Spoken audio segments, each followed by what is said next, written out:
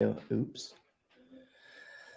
Good morning and welcome to the Polly's Playoff Podathon. I am your host of the tournament and of the Podathon, Shane Barrett. You can find me on Twitter at FFShaneB. Our whole goal today is to talk fantasy football, regular football, and Alzheimer's to raise awareness and raise some money today. So I appreciate anyone that hops on and joins us today. And our first guest is Mr. Jordan, McNamara Dynasty, Analytics of Dynasty on Twitter. How you doing today, man? I'm good, man. Thanks for having me on. I'm happy to support this cause. Yeah, absolutely. So, um, I don't really have an agenda. I've got a topics list and different things to talk about with people, and we'll throw up different comments and whatnot. So let's get yours up there first. There we go. So yeah, we were talking pre-show. You're a Bills fan, so we'll start this whole thing off. Let's talk about Josh Allen. That man got paid. Yeah, Um, what do you yeah. think of it from a fan perspective?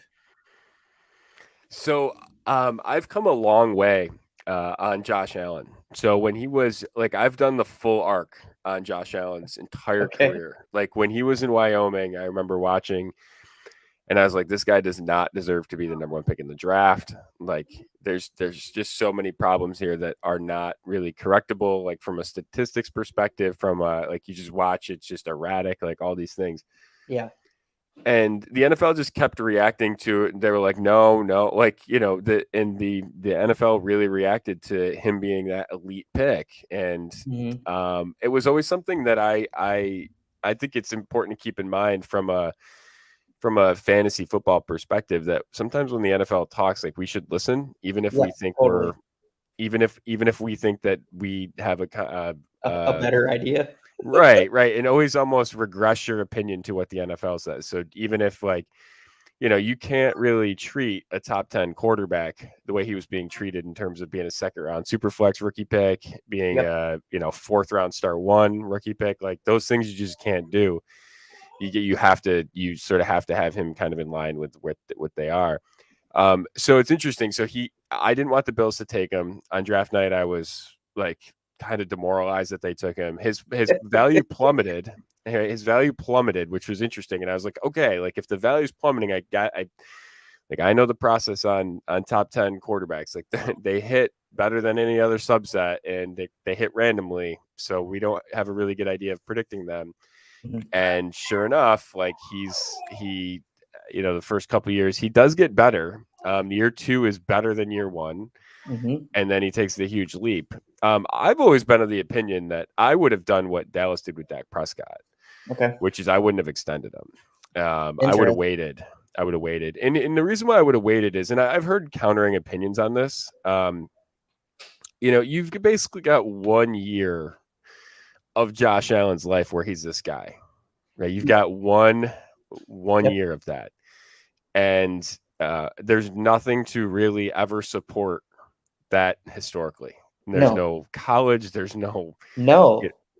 and like so. I think giving him a quarter of a billion dollars based on 1 year. Like I actually think that he's probably closer to going forward. I think he's probably closer to what he was last year than he was his prior self, because Yeah. all the things that he progressed in are things that tend to, it's clean pocket stuff. It's not the high variance stuff. It's not like Yeah.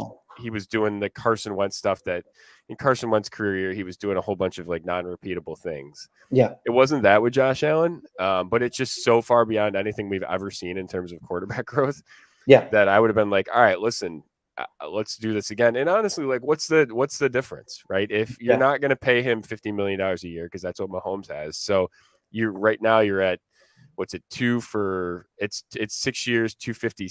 two. 288, I think, is the max number, and 150 Okay, is guaranteed. yeah, and so you're not going to pay him.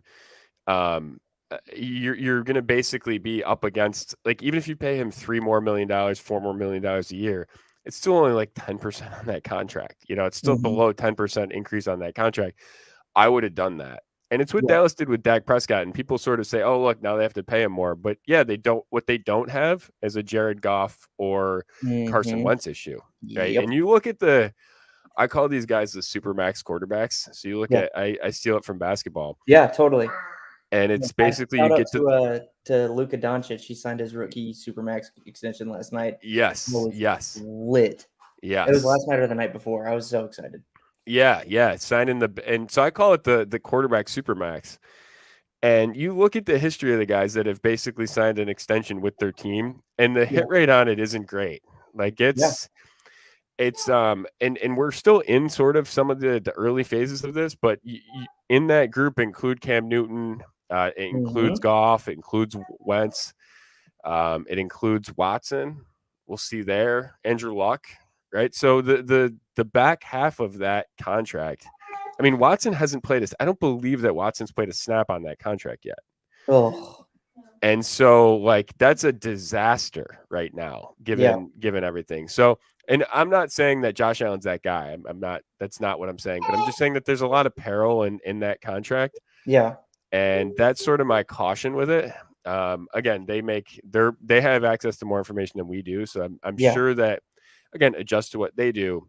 I think it's probably one of those things where this should signal to us that they don't have concerns about a lot of the ancillary stuff, yeah, so that he's the same guy off the field that he purports to be on the field, right? That he's hardworking, that he's not, that he doesn't have problems with massage therapists, all that stuff. Like they kind of know that information about him, so that would sort of be my angle on it in terms of like, yeah, I think it secures some of the floor for him, but I that's a lot of money to give for 1 year of someone's life.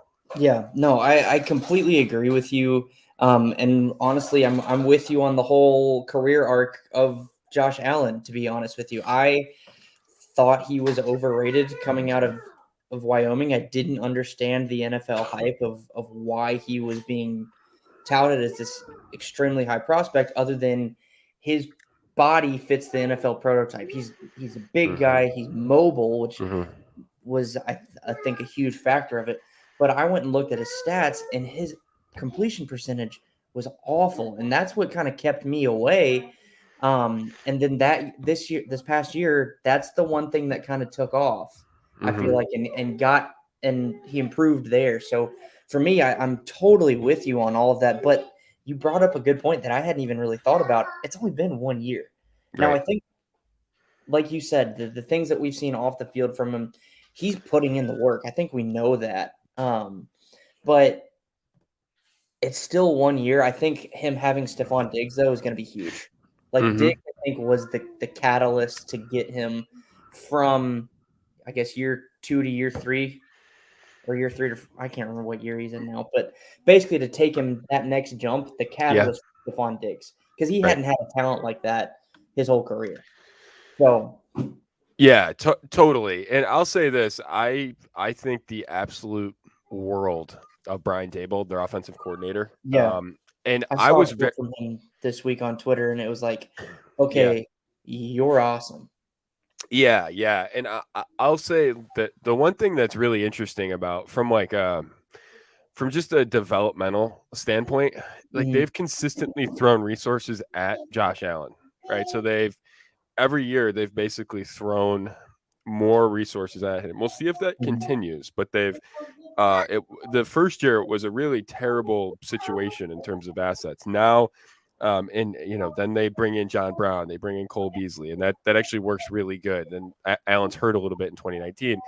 2020 they bring in Diggs, right? Now they bring in Emmanuel Sanders. Like they continue to throw assets at him and do it in the right way.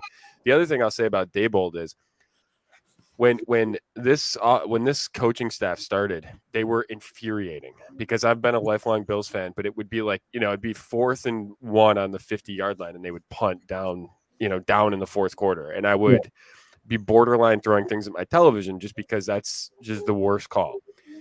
They were so aggressive last year, and their decisions like absolutely netted them a win over like the course of just the decisions that they made in terms of going for it, in terms of being aggressive, in terms of passing, like absolutely raised their floor.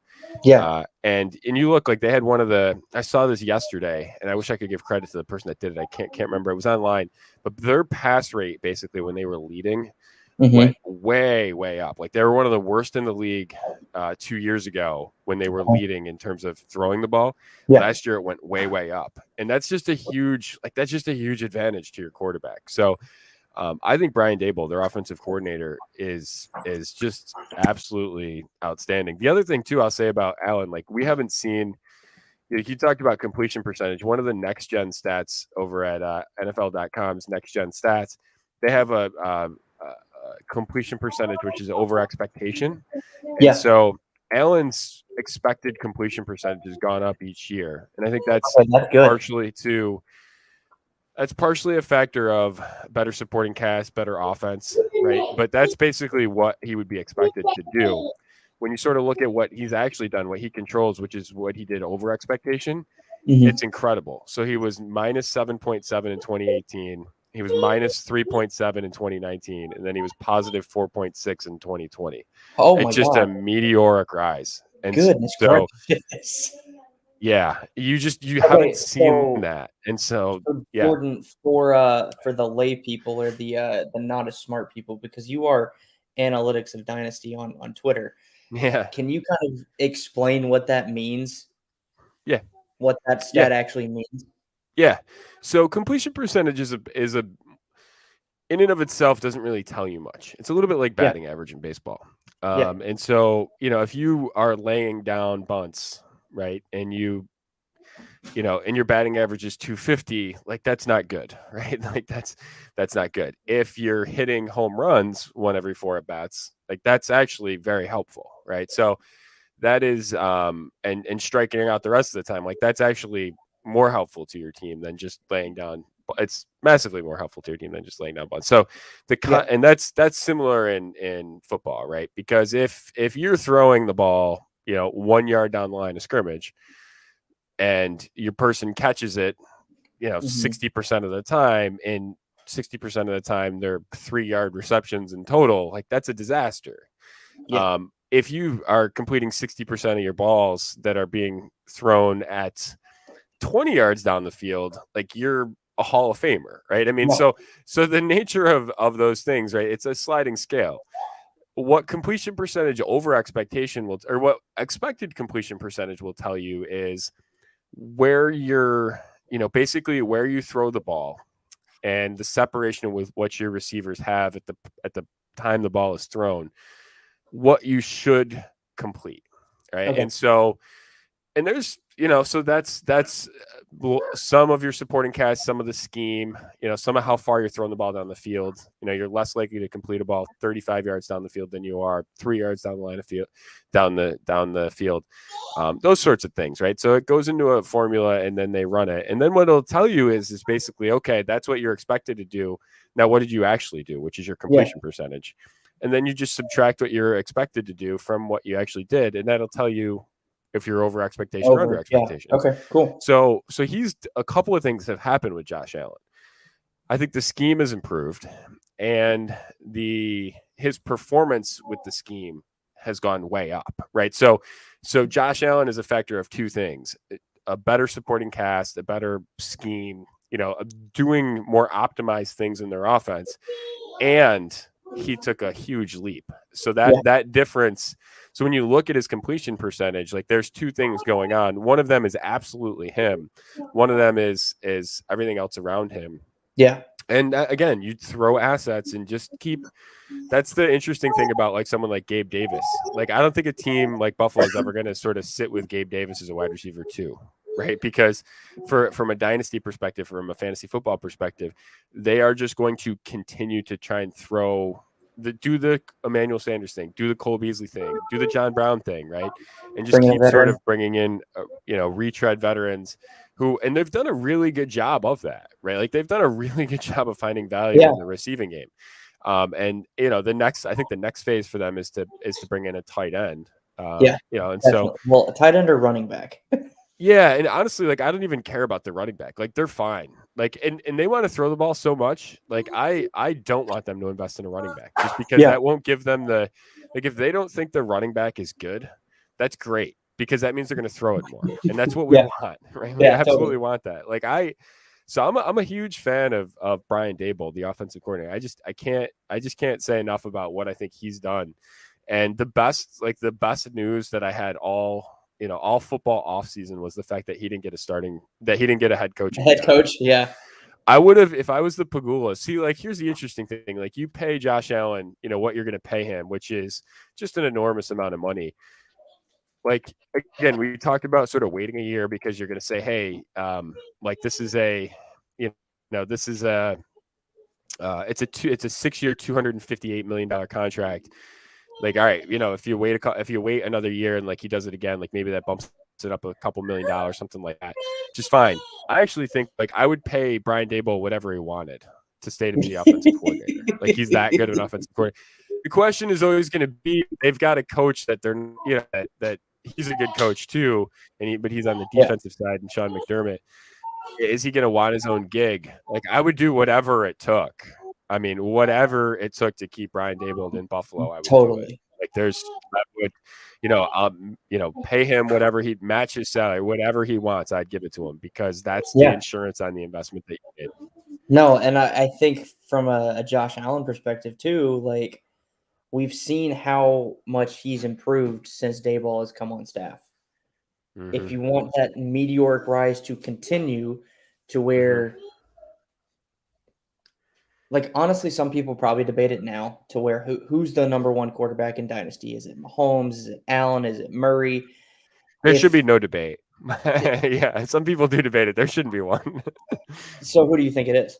Mahomes. It's got to be Mahomes. So that was kind of the point that I was getting to, though, is if you want to see Allen continue to meteorically rise to where there's actually a debate worth having, then I think you've got to keep Daboll at all costs, just like you said.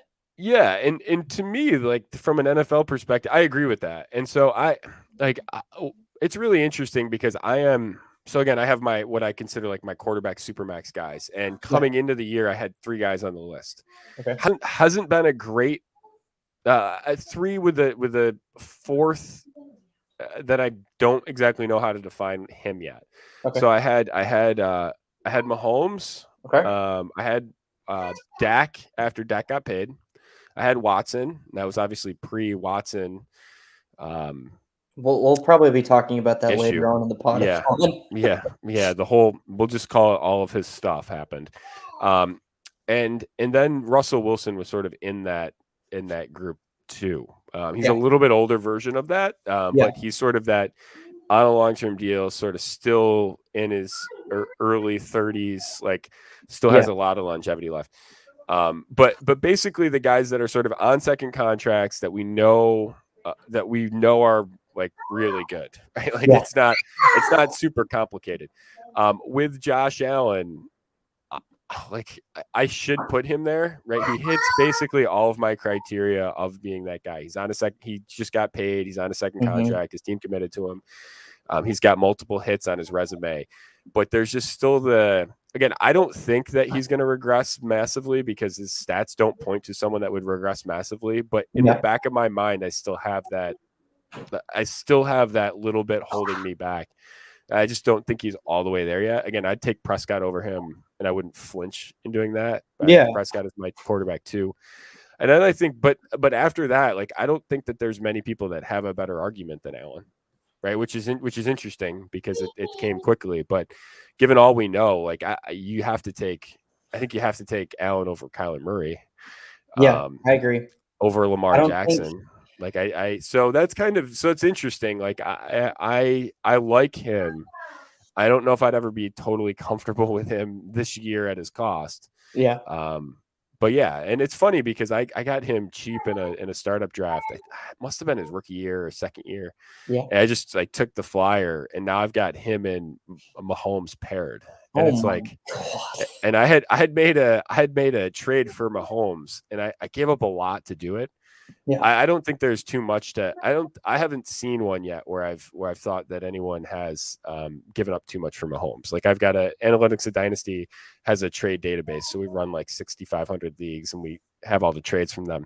So you can search different trades. Like, I've gone back to April and I haven't seen one where there's been an overpay for Mahomes yet, like that I wouldn't take the Mahomes side. Yeah. And so, but just you stack the two of them together, and it's like that's like good luck, like good, Yeah, like so it's funny that you mentioned that because in Polly's playoff last year, I was actually able to stack Mahomes and Kyler Murray. yeah, Um, and Polly's playoff is super flex tiered PPR. So I somehow got those two, and I was ecstatic. But like thinking from a dynasty perspective of having those two or Mahomes and Allen, like because yeah, that the league you're talking about, it's a dynasty league, right? yeah, yeah, Yeah, yeah, that's just woof. Hi yeah. there. And it's just, and again, it's like the three in basketball. Like if Yeah, you, that's kind of how I view Mahomes. Like if like you can have a lot of holes, but if you go out and hit like 19 threes in a game, you're gonna win. Like, and that's kind of the Mahomes thing. Is like he just is the great equalizer of fantasy and dynasty, just because his floor and his ceiling are just so high. And then you sort of run it like, then you've got Allen, and even if Allen doesn't live up to what he did last year, like it's still a really high floor all told. So yeah, it's interesting, and I'm happy for Josh Allen. Like I think he's a great quarterback for Buffalo too. Like he's a great quarterback, and he's a great Buffalo quarterback. Like there's two aspects to that. yeah, And like he totally fits the community and sort of the upstate New York, that's good to hear. Western New York aspect. I'm from Syracuse, so like and he is the type of person that Buffalo fans fall in love for, and it's a great marriage.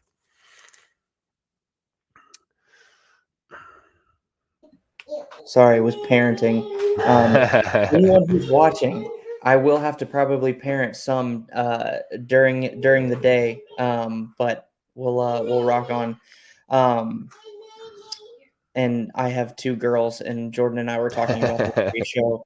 Girls are loud, Yes, they um, are. and Yes, they are. so they're adorable. They're loud. So we're working from home today, um, and rocking along. So, um, Jordan, we've talked a lot about Josh Allen. Now Yeah, we have. I want to talk about his weapons. Mm. So obviously he's got Diggs.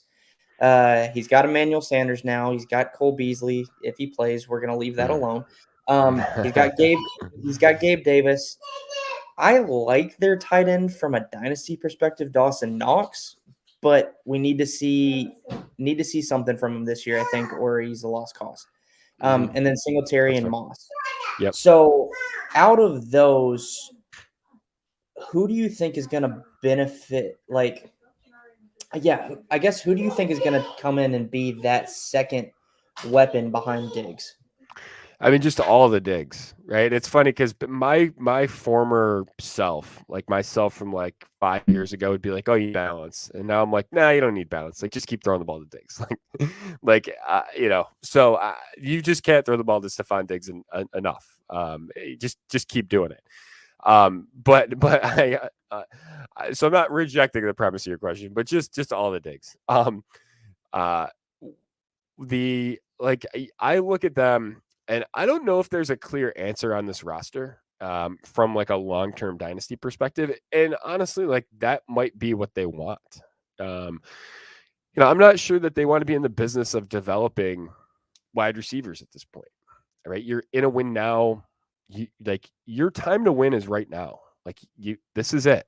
You just signed your quarterback to a long-term deal, but the money hasn't totally kicked in yet, right? And his cap number is going to escalate, but for the next couple years, like it's pretty reasonable. Like his cap number is $10 million this year, it's 16 next year, and then it's going to escalate to $40 million in 2023, right? So this is your time, and um, so I don't know if they're going to sort of be in the, again, I don't think, like, just from a metrics perspective, I'm pretty skeptical about Gabe Davis just because, like, he ran a lot of routes and wasn't particularly effective on them, but was flashy on them when he was targeted. So that's kind of how he became what he did.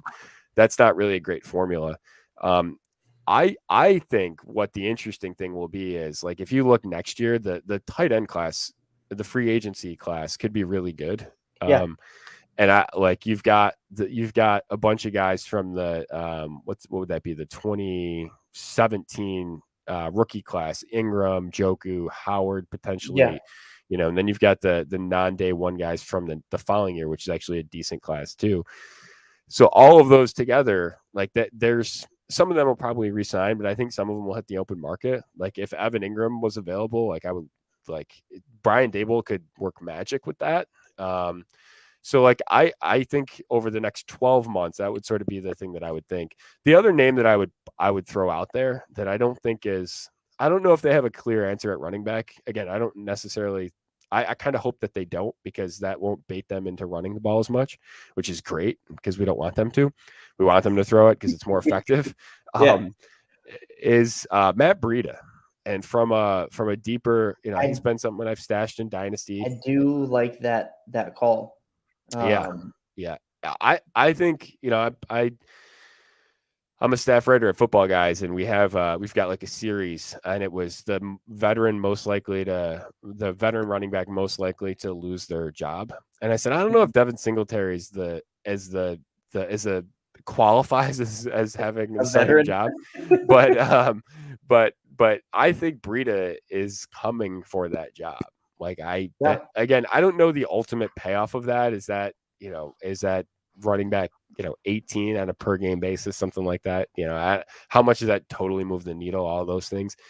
But I think Matt Breida is their best running back. So we'll see. And he just adds an element to them that I don't think they have on the roster, which is the ability to make explosive plays. So yeah, so he's one that I'd point to. And then again, I think they're going to kind of keep doing this thing at wide receiver where they just continue to sort of, recycle's not the right word, but churn through Refurbish, maybe.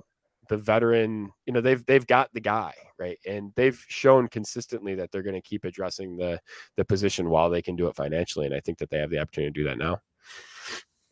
Yeah, totally. And I mean, we've seen it with the Rams, we've seen it with the Chiefs. The cap's not real. Like you can say Mm-hmm. it's real, but it's not real. Like people can move money around all the Mm-hmm. time to make things work. So I think that will continue to happen. Um, kind of like you said, they're going to keep bringing in veteran wide receivers to fill that role, fill any voids that they have. Yeah. So yeah, I love that analysis from you and the tight end. So if they don't address the tight end position in this next offseason, then just wait till the 2023 draft Mm-hmm. and take my boy out of Notre Dame, Michael Mayer. Baby Gronk. Dude is, as a freshman, was electric for Notre Dame.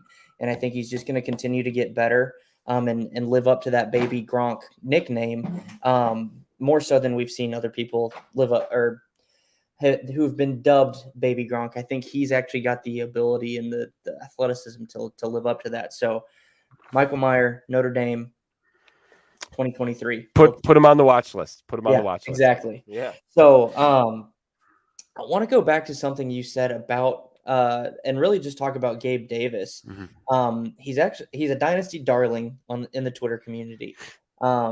I feel like and I like him. And I was actually looking at one of his stats. He actually graded out really well in one of the things for my dynasty rankings, which is target separation. Shout out to Eagle Dan.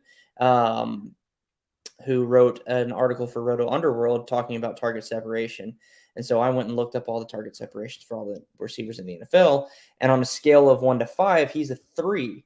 And there's only one 5 on the list. So you've mentioned that he was flashy, but you don't necessarily like him or love him. Do you think that he can take the jump to be more than just a flashy guy? The answer to your question is yes. I think he can. The question is how likely is that? Is probably the main question. I mean, he had 11% of their target share last year. Again, he Yeah. ran 463 routes and had 599 yards.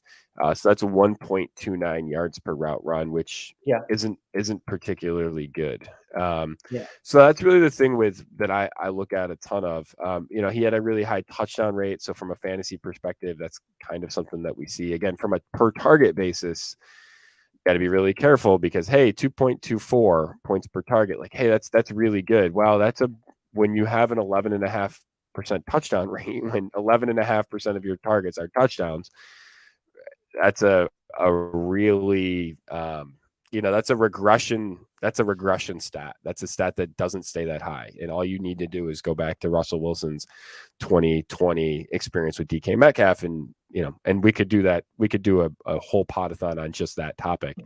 But that's one of those things that could cover 24 hours. Yeah. But yeah, so I have some questions and concerns about that ultimately. Listen, I like the player. Yeah. It's just a question of, and again, in Dynasty, it's a big question of how much do you want to sort of be throwing assets at wide receivers that you can't really predict when they're going to be helpful. And so that's one of the things too, is like you look at, you're trying to day 3 wide receivers have a really low hit rate. And then ancillary, wide receivers that aren't the wide Don't receiver tell me that. one it's like a 5% hit rate. And so it's The something reason that I I say just, that is one of my favorite receivers in the 2021 class was Seth Williams, and for some reason he fell to day 3. So I'm really concerned about that, but that'll probably be talked about later on the Podathon too. yeah, yeah. Yeah. But So yeah, that's the thing with like that. I generally avoid that type. Again, I like him as he's an interesting player, but from a dynasty asset, like it is tough. mm-hmm. It's very tough. So, but yeah, he was actually a lot of separation for being a vertical target, which is actually, pretty good. The question is why wasn't he demanding more targets? And that's going to Yeah, be like, if you don't do that early, it becomes very much a problem. And we've seen what Buffalo has done in reaction to what he did, which is they just kept adding assets. So that's the yeah, concern that I have. absolutely. All right, I totally just lost my train of thought. Um, yeah, so let's talk about the running backs here. Mm-hmm. Singletary, Moss, Breida. I know you said you think Breida will end up beating out Singletary at least. What do you think of Zach Moss? I read something about Zach Moss that he was actually performing really well in camp. So I think that's interesting. You know, I, I guess kind of the concern that I have about the position is how do they score, right? Like Yeah. how are they going to do that? And so there's a couple of ways that you can do it. It's catch the ball, or it's run the ball in the end zone. I mean, that's all you can rush for yards, but ultimately, like that's what matters. Well, um, when you sort of look at what they did in terms of their per game, their per drop back stuff last year. I mean, Josh Allen threw the ball to running backs on. I'm just checking here. I was in the wrong column. On 11% of his dropbacks, which was like 29th in the league. So if that's not going to go up, that's a problem. And then when you look at some of the stuff that they do in the red zone, like Josh Allen is such a threat down there Mm-hmm. that like what's your out, and I think a lot of times what I think about in terms of dynasty, in terms of fantasy football generally, is thinking about, I think a lot about it in the terms of like poker. And so if I'm trying to make a bet, how do I want to, what's my bet meant to reflect? Well, I want outs, right? I want ability to sort of, have outs. And when you sort of look at it, there's not a ton of there's just not a ton of outs for them. And they, of their red zone runs, right, 30% of them were actually quarterback runs. And so Mm-hmm. that's 5th in the league. So, and again, Yeah. they're running the ball. Um, they're running the ball 48% of the time in the red zone. So that's 19th in the league. So that's again it's already below the median. And Yep. then they are in the top 5 in terms of quarterback rushes. Now, I think the other thing is you could say is, hey, maybe they're going to be like their investment in Josh Allen will be, hey, let's take away some of the risky stuff down at the goal line. Mm-hmm. I mean, I think that's probably got to be your out. But as it's set up right now, like there's not a great, like they don't have a great out in terms of being that viable, just because I don't think we kind of know that there's a link between rushing quarterbacks and not throwing the ball to running backs that much. That's consistently Yeah. showed up. There is some stickiness to that. Unfortunately. Yeah, and so I mean that's ultimately my concern with the running backs there, and that's why I think like there's plenty of options for like a tight end to come in there and get workload. You know what I mean? Like I think if Chicago were to cut Jimmy Graham, like he's actually the perfect person for them to bring in because like he's a veteran and like he doesn't commit you long term money to the position when you can make an actual investment in it next year. So like that's kind of And that would be my thought. if Jimmy Graham gets cut by Chicago, it's hashtag Cole Kmet season. Yeah. I'm And all in for that. that's I am too. Yeah. So another target that has been discussed, at least on fantasy Twitter, is Zach Ertz. Do you Mhm. see the Bills trading for Ertz? I thought Zach Ertz was going to get traded for, like, I thought it was going to be a post June 1. Mhm. Contractually, like they kind of needed to do it post June 1. There's a distinction in the cap and stuff. So I thought that was going to be what would happen. And it didn't. So I'm not sure if it's going to happen. And all the reports out of Philly are like, yeah, no, he's like back on, he's on the home team basically. Yeah. So I don't know if it's going to be him. And I don't think you need to make a huge, like if I was going to make an actual investment in it, I would make an investment in a young difference maker, and I think that they're going to have the ability to do that next year. And if that's Okay. Ingram, if it's Joku, and you have like a variety of, it could be. I'm not the biggest OJ Howard fan, but like he could do a reclamation project there. Mhm. And I sort of like I trust them to do that in terms of to kind of make those I don't know if you want to call it reclamation projects or sort of Yeah. second contract receivers, like second Mhm. contract pass catchers. They've shown the ability to actually invest responsibly. And I think that's a really interesting one. And you look, you do have other options in terms of free agents next year as well, coming from the 20, what would that be, the 2018 class as well. So yeah, I mean, I think that's probably the bang for the buck that they make in terms of investments. Like, Eric Ebron will be a free agent, Gerald Everett, you just sort of look down. I'm just looking here. Hayden Hurst is another one, like that would be interesting. Ooh, that's an interesting one. That's a very Gesicki's a interesting free one. agent. I think he probably gets re-signed. So is Goddard, right? So you sort of start looking down. There's a really compelling class next year of free agent tight ends. Again, I suspect a chunk of them will be available, but will be retained by their team. But I do think a guy like Ingram is one that is probably going to be hitting free agency. Yeah, totally. I mean, Um, Mark Andrews. So I don't think there's any chance that happens, but he's a free no. agent. You know what I mean? Like, Yeah. so there's again, I think there's like 0% chance that he hits the open market, but I do think there are a lot of options. Yeah. Thanks, Matt. And so we're gonna pivot a little bit and actually talk Mhm. about Paulie's playoff, Mhm. especially because we got a couple comments. So Shane Hallam, excited to be part of the league. Um, and then Matt just learned about it. Great money, great of you to raise money for a good cause. Where should we donate? So Matt, the donation link is in the description on YouTube. I also tweeted it out earlier today, but I will DM you as well. If you want to go there yourself, you can go to the Walk to End Alzheimer's Heart of Alabama walk and just search for my name, Shane Barrett, or my wife's name, Andrea Barrett, and Andrea is spelled traditionally, um, and make your donation there. So, um, yeah, Jay, but you didn't beat me last year, so good luck. And Scott, looking forward to having you on as well. So Jordan, I'm going to share my screen with you real quick and actually go to my league Mhm. just to make Mhm. sure. Oh, nope, never mind. I'm not going to my league because the first pick hasn't been made yet. Sam Wagman, wherever you are, wake up and make your pick.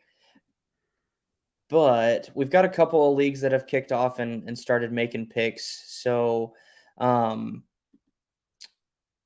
League 5. Yep. So League 5 is one of those. I'm going to go ahead and now I'll share my screen. We'll just click around. All right. Chrome tab, sleeper. Here we go.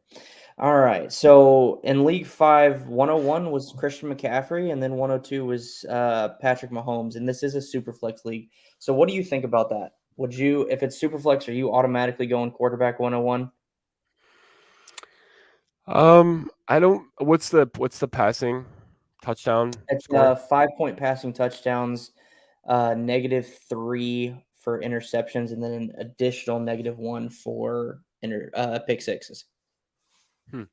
Um, I think it's.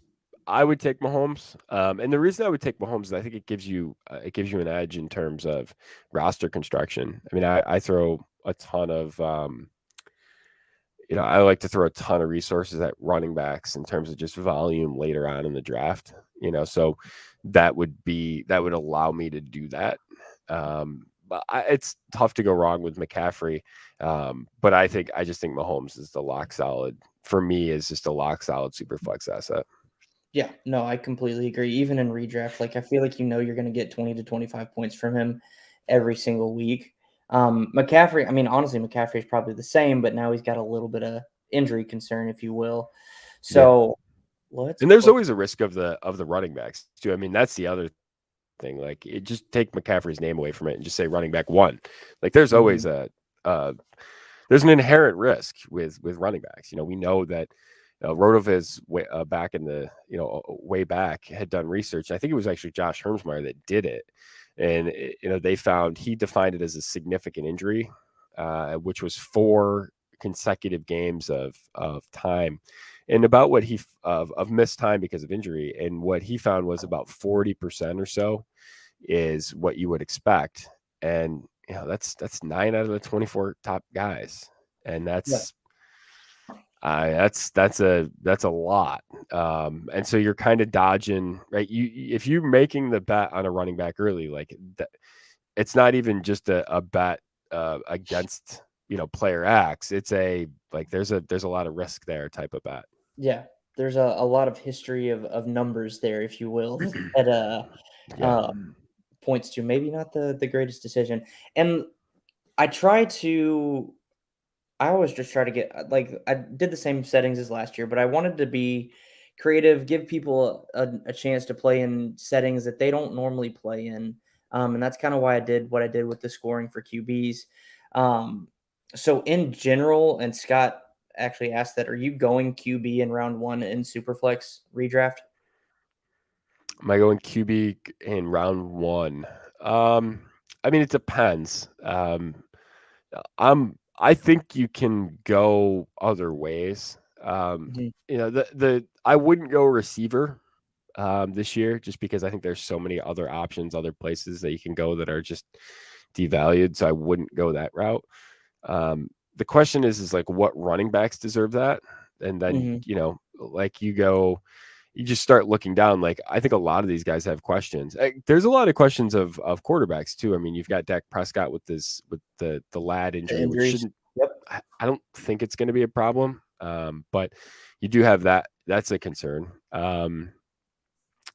So but again, I wouldn't take like Joe Burrow in round one, right? Like, so that's the balance, right? And you see that in Dynasty quite a bit.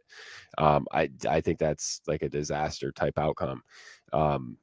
Very possible in that range of outcomes. So that's I think it kind of depends on who you're going to take. I probably wouldn't take a receiver. What's the PPR for tight ends? It's tiered by distance, so it's Okay. not tiered by position. Okay. And there's no tight end premium. Okay. Um, yeah. So, I mean, I'd probably go quarterback or running back would sort of be my thought. All right, cool. Lots of Christian McCaffrey's going with the 101. Let's check out League 17. This one looks like they're moving along, and another Christian McCaffrey at 101. But this one, we had CMC 1, Mahomes 2, your boy Josh Allen at 3, and then Dalvin Cook at 4. What do you think of that? Is that pretty chalk? Yeah, I think so. I mean, depending on if you want to take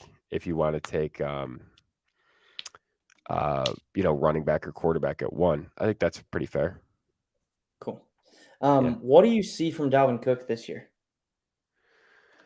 I see outside injury, I see a pretty high floor. The injury risk notwithstanding, to all of these guys, it's not even him. I think you he's up there. I think Zeke warrants some consideration up there. I'd probably avoid Barkley early, just because I like the news on that continues to not trend in a good direction. Yeah. It's just one of those things like, oh yeah, he should be ready for week 1, and it's like, okay, well he's maybe week 3, and then it's like, okay, maybe he's ready for like 12 to 15 touches in October, and it's like, wait a second, what? So that's got me sort of spooked. The So again, good news for you though with that is he did get clear, like he got cleared and removed from the PUP list yesterday. correct, yeah. So So it's trending in the right direction for Barkley, but I get the concern 100%. yeah, totally. And as I sort of look at that, like when we've seen the reaction. I mean, heck, Nick Chubb, who's a freak, had a that type of extensive injury. It was a little bit different in terms of some of the ligament. I think, if memory serves, he didn't tear his ACL, but he tore basically everything else. Yeah. Barkley did tear his ACL, and not a couple of the other ligaments I think that Chubb tore. But we saw it, right? Like his first year back, he wasn't the same player, and he ultimately has recovered and he got paid. But it's just to expect him to come back from that. Like we've seen that the history on that, to expect him to be the same guy right off the bat, like they're kind of telling you that it's not going to be the case. So whether that's workload usage, right? I'm and from a dynasty lens, which is where I come from, it's incredible because he hasn't fallen in value, and he hasn't been like helpful to your dynasty team in but for a couple weeks in 2 years, and you're like, man, like that's not a great feeling. And so this year is a critical year for him value wise. Totally agree. Got a couple comments that Scott saying that the only 2 or 3 he'd take in the first round are Mahomes, Allen, or Kyler. Shane said Lamar and Dak as well. And then Scott asked, do we feel confident in Lamar and Dak? So what are your thoughts on that? Do you feel confident taking Lamar and Dak first round in a Superflex league?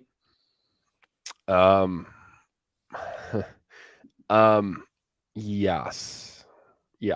I feel confident taking. I mean, I'd like Lamar to not get COVID again. I mean, considering we're on time 2, I don't know.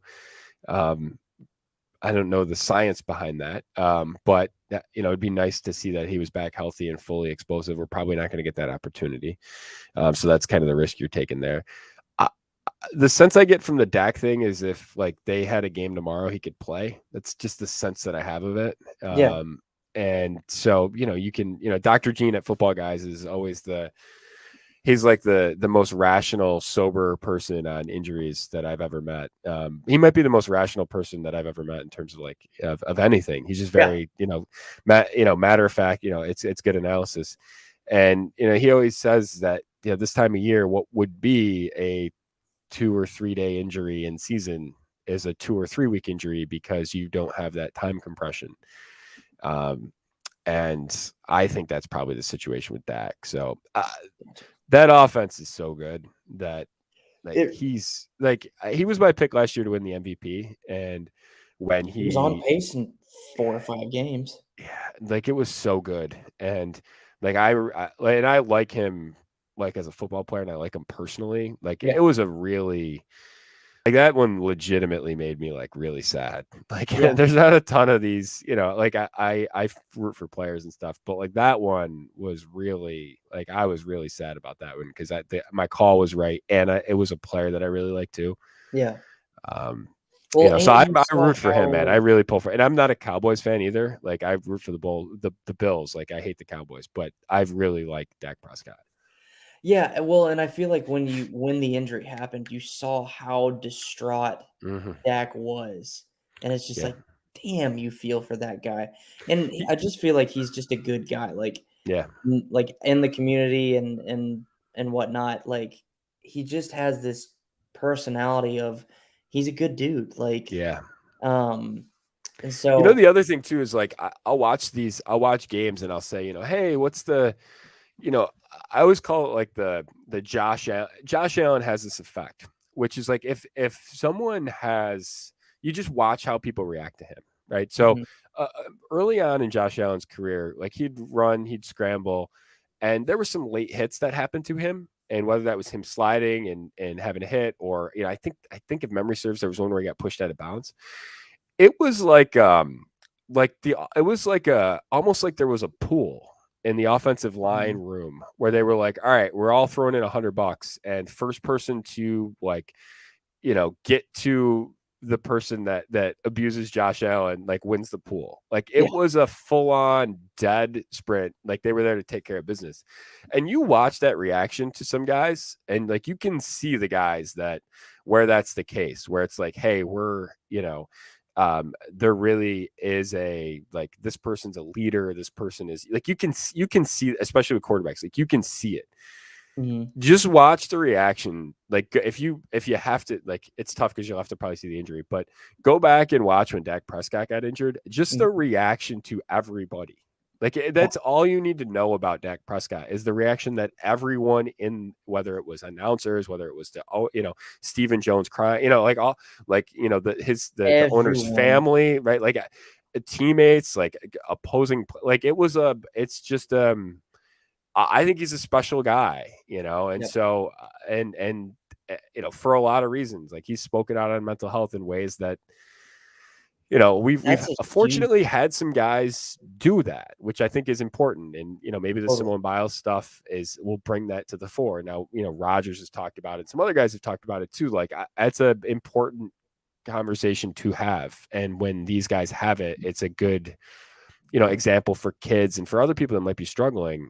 And he's a leader in that. And you just, and he's not without, like he's had, he had a DWI and he had, like, he's made mistakes in life, but it really seems to have, and got a great opportunity and really capitalized on it. Like I really root for Dak Prescott. So I'm a Yeah. huge fan. Sorry, there's another topic we could do a whole 24 hours on. I could talk about Dak I'm Prescott all dude, I would day. so be down. I'm a Cowboys fan. I'm saying it like that because you said you hate the Cowboys, but I loved the pick of Dak Prescott. Even though I'm a huge Tony Romo fan, I was like, Mhm. that's still a really good pick. Like he can. I was thinking that he'd sit behind Romo and develop because Romo was clearly at the end of his rope.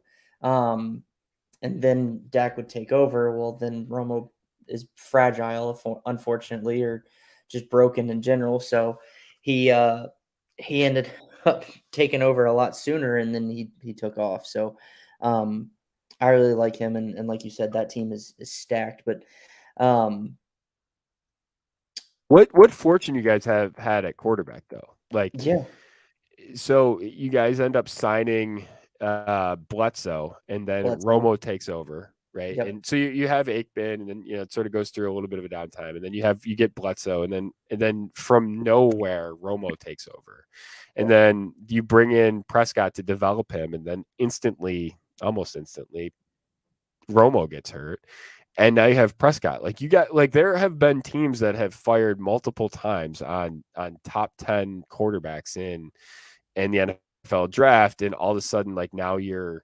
um, now you're like they're nowhere. Like Yeah. Cleveland has thrown all these assets at quarterback, and we'll see with Baker.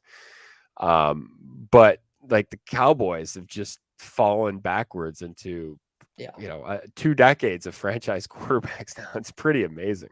Yeah, it really is. And I don't know, it's interesting, like you said. But the funny thing is like I'm a Cowboys fan. I'm Mhm. 26, and I haven't seen them win a Super Bowl or really have any playoff success in my lifetime. Like they technically won it when I was like a baby, Mhm. but I clearly don't remember that. Well, let So me tell you something. I'm 34 and I've seen it. So so and it was okay, at that my makes expense. yeah. So I have seen it. I know what a Dallas Cowboys Super Bowl looks like. So I'm hoping they get back there soon. Um, Jordan, we are going to bring on our next guest, and you Yeah. can hang out for a little bit if you still want to. But joining us now is the one and only Larry Monkey. Yeah, baby. Thanks for having me, man. This is great. I'm so happy to be a part of this. Jordan, what's up, dude? Long Hey time Larry, no how are see. you, man? All right, man. So what's So going on, guys? nothing much. We've been talking a little Polly's playoff, mostly talking the Bills and Josh Allen, his weapons and whatnot. Because Jordan is a Bills fan, so um, now that you're here, we're just kind of we're transitioning. So, um, and I don't know where I'm going to go with that. Well, I could tell you one thing. I mean, I was just in the green room and I heard you talking about being a Cowboys fan, and I was like, why the fuck did I sign up for this thing again? What the so, Okay, so but it was yeah, too late. He's I was already complaining about here. Super Bowl rings. He's complaining about Super Bowl rings. He I'm doesn't not have any in complaining his about Super lifetime. Bowl rings. We get for my lifetime, I got zero, so I'm not, I Right. hopefully am not an obnoxious Cowboys fan.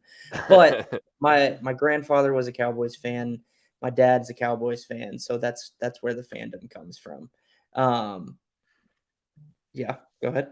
So I got no. I'm pointing at this helmet that has got Oh, you beat, my friend. Unfortunately, being a yeah. Jets fan, Yeah. it's, Okay, so Larry, that brings up a good question, and we'll use this to transition. What's Zach Wilson gonna do this year? oh, I love it, man. I love Zach Wilson, man. I'm excited for him. I was at training camp last week because I've really I'm 15 minutes from Florham Park where the Jets training facility is. Nice.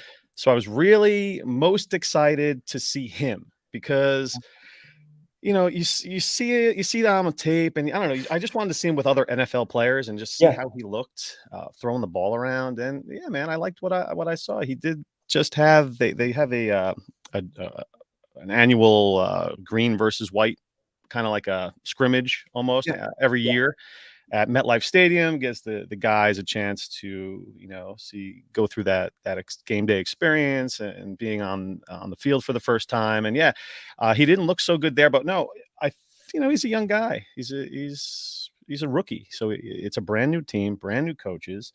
Yep. I think he'll be fine. I mean, He's he going just from throws that ball effortlessly, though, man. Oof. going from BYU to New York City too. Yeah. So Yeah, that's a bit yeah. concerning. He did, he had a couple wide-eyed, I guess, like comments where folks in New York we're all just like, oh boy, this guy just has no clue what he's getting himself into. But Yeah. apparently he's got some relatives from the area, so yeah, we'll see Okay. how it goes. I mean, I I, I haven't been this optimistic in regards to the Jets since the Bill Parcells days, quite honestly, which is a very long time ago. Yeah. You All right, Jordan. got a little hyped up with Rex Ryan there with his big, tough guy attitude and everyone, yeah, man, all right, yeah. I mean, Jordan probably knows what I'm talking about. Oh yeah. And Oh yeah. you're all on board when Rex puffs his chest out and says he's gonna, kick the crap out of everybody. But yeah, you get tired of that act very soon. And I think there's some good coaching pieces in place. They're cutting all the fat, trimming the fat off the roster, and we'll see how it goes. Like I said, I haven't been this optimistic for a Jet season in a while. Looking forward to it. I have the red zone on the big 100-inch, and then I have the local game on the whatever smaller TV. Yeah. And the Jets have never made it on the on the big screen. Jets are always there with the sound off, you know. So I'm hoping to perhaps get that. Maybe they'll work their way up to the big screen once in a while. We'll see. Hopefully. Hopefully. Jordan, what are your thoughts on Zach Wilson? It's like I don't know. He's an interesting one to me. In terms of like it's a little bit of like a late breakout, right, at quarterback. So that's interesting. I think you trust again. So one of the things in my analysis that I think has been somewhat surprising to me, at least, has been if you look at quarterbacks drafted in the top 10 of the NFL draft. There's two things that historically we've found that are, I think, really important. So the order of which they go off in that top 10 has not mattered in terms of predicting their fantasy success. Okay. So, the first guy that goes off versus the fourth guy that goes off, there's been that's not predictive, which is interesting. The other thing that I think is important to know is that ADP has not predicted it either. Right. So ADP has done no better than random at predicting the guys in the top 10 of the NFL draft that hit. So to me, that speaks of you take the cheapest guys. And so I think he this year is the cheapest guy of that and would make a target for me. And so that's kind of how I like him in terms of seeing him as an asset. I don't think I have him in very many leagues. That wasn't the bet I was making up there, but I think if you're going to make a quarterback bet, I think that's one of the ways you do it. Yeah, I mean, I have him everywhere. He played in that pistol heavy offense, with the full field reads and mostly pro style concepts, and his best trait when you think about Zach Wilson, if you watch him, is his ability to extend plays, which is you're gonna need to do that in the NFL, and he does a pretty good job of adjusting his arm angle when he's generating those window throws. He's a window thrower.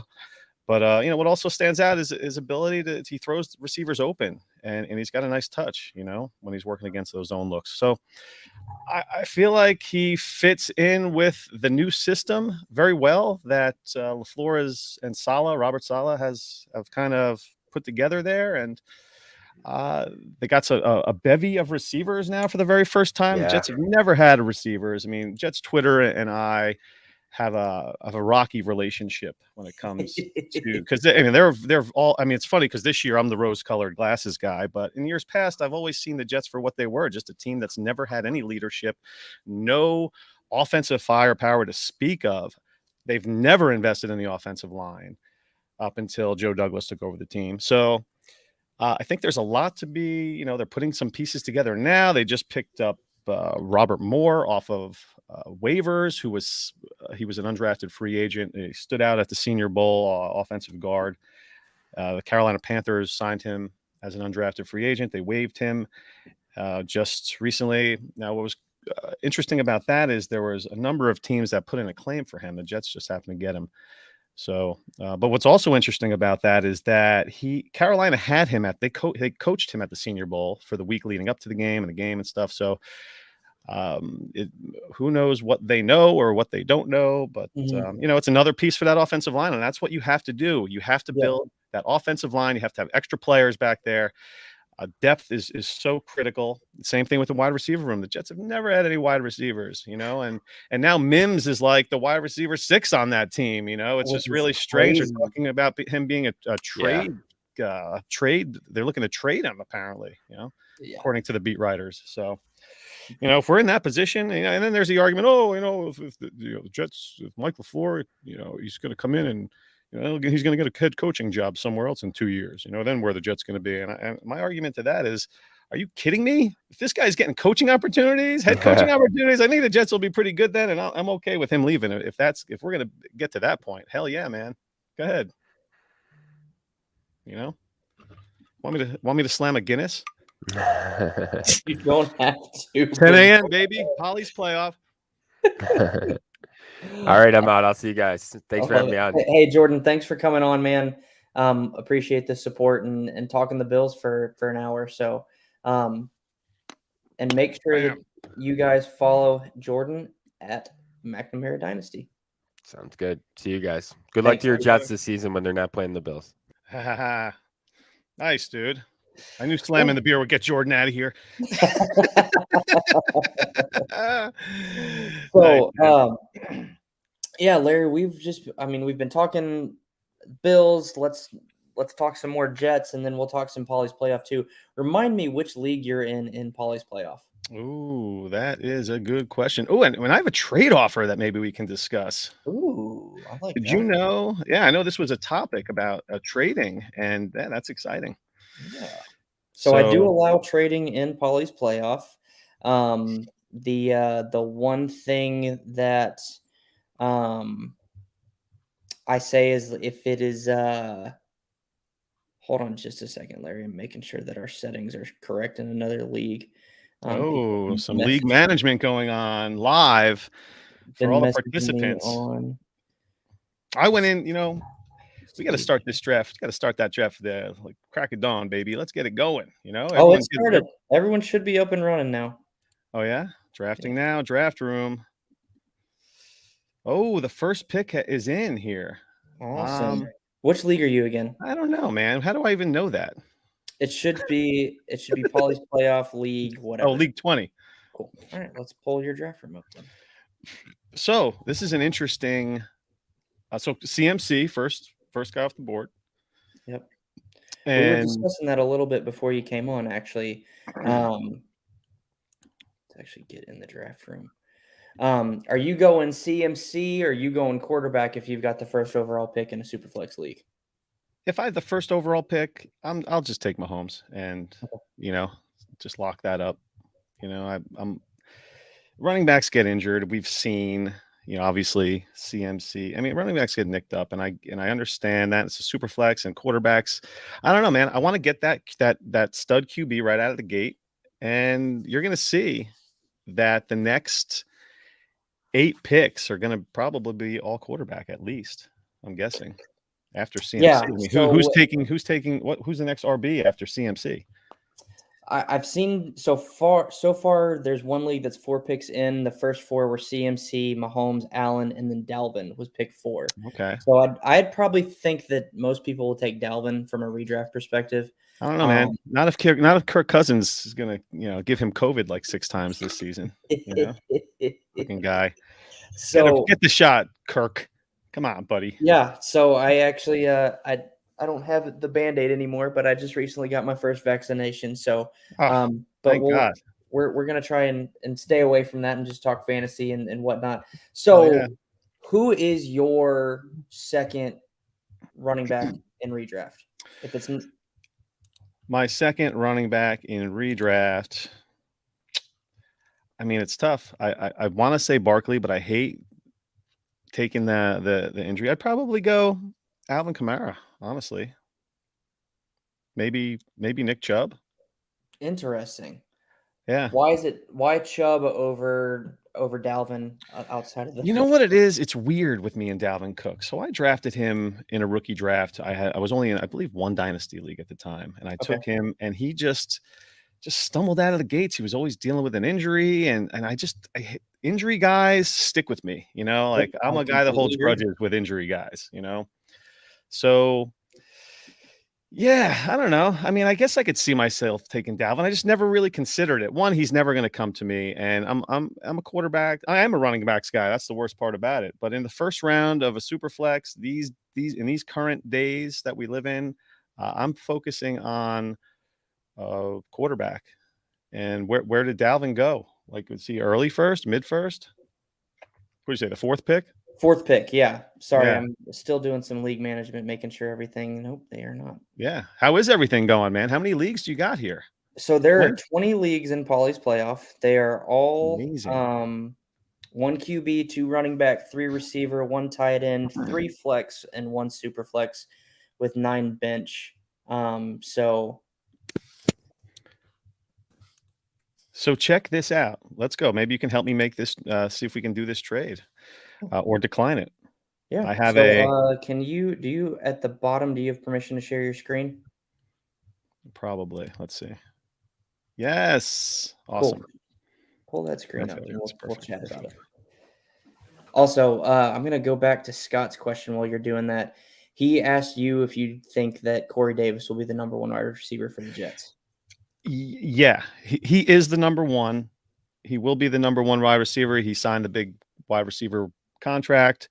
He's entering his prime. Now we can talk about Elijah Moore in a little bit after we look at the draft board here. So this is the trade. Can you see it? Yeah. Okay. Looks like you're getting the 103 and he's asking for the 203 and the 310. Yep. Yeah. This is an introductory offer, by the way. I was like, oh, look, I have a trade. Awesome. Yeah, I am. I've been. I've been asked about this guy is apparently trying to move off the 103. Someone else in your league actually asked me a question. Ooh. And so I don't know. I wouldn't do it at that cost. Yeah, I mean, it would give me the 103 and the 110, which is my draft Yeah, slot. but then you wouldn't pick again until the 4th round. Is that correct? Yeah. Yeah, I don't. You'd be really top heavy, but I feel like you might lose some depth, if you will, or even not even depth, but just some star talent in those first couple of rounds by not picking again until the 4th. Yeah. It's probably a fair offer to move up that far, but I don't know if I would do it from a strategy perspective. It's not something that I tend to do normally. I like, I prefer to move down, and there isn't really anyone at that 1-3 spot that I have to have. Yeah. I'll most likely go quarterback at 110 or see whoever falls to me. And there are some decent guys that could easily be in the top 5 next year, Yeah. that might fall down to the 110. So, I mean, we base everything on last year's stats, and I like to gamble, man. I think it's all about today's, this season coming up. And there are guys that are not going to be in that top 5 next year. We see it every year with first rounds, in charity leagues and redraft leagues and stuff. Yep. The first round is always changing. So you want to find the right situation. And I think the guy is secondary, the supporting cast. And again, injuries play a role in all this stuff as well. But yeah, the Dalvin Cook one, that's a good question with me and Dalvin. I don't understand why I have such a beef with him. But yeah, he was I'm money. the same way, honestly. He was money last year too. Yeah, he was, but there's just an injury concern with him that I remember from his first couple of years, and I'm like, I don't know if I want to touch him. Yeah. To be completely honest with you. So no, I totally get it. I have a question for you. Where are you taking Zeke? First or second round? In Superflex, I'll take him second round, and 1 QB, I'll take him first round. Okay. Yeah. Depending on how the draft board falls, I could be convinced to take him in the I first feel like round. it's a bounce back. He's primed for a bounce back. I completely agree. I completely agree. That offensive line is going to be improved, hopefully, and healthy. He was so much better with Dak. He still finished as the RB9 last year, and it was kind of a sluggish. It was a sluggish RB9. Sluggish RB9, yeah. I don't know if you watched the Dan Le Batard show ever, but he was a compiler. He he just kind of got lucky, if you will. But it's just a volume thing, and I don't even care that he's in great shape coming into camp. You hear that about everybody, and blah blah blah blah. That's just random. Nothing's going on. Let's talk about Zeke's how in shape he is. Zeke's physique. Yeah, Shane Hallam actually agrees with us that he has the chance to be RB2. So I like that, especially Shane, because you can get him at a value. Like that's the really cool thing with Zeke is you're getting him between probably 109 and even 207, because like I got him 207 in Scott Fishbowl. Right. So you can get him in a pretty decent range of outcomes, and he's got that kind of return for you. Like that's a smash draft for me. So thanks for that comment. And Shane, you all asked if there were waivers. There are waivers. It is free agent auction bidding, though. So you get $100 for the year to make your bids on your waivers. All right. So, Larry, you're a Jets fan. Yeah. You have one of the most exciting prospects, I think, in Elijah Moore. Yep. Let's talk about Elijah Moore. What do you think of him? You said you were at training camp the other day. Yeah. How'd he look like? And you also said that. Sorry, I'm asking you like a 3-part question, and you're not. I have a very, very short memory. Okay, so question is what do you think of Elijah Moore? Mm-hmm. How did he look at camp the other day? And do you think he could actually surpass Davis as the wide receiver 1 this year? Okay, Elijah Moore, who I have been a fan of since prior to the Jets. I was in I I represented the Jets in this, like, Nick Whalen did this 32 team mock draft, and it's funny because I took Wilson. I missed out on Vera Tucker, the trade up, but I traded my back into the first round for Elijah Moore, and this was Nice. before the draft. So I've been on the Elijah Moore train for a while now. I just love I mean, I know pedigree applies to different things, but I mean, this guy was teammates with AJ Brown and DK Metcalf, and he's setting Dawson Knox records. too, I Yeah, think. yeah, exactly. And he's setting mad records. So Elijah Moore, he is lit up camp. They haven't said a single negative thing about him. It's like so un-Jets like, and I feel like I'm jinxing everything that has to do anything positive with the Jets. But I mean, and all Jets fans can understand where I'm coming from here. But yeah, he was great. He looked great. I took a number of videos. I got a couple of his Nice. touchdown catches. He scored a couple touchdowns at the day I was there. He caught a bomb from Zach Wilson, which if you go to my Twitter page, FF Larry Monkey at FF Larry Monkey on Twitter, you'll see a video I shared of Elijah Moore catching just a beautifully thrown pass by Zach Wilson, and it's been viewed like 80,000 times already. So yeah, it's Nice. check that out. That's me sitting in the bleachers just with my iPhone, just catching he just throws this beautiful pass. So I think Elijah Moore. I have called Elijah Moore a league winner this year. Totally.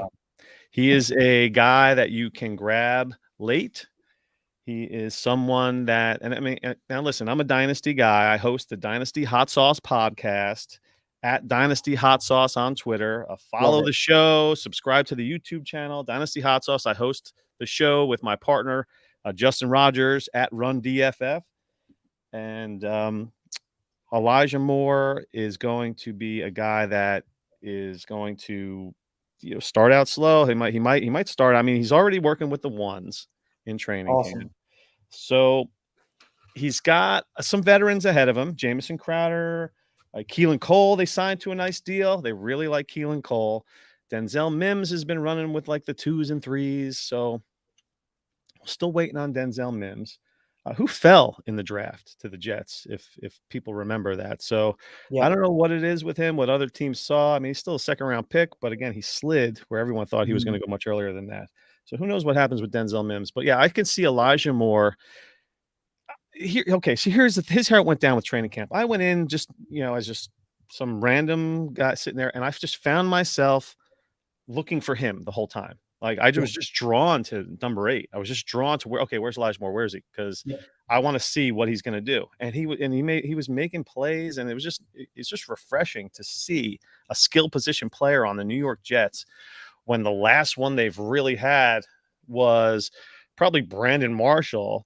And I don't even want to hear about that because he was probably sitting out on waivers for half the season before people picked him up. And when everyone drafted him early the following year, he had a terrible season. So, the fact that there's a potential star in the making, especially playing for New York on top of that, he has that flair. He's getting the hype. And I mean, everything in New York is just on a much larger scale. So it is just the buzz around here. But yeah, I could not find myself not like locating his whereabouts on the field. So my eye was just trained on him no matter what. So yeah, I did a DLF team preview series with RotoBuzz guy, Howard Bender, DLF. And we talked, and I said, I'm like, I could see this guy being a league winner because these rookies, they build up steam, and then they start popping at the end of the season. And I think he could be one of those guys. Somebody you grab late in your drafts, you stash him on the bench. He has a couple of, games here or there, and then it's full steam ahead. Come after the bye or week 10, week 11, next thing you know, he's just, and if everybody stays healthy, you never know. I mean, I'm a big rookie guy. I'm obviously the dynasty guy. I love the rookies. If you have any facial hair, I'm not interested. Sorry. But sorry, Shane. So, on the football field, if I'm an ageist, so That's fair. When it comes to the rookies, I pay a little bit more attention to the rookies and this guy and the fact he's playing for my team. I try to have him everywhere. I've tried to accumulate him in all of my leagues. I reached for him in Scott Fishbowl. Oh, And Scott Fishbowl. Well, you know what? I didn't think it was a reach, but he wasn't going to come back to me. So, I don't know, where did I get him? Am I still sharing my screen? I don't know. Scott Fishbowl. It is down there. I just removed it from this stream. So if you'll pull up Scott Fishbowl, we can see where you took him and how bullish you really are on him. Yeah, let's see. We'll just go. We'll sort it by me. And while Larry's talking about that, everyone, this is for hashtag Polly's Playoff. I'm trying to get that trending today. So if you will tweet about that, I'd greatly appreciate it. But also, please make sure that you donate to the Alzheimer's Association. I did just reply to this link on Twitter with the link to donate, and then quote tweeted the tweet as well. If you have any questions about where to donate, just DM me on Twitter at FFShaneB. Hey, Mike, I DM'd you. DM me back. All right. And Larry, are you up and running with Scott Fishbowl yet? Go ahead. All right. That's still Polly's Playoff. Try again. Crap. What did I do here? Wait, maybe I should stop screen. Share screen. Yeah, man. So the Dynasty Hot Sauce Pod, we drop pod once a week. Awesome. If it's a special occasion, we might do a YouTube. We'll do some live stuff. But most of the time, we just dropped. I had Rotobo's guy on my show. Howard Bender was on our show. That show we just dropped last week, and I'm in the middle. I jumped off editing our latest show with the Monday Mommy, Jennifer Eakins, which will be out there for everybody in the next day or so. So we're the Dynasty Hot Sauce Pod, but there's redraft season, there's charity league season, and so we kind of focus. We have a nice diverse set of guests that come on, and we cover a diverse set of topics as well. So there we are. Come on, we have there's redraft season, there's what do you call it? There's Scott Fishbowl season, there's eliminator season, so it's all year round fantasy football, baby. We dig it, right? Yeah, so now we're looking at Larry's Scott Fishbowl team, and he took Elijah Moore at 11:05. I actually like that a lot. He is your wide receiver 3. That's a little bold, but I like where you actually took him quite a bit, actually. Yeah, and again, I wanted him because, like I said, I think he could be a league winner, and you have to reach for guys that that may or may not come back to you. And as soon as I took him, 2 guys in the chat were just like, "Oh man, I have my eye on him," So yeah. Sometimes if you don't think and don't be embarrassed, and your league mates are going to crack some jokes here or there when you got to get your guy. Don't hesitate. If there's any inkling in the world that this guy's not going to come back to you, just take him and boom, you remove all that stress out of your life. Completely agree. So I'm going to remove your screen. Right. And just talking Scott Fishbowl for a minute. I loved your 5th round pick, Baker Mayfield. That's my dude. Yeah, nice. I took him over Kirk Cousins, by the way. Since we mentioned earlier, I got some shit for that. We did an episode where we did the SFB roast show right in the middle of the Fishbowl. We Justin and I had Scott Connor and Shane Manila and Run Boys Robbie were on, and we made fun of teams. We picked up because everybody on Twitter was it was funny because Twitter, everyone's usually at each other's throat. But after the Fishbowl, everybody was like, "Oh, here's my roster. Oh, what a great team! I love what you did on that 7th round turn and blah blah blah blah blah." Yeah. So we were like, we had a guest actually reschedule on us last minute. So I was like, you know what? Let's make fun of some teams. Everyone loves their team. Let's pick on some.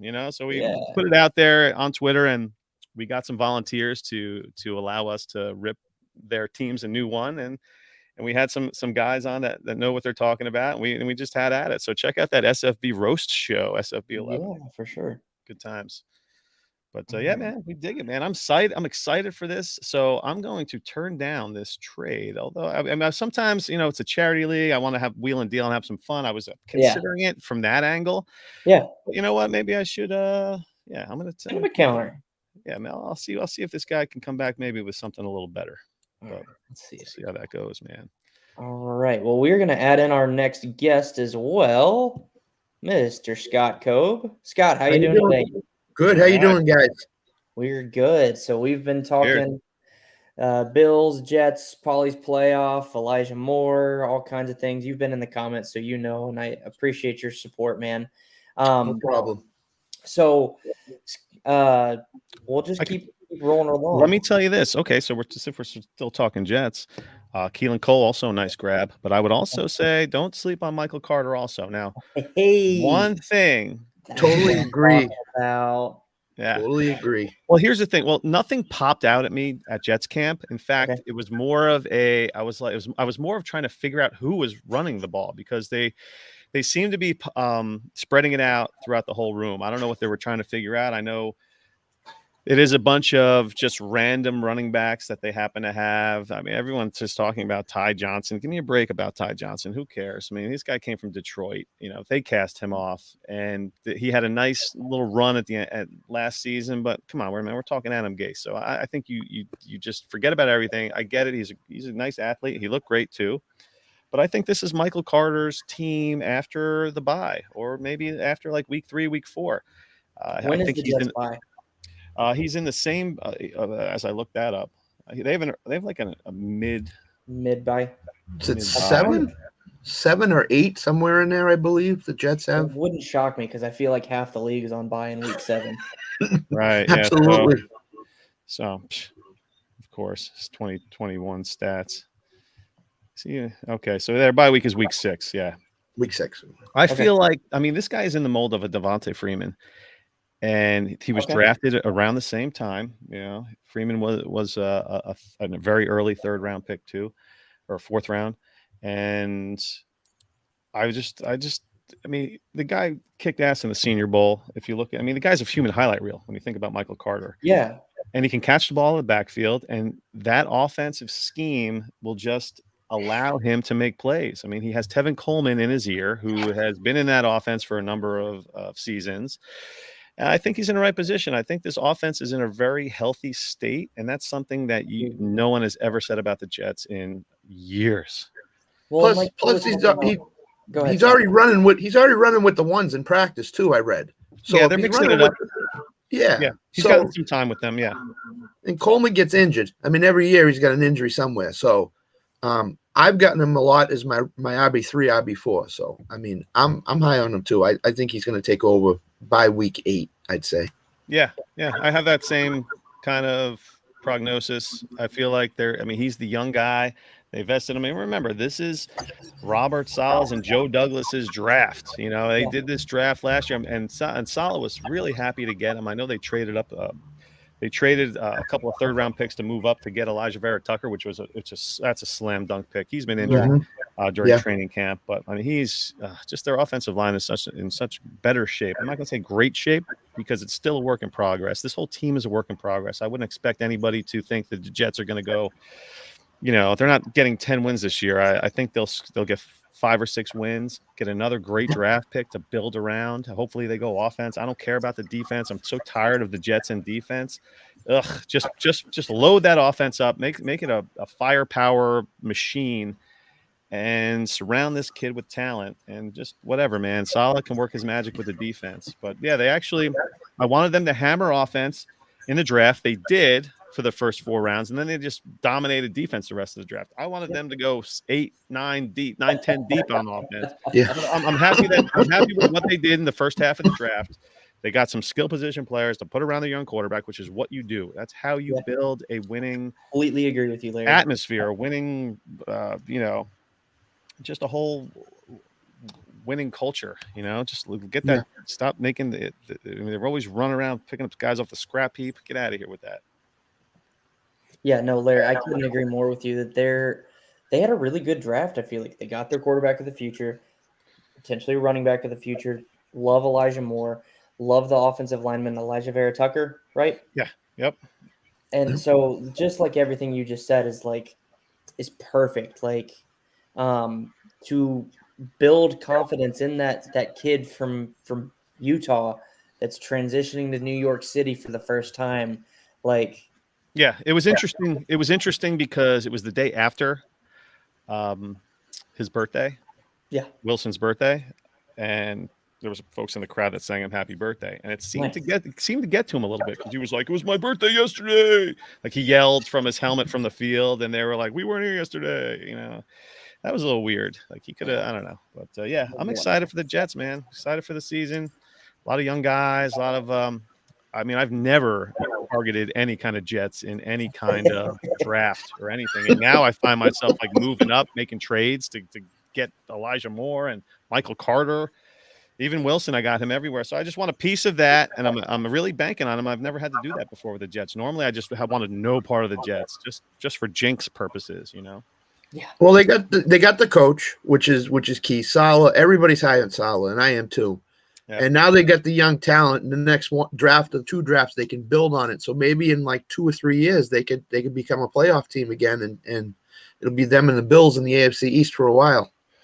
We'll see, man. I mean, I'm always skeptical. The Dolphins have some great coaching over there, and who knows how their quarterback situation unfolds if Tua is the guy or not. But you know, and again, I'm not sleeping on Bill Belichick, Mac Jones, you know, Cam Newton. That's Belichick knows that. You know, I'm a Jets fan that's had to deal with the Patriots for the last 20 something years. So I'm not going to anoint anybody anything or this and that. I'll just take it day by day and hope Zach Wilson pans out. And we'll find out week 1. I will be rooting for Sam Darnold in that Carolina Jets matchup because I was a fan of Sam, big Sam Darnold guy. So we'll see how that matchup goes. That's week 1, Carolina versus the Jets. It's funny how the NFL did that, huh? Yeah, it's interesting. So I'll be pumped for that matchup. Interesting little group when it comes to scheduling. Yeah. Right. So, all right, Scott, what league are you in Poly's playoff? 6. I'm in league 6. So you guys haven't started yet because we are still waiting for someone to fill it. Yep. I've sent an email to one person and a DM to somebody else on Twitter. So we are still waiting for League 6 to start. Ooh, that should be an easy one to fill. Come on, guys. Come on. Yeah, We're kicking ass right now. Absolutely. Let's do this. Fill the damn league. I agree. I've been on Twitter with Shane for the last 2 days trying to get that last person in there to start. So yeah. So I've got and actually I'm gonna go tweet that right now because the person that I sent the Twitter DM to is first one. So we have the Monday Mommy Show, which will be dropping any day now, and then I'll give you a little glimpse. Dynasty Rich is coming on from Dynasty Nerds, and then Memphis, the Dynasty Outlaw. Nice. So one thing I did a while back, I booked like 2 months worth of guests, and it's just been exhausting because I don't know. I like because me and Justin like to do some shows solo, but I was just guest after guest was like, yeah, man, let's do this. Let's get on. And I was like, oh my goodness. All right, let's do this. Let's party. And next thing you know, I'm like, holy shit, man. I hope we're, but yeah, we've made it to the end of this like super planned out summer guest list. So rounding it out, crazy stuff, man. Nice. Good times, bro. The hot sauce pod, baby. Dynasty hot sauce. Looks like me and Shane are in the same room together right now. Larry, your energy is just infectious, man. I love it. Wake up, man. Come on, where are you anyway? Yeah. I haven't had any caffeine yet today. I need to text my wife. She's out with the girls going to get a library card. I'm gonna be like, hey, I need like a 2 liter of like Diet Mountain Dew or Diet. Where are you right now? Where are you? I'm at my house. No, what I know, but where though? What in the kitchen. No, the state, dummy. Oh, what state in the country. South Carolina. I'm in Greenville, South Carolina. South Carolina, nice, dude. So yeah, okay. So you're on East Coast time, 10:30. Yeah. Grab a beer, man. Come on, let's party, bro. Get out of here. Early. I might partake in the later portion of the Podathon tonight. Nice. Now, did you pick out the shirt and hat and stuff? Did you coordinate your outfit today? So the hat I just grabbed because it's just a plain white Adidas hat. I really like it, and my hair was garbage. But yeah, the shirt I wore my Alzheimer's shirt. Nice.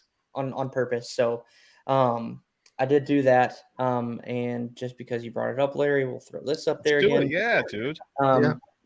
Like I said, I recently tweeted out, and I'll be retweeting people all day because people keep retweeting the link for this. But the link to donate.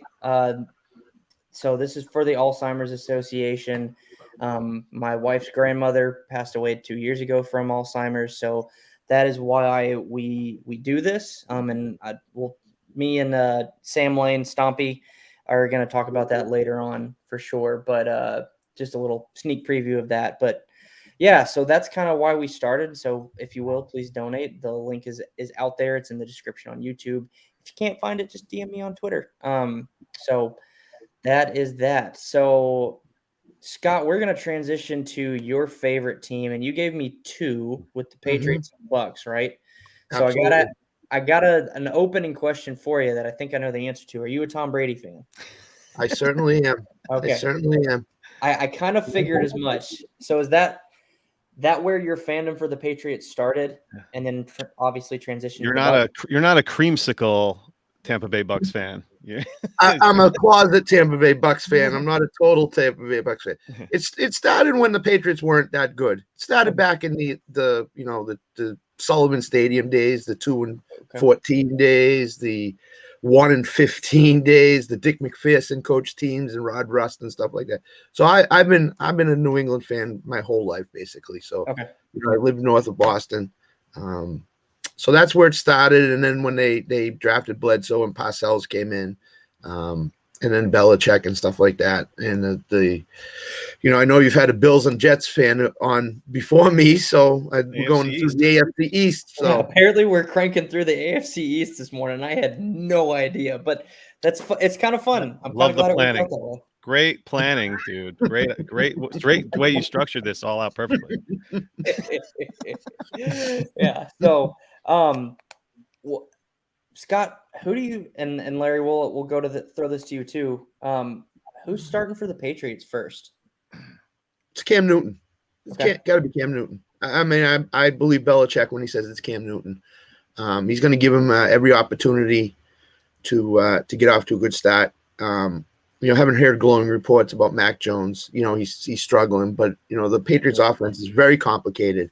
McDaniels does a great job with it, but it is complicated. It is tough to pick up. So I believe Cam's going to start, and I believe he's going to have a little bit longer leash than people think he's going to have. So that's where I am. I agree. I agree, agree. First of all, Cam Newton.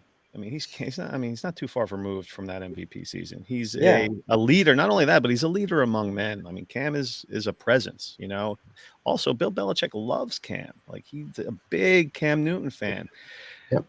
Combine that with the fact that you're not Belichick is not a let's get the rookies in there right away guy either. You got to earn your spot. He's one of those old time coaches in that respect. So he's not going to kick Cam to the curb because Cam Newton can play. He can still play. I know this guy coming to a new team. Everyone knows how complex the Patriots offense is. He catches COVID in the middle of this transition. On top of that, he wasn't too bad before all the COVID nonsense got to him. And then, the league was just a forgotten season at that point. And, things happened. Exactly. I'm glad you brought that up, Larry, because he even said, I think in some interviews after the season, that once he got COVID, he just never felt the same last year. Right. And I feel like you saw that with a couple players throughout the year. If they got it, they never really got back up to their level of play that we expected from them. No, I've been giving COVID mulligans out. I call it. I'm like, he gets a COVID mulligan. You get a COVID mulligan. You get a COVID mulligan. You get a COVID mulligan. That's how you have to do it, man. You don't know how this disease affected all these guys. I mean, who knows how COVID's going to affect everybody. Everybody gets hit differently. But these athletes, they're dealing with it, and I think Cam was just a part of that and all that nonsense. So I think we're going to see it. I mean, they really are looking to surround him with talent this year. The tight ends, I know Hunter Henry's going to miss a few weeks right now, but still, they beefed up. They've surrounded him. They signed a few wide receivers off with free agency in respect to Nelson Aguilar and Kendrick Bourne. They brought in Hunter Henry and Jonnu Smith. We all know about that. Maybe one of these tight ends pops. Maybe Aguilar continues his. He had a great season last year. Maybe picks up where he left off. But I feel like Mac will eventually see the field. He was a first-round pick. I mean, I think it all depends on how the season goes also. But I don't think they're any kind of rush to get him out there. don't forget also that the defense had a lot of COVID guys take the year off last year. So And that, Don't forget nobody about talks the about Pats that. had the most opt-outs in the whole league. Right. Yep. Nobody talks about that defense. That's a Belichick defense. I mean, if they can hold teams to 14, 17 points a game, Kim could put 21 up easily. Yeah. So they're going to be much Because- improved. Yeah, I agree, Scott, and I think they really they've made it clear that they want to run the ball this year. I feel like they beefed up the offensive line. They invested in the 2 tight ends. They did bring in some wide receivers, and we'll talk about those in just a minute. But I feel like this offense is like, we're going to run the damn ball.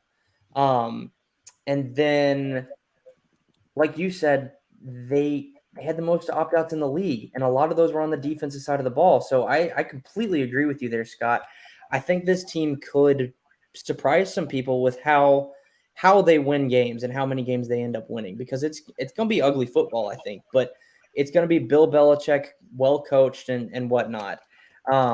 So Damian Harris is a sleeper for sure this year too. I mean, he's agree. getting drafted really late. So I hope that he actually gets to see some more volume this year. I think he's got all the talent to be a RB1 potential. That's high. We'll say RB2 from a fantasy perspective, but you're getting him in the 10th round or later as an RB3 or 4 or 5. So I like that call a lot, Scott. So let me ask you this, Scott and Larry. Kendrick, who's going to be the wide receiver 1 on this team? Is it Kendrick Bourne? Is it Jacoby Myers? Is it Nelson Aguilar? Is it Jonnu Smith? What do you guys think about that? And Scott, you go first since it's your team. I think it's going to be Jacoby Myers. I think Jacoby Myers and Jonnu Smith are both going to get the majority of the targets. Cam, if you remember Greg Olsen when Cam was in Carolina, he busted out one year and had a huge year. Yep. So Cam leaned on his tight end. So I think Belichick is going to lean on Jonnu in the middle of the field. He is very athletic. Injuries played a factor with him in Tennessee, but I think Cam had a rapport and a great connection with Myers last year. So I think Myers and Smith are going to be the 2 guys he looks for. Yeah, cool. No doubt. I like that. Jacoby Myers came out of nowhere last year to be one of Cam's favorite receivers.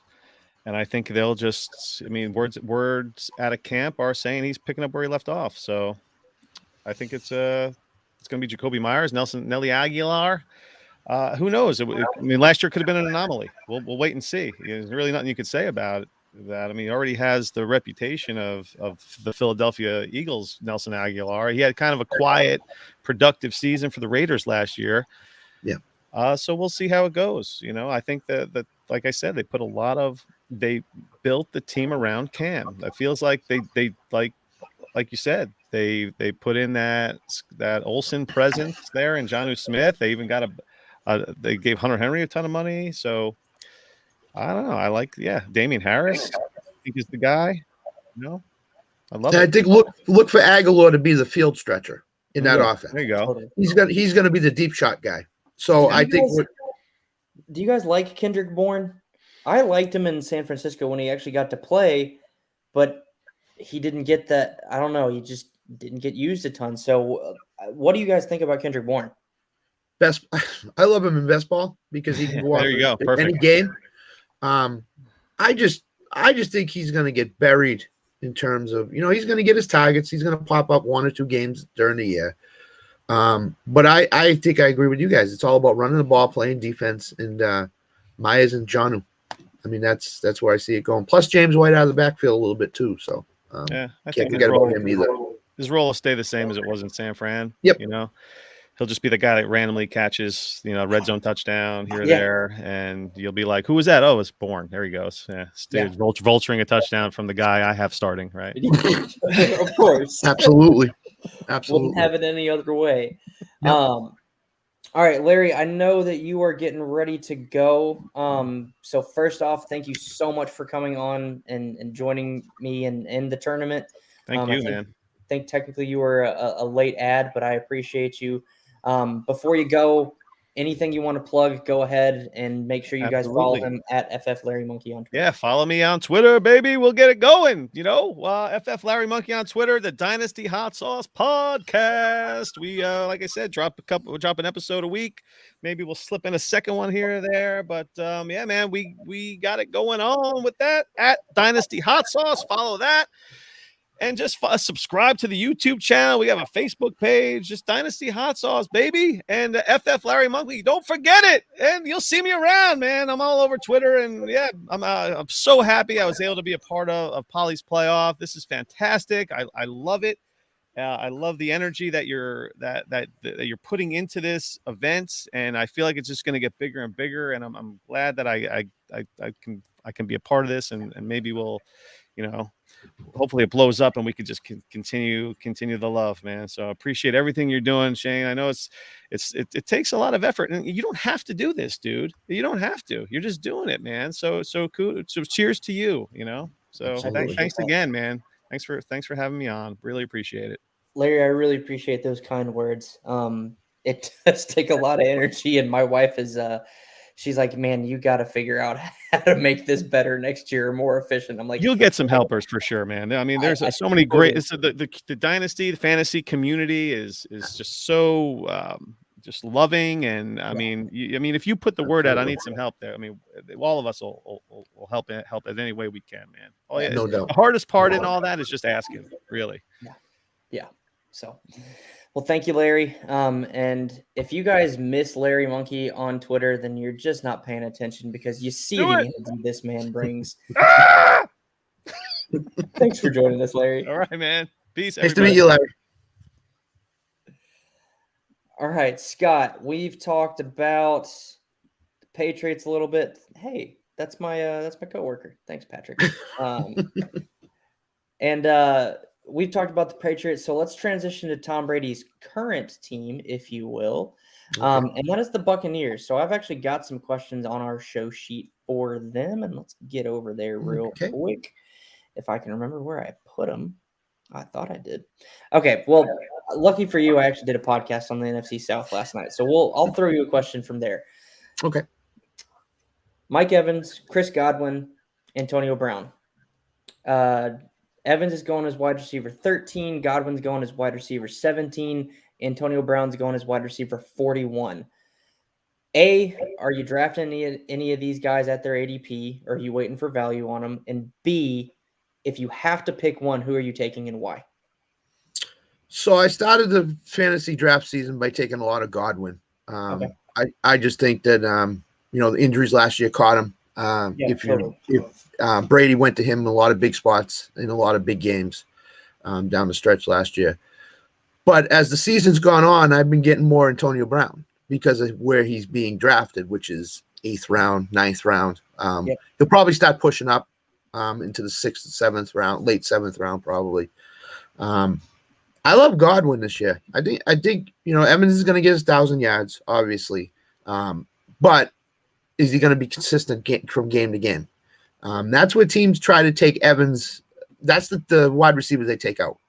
Godwin plays a lot of the slot, played a lot of slot last year. I think Godwin is in for a huge year. I think Brady and Godwin are in for huge years.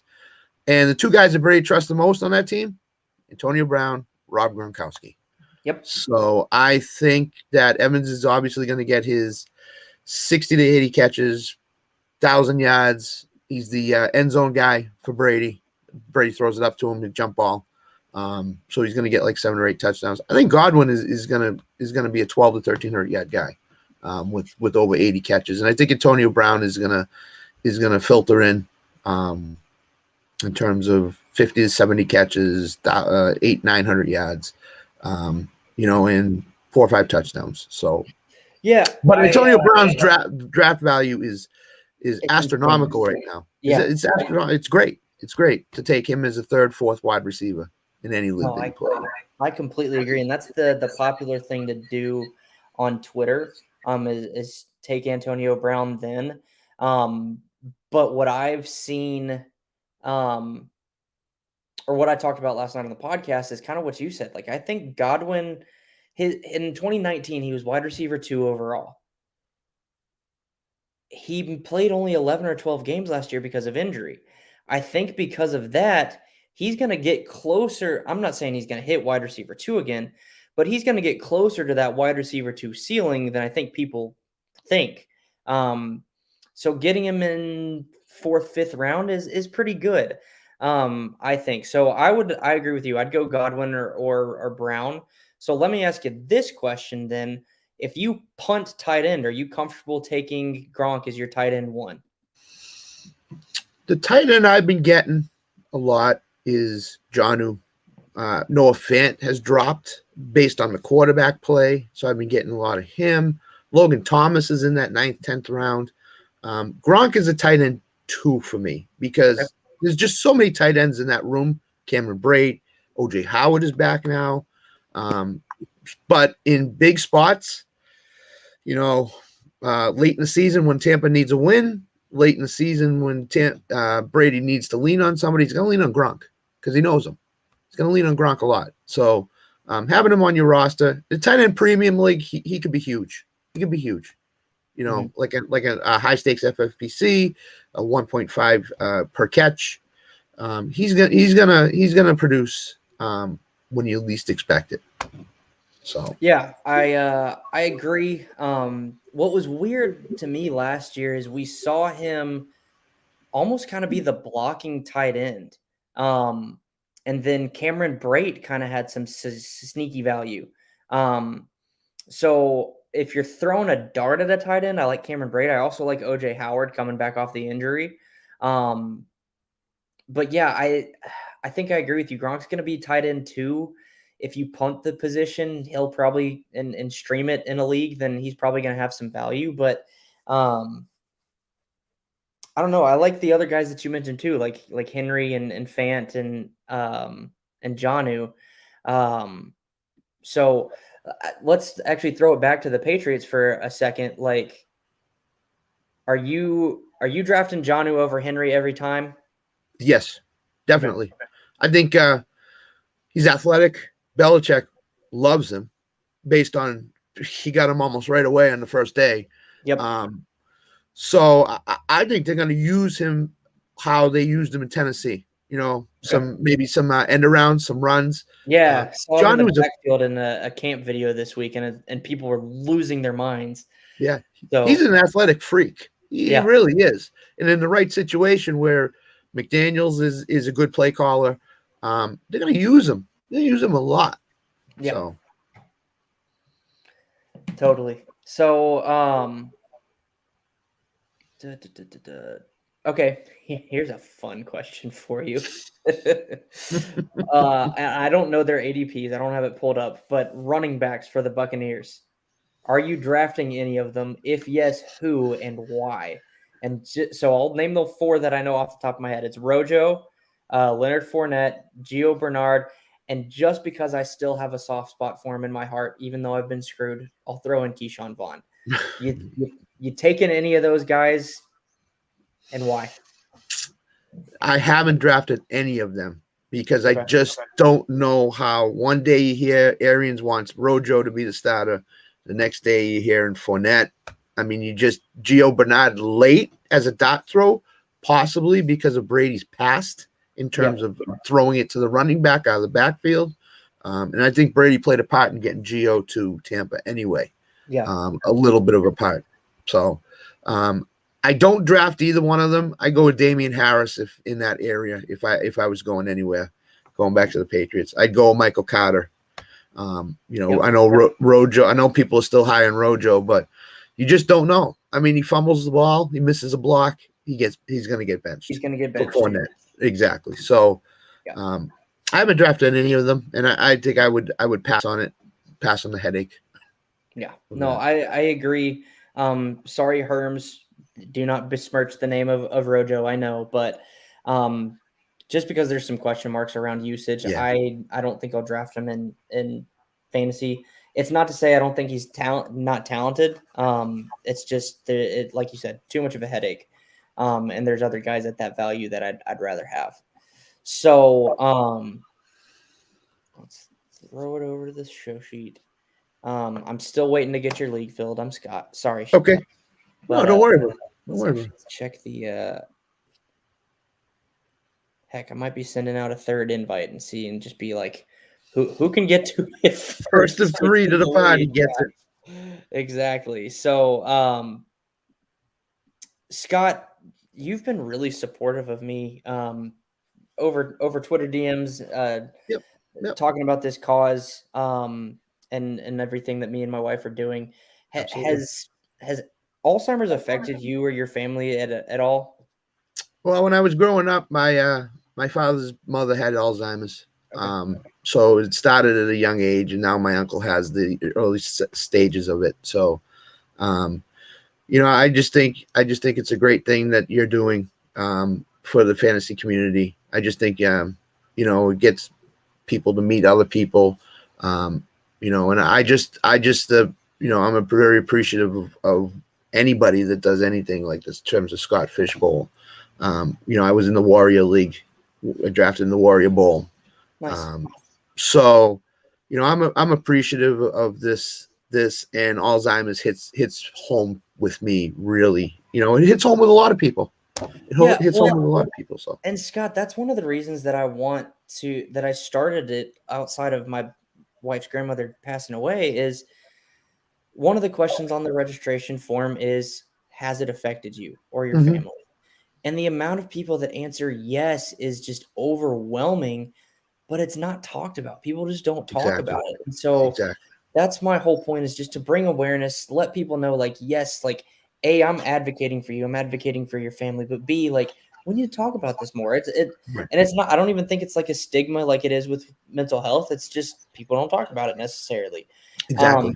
But it affects people so much that you just don't know, like, who it's affecting or how it's affecting. So I greatly appreciate that support and you sharing that, because you definitely didn't have to do that, but Right.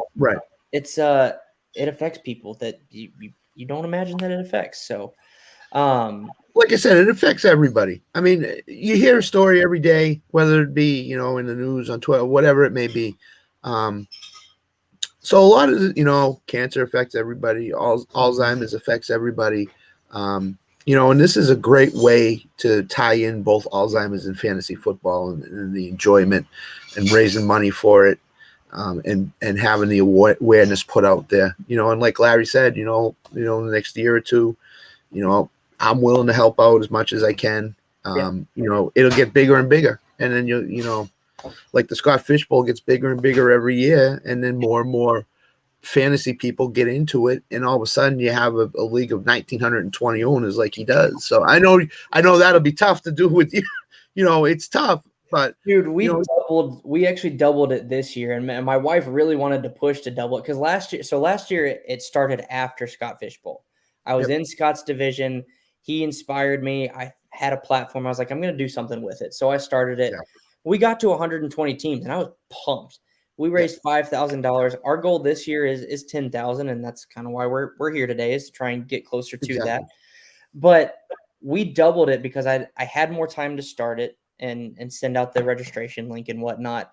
But the doubling it from an actual like management standpoint, it's been just like, oh shit, this is right. And I know during the course of the year, I know I'll be donating more to it. I mean, I've donated already, but as the year goes on, I'll be donating more to it. So, I appreciate that. No problem at all, Shane. So, let me ask you this question. Sure. Are the Buccaneers making it back to the Super Bowl? I think so. I believe so. I mean, everybody's back. I think Brady's on a mission. I think Brady's on a mission to want to repeat again. And that guy on a mission, he's tough to beat. No question. In week 4, he's coming back here to New England. It's going to be crazy. That might be a bloodbath. Yeah. And the other thing that people are talking about now is if he averages 300 yards his first 3 games, he could break the passing record in Foxborough. At Foxborough, yeah. I was on our guest coming up, not this next segment, and we'll go ahead and add our next guest in. Hey, Parker. But our guest after Parker is Parker. Jamie Cutler, and hosts a betting podcast. And one of Okay. the questions on that show when I guested was, does Brady break the record at Foxborough? And I said no, just to be petty, because I'm a huge Peyton Manning fan. Peyton Manning's my favorite player. So the Peyton Manning Tom Brady rivalry, I don't like Brady, but it's all competition. He's probably a decent human being, but I said no just because of that. But it's totally possible for him to break that record at Foxborough. If he needs 450 yards, I'm almost guaranteed he's going for 450. I mean, Arians is the type of coach. 451. Yeah. Arians is the type of coach. Look what they did with Mike Evans last year. He needed a certain amount in the last 2 games, and they just fed him the ball. Mm-hmm. So Arians is very aware of that stuff when it comes to records, and he knows that Week 4 game against New England is Brady's quote unquote Super Bowl of the year before the real Super Bowl. So he's going to do everything he can to get Brady that whatever he needs to get that record at Foxborough. So yeah, I totally agree. Unfortunately, for my own personal vindication, I guess, if you will. So, all right, now that you're here, Parker, how you doing today, buddy? Man, I'm doing great. I'm excited to be here representing Fantasy Football in 5, and thank you for having me. Yeah, thanks for coming on, and sorry for revealing your name if you were planning on keeping that a secret. It's all good. I appreciate you coming on. We've been so far. We've actually basically been doing an AFC East preview. We started with the Bills. Larry Monkey did the Jets. Scott and I have talked Patriots and Bucks because he's from New England and been a Patriots fan his whole life, and obviously followed Brady to Tampa. So we're not going to chat the Dolphins yet. That will be at 2:00 Eastern with my buddy Wardy, who's coming on. So Parker, we're just going to kind of roll into different topics. Are you in Paulie's playoff? I'm not. Okay, no worries.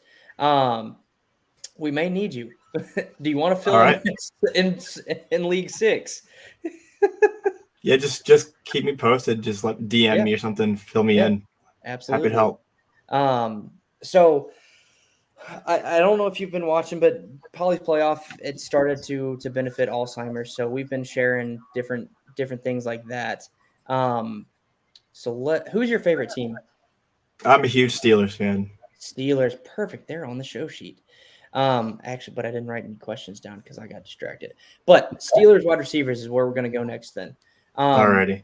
You got Deontay, you got Claypool, and you got Juju. I think Claypool and Deontay are going around the same ADP typically, and then Juju, I think, is going a round or 2 later.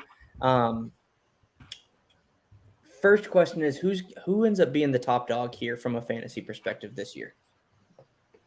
I think in terms of even half PPR or full PPR, it's going to be Deontay Johnson. And the whole narrative about dropping the football, I get annoyed by that personally because I do too, and we can talk about that in a minute. If you drop the ball twice a game but catch it 12 times, I'm not going to care about those 2 drops. I'm going to care about the 20 to 25 points that you give me, and I'll walk away happy. So I think it's going to be Deontay. Deontay's the top dog. And if there's going to be an odd man out of the 3, it's going to be Juju personally. Which I hate to see because I loved him coming in his first couple seasons. But I just think Deontay and Claypool are just one step ahead right now of Juju. And it was really telling of the 1-year deal that he signed that it's not a long-term thing in Pittsburgh. And I wouldn't be surprised to see him in a different uniform next year. Yeah, no, I completely agree with what you said about Juju. Scott, what are your thoughts on this? I agree. I think it's Deontay. I think that's Big Ben's first look is to Deontay. I think Claypool is going to be the deep guy, and I think Juju is going to be the slot guy. And we saw how it worked out for Juju last year being the slot guy. Not very well. So, I mean, he had a lot of catches, but, I mean, not a lot of yards. I think he was unhappy in the slot, as some of his comments in the offseason said. He wants to play on the outside, and just Claypool and Deontay's talent just won't allow that. So Yeah, no, I agree. So let me ask you this. This is more of a price question. Which one of these guys are you drafting? Are you drafting? Because I think Deontay's going the highest, and then it's Claypool and then Juju. Are you drafting Deontay at his price because he's going to be top dog, or are you taking the touchdown upside of Claypool a couple picks or maybe even half a round later? The last time that I did a deep dive into the Steelers receivers ADP, Deontay was going almost a full round higher than Chase Claypool. And then Juju was only just a couple picks after Claypool. So they're neck and neck in terms of ADP, Yeah. Claypool and Juju. But if I'm in the 5th round and need a third receiver, let's say I get my 2 running backs, 2 receivers in the first 4 rounds, I'm looking to go receiver again, I would take Deontay there 10 times out of 10 because I know that he's going to be that PPR machine that I need. And if Ben's going to feed him the ball, 125 to 140 times, throughout the season, why wouldn't you? Yeah, no, I agree. I'm personally taking Claypool. Part of that is a slight homerism because he's from Notre Dame. But he's also got the touchdown upside, I think. And just a lot of yardage upside as well. To where I think he could be I think it goes to roster construction, kind of like you were talking about. If you've already got someone who's a target hog like Stephon Diggs, Devontae Adams, Calvin Ridley, someone like that, then I would take Claypool. But if you're taking your first wide receiver, Deontay's the way to go. Scott, what do you think? And keep this in mind too. They have the bell cow running back now in Najee. Yeah. So that drops Juju's production down even more. And Ben loves throwing to the tight end too. So Ebron and Fryemuth to a certain point will catch balls. So Juju's production is just going to drop because Najee's going to get the ball 20 times a game. That's what they want to do. They didn't have a bell cow last year. Connor was hurt, in and out of the lineup, and what was in back of him was not anywhere near a bell cow. So they want Najee to touch the ball 18 to 25 times a game. So whose expense is that coming at? It's Juju's, obviously. So if I have a Diggs or a Devontae, then I'm waiting for Claypool. But if I go 2 running backs, then Deontay is the way to go. So Cool. Well, Scott, I know you've got to get rolling, so thank you for coming on, and again, thank you for the support. Thanks, Shane. Follow Scott on Twitter at SJCobe1, and thanks again for coming on. Sure, anything you need, let me know. Will do. Thank you. All right, so now it's me and Parker, Fantasy F-Ball in 5, and we're just gonna keep rolling, So Scott brought up a good point. They've got Najee Harris. He's a hot topic. I'm an Auburn fan. If you listen to my podcast, follow me on Twitter, I'm an Auburn fan. Don't like Alabama. But when I was doing film study for the draft, Najee Harris, I will admit, popped. And I feel like if you didn't say that, then I don't know what you were watching. But he can catch like a receiver. And I think he had an interview recently where he talked about playing receiver in high school. So what are you expecting from Najee this year? Is he an RB1? Is he a fringe RB1? Is he an RB2? I have him as a fringe RB1 right now. He is, I believe, 11 or 12 in my rankings, right behind Aaron Jones, but right ahead of DeAndre Swift. So he's in the middle of those 2 guys. And I think they're going to try and use him like they did Lev Bell when he was, a young Steeler at one point. And if Najee can be utilized like that, the Steelers offense is going to take the step forward that it couldn't last year because they couldn't throw to any receivers out of the backfield to begin with. James Conner really can't do much out of the backfield with the football, running or receiving at this point. But I think Harris is, when the draft rolled around, I had mocked Najee to the Steelers every single time. And I was like, I don't care that might be the oldest running back in the draft class. he's the best. And they got him, and I was delighted when they picked him up. And I think he's going to be great for the Steelers, but I could see Lev Bell type rookie numbers from Najee this season. Yeah, that honestly wouldn't surprise me either. And people, so with you being a Steelers fan, people have talked a lot about on Twitter, like the Steelers offensive line isn't good or isn't going to be as good. Are you like, does that concern you with Najee? For me, no, because he's so damn good. But what about you? Like, you're probably more in tune to the team. Like, what's that offensive line look like? Does it affect Najee? Let me know. Well, I'm really going to wait for my judgment call on the line until the week 3 preseason game, when they roll out most of the starters. And I'm glad that they drafted Kendrick Green. They drafted Dan Moore to get some help on the line. And even if they aren't day one guys, maybe in next year, when they are starting getting older, they're more in tune to the system. I think it's going to be a prolific rushing attack in the next few seasons. But you're right; it doesn't really concern me either. With the way Matt Canada's pre-snap motions were looking in the Hall of Fame game, that new look sort of offense, it is exciting personally. And I know Harris didn't get a whole lot of work in the Hall of Fame game, but when he did, I thought it looked pretty good, even behind the bottom of the depth chart offensive line. Yeah, no, I couldn't agree with you more, man. Like this. They didn't spend first-round draft capital on it, but I still, if I remember correctly, they did draft a couple offensive linemen. So it's not going to be perfect this year, their offensive line.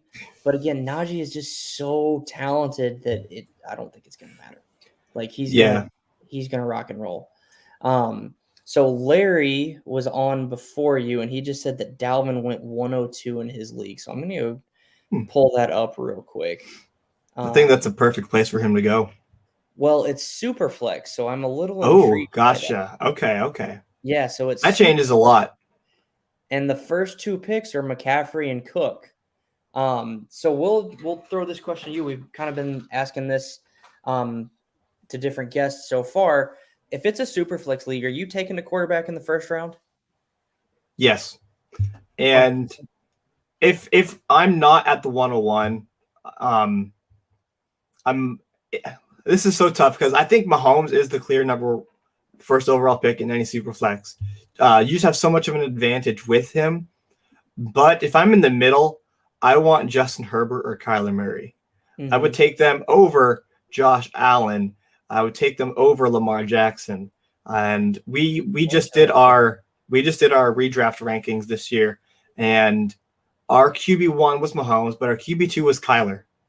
Okay. And we're big on him. My co-host is out in Phoenix right now, and he says there is the biggest hype he's ever seen around a single team this season than in Arizona. Everybody loves that team out there. They're really expecting a playoff run this season. Mm-hmm. So I think Kyler and Herbert outside of Mahomes is the ideal first round target in a super flex league.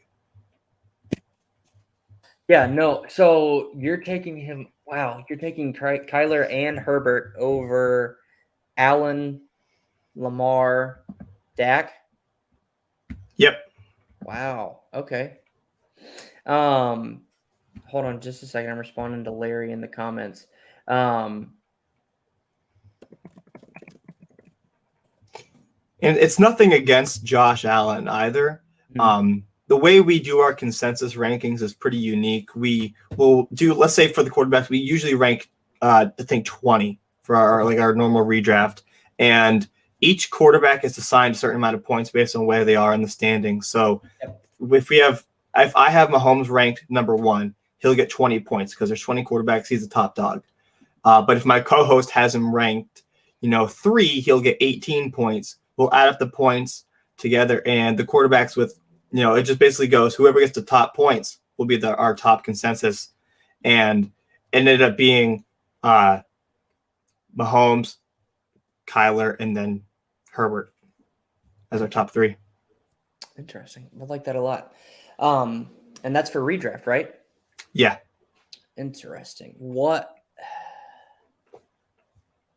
So I know that you're talking consensus. Words are hard, man. Where did you have them ranked?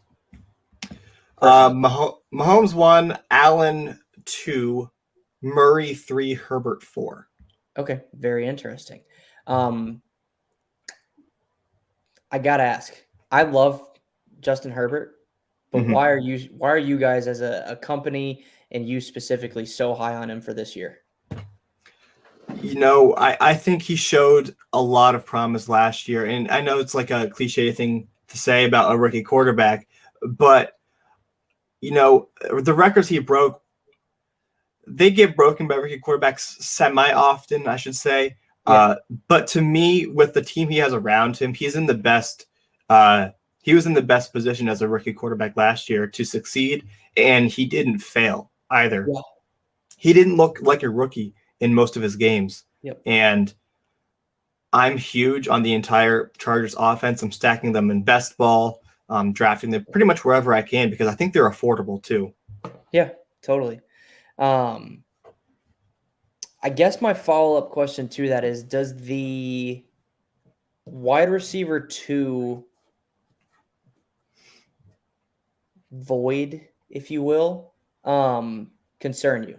Because they've got Keenan Allen, obviously. They've got Eckler, and then Jared Cook. Yep. And then it's kind of a bunch of guys that we aren't sure about. Does that worry you at all? No, because last year he was throwing to a bunch of no-name guys either. Jalen Guyton was big last year. And there were some guys further down on the depth chart who would, just be those 80-yard bombs that Herbert would throw occasionally. Yeah. And if I'm drafting a receiver, I'll take Keenan Allen as my first receiver all day long. Yeah. But when it comes to Mike Williams as a second guy, I forgot about Mike Williams. Jesus Christ. I'm not a huge Mike Williams believer. Like, I'll take a guy like Antonio Brown or Laviska Shenault first, but Williams has had 1,000-yard seasons before. He's a touchdown hog, but he's awful in a PPR league because he hasn't had a season over 50 receptions in his entire career. So that's really hard to, get me to say I'm going to take him there in the 8th or 9th round. He's got to show me a little bit more this season. Yeah, I think it's funny. He's either had a 1,000-yard season or a really good touchdown season. He's never really put it together. I'd love for this to be the year that he puts it together and maybe boost those reception numbers as well. And I think Herbert's the guy to be able to unlock him, if you will. So that's very interesting. I like your thought process on that. And it makes a lot of sense. And Mike Williams, if you're listening, which you're probably not, I do apologize that you were still on the team because I do like you a lot, actually. So let's roll it back to your team for a minute. Okay. Ben Roethlisberger. 39, if I remember correctly. He's on year 2 off of a surgery. Are you touching him in redraft this year? And what do you expect from him? Every mock I've done, and even in the couple of redraft leagues I've drafted, he hasn't been taken. He's just been going undrafted. And is that 1 QB? It's in the 1 QB leagues, yes. Superflex, it's very late still. Because I just don't think people really, believe in him a whole lot. But if if we look at his receivers and we can think, oh my gosh, what if he has 3, top 30 receivers on the season? What's stopping you from taking Big Ben as that late round flyer? I personally would take him as I don't like drafting quarterbacks early to begin with. And I'm usually like, if I have Herbert there in the end of round 5, beginning of round 6, then I'll take him right there.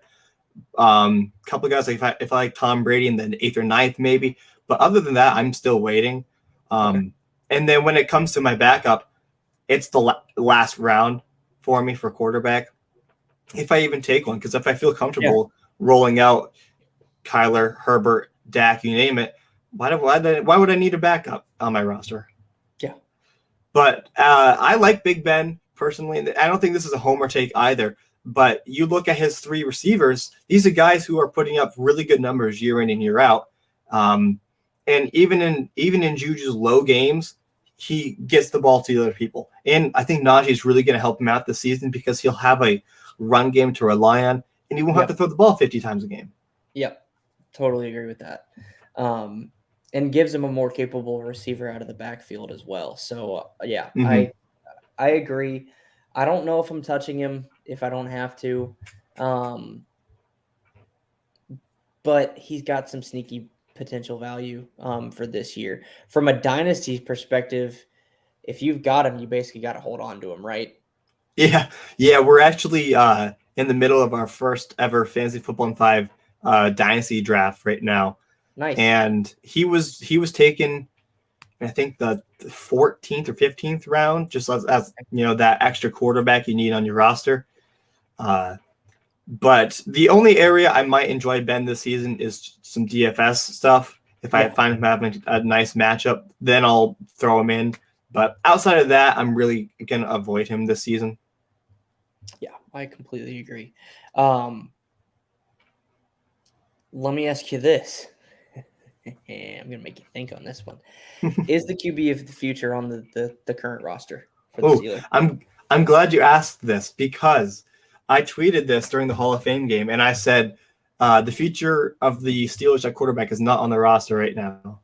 And I am a true believer in that. While I would love personally, I don't want Mason Rudolph. If I want a guy, it's going to be Dwayne Haskins. I think Ben is going to be able to try and develop him as much as he can.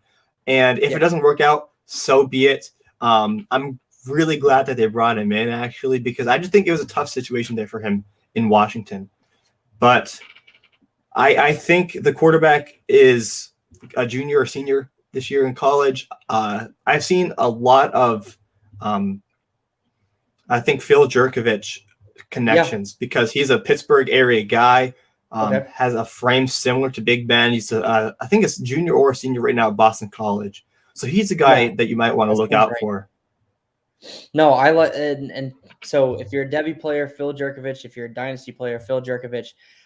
He's got some sneaky value. I agree with you on that. I think he's got the potential to be pretty decent. If you will hold on for me, okay, cool. I don't even have to do it. League 6 actually just filled, so now I'm going to go randomize the draft order. 1, 2, 3. And that's funny. Scott is actually the 101. So start draft. Okay. Now all Poly's playoff is officially started. All right. Congratulations. Thank you. Wrangling 240 people is no fun. I'm going to be completely honest with you. I was even having trouble with 24 for our listener leagues. So more power to you there. Yeah. And Scott Fish, I don't know how you do it, man. I love you. You're an inspiration, but good Lord. So if we're saying 3 receivers are top 36 and Najee shouldn't be higher in our ranking. Yeah, probably. Yeah, that's a good point. So yeah, you really are 101, Scott. That's actually a good point. I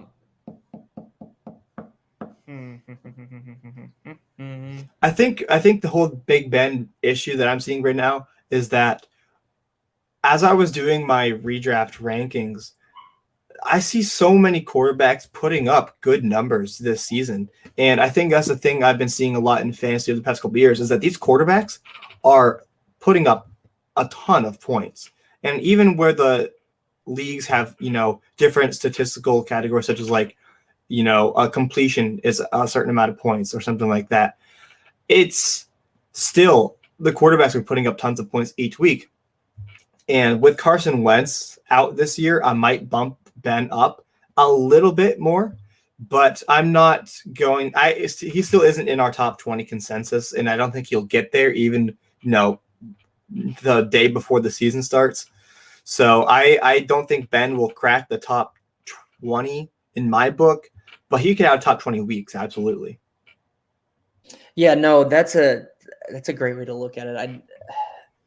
I don't know if it's going to be consistent enough to be like he could finish as like a top 20 QB maybe, but like you said, it's not going to be consistent. He'll have a top 20 week. He'll have a top 5 week probably every now and again, but then he'll have some bottom feeding weeks where they just run the ball, and different things like that. Or I mean, unfortunately, there is still some injury concern with him. So, yeah. he could get re-injured. He's 39. So there's some concern there. Who is your 101 in not one QB? It's Christian McCaffrey. Okay. And we did a podcast a few weeks ago about how to address the 101 and basically every pick in the first round. And basically we were saying if it's not Christian McCaffrey, you're doing it wrong because he gives you such an advantage. The 1,000 season he put together was not a fluke by any means. No. That's something that we could see from him, maybe once or twice more throughout his career. And when you look at the past, like I did some research about the last 30 consensus number one overall picks from like 2019 to like 1989 or something like that. And out of the 30 consensus people, only 10% have not lived up to the expectation. And that meaning they haven't even scored 100. They didn't even score 100 points that season, whether it was injury or just horrible play. Most of it was injury. Like Le'Veon Bell was on there a couple times. It's David Johnson and then Ickey Woods back in the 90s. And so your chances of Christian McCaffrey again, flunking out the season due to injury or some other factor is so minimal. You should be taking him. I don't think the injury is not a concern to me at this point for McCaffrey. And if it is, maybe take a look at a guy like Dalvin Cook, but it's McCaffrey for me. Well, Dalvin's got injury concerns too, I think. The only injury-proof running back I've seen at the top here is Alvin Kamara. What about Derrick Henry? I'm not taking him that high. Yeah, that's fair. Even in redraft? I think, yeah, even in redraft. Yeah, he was my RB5, and so the 105 is basically where I would take him. I gotcha. Yeah, that makes sense. And that I like Henry there at the 105. And completely agree with you with CMC. Like you said, his 1,000 yard season wasn't a fluke. And if you only had his yardage, he was still an RB1. And then he scored all those touchdowns that year too. Like, he's just so I got the privilege to have him in my home league that year. That's awesome. And it was beautiful. That is awesome. So, Parker, we're going to bring on our next guest to join us. It is Mr. Jamie Cutler of the Betting Edge, correct? Yes, sir. How's it going, guys? It's going good. So, Jamie, don't know if you've been nice to meet watching, you. but we've done a little bit of an AFC East preview, some Pauly's playoff talk. We were talking the Steelers right now because that's who Parker's favorite team is, and then just some general fantasy stuff as well. So, and you are actually in my division in Pauly's playoff, so we're going to bring that up real quick. I was going to say we're drafting right now. I'm at the 9 spot. I ran a couple mock drafts once I saw, so I had a little bit of preparation. I'm not as big of a fantasy expert as you guys are, so came on to get some tips and tricks from you. I have a couple questions for Shane when we get going. Perfect. So we're looking at our draft now, and that's kind of been chalk, not necessarily in that order, but that's kind of the order that I've seen so far with the drafts is McCaffrey, Mahomes, Cook, and Allen are the top 4. Parker, do you agree with that for a Superflex redraft league? I think that's fine. I don't know if I would take Cook at 103. I would start – look, I would have sensed the run on quarterbacks once Mahomes was taken. but there's a lot of depth at the quarterback position in fantasy where if that guy comes around, maybe a guy like Joe Burrow is available, Matt Stafford maybe. So I don't think that's a horrible pick by any means. How do you guys feel about Kyler going this early? Every draft I see, he's going this early. I'm a little skeptical of Kyler over Lamar and Dak. How do you guys feel? Oh, Parker, I'm going to let you answer this one. We've been talking I about saw a it smile Oh. as soon as I said it. Yeah. So my co-host and I just did our consensus rankings, and Kyler was our second quarterback behind Mahomes. Wow. Okay. And I think personally with his rushing ability, with the breakout passing ability we saw last year, Kyler Murray might put up the most fantasy points this season amongst the quarterbacks. And I have no shame taking him this high. I've done it before, and I would do it again. I've also taken Herbert this high because I personally, if I miss out on Herbert, I get pretty much upset for the rest of my draft because I can't, get that stack that I like. But Kyler is absolutely electric, and I have no issue taking him this high. Allen's a fine pick too, and they're neck and neck for me pretty much. But it's Kyler with a slight edge. Okay, interesting. That's good. That's good to know for when I get up to the 9 slot if Kyler's sitting there. I'm gonna take him, and then I'm gonna start messaging you on Twitter saying, "Hey, how's he doing this week? What are we thinking?" So I'll let you know how it goes. You can blame me if it doesn't go well. That's exactly what I was looking for. Love it. Yeah, so Jamie, who I guess, and we won't ask you to reveal strategy, but with if you had the 101, are you taking McCaffrey or Mahomes in a Superflex league? I think I'm taking McCaffrey. I think Okay. the difference between the top running back and the top quarterback for me, it's just such a sizable difference. And I just want to take CMC. I think in the backswing there, if you're 101, you can kind of come around. There's still some options. I wouldn't hate reaching on a quarterback at that second spot. Potentially Rodgers. I know a lot of people are expecting regression there. Yeah. I'm comfortable taking him that early, and I'm more of someone who would go against the ADPs and go for the value I see, especially in Superflex. So for me, I'm fine with McCaffrey. Cool. I like that. All right. And Jamie, you are also a Seahawks fan, and that is what we plan to talk about. And you said you've got some questions for me. But right here. I'm going to open it up to you guys real quick.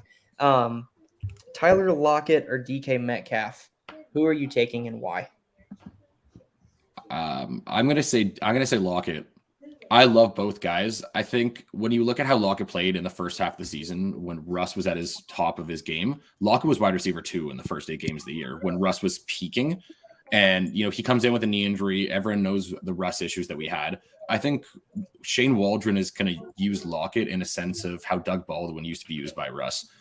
More of his go-to kind of guy, things like that. And I love DK. I think DK is amazing. But where they're being drafted, I'm more comfortable taking Lockett there than I am taking Metcalf.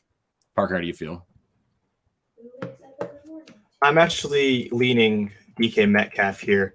And it's nothing that I have against Tyler Lockett. But to me, I'm hoping for more of a consistent DK Metcalf this season. Tyler Lockett, I had him in my listener league last year, and I ended up trading him away just as the middle point of the season pretty much. And it worked out for me because Russ, the second half of the season, wasn't the first half Russ by any means. So that was a tough slope for him to fall off of. But it's DK here for me. And I think that he's just slightly more talented. I love Lockett. I think he might be one of the best, toe tap artists, sideline catchers in the league. But it's going to be DK Metcalf for me. He's actually my wide receiver 8 on the season. So I'm hoping to see big things from him. Interesting. Okay. I've seen some people have Metcalf higher, so expecting you to say top 5 when you said he was higher than Lockett. So that's interesting for me. I feel like we're on the opposite sides here. The Kyler choice, now the Lockett pick. I don't know what I'm doing. Oh, I love the back and forth. I think it breeds some great conversation. What it does is it allows both of you to evaluate your process, which is what I love about the fantasy football industry on Twitter, and see, okay, yeah, I'm right and that guy's wrong, or maybe I should consider what he said. So I greatly appreciate the back and forth. So here's a question for the both of you, though. And Jamie, I think you brought it up. Russ, or actually it was Parker, sorry. Russ was not let Russ cook in the second half of the season last year. I still think he's considered a top fantasy quarterback. Where are you guys comfortable taking him? And while you guys discuss that, I'm going to run and take a bathroom break. There you go. Parker, I want to hear your thoughts first before I go a little. Make it easier on me. All right. Nah, no problem. So I've got Russ as my QB7 on the season. And, I was higher on him last year than I was this year. But you mentioned Shane Waldron, and I think that's a great name to bring up. Each year at Fantasy Football in 5, we do an off-season podcast called The Coordination Station, where we talk about the most important new offensive and defensive coordinators in the league.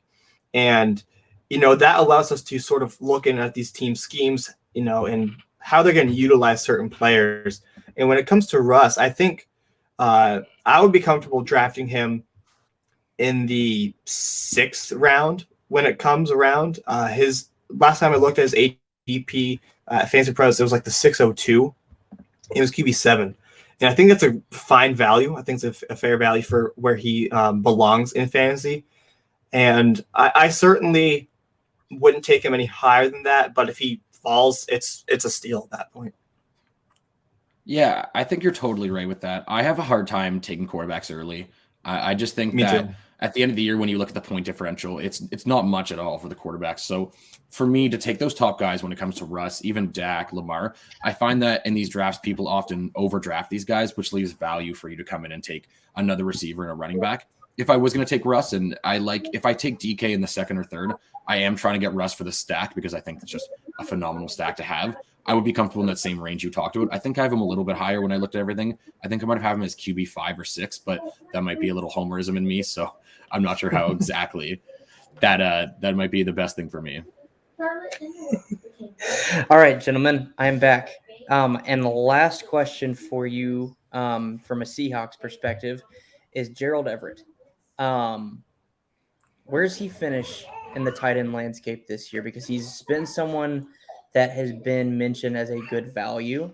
So where are you taking him and where does he finish? Parker, let's roll with you first, and then Jamie, you go. Yeah, so I'm actually increasingly becoming a fan of Gerald Everett this season. And I loved Will Dissly as a Seahawks, spectator. And personally, Everett's going to bring a little bit more, I should think, excitement to the tight end position. So I don't think Seattle's really had that since Jimmy Graham's been there. They tried to fill his shoes. It just hasn't worked. And I believe, if I'm not mistaken, Everett is pairing up with his old OC. I think that's right. So I think that connection is going to be really nice. And Everett just made my tight end rankings. He was number 20 on our rankings. So I like him, and we'd be fine to take a stab at him. I'm not huge on a backup tight end, just because if I'm going to take a top tight end, why would I need that backup guy? So I think it's a great streaming option, but if you need a backup, I think he's a great guy, because what's going to stop him from having, 500 yards and 5 touchdowns this season? Yeah, I totally agree with you. And I think as someone who watches the Seahawks every single game, watching the games multiple times over, the highlights, the replays, Russ always avoids the middle. He refuses to throw to the middle to his tight ends. Even with Jimmy Graham, the experiment didn't work out as well as it should have based on the fit. And I thought it was a fantastic fit coming in. But Russ just doesn't seem to like throwing to tight ends. Dissly had a little bit of success before he got hurt. And I think Shane Waldron is going to be drilling into his head the quicker passes over the middle, because that's something the Seahawks offense hasn't had the past couple of years, which has had it cause issues for them when people play the too high. They take the middle over the top. It's done. And now they have that middle area open where Russ refuses to play. So I think if Russ plays into that weakness and tries to build that into a strength, Everett should have a phenomenal year. Phenomenal for me, for an Everett perspective, would be finishing as the 10th tight end, the 9th tight end. I don't see any ceiling where he goes higher than that, but his ceiling for me is 9 or 10. I assume his floor is probably where you said, around the 20 spot. It's not hard for a tight end to have a good week these days. So Exactly. It's about putting those consistent weeks together, and there's about 3 or 4 guys who can do that. mhm. Absolutely. All right. So Parker, I know you've got to get running. Thank you again so much for coming on for us or with us. Make sure you follow Parker at Fantasy F Ball in 5 and check out his podcast. Parker, anything else you want to plug before you roll out? No, not really. You know, our listener league draft is set to kick off here next week, so we're really excited for that. We have 2 leagues this year, so we're expanding every season. We're really excited. You can go find a podcast on Apple, Spotify, pretty much any platform you listen to your podcasts on. Our positional rankings are going to come out next week, so if you're in tune to that, we'd be happy to have you listen to it. So thank you for having me on. This was a great experience. I loved it. Thank you. Yeah, thanks for coming on, man. Appreciate you. Great meeting you, Parker. Have a good one. See ya. All right. So before we move on to Jamie's questions that he has for me, I do want to remind everyone that the whole goal for today is to raise money for the Alzheimer's Association and hashtag Polly's Playoff. Our goal for this year is to get to $10,000 raised. We're currently around 5,000, I think. So we got a lot to go. If you need the link to donate, DM me on Twitter, tweet at me, whatever. I'll shoot it over to you. I've tweeted it out a couple of times today. It's in the description on YouTube. But we are working towards that $10,000 goal for this year because we did double the size of Polly's Playoff as well. So that is kind of what I wanted to get to before we start talking some more fantasy. So Jamie, hit me with those fantasy questions that you got. Yeah. So when you asked me to come on, I took some questions that I need help with for fantasy because, as you know, I'm more of a betting expert than a fantasy expert. Yeah. So I've got 5 questions. I did write my own answers just to compare off a little bit, but okay, I really need to hear yours because I've got a couple drafts this week, including your own. So maybe not too much strategy, but just a little bit of help would be great. Yeah, totally. First thing I want to know about is what's your favorite pick to have in the 2021 draft? If you could have any, let's say 1 through 12, what kind of pick would you like? And I wrote my answer and I'm curious to see your answer before. Man, I love the middle 3 picks, if you will. So 5, 6, 7. Those are my favorite because you get the most consistent value, I feel like, in those. And if you get caught in a positional run, you can either end it or you're in the middle of it so you don't have to miss out on it. So I always love drafting from the 6th spot because every time I'm getting the same level of player pretty much every single round. And not I feel like you're reading off of my notes. My notes exactly say, personally, I like the 6th pick. Always happy to be in the middle. I think it's a crapshoot for the top 6 guys. And I think I'm same as you with the 6th pick. The other thing for me is I think I might be higher on Saquon and Alvin Kamara than most are. So when you come to that 6th spot, I'm comfortable taking any of those 6 first guys in this year's draft from a running back perspective. When it comes to super flex, I might lean a little farther back because I like the double swing with the quarterbacks when they push more running backs down the board. So for me in super flex, I think the 8th spot is there, but I'm glad to know that we're on the same page for the picks. That makes my life a little easier. Next one I have for you. So sorry, I'm actually gonna play off what you said there with Saquon and what is the word that I'm looking for? Saquon and Kamara. Yeah. I would be comfortable taking Kamara there. I don't think I would be with Saquon because I think you can get him a couple picks later. Now, obviously, if you've got the 6th spot, you're not going to have a couple picks later. But I would be cool taking Kamara there, especially because, especially now, like MT is out for who knows how long. I'd be cool taking Kamara there. So, okay. What's your next question? Okay, tight end sleeper. Give me one tight end sleeper that you like who's going later than, let's say, the 12th guy, and I have one as well. If you have the same one as me, I'll be thrilled. I am not looking. Hold on, let me pull up Fantasy Pros ADP real quick. Yeah, go for it. I can tell you mine first if you want. Make it a little easier. Yeah, go ahead and tell me yours, just because I kind of want to see what you're thinking. I have Anthony Fursker, and I know it's such a weird one, and I haven't seen a lot of people talk about him, which is why I was comfortable bringing it up. If you look at some of the advanced stats, I'm not sure if you know what hog rate is, but it represents targets per snap. and he was Okay. second out of any tight end in the league to Kelsey. So that means anytime he was on the field, Tannehill was finding him more than anyone else because he's just comfortable with him, which to me was weird because I know they used a lot of Jonnu Smith as well. But when I watched their games, he always stood out to me as someone who Tannehill was looking for him more than he was just open. So I'm not sure if there's some sort of connection between the two of them. But with Jonnu Smith gone, there's a ton of targets to be had. I know Julio was there, but he to me kind of replaces Julio. Corey Davis. Yeah. He replaces Corey Davis, right? Then you've got Yeah. Fursker in there. And I just think he's an easy one. And I love that they use the tight end quite a bit in the red zone. So he is my late round sleeper that I will be targeting in most drafts. No, I actually like that. Julio scares me off a little bit. Hold on just a second. As per warned, I'm parent.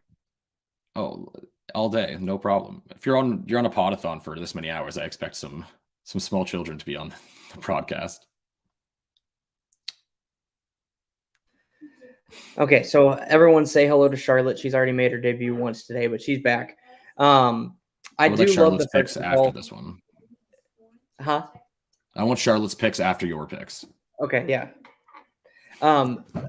So looking at Fantasy Pros ADP, there's one for me that like it's slightly homerism, but he's got such potential to break out. He's going as tight end 25 and 203 overall according to Fantasy Pros ADP PPR, and that is Cole Kmet. I know a lot of people in the Twitter industry are higher on Kmet. But I love Cole Kmet, and for some reason he hasn't skyrocketed in value yet. So I am all over Cole Kmet at that ADP. There's honestly there's a lot of guys that I think have potential later in the. She could move, please. Don't touch that. Sorry, trying to plug my computer in, and my kid unplugged it again. But there's a lot of guys on this list, honestly, after the top 12 that I really, really like. I'm actually going to skip down to number 20 is Adam Troutman, 21, Gerald Everett, 22, Blake Jarwin. I saw in the comments, Dalton Schultz, and we'll throw that up there real quick. There we go. Twitter loves Blake Jarwin. Huh? Twitter loves Blake Jarwin. Every time I'm on Twitter and fantasy tight ends are being talked about, I always see Blake Jarwin's name come up. Yeah, I think he's going to have a really, really good year. I agree with Scott. I think you can wait on tight end this year more than any other because there's a lot of guys that have potential to break out. Blake Jarwin, Dalton Schultz, Adam Troutman, Cole Kmet, Gerald Everett, all those guys have a lot of potential to, especially at their ADP, smash their ADP. So we'll see if I'm right. Perfect. Next question, and this is an interesting one. Do you have a favorite handcuff running back? I find the handcuff running backs, there's always one or two a year where at the end of the year, people look back and they like to be like, wow, I found the diamond in the rough. I was the guy who was on this person. And I think everyone has one or two. I'd love to hear who yours are. So I've got three that I can consider, well, really two that I consider super handcuffs. And that's Kareem Hunt and Tony Pollard. I feel like everyone kind of knows about them though. So not as and then Latavius Murray, that's probably the other one. Alexander Madison, you could probably throw in Matt Caruso. You're reading my mind. So those are some guys that I like. If you made me pick one that's more of a sleeper, if you will, I actually really like Phillip Lindsay this year because David Johnson is old and hurt, and Mark Ingram is old and potentially hurt. So I really like Phillip Lindsay to potentially just win a war of attrition and be the starting running back in Houston. And they don't have anybody. Like, that team is so devoid of talent on the offensive side of the ball that I think Lindsay could have a surprisingly good year just by winning the job. Their roster's horrible. I look at the roster and it's upsetting that that's an NFL team that's being fielded in the 2021 season. It's just so horrible. So I definitely agree. The one thing that worries me is if Watson doesn't play, they have no receiving targets. I mean, they're just going to stack the box in every play and make Tyrod Taylor, Davis Mills beat you. It's just a tough one. But I think I agree with you that Lindsay could just purely based on the numbers, he'd probably end up being a steal at that spot only because of the pure numbers he'll get. Eventually he'll have to score a touchdown or two. Exactly. That's my thinking is the volume is just going to be so ridiculous this year. Scott actually asked us 2 questions that I want to address in the chat. Javonte Williams or Melvin Gordon. For redraft, I'm going neither, because I think they're going to end up eating into each other a lot more than people expect. And I don't like Melvin Gordon, so that kind of hurts. But Javonte for Dynasty, no question. I think I'm going to go Javonte both. Dynasty's the easy one. Yeah. For redraft, Melvin Gordon's underwhelming. He underwhelms all the time. He was great with the Chargers, and I don't know what's happened since. If it's the combination of injuries, the scheme fit in Denver. He was fine last year. He had 2 good games, one of them which was against the Jets, which, I mean, I could have a good game against the Jets. It's not too hard. So I'm going with Javonte all day. And my favorite handcuff, by the way, someone that I thought you would mention but didn't, AJ Dillon. Thoughts on AJ Dillon? It hurts me a little bit as a Packers fan just because of the draft capital that they spent on him. I think it's a good pick. I think he will fill into that Jamal Williams role really well. But I'm just like personally hurt because the Packers have screwed Aaron Rodgers that I personally probably won't take him, but it's just I'm playing with my heart and not my head there. You got to do it sometimes. Jamie, one more question for you from the comments with Scott. Does Jamie think the Texans are an under for wins this year? So we just did the podcast about our AFC win totals. That is coming live. Should be today, actually, with Vance Meek of Around the Block as well. And we touch about the Texans. I have the under for the Texans, regardless of if Watson plays or not. I hate the roster, as I talked about. I don't like the new coaches. I think for the under, oftentimes the new coaches, it's an easier bet. And their division, well, it's probably the worst division in football. I still think each team is astronomically better than they are. So out of those 6 games, what do they win? 1 or 2 maybe? They don't have a great schedule going in, and I can't bet on that team. I don't want to touch that bet, but if I had to take one side of it, I'd be taking the under, easily. Yeah. Cool.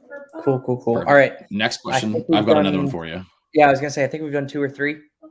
I've got this one. This one might take a bit. So, who are the guys you're walking away from in your draft that you're trying to take in every format? Are there 2 or 3 players where you're saying every draft, you're going to reach on these guys, and who are they? That's a great question. I came very prepared, I promise. You did. So let me pull up my underdog exposure real quick. I know that's best ball, but that will at least give me the ability to see it. Ironically enough, Cole Kmet is one of them.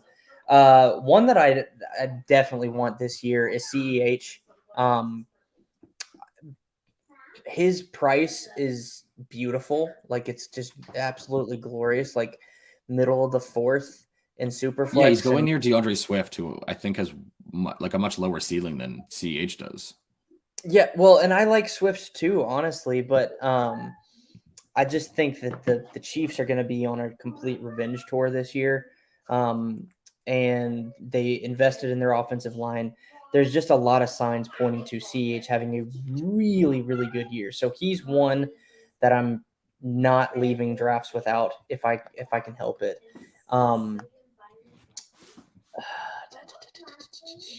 just going to steal your picks I'm going to pick CEH as soon as I have the option on Sleeper. The minute I see his name come up I think you're a couple picks before me or after me, either whatever side I'm taking. I'm at the 12. I've got the turn, which will be nice, managing the tournament, but I like the turn because it's bang bang.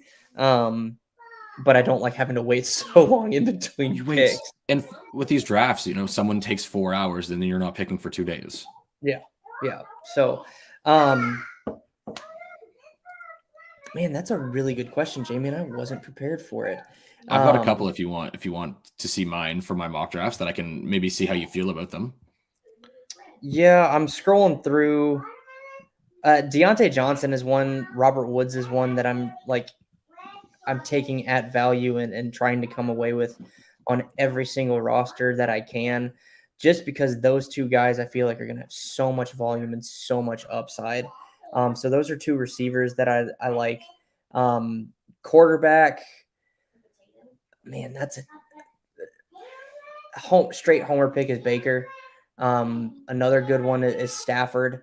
And Tannehill. Stafford and Tannehill to me scream value and production. I have Tannehill on my list.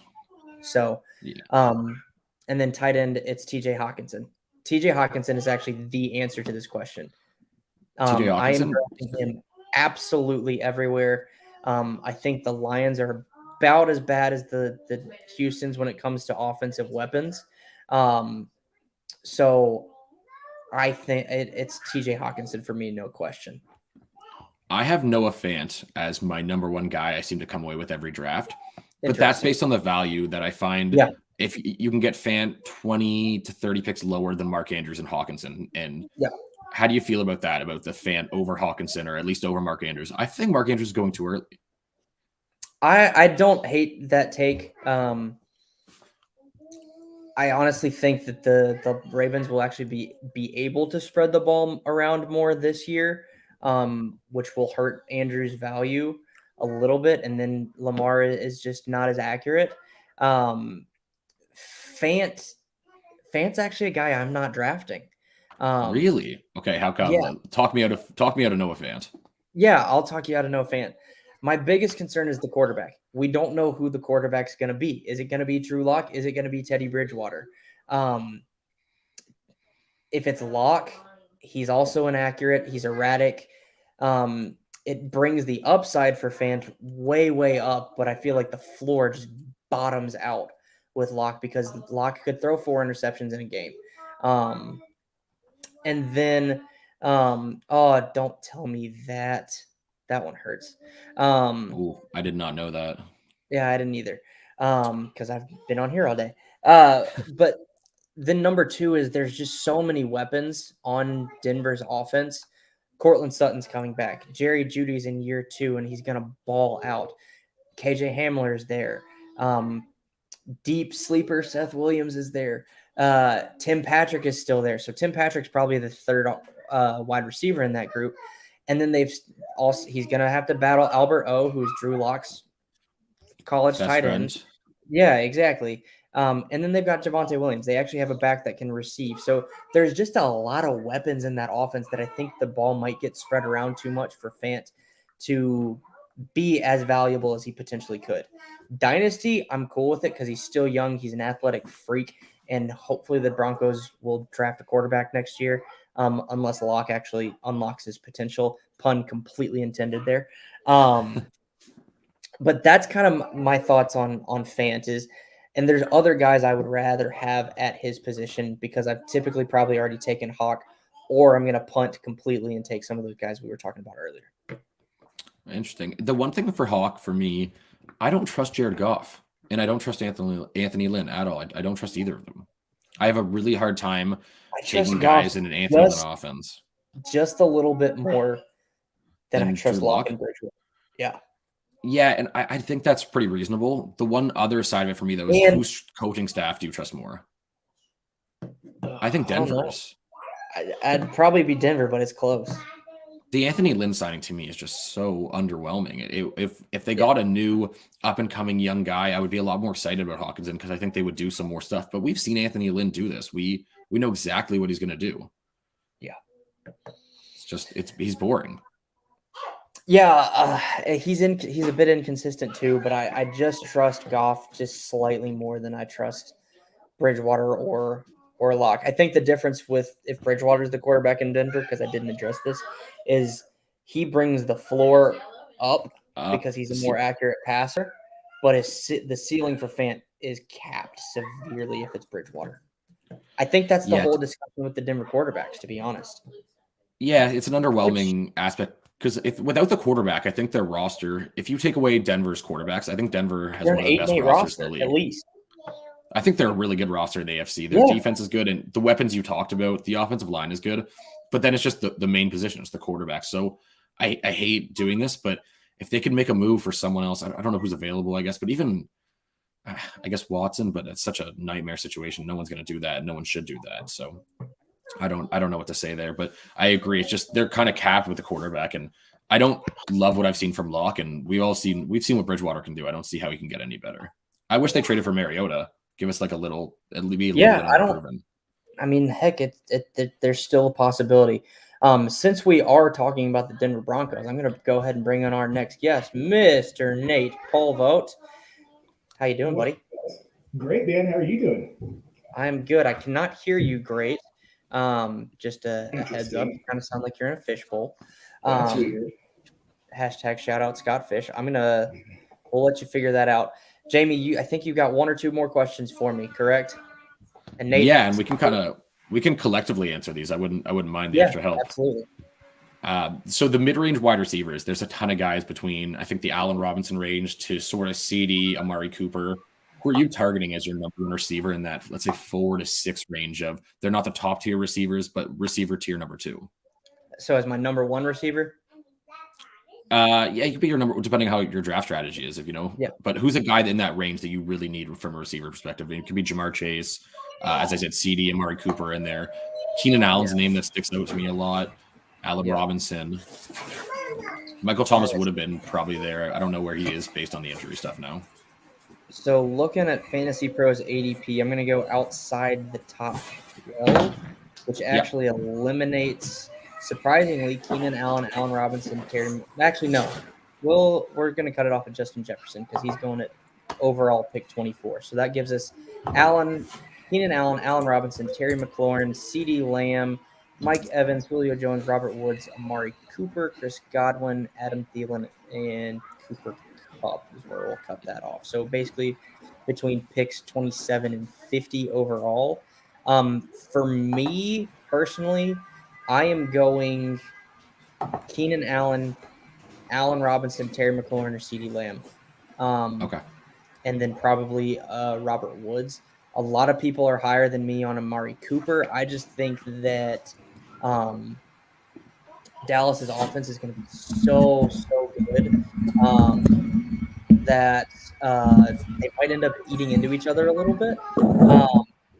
And so I like CD. I love what I've seen from him so far in camp, and he's year 2. He's actually got Dak back. Like he's a really good one. So yeah, I'm going CD, especially if it's dynasty.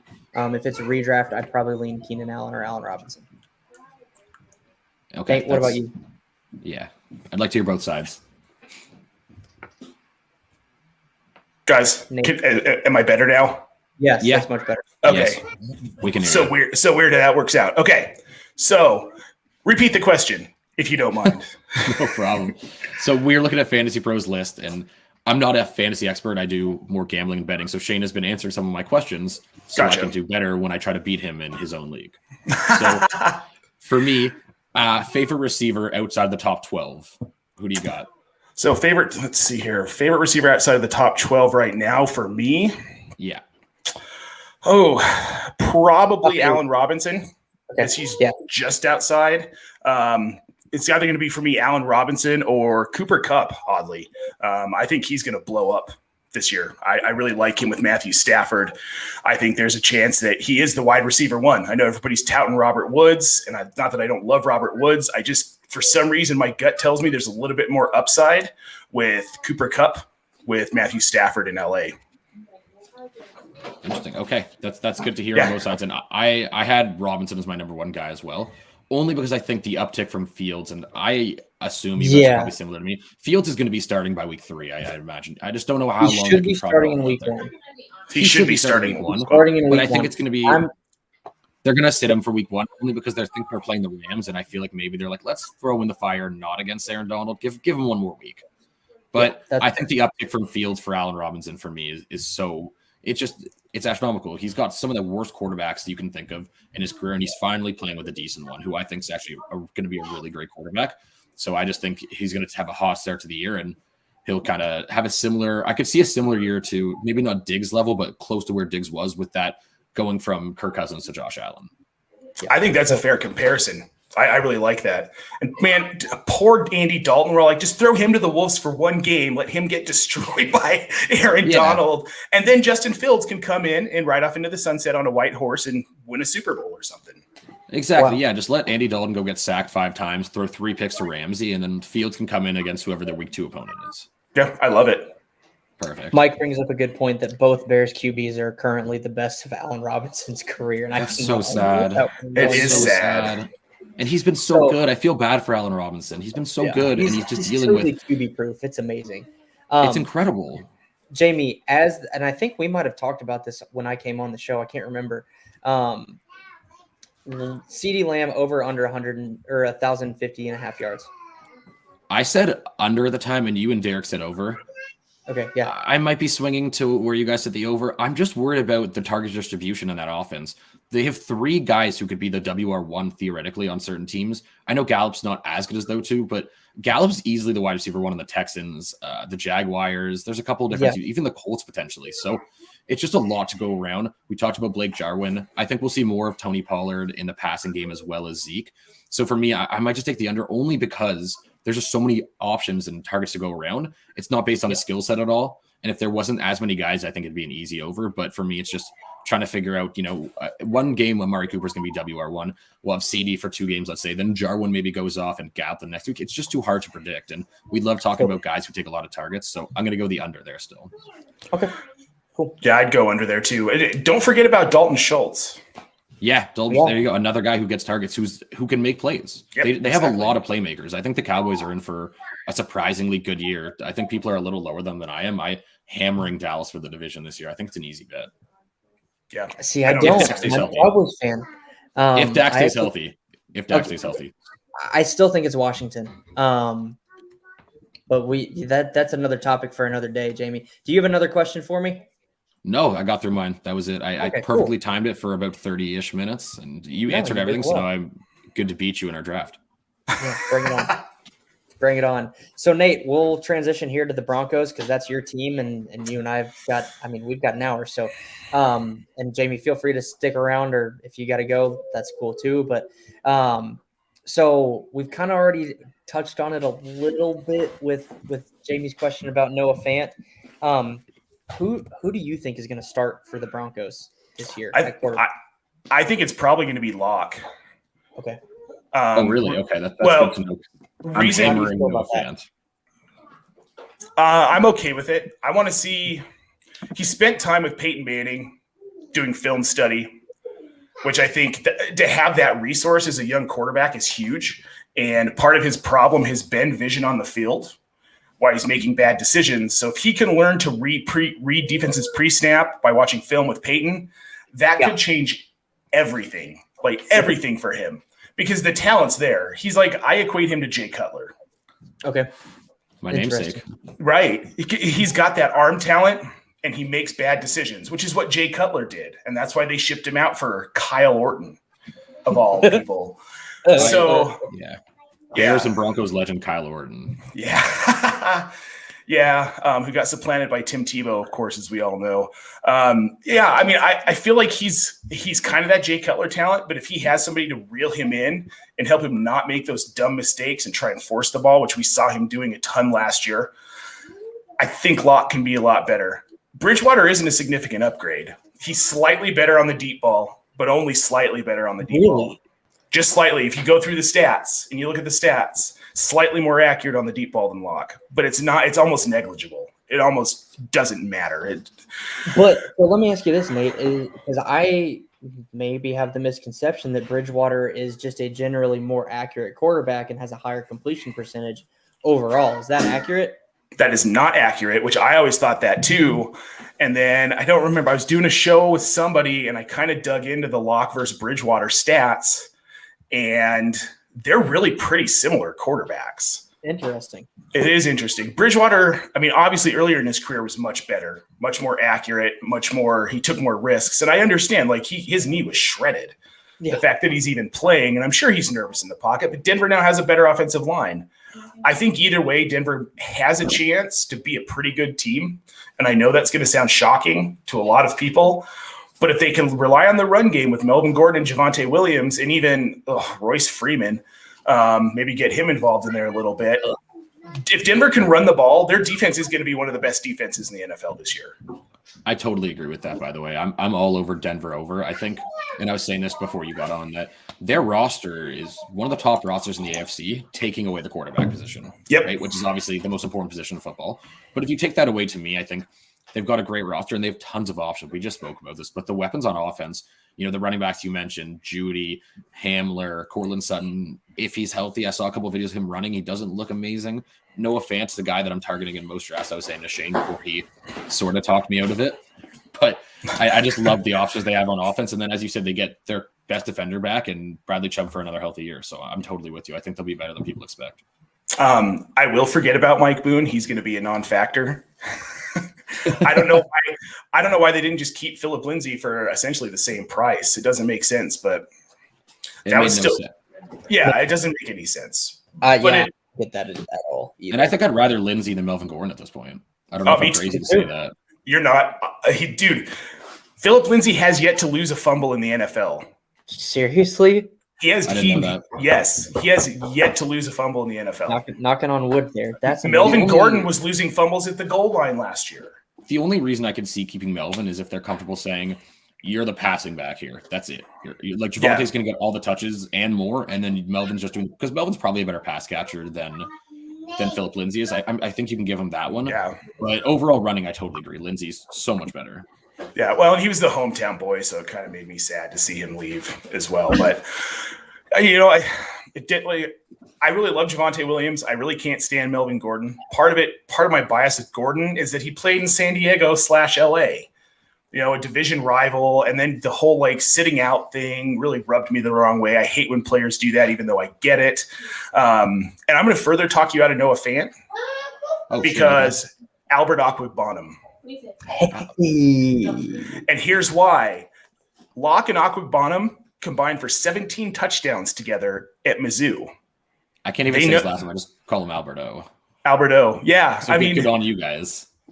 I really think he was starting to break out right before he got hurt last season. We saw him getting more involved in the offense. He snagged a couple touchdowns, maybe just the one touchdown.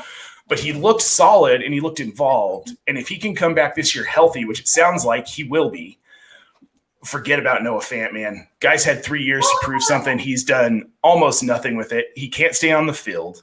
And when he is on the field, he's decent, but he hasn't been a main target, especially with Cortland Sutton and now Jerry Jeudy. He's not dynamic enough as a tight end. He's a decent blocking tight end, and maybe they'll use him in those kind of sets. Maybe they'll do some 12 personnel with both of them on the field. But the guy who's going to get targeted in those 12 personnel sets is going to be Alberto. Okay, well that's then. You know what? I'm taking him off my list, and I will not be drafting him anymore. He's off the list. I promise. You're welcome. Thank you, guys. I love it. So, Jamie, I know you got to get rolling. I greatly appreciate you for coming on. Love chatting Seahawks briefly, and then I love that you brought your own questions. That really helped the discussion go along. So before you go, make sure everyone follows him at jcutler0. Check out his podcast. If you go listen to episode 1, you might hear a familiar face. I was going to say we got very lucky with episode 1. And anything else you want to plug before you get going? No, Betting Edge podcast. It's from Around the Block Podcast Network. We had Deontay Lee of PFF on for episode 2. It was last week, and we'll have another episode coming this week. So please give it a follow and a listen. And again, thanks for having me. Great cause, and I'm happy to be here. Cool. I appreciate you, and thanks for participating in the tournament as well, which is what this is all about. Absolutely. So, have a good one, guys. Thanks. See you, Jamie. See you, Jamie. Bye. Hey, Herms. What up, Herms? You're awake early, man. Good Yeah, for you you. are. I'm kind of surprised. He probably has. He must have to work today. Yeah. So before we move on and talk some more Broncos and just fantasy in general, I do want to throw up. I put the link to donate back in the chat. Again, the whole point of the Podathon today is to raise more money for the Alzheimer's Association. Polly's Playoff is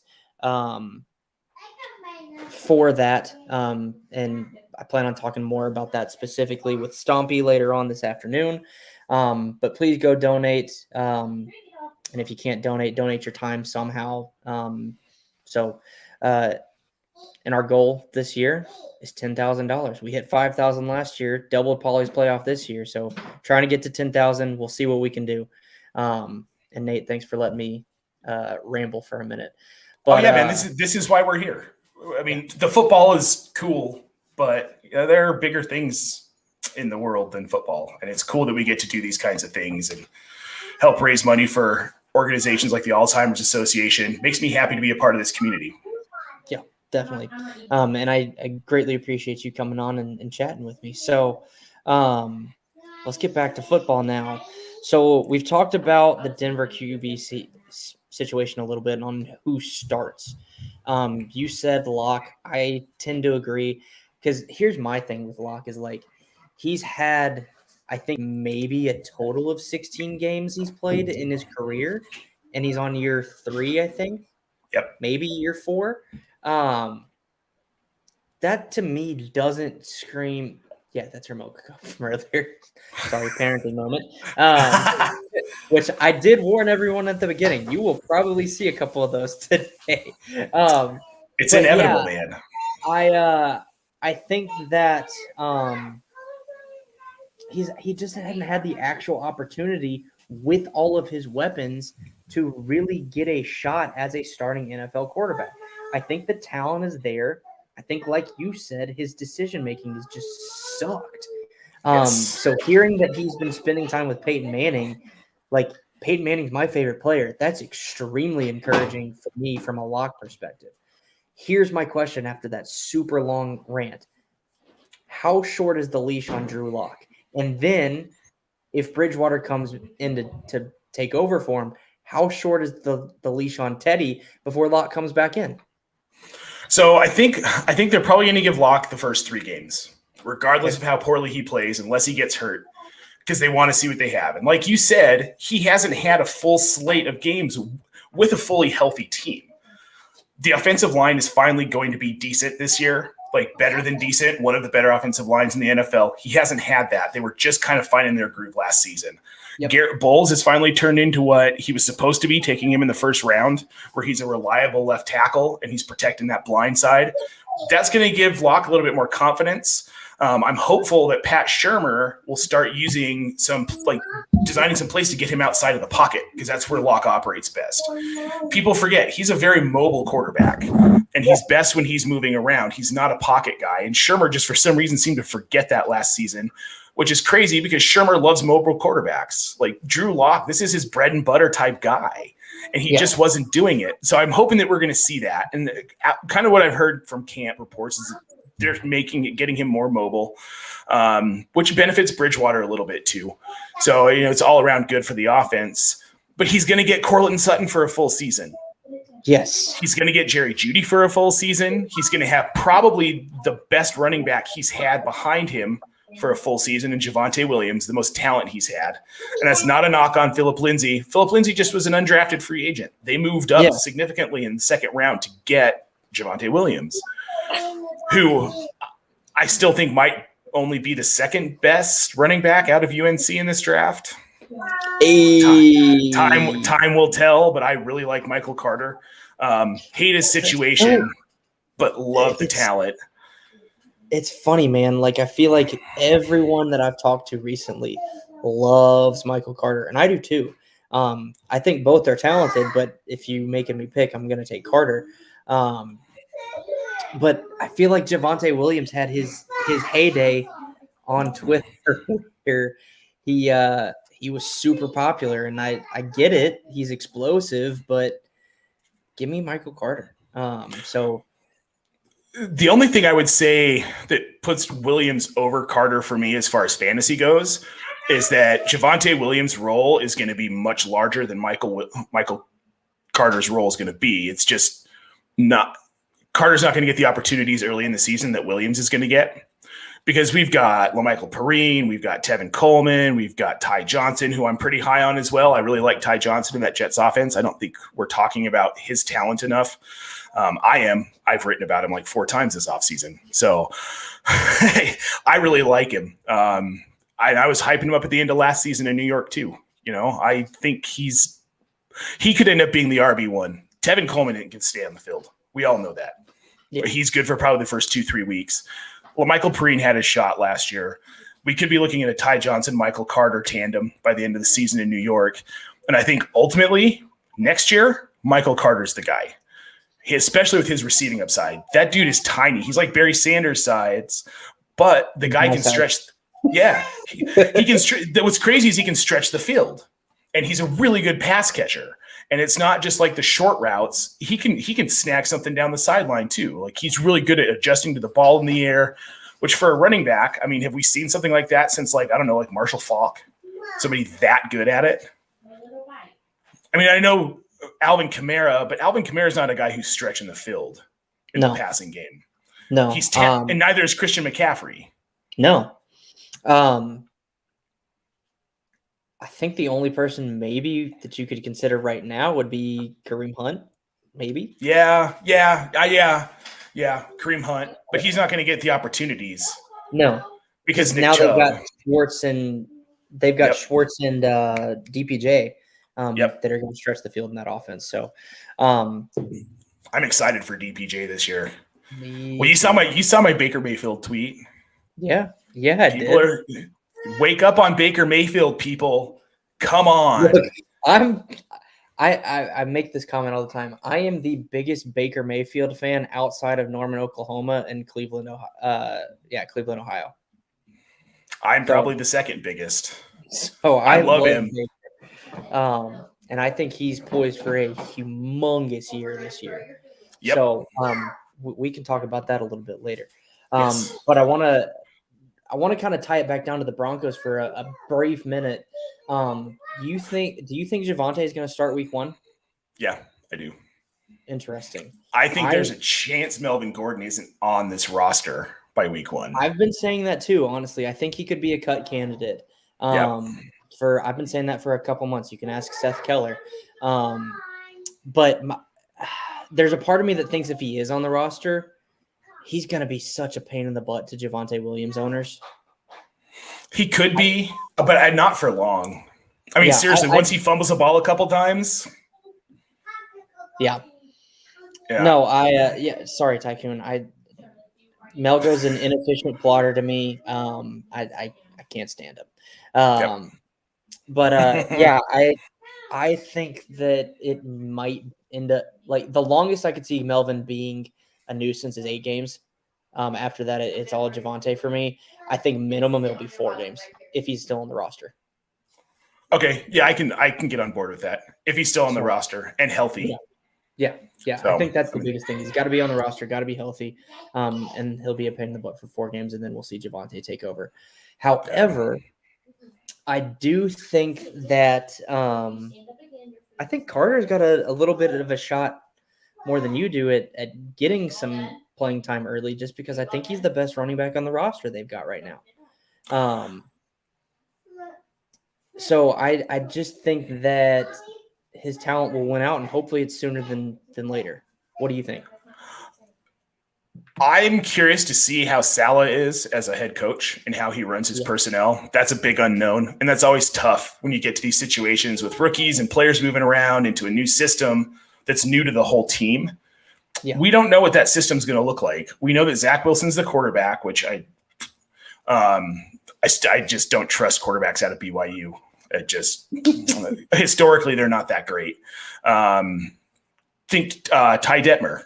Dude won the Heisman. He did nothing in the NFL. Great college quarterback, but that BYU system just doesn't – it's not conducive to being successful in the NFL. We've seen some guys do it. Like, you have to go back to Steve Young pretty much. Yeah. So, and I just don't believe in Zach Wilson. I can't believe he was the second pick. His mom drives me crazy. I swear I'm tired of seeing her on social media. Can we stop talking about her? But I think Michael Turner is one of those guys where it's not going to be year 1. He's going to be a guy where next season we see Michael Turner just explode. And we'll see flashes of it towards the end of the season where they get him more involved in like the passing game. And there's a chance he might be that Alvin Kamara to the Latavius Murray or Mark Ingram type deal where he's getting a lot of the passing work and we see Ty Johnson getting a lot of the actual like groundwork and getting the carries. Yeah, that makes sense. And I like that comparison a lot. And that makes a lot of sense too, especially with Saleh coming from the 49ers. And they run a freaking committee backfield. It's why I don't like 49ers running backs. Me either. So that's a very good point to bring up. So maybe be a little patient on Carter, but I do still think he's the best running back on the roster. And he's a steal in his dynasty rookie draft ADP. So yep, totally agree. We'll have to look. I think I got him in my home league rookie draft. I just hammered running backs in that draft. I think my first 4 picks were running backs, and I ended up trading. I had the 101, the 104, the 108, the 112, and the 2-1. I traded the 108, and then I think I went Najee, Etienne, Carter, and Sermon. Okay. There are 2 of those picks I wouldn't have made, but I think you It can was guess one which TD, two. if that. Oh, changes. that does change it a little. Yeah. I don't know, man. I'm kind of out on Etienne and Sermon. Okay, we got to talk about that right now. Why are you out on Etienne? Because I love him. Because he's not the talent that I don't know why I know why Urban Meyer took him when he did, because Trevor Lawrence. Comfort factor for Trevor Lawrence. I understand that. But look, he's not a great pass catcher. He wasn't in college. He's not going to be in the NFL. I know that they gave him passing work like early on in OTAs to try and get him better, but did you see any of that film? It wasn't great. And James Robinson, yes, he was an undrafted free agent. Yes, Urban Meyer did not sign him. I understand that. But you can't deny the fact that the dude ran for 1,000 yards last year. And at some points in some leagues, based on scoring, he was a league-winning running back. And he was a guy you were getting on waivers in like week 3. Yep. You can't – Etienne probably will be something sometime. Maybe not a bad buy in Dynasty, but I'm not taking him unless I can get him in the 4th round of a rookie draft, which did not happen. He was going off the board in the 1st or 2nd. So I'm just out on him. I don't think the value's there. A big part of my issue is anything Jacksonville outside of James Robinson scares me because of Urban Meyer. And Exactly. you know I'm a LaVisca Chenault stan, like big time, because he went there. And I've been following him since he was a freshman in college, and I love the guy. But even I'm a little scared about his value this year too, because I don't know why they went out and got Marvin Jones. Like, I don't understand what Urban Meyer's doing. And until we understand that, it's kind of a risky fantasy landscape. Yeah, I don't think anyone, even maybe Urban, knows what he's doing from any standpoint, really. I think too, and I know you kind of pointed it out, but I think the difference is like James Robinson's an undrafted free agent. Etienne's got 1st-round draft capital. I think eventually that will play a part. I love Etienne. The speed's there. The athleticism is there for me. There's been talk about him being used as like the Curtis Samuel or the Percy Harvin in Urban's offense, and I love that kind of aspect for him. I know you say he's not a great pass catcher, but he can catch the ball. Well, I can catch the ball too. Yes, but I know that he has worked significantly on improving that, and I think he will continue to do so. I think I kind of agree with you though for this year. Like, I don't know if I'm in on him yet, just because Robinson will be a nuisance. Urban will be a big question mark, but then long term and Dynasty, who knows if Robinson's still on the roster next year? And I think he'll have his sea legs, if you will, and be able to provide that value for you. I also just think he's super talented. So that's. Well, you're a Clemson fan though, too, right? No, I'm an Auburn fan. That's right. We did talk about this. Yeah, I live in Clemson country now, but I'm an Auburn fan. So that's right. That's right. Because we talked about that. Because I'm just glad you're not a Bama fan. Exactly. Because then we couldn't be. Well, we could be friends, but we could be friends. It'd be hard. My wife's giving me a look right now because she is a Bama fan.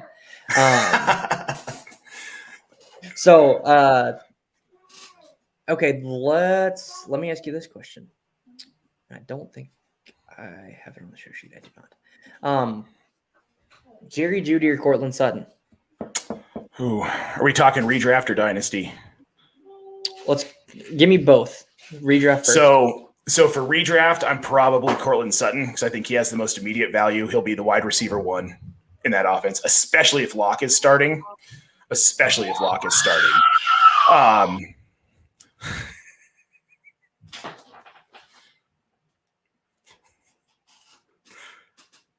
The dad face, man. The dad face. Oh. In redraft, in redraft, Sutton. Dynasty, though, Jeudy, I think, has got the better long-term value. Yeah, I completely agree. Yeah, I completely agree. I also just love the way that Jeudy runs routes. I think he's such a route technician that he'll be Keenan Allen. He'll be Stephon Diggs, Devontae Adams for whoever the quarterback is in Denver this year and next year. So I I think I agree with you, but it's really, really close, I think, in redraft. But Dynasty, it's 100% Judy for me. Yeah. Because Cortland Sutton's, I think, only 24 or 25. So he's young. I think he could be out of town because his contract is up after this year too. So I could see him going to somewhere else to win. No offense. Have a better shot at winning, or have a better quarterback. You just stick around and wait for Aaron Rodgers to sign here for 2022. Just leave me alone.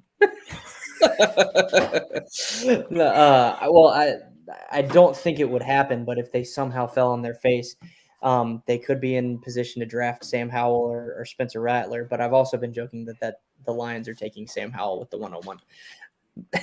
Well, because they will have the 101. Yeah, probably. They're going to be so bad. Yeah, it's going to be kind of scary. So you've been on Twitter a little bit more today than I probably have. Did you see if TJ Hawkinson got hurt? That was brought up in the comments earlier. He did? He did. I don't know what the specific injury is. I just saw he got hurt, and then DeAndre Swift, I read today, really hasn't been practicing much. Okay. Man, if TJ Hawkinson is out for the year, I might as well just quit fantasy this year. Because I own him everywhere. Let me take a look here and see what I can see here. All right, sounds good. And go ahead. I was going to say, while you're looking that up and see if you can find any more specifics on the injury, welcome to the Polly's Playoff Podathon. If you were just joining us or been with us, we're on hour 3.5. The whole goal of today is, again, to raise money for the Alzheimer's Association. Links are in the comments and in the chat. They're on my Twitter. If you need it, DM me. I'll shoot it over to you. But we are trying to get to a goal of $10,000 this year. So we doubled the tournament. We've got a merch store that I actually need to share that link with you guys as well. So you can go buy a Polly's Pack shirt because that's our team for the Walk to End Alzheimer's. We also have hats. There's masks and different things like that. So I could not find anything on the Hawk injury. Okay. Well, we'll have details later today then, I guess. All right. And what league are you in Polly's Playoff? 2. 2, I believe. And so we're going to pull your league up real quick and see how you guys are doing. I don't think I'm up yet. What did you just do? Nope. My boss or former sales manager, he's still with the company, just I'm on a different team, is on the clock, and I've texted him. I'll give him a call here. But first 4 picks in your draft are Mahomes, CMC, Dalvin, and then Josh Allen. That's chalk. I mean, those have been the first 4 so far that I've seen. Here's the question I've been asking everybody. Are you taking Mahomes 101 or CMC 101 in Superflex? Probably Mahomes. Okay. That QB value, you just can't argue with it, man. And with the weapons he has and the points that he could be putting up, I don't know. I've been reading some people talking about they think Mahomes is going to kind of have a fall off this year, and I just don't see it. I mean, as a Broncos fan, I hope he does, obviously, but I just don't think. Absolutely do not see that. There's no way that he has a fall off this year. They invested in the offensive line, drafted Cornell Powell. Sorry because you're a Broncos fan, but I would be scared if I were that division and the NFL in general, because I just feel like Kansas City is just going to come back on an absolute tear, just lighting into people because they lost the Super Bowl. I could see that. I also think Denver tailored their defense in this offseason to really kind of try and curb Patrick Mahomes. Yeah. I mean, Patrick Surtain, man, that kid is talented. And I hate that they took him over Justin Fields. Hate it. Makes me crazy to think about it. But, I mean, he just bolstered their defense. And then who's the guy they signed from Chicago? Miller? I don't know why I'm Anthony blanking Miller? on his. No, cornerback. Oh, cornerback, I don't know. Something Miller. You play IDP. You should know this. Come on. I should. I don't know why I can't think of his name, but I mean, he was an all-pro cornerback for Chicago. Why they let him go? Who knows? Oh, it was Kyle Fuller. Kyle Fuller. Yes, it was Kyle Fuller. Once you said that, I was like, duh. Yeah, no, I love that pickup for you guys. Great pickup. And then you've got Chubb back. You've got Von Miller back. I mean, that Shelby Harris is back. That defense is just going to be – they're gonna bother Mahomes, and they're going to bother Justin Herbert, and they're going to absolutely destroy Derek Carr. Yeah, because he doesn't have an offensive line. Like, no, man. For Derek Carr, man. Can we talk a little bit about what is going on in Vegas? I have no idea. But, yeah, let's talk about it. It's wild. 3 of their starting offensive linemen. Mm-hmm. Everyone, and I just recently said this on a podcast, but they drafted Alec Leatherwood, and everyone kind of hated on that because it was a reach. I don't, because last year – I think he could have come out in 2019, and he was talked about as one of the top tackles. Well, then I guess he went back to Alabama and maybe struggled a little bit. You wouldn't know because Alabama's so good, but they took him earlier than he was supposed to go. And I don't get the hate on the Leatherwood pick, but that offensive line is going to be rough. They don't necessarily have a true wide receiver 1. They've got Waller, who Scott says hasn't practiced yet. Yep. I'm a little worried about Vegas. What about you? Oh, I love it. I'm a Raider hater, like, through and through. Obviously, like, it's been like just jammed into me my whole life living here. I don't understand why they gave John Gruden a 10-year contract. The dude was in a booth for what, 12 years? Yeah, something like that. Hey, you want to come back and run an entire franchise for 10 years? They don't, like you said, they don't have a true wide receiver 1. Henry Ruggs doesn't fit that system. No idea why he drafted Henry Ruggs. Makes 0 sense to me. Bryan Edwards, people are like, he's the second coming of Calvin Johnson. He's not the second coming of Calvin Johnson. You've got Darren Waller, who is hurt, hasn't practiced. I still think he'll be fine when the season starts. Sounds like it will. And then what's with this Kenyon Drake signing? Dude, no idea. No idea. So a little teaser for the in-between draft guide coming out tonight. My bust is Josh Jacobs. Because Kenyon Drake. Why? And they're paying – the thing – if they were paying Drake like $2 million, okay, cool. Whatever. Yeah. They gave him $14.5 million over 2 years. $11 million of that is guaranteed. He is not going to be the RB2 in that system. He is not. At worst, they're splitting carries. At best, Kenyon Drake gets the majority of the carries. Yeah, I think it's going to be a split backfield. It's going to be a giant pain in the butt for both Drake and Jacobs managers. Like, seriously. Shout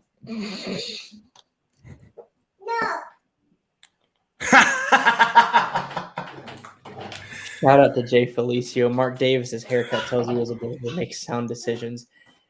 That sums it up right there. It really does. Yeah. So, and now I forgot what we were talking about before that because Jay completely distracted me.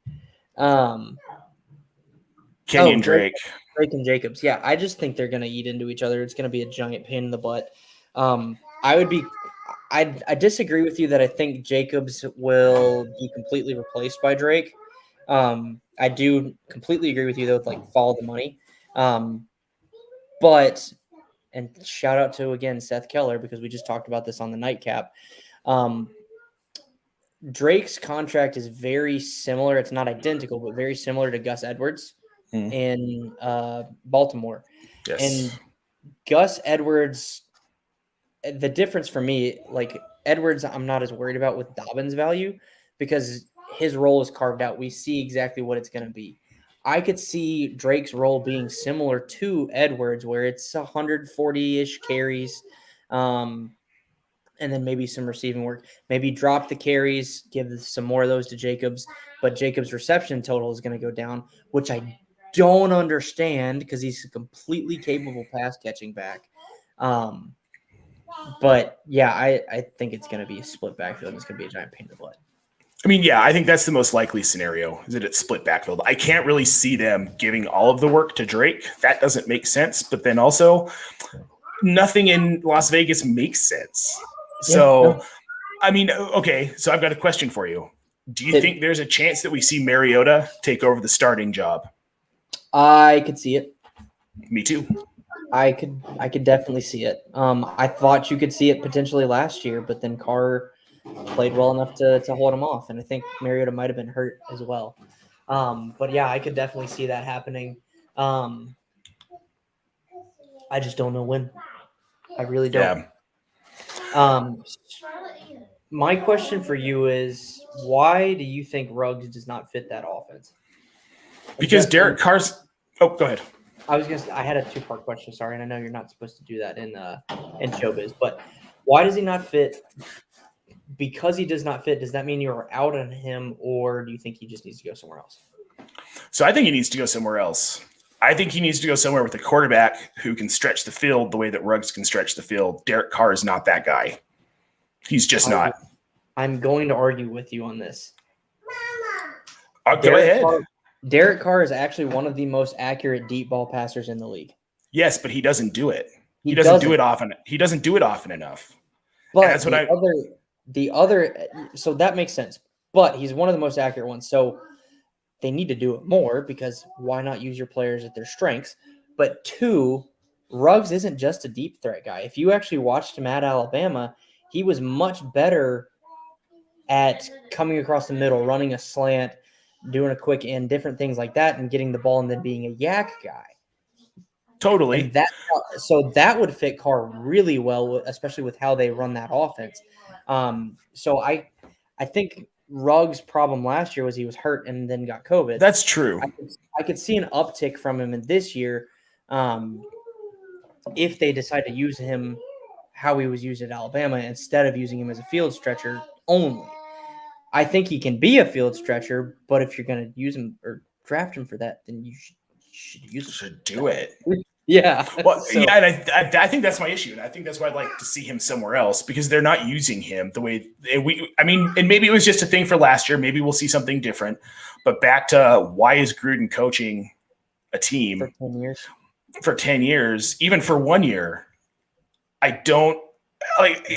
I feel like he doesn't understand how the NFL works, and like he hasn't learned, and he's not adapting. He's like waiting for the NFL to adapt to how he wants to run his team. Yeah. And that's not going to happen. So the only guy I'm in on in Vegas is Darren Waller. That's it. Yep. I'm not drafting Derek Carr at his current ADP. I'm not taking Bryan Edwards. I'm not taking Jacobs. I'm not taking Bryan Edwards. I'm not taking Ruggs. I'm not taking Drake. Yep. Scott asked, what do you think Bryan Edwards' impact is? You want to elaborate on that? I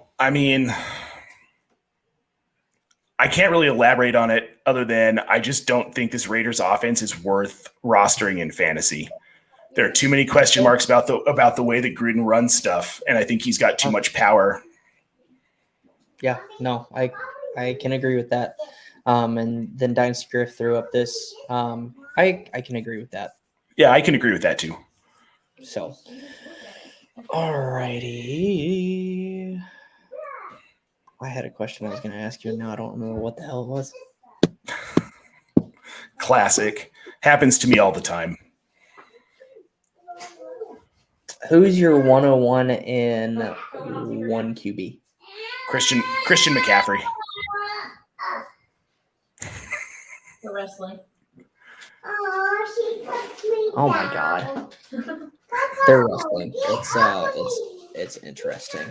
That's Mommy, she pulled my hair. Yeah. That's part of wrestling. Is it though? I don't know. Is this WWE style or like Olympic style wrestling? I don't really know. I'm not refereeing, so who knows? Who knows? Kids are the best, man. Kids are the best. I love them. I love them. Yes. So Jamie asked a question that I'm going to steal probably for every guest that I've got now. What draft position do you prefer to draft out of? 7. 7? Yep. Why? I like to be in the middle. That way I'm not susceptible to those like where you're waiting 24 picks to get back to your pick. And it's like, well, now I have to, because if you're the 12th pick, you have to reach. Yeah. If you're the 1 pick, you have to reach on those turns. Yep. And I hate that. I requested the 7th pick in Scott Fishbowl. I got the 7th pick in Scott Fishbowl, and I think that it made my team significantly better having that 7th pick. I didn't have to reach. If there's a 3rd round reversal, you play in a league like that, that doesn't affect you at that 7th pick either. So I like being right in the middle. Yep, me too.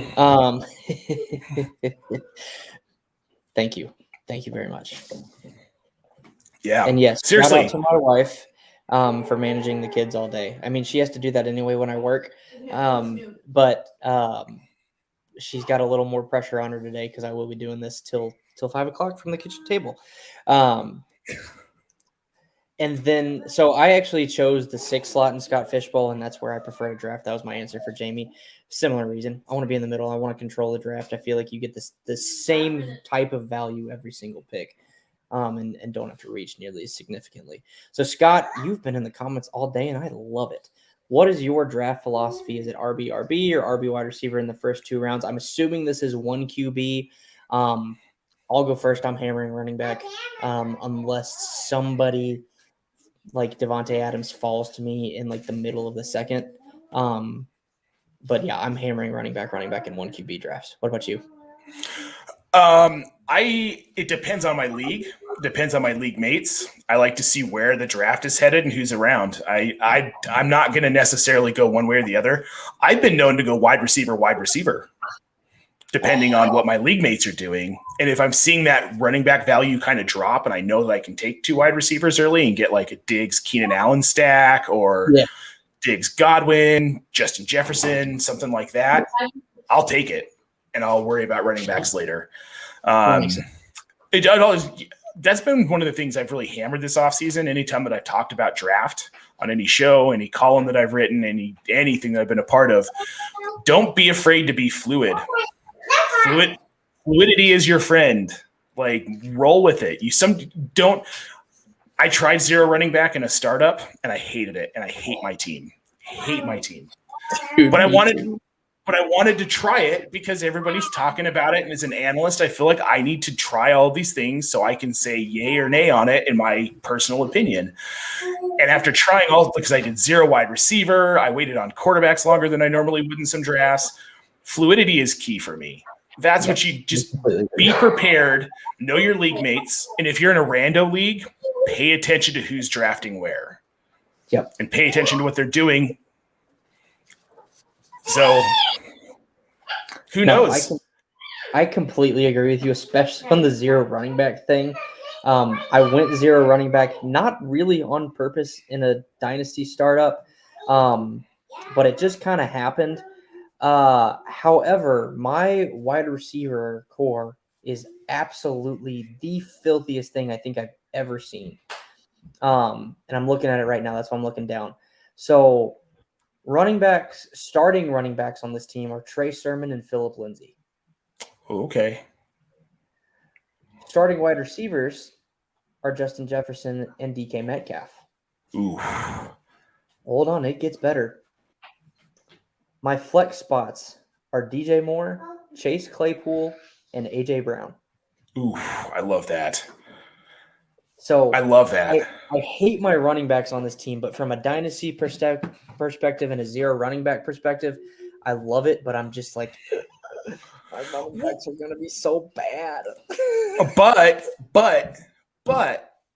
go get Ty Johnson off waivers. Yeah.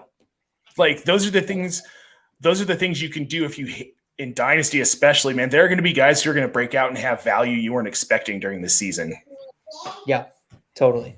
Well, and that's kind of why I went with Phillip Lindsay, is because as we were talking about earlier, I think he could potentially end up being the starter in that backfield. And there's no talent on that offense outside of Brandon Cooks. and maybe Nico Collins. We don't know what he is yet. Right. But outside of that, there's nothing. It's just a barren wasteland. So even if Deshaun doesn't play there, I'm cool with Philip Lindsay as a late round flyer or a 0 RB flyer. Well, and I think too, if it becomes Davis Mills as the starter, Yeah, I like Philip Lindsay even more. yeah. Was that your actual response or your actual thought process for when I read off those running backs? Yeah, kind of. But well, to Trace Sermon, not to Philip Lindsay necessarily, but to Trace Sermon, yeah. But again, I don't really like that running back room, and I don't like the way that Shanahan does the committee running back. No, it's not that I don't think he's talented. Yeah. No, I completely agree with you, and I've been so off the 49ers running back room previously, but I think from a dynasty perspective, he actually has some long-term value, which is kind of why I went with him. Because to me, I think Mostert's a free agent after this year. Jeff Wilson Jr. might be like basically from looking at a contract perspective and then looking at a talent perspective as well. I think he's going to rise to the top of that and then potentially be the only one left or the only one worth a darn left. And that you're probably right. I mean, because like you said, Mostert's a free agent. Does he even? He's got ankle issues. And at running back, I don't like to say injury prone, but when a running back has recurring ankle issues, that's a problem. Yep. Because you really need, you need your ankles to cut and to run. They're a pretty important part of that. It's like a wide receiver with knee issues. Yeah. I mean, that's a problem. That's a problem because they're going to keep getting hurt, especially if you're not giving, and Mostert just never seems to give himself enough time to heal. Yeah. And it's nagging. Yeah. And Jeff Wilson, isn't he out? We're thinking for the first probably 2 to 3 weeks. Probably. Yeah. I think something like that. I think Sermon will eventually rise to the top there. But again, not something I'm super comfortable with. And Sermon was strictly a dynasty pick for that specific team. So, Scott, how many RBs are you comfortable with this year? Is it 20 or under? Tough question. Under 20, probably. Right under now. 20? Under 20 right now. Gotcha. Who? Actually, I think I've got that on the sheet. Give me a hot second. Yeah, who are your top 5 redraft running backs? Top 5 redraft. Kamara, Aaron Jones, Dalvin Cook, Derrick Henry. Was that 5? And CMC. I like that. That's kind of ballsy, but I like it. I'm ballsy sometimes, man. Well, I think with Kamara specifically, like the MT injury is, unfortunately for MT, good news for Kamara, whoever the quarterback is. Henry could still have 1,500 yards this year, even with the addition of Julio and that offense as a whole getting better. I'm totally forgetting the other 2 that you mentioned. Dalvin Cook. Yeah, that's easy. And Aaron Jones. So that's the interesting one to me. Why are you so high on Aaron Jones? Because everyone else is way too high on A.J. Dillon just because he has big thighs. And, I get the talents there, but he's not going to – he might snipe a little bit of the goal line work from Aaron Jones, but that wasn't really Aaron Jones' bread and butter anyway. Aaron Jones is just efficient at getting into the end zone. It doesn't matter where. Exactly. And, dude, Aaron Rodgers is back. We know Aaron Rodgers loves Aaron Jones. So his 2 go-to guys in that offense, it's not going to be A.J. Dillon. It's not going to be Marquez Valdez-Scantling. It's not going to be Alan Lazard. It's going to be Devontae Adams and Aaron Jones. Those are the 2 guys on that offense that have the most fantasy value. And Aaron Jones will finish as a top 5 running back this year. He just will. And I don't understand why people are arguing with that. Stop arguing. No, I can't argue with it. And I'm a Packers fan. It makes sense. I just wanted to get when you say it. And also, if you were wondering what I was doing, I was imitating Marquez Valdez-Scantling trying to catch. Fair. He's got bricks for hands. Oh yeah. So yeah, no, I love that call. Let's get another question from the show sheet. You're so calm and collected and like still on camera sometimes. I keep thinking that you're freezing up. I'm like, oh crap, Shane froze. No, I'm just poised and I can't think of the word. Calm and collected. No. Thinking like a rock. There's a word for it though. Sturdy, I guess. I don't know. Sturdy. Sure, we'll go sturdy. Who is Nate's RB and wide receiver sleeper? Thank you, Scott. That's a great question. That is a great question. So, running back is probably going to be Ty Johnson, as previously discussed. Wide receiver. Actually, somebody we just talked about. I kind of think Nico Collins is going to have a pretty great year. Okay. And he's somebody that you can probably get him on waivers after your redraft league draft. Yeah. Because most people aren't going to grab him. And because Cooks can't stay on the field historically. Yeah. I mean, I hate to say it because I love Brandon Cooks as a talent, but he just disappoints year after year. He has some huge games, but I would have said Rashad Bateman, but he got hurt today. Oh my god. Yeah. I'll answer that question too. Running back sleeper. Actually, I've already said it. Philip Lindsay. So we'll move on from that. Wide receiver sleeper. I'll give you 2. If I can remember the other one. Okay, the first one's Amari Rodgers. Because I think, like you said, and bye, wife. She's going to get herself a Coke from McDonald's and get me lunch as well, which I need to send in that order. But yeah, I think Amari Rodgers has a real shot at becoming the wide receiver 2 in that offense. Now, that could still be the 4th best target, but it's you're still catching balls from Aaron Rodgers. Yep. So there's a lot of potential there. I'm not a big Lazard guy. I'm not clearly a MVS guy. Yes, stoic, I think was the word that I was looking for. Stoic. Thank you, fantasy coach JB.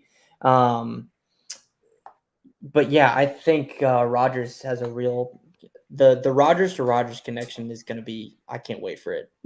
Like honestly, I'm looking forward to it. So, and then Jamie asked his tight end sleepers. Give me one tight end sleeper for you, Nate? Oh, this is easy. Thaddeus Moss, man. Ooh, that's a deep one, but I like it. Well, think Bengals now, right? Yes, he is. Yep. Burrow's old buddy at LSU. I mean, he holds school records for receptions and receiving yards by a tight end. We didn't get to see him last year in Washington because he had that ankle injury that just kind of lingered through the season. He ended up on IR. It was a whole thing. They got him for basically nothing. They signed him to like a $2 million deal, 1 year, $2 million. And who's he competing with? CJ Uzomah, who's coming back from an Achilles tear. Oh. So there's that. And then you got Drew Sample, who, right? I ran and grabbed him off the waiver wire when Uzomah got hurt last year, and he did nothing. They just didn't. They just ended up not using their tight ends. Like, well, okay, with Uzomah gone, we're not going to use Drew Sample. Forget about it. Thaddeus Moss is talented too. Don't forget, his dad is in the Hall of Fame. Yep. He's going to start, dude. We're going to be talking about getting Mossed 2.0 in a couple of years from Thaddeus. I can't wait for it either. And he's basically free. Yeah. Yep. I've got him in a league. I'm a win now team, but I really want to hold on to him just because I think he's got a ton of potential. Yep, he does. All right, I'm going to bring on our next guest to join us, Mr. Nate, and it is Steven Coach Pintado. What's going on? What up? You can follow on Twitter at Coaches Fantasy. Steven, how you doing today? Good. I tried my iPod phones to connect, and I found it. Good. You know, just at work with a lunch break, got a nice hour here, so I got you. Here, just hang out and talk some football with you guys. Cool. Hey, your audio is a little shaky and rattly, just to let you know. I'll fix that. So we'll let you fix that. I'll mute you real quick, and then just give me a thumbs up when you are back on. Seems to be a theme here. Yeah, I don't know. It must be my connection or something, or maybe it's just you two. I don't know. It's probably just us. Everyone else has been just fine, so I'm gonna blame it on you two. Nate, I have no idea what to ask you right now. Ask me anything. I have lots of weird opinions. Ask you anything. Okay, Trevor Lawrence is your QB what in Dynasty? In Dynasty? Yeah. Probably 5. 5? Probably 5. That's pretty high. Okay, so where's Justin Jefferson?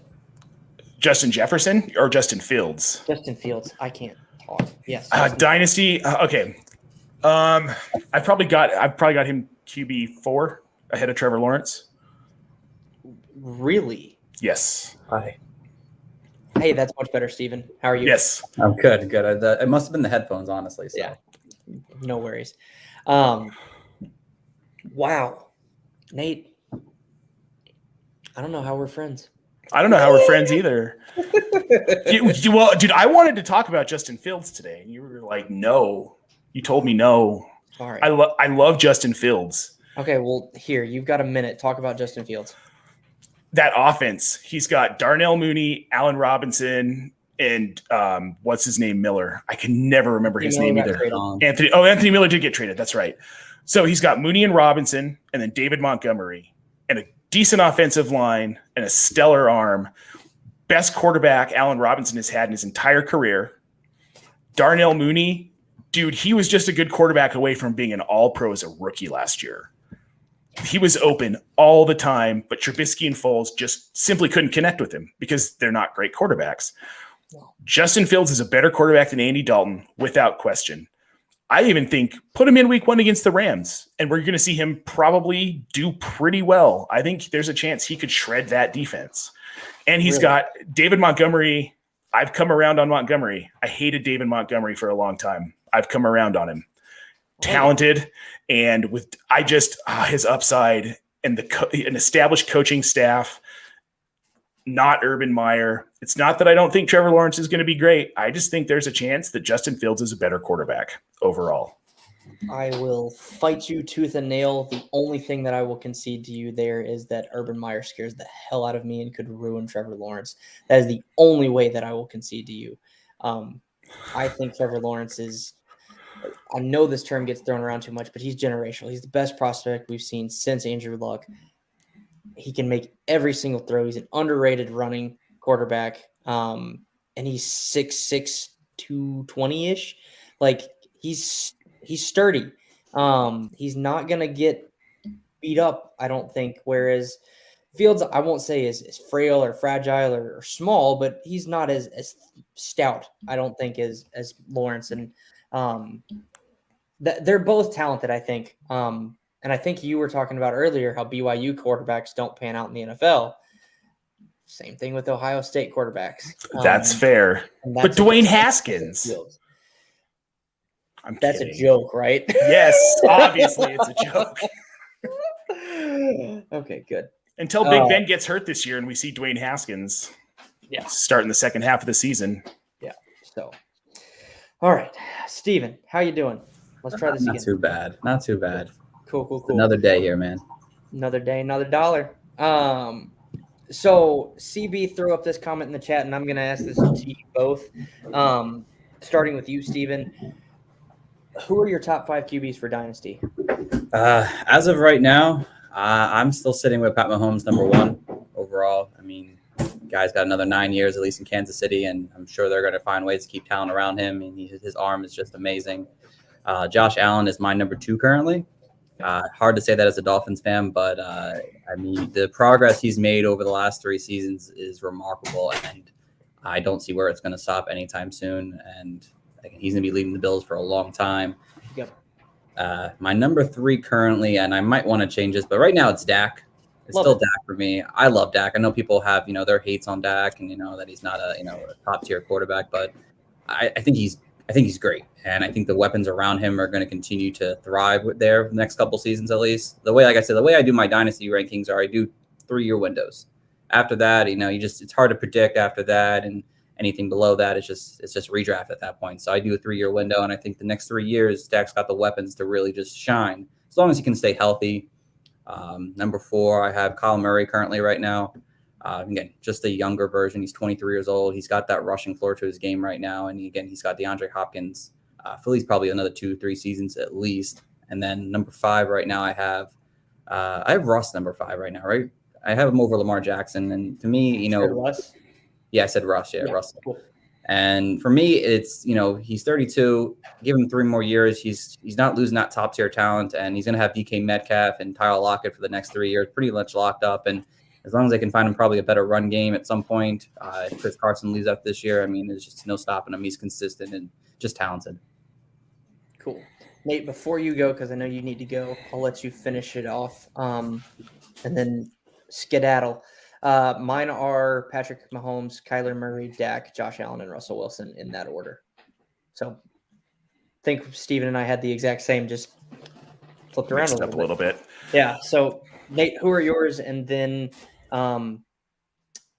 plug anything that you want before you head out. Sure. So my 4 and 5, Fields, Lawrence. My 1, 2, 3 is going to be Mahomes, Josh Allen, and Dak. Okay. Dak Prescott is primed, and I am stoked for him this year. Yep. So, completely agree. So, thanks for having me. Thanks for coming on. I got one quick question for you before you do go. How close is Kyler Murray to number 6? Or is it someone else? He's number 6. Okay. Murray's 6. Lamar Jackson is 7 for me. Cool. Yeah. So thanks for coming on. Everyone, make sure you follow Nate at JanHateJack. He has so many things going on that I don't even know what all to plug, so I'm going to let him plug them in. He's awesome. And thanks again for coming on, Nate. Yeah, thanks for having me. If you're watching, don't forget to donate. The whole point of this is to end Alzheimer's. Any money that we can get into research, it's a terrible disease. It's just an awful thing. And I've personally never had anyone in my family go through it, but I've had friends and watched their family go through it. And anything we can do to further the research is a great thing. And that's something I love about this community is that we get to do these kinds of things. I'm in 3 charity tournaments. It's amazing. I love this. So let's support this Podathon. Let's support Poly's Playoffs. Let's donate to end Alzheimer's. As far as me, follow me on Twitter at JanHateJackFF. I've got at IBT_media, where you can find my written work, as well as coming up soon as I have time to write my first Dynasty column for the FF Collective. Thank you, Shane, for bringing me on for that. Jen and I are going to be dropping the first teaser for 32 and 32 podcast here, hopefully before the expo. We're going to try. Life's been really busy.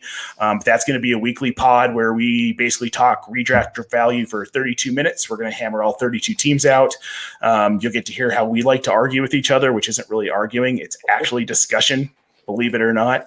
And FF Thieves, we have a couple of awesome things coming up with the Thieves. I know it's been kind of cryptic. I'm not going to say it's by design, but it was by design.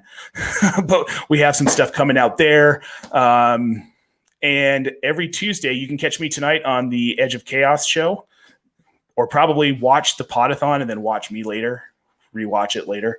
That's what I'm on with James Crease, the FF Chef, Corey Spala, Jeff Bell. Sometimes we've got Mike Faea on there. Just depends. Cooter Doodle comes on with us every once in a while. So yeah, that's what yeah, you're right, dude. I have so much going on. It's wild. I'm like listening to stuff. I actually have more stuff to talk about, but I'm not going to, because I'll be here for another 10 minutes. But man, I've got a wife who's all in on it. She's working with me, all in. Awesome. Love it, man. Thanks for coming on. Thanks for having me, man. This was a blast. I'll see you later this week. Yeah, I'll see you on Thursday. Yep. All right, man. Cool. See you. All right, Steven. What's going on? Thanks for being patient and participating in a little discussion there too. I've got some bad news for you, and that is you'll have to wait for Dolphins talk because my buddy Wardy is coming on with us at 2:00 Eastern, and he is a giant Dolphins fan. So I was planning on talking Dolphins with him. So we'll probably just do some general fantasy talk. You are in Polly's, correct? I am. Yes, I Cool. am. Yeah. What league are you in? Because we'll go dive into that real quick. Let's see. I think I'm in 14. I'll check right now real quick here. Let's see. Where is it at? Yeah, League 14. We haven't got past the first pick, so. Okay. Who is that? We'll go bug them. Mavs fan 0434. All right. We'll bug him. So you are picking though out of the 12th pick. Okay. 12. So am I. So we can maybe discuss a little draft strategy. Who are you planning on taking with the 12th pick and then the 13th pick? Oh man. That's a great question here, honestly. I mean, just depending on how the board kind of shakes out right now. I mean, I'd love to get like a Nick Chubb and an elite wide receiver kind of start off here. It really depend on how everyone's go. Is it Superflex, right, or no? Yeah, it's Superflex tiered PPR. Okay, tiered by PPR. distance. Gotcha. Okay, I just wanted to remember. I haven't checked the scoring again. I've been in a couple of days. I just wanted to make sure. So, in that case, actually, honestly, I'd still like to have Nick Chubb. I've been going for Nick Chubb in a lot of my redraft leagues this year now. His schedule is just amazing this year, and yeah, I saw someone tweet that out recently, and I was like, "Oh my god!" It's like I was like, "Oh, this is gonna be my top pick now." I mean, why not? I mean, obviously after some of the bigger guys, but for me, it's just like there's no besides Kareem Hunt being there, there's no downsides to his game. I mean, he's going to see work, and you saw last year, and I think you can kind of see at the end of last season when it comes to like him and Hunt that when Nick Chubb is back and he's healthy in the lineup. It's Nick Chubb's game when they're rolling, and I expect the Browns. It's hard to say this because it's been so long, but I expect them to roll this year to some extent here, and I think it leads with Nick Chubb. And you saw that at the end of the season last year. I mean, it was amazing what he was able to do on basically just a run game and very minimal passing, and then probably a quarterback. It depends who's available at the time, how many go at that point, honestly. Yeah. No, I love that Nick Chubb talk. I'm a Browns fan, so I love that you also think they're gonna blow up. I completely agree. I think that the Browns are, from a fantasy perspective and from a real football perspective, are really primed to have a good year. They improved on everything in the draft and free agency that I feel like they needed to be a more complete team. This is also the first time in Baker's career that he's had the same offensive coordinator and head coach in the NFL.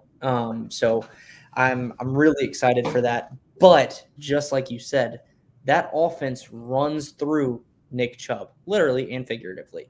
So I really like that pick. And the thing is like people talk like, oh, Chubb doesn't have any receiving ability or volume ability, I guess. But I think last year he was almost on pace for 50 catches. Even with Kareem Hunt there and missing 4 games. So his passing game is a little underrated, I think, which gives him top 5 upside. And you're getting him, like you said, towards the back end of the first, early second. So, yeah, I like that pick a lot. Hypothetically, if it's Russell Wilson, Joe Burrow, and let's say Trevor Lawrence, who are you picking at the 12 spot? I'm gonna go with Russ. Honestly, it's to me, it's what I've seen already, and I like that. I mean, I like Joe Burrow's talent, but again, he still scares me slightly. He's coming off an injury. The O-line is still somewhat shaky. Yes, everyone loves the wide receivers and the running backs there this year, and how great that's going to be. But again, there's still some risks that come with that. I mean, you don't know if his knee is going to hold up for the whole 17-game season. I mean, there could be still an opportunity, maybe him to miss maybe a week or two, maybe just because of that injury. And on the other side with like Trevor Lawrence, I mean, yes, Trevor Lawrence is absolutely somewhat of a generation-like talent. That's why he went first overall. But again, we still haven't seen him in the NFL yet. I mean, we can say all we want about his college film and what he's able to do over his career, his collegiate career, but he's never played in the NFL yet. And again, the Jags their team is solid, but they're not. I don't think they're an elite offense or anything like that yet. Maybe Not yet. the year after that. And that's why, if especially in like a redraft this year, Russell Wilson, we know what Russell Wilson has. Yes, the second half of the season, that kind of sucked. It definitely hurt. Yeah. But I mean, Russ has been able to put up big numbers, and I feel like this offense understands that they can't do what they did last year. They have to be more creative with the ball and not be so predictable, which all these defenses were saying about their offense. And they have an elite core. He's got an elite wide receiver core there, and I think with Chris Carson hopefully healthy this season, it should kind of help open up the offense there with the play action and everything like that to kind of make him worthy of that 112 right now. Yeah, no, I don't think I could agree with you more with Russ. He's got such value as a just a solid producer that we know what we're getting with him. So yeah, I love that pick. And that's honestly probably who I will take at the 12 if he's there. And Josh, how's everyone feeling today? Steven, how are you feeling today? Doing pretty good, man. I can't complain. Yeah. Got to the gym early today. Can't hate it. Nice. What'd you work out? Did a little push exercise today. I do push and pull stuff. Nice. I only go like 3 times a week because my schedule is pretty hectic. So I got you. And I'm just tired, and it's just going to get more and more tired. But now my beautiful wife brought me some Diet Coke from McDonald's, so I'll get a little caffeine in the body, and we'll keep rolling. And then Josh also said Urban Meyer kind of scares him as well. I think that's my biggest qualm, if you will, with Trevor Lawrence is it's Urban Meyer. I don't trust him. I don't know what he's gonna do. I don't know. Yeah, I don't know. And that's what scares me. I mean, how many college quarterbacks who come into the NFL really have that success? Yeah. I mean, I honestly, off the top of my head, maybe I'm wrong, but I can't really. Let's go. I honestly can't think of a lot of college quarterbacks that just come in and dominate. Yeah, exactly. Yeah. Usually it seems like you have to be behind a great coach, work your way up as an assistant, and then take a job, and then you take that next step there. It's a different ballpark. Yeah, no, I completely agree. And Urban, I don't know. I just think there's part of him that might be a bit of a head case, and if things don't go his way, it's not going to be pretty for the team as a whole. So I'm also going to apologize because I am also eating lunch because that is also part of what my wife brought me. Well, I know about head coaches and Nick Saban, and things didn't go his way. He quickly got himself out of Miami over a decade, 2 decades ago. So yeah. So let me ask you this: how long have you been a Dolphins fan? It's about since 2000, I'd say, or so. Since I started getting into football around then, I was like 10 years old. So right around that time frame, we were decent then. But yeah. So Saban was there when? Remind me. I think he was there from 2005. That's right. 2004, 5, and 6, I think. Yeah, that sounds right. 5 and 6, I think. Josh, you can't even say that with a straight face. Yeah. So I honestly could see like a similar trajectory. Unfortunately for Trevor Lawrence, Travis Etienne, DJ Chark, Laviska Shenault, like all of that offense is primed, I think, to break out because they all work well together. But then you got to deal with Urban Meyer. So hopefully the Jacksonville doesn't have the similar same Florida fate as the Dolphins did. But now with where the Dolphins are, I like that a lot.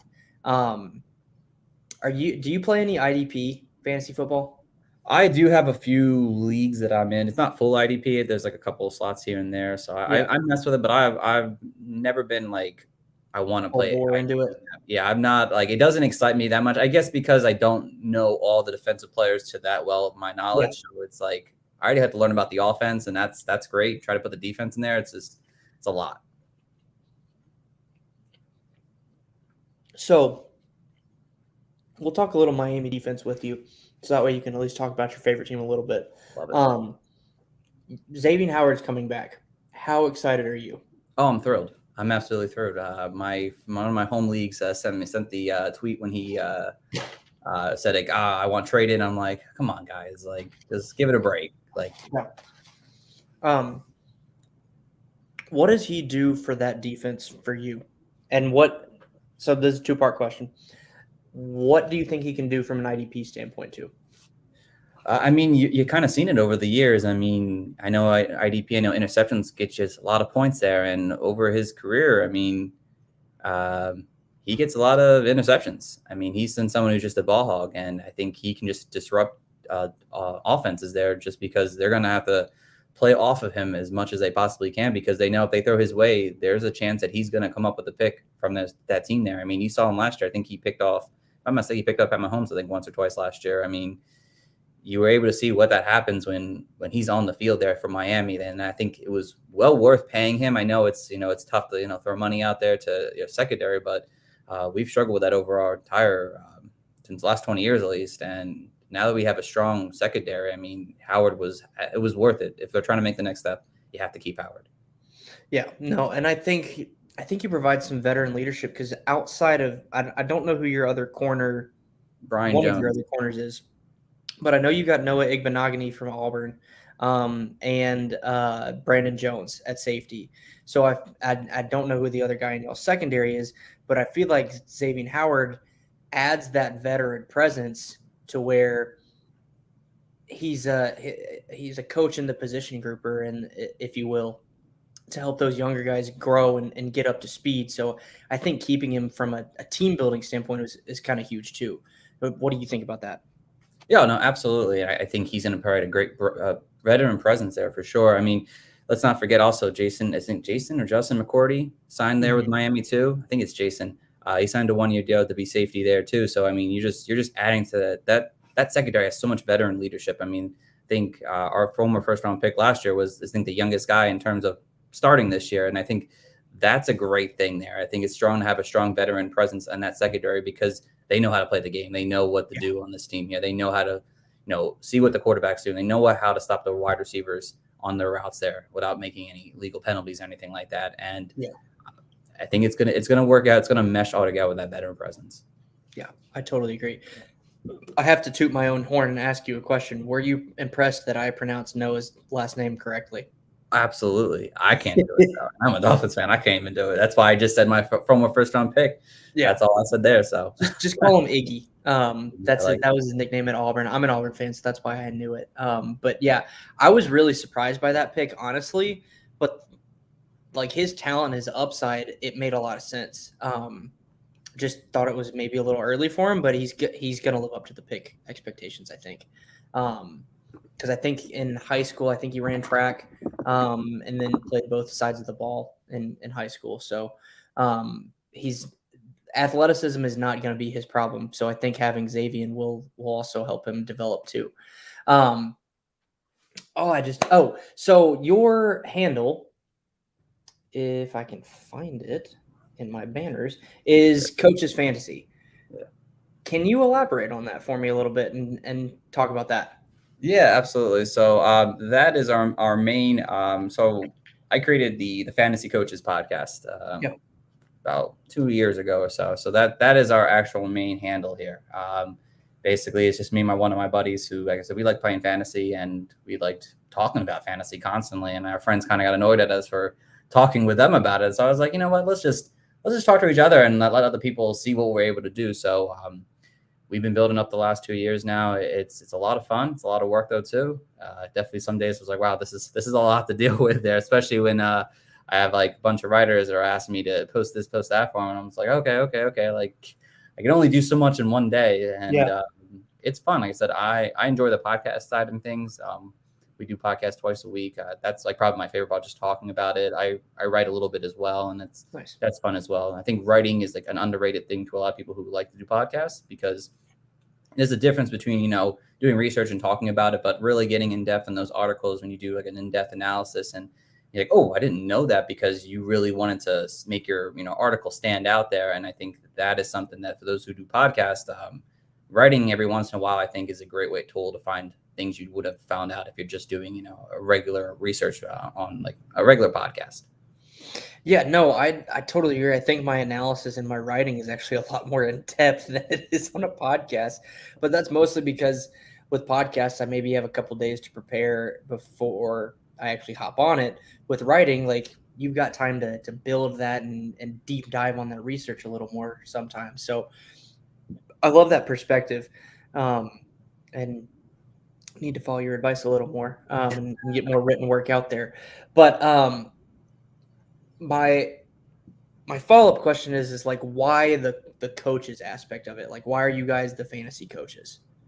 So like our friends, even though they hate listening to us, they always ask for advice anyway during the season. Out of the season, they like don't want to hear anything about it. But during the season, we're always just trying to help coach them up, try to get them to do some better things, and not in the leagues we play them in, because why would we do that? But in their other leagues, they're always asking questions, and they're like, "Yo, can you help me with my draft?" Yeah, sure. Like let's look at it, and like blah blah blah. And I'm just trying to, and like I said, I figured, the word coaches, we like to coach them up.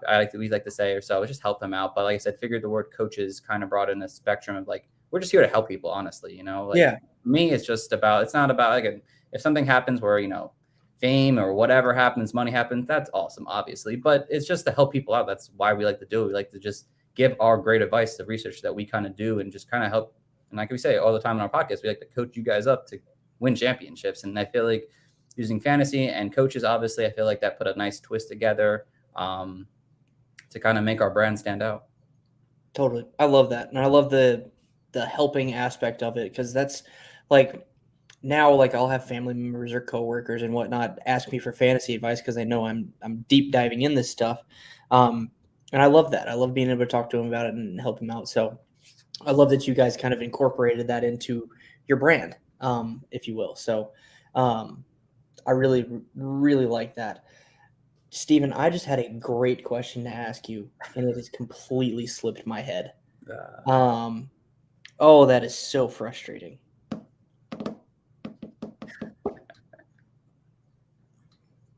It happens all the time. Believe me, I get it all the time. I don't think I have it written down on the show sheet, but we're at least going to check. Maybe it is. Maybe it is. I don't think so. Okay. So, man, that's really going to bother me. But let's move on. So, who is your 101? I've been asking this question to pretty much everybody. Who's your 101 in 1 QB? It's still Pat Mahomes. Even in 1 QB? In a 1 QB, yes. It's still Pat Mahomes. Oh, 101. I'm sorry. I thought you meant quarterbacks. It's Christian McCaffrey still. It's okay. Christian McCaffrey. My bad. Yeah. I can't remember if I asked you this already. Are you taking him in Superflex too, or is it Mahomes in Superflex? Mahomes. Okay, yeah. Mahomes still. So if you had stuck with that for 1 QB, I probably would have called my wife and been like, "Hey, someone agrees with you," because she gets mad at me because I'm like, because our like home league redraft league is 1 QB, and I'll be like, "Look, just punt on the QB. You don't have to take a QB early. You can get them later. Blah blah blah blah blah." And the last 2 years, I think she somehow ended up with the 101, and she takes Patrick Mahomes every single time. I'm like, okay. And then she won the league last year, so now I just kind of have to shut my mouth and not say like a 6 point per touchdown, I guess. I think so. But yeah, I just got to shut my mouth now because she won the league, and she's like, "Yeah, why don't I come on your podcast?" And I'm like, "Because you don't care enough about it." But yeah, so quick plug. The whole point for this is to donate to the Alzheimer's Association. That's what #Polly's Playoff was started for. And that is our goal. Our goal is to get to $10,000 this year, raising that money. So donate, guys. Double the size of Polly's Playoff to try and accomplish that. So, and again, the other point is to raise awareness, because people have been affected by Alzheimer's and people don't know it. So I'm rambling like this so I can maybe think of my question again, because it was a really good one. Oh, here it is. For scouting and analysis, are you more of a film guy or analytics and data guy, or do you do both? I do a little bit of both. I do a lot more film when it comes to the draft classes coming in. I don't watch as much film after. I mean, I watch a lot of football, so I kind of just get my take on a lot of filming while I'm doing that for the most part here. I don't have like the whole bunch of time to go back and watch every game and see how every player did. I'll go back and look at a couple things if I wanted to see something on a player. But when it comes to filming, I usually use that a lot when it comes to the rookies coming in here and understanding how they kind of work, because I don't watch a ton of college football enough for me to say, oh, okay, I've seen this player play. I know what they're doing on the field there. So I go back and I watch as much game film as possible. And they're actual games too. At least I know on Dynasty Nerds, they have like a whole like film room area where you, Yep. and I use that a lot, honestly. Like they do great over there when it comes to $3.99 that you can spend. Yes. I think it's $3.99 for the film room, but it's awesome. Shout out to my former website as well, the Fantasy Football Astronauts. They have a free film room, and those two are honestly two of the best resources on the internet for film. One's paid, one's free. Either way, you're getting a great resource to go and watch film. And shout out to all the guys that put those together. Work. So and I couldn't do it. Like they asked me to do it, and I was almost gonna do it, but then they told me how much data or storage it takes up on your computer. I was like, I don't have time for that or that kind of storage on my computer. So yeah, shout out to those guys that put that together. Okay, the reason I wanted to ask you that question, and I'm actually going to go put it on the show sheet so I don't forget for other people, is what's your favorite position to scout? Oh man.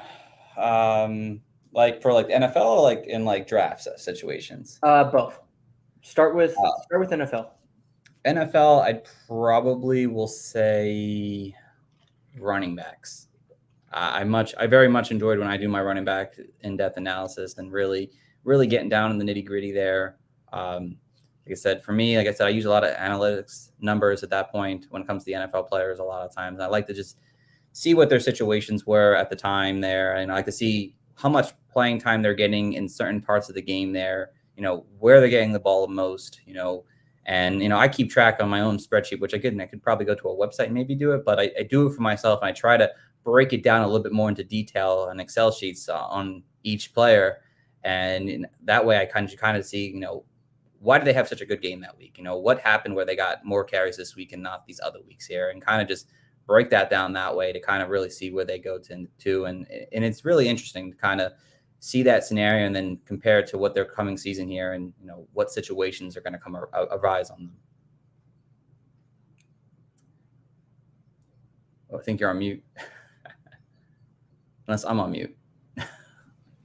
I was chewing, so I didn't want the whole audience hear me chewing. So then the second half of that question is, what's your favorite college position to scout? Quarterback. Okay. I love watching quarterbacks there. Why is that? So for me, it's like I feel like quarterback is the position. It's like when you come in the NFL, like that. If you don't have a quarterback, you're not really doing much in the NFL for the most part. There's different situations there, but I love to go and watch the film on the quarterback because I feel like you can see more. You have so much more video on them because there's so much more they're doing with the ball than you can see all the time with wide receivers. Maybe running backs would be in this similar situation, but you see what the quarterbacks do. The way they're positioned on the field, what they're doing before the snap, what they're doing during the snap there, and then what they're doing in the pocket, and how they react while they're in the pocket there. When pressure comes, when they have time to throw, how are they doing things differently in those situations there?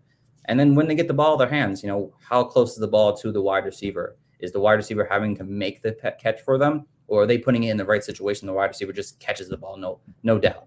And that to me, I think it's so much fun just to see what they do because they're so young, and seeing them be able to translate into the NFL, it really helps you kind of prepare for them coming in. Yeah. So in the 2022 draft class, the top two for everyone are pretty clearly locked in as Sam Howell, Spencer Rattler. The third guy is a question mark, I think, for everybody. But there's a handful of guys from like 3 to 6, 7, 8 maybe who could end up being number 3. So have you started scouting this class yet? I have honestly not yet. Okay.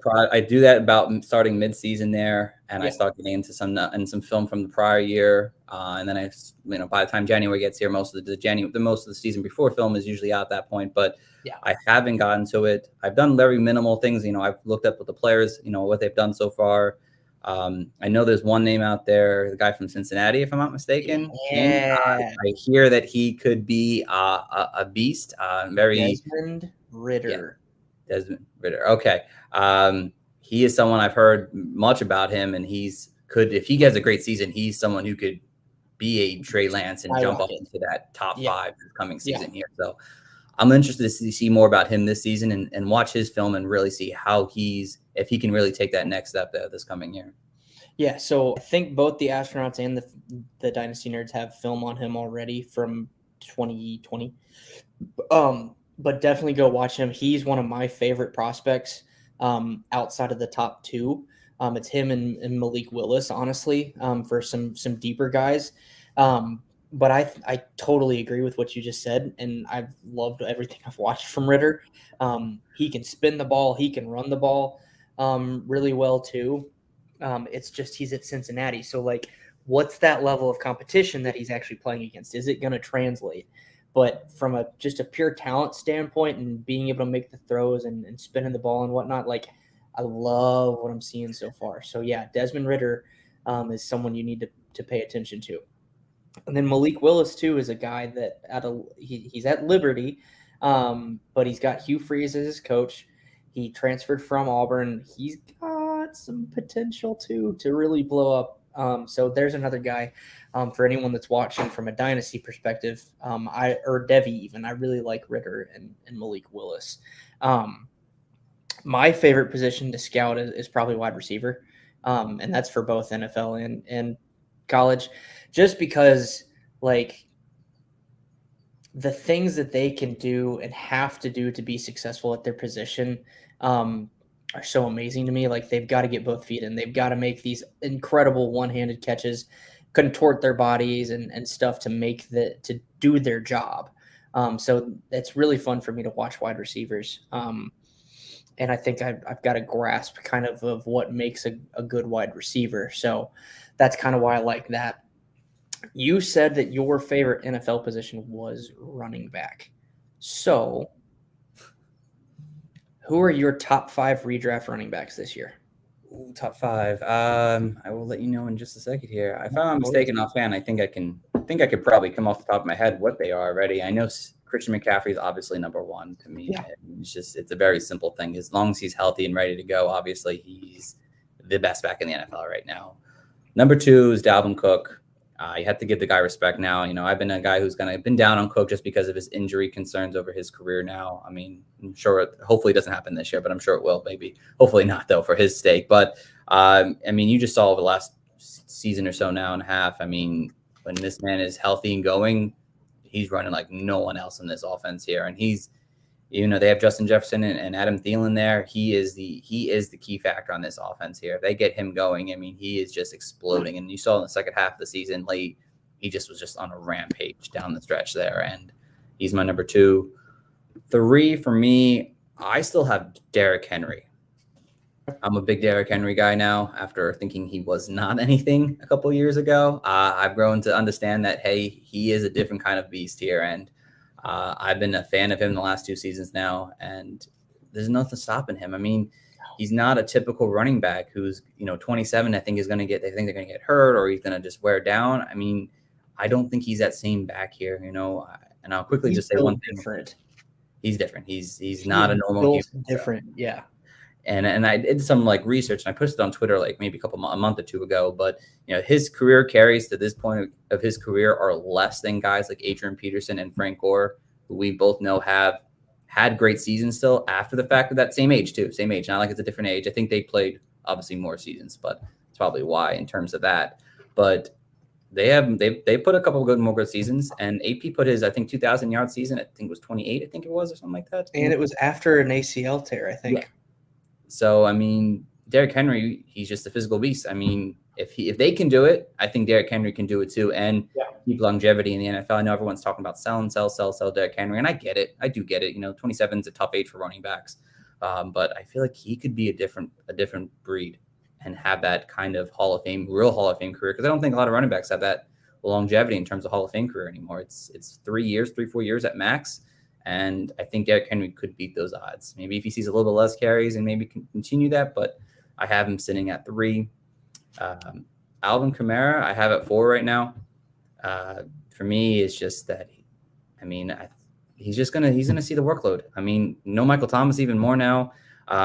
Someone was on my podcast, Jose Martin, on the FF Familia podcast, and he had a guy on from the Saints beat, one of the Saints beat writers on, and he was saying that he was down there and that they're talking about making this offense run through Alvin Kamara this year. And I think without Michael Thomas there, maybe for 6 games, who knows?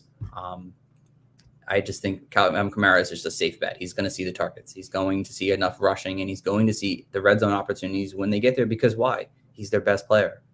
Get your best player the ball in their hands and let them make the scores happen. So I have him sitting at 4. And then number 5, for me, I have Nick Chubb. Honestly, I have Nick Chubb at 5 right now. Again, I mentioned earlier on in the show, consistency, the threat isn't really there to me, honestly, over guys like Zeke maybe right now. The age thing could be a concern for him. Barkley coming off injury. Aaron Jones is great, but he's had his doubts with some injuries at times in his career.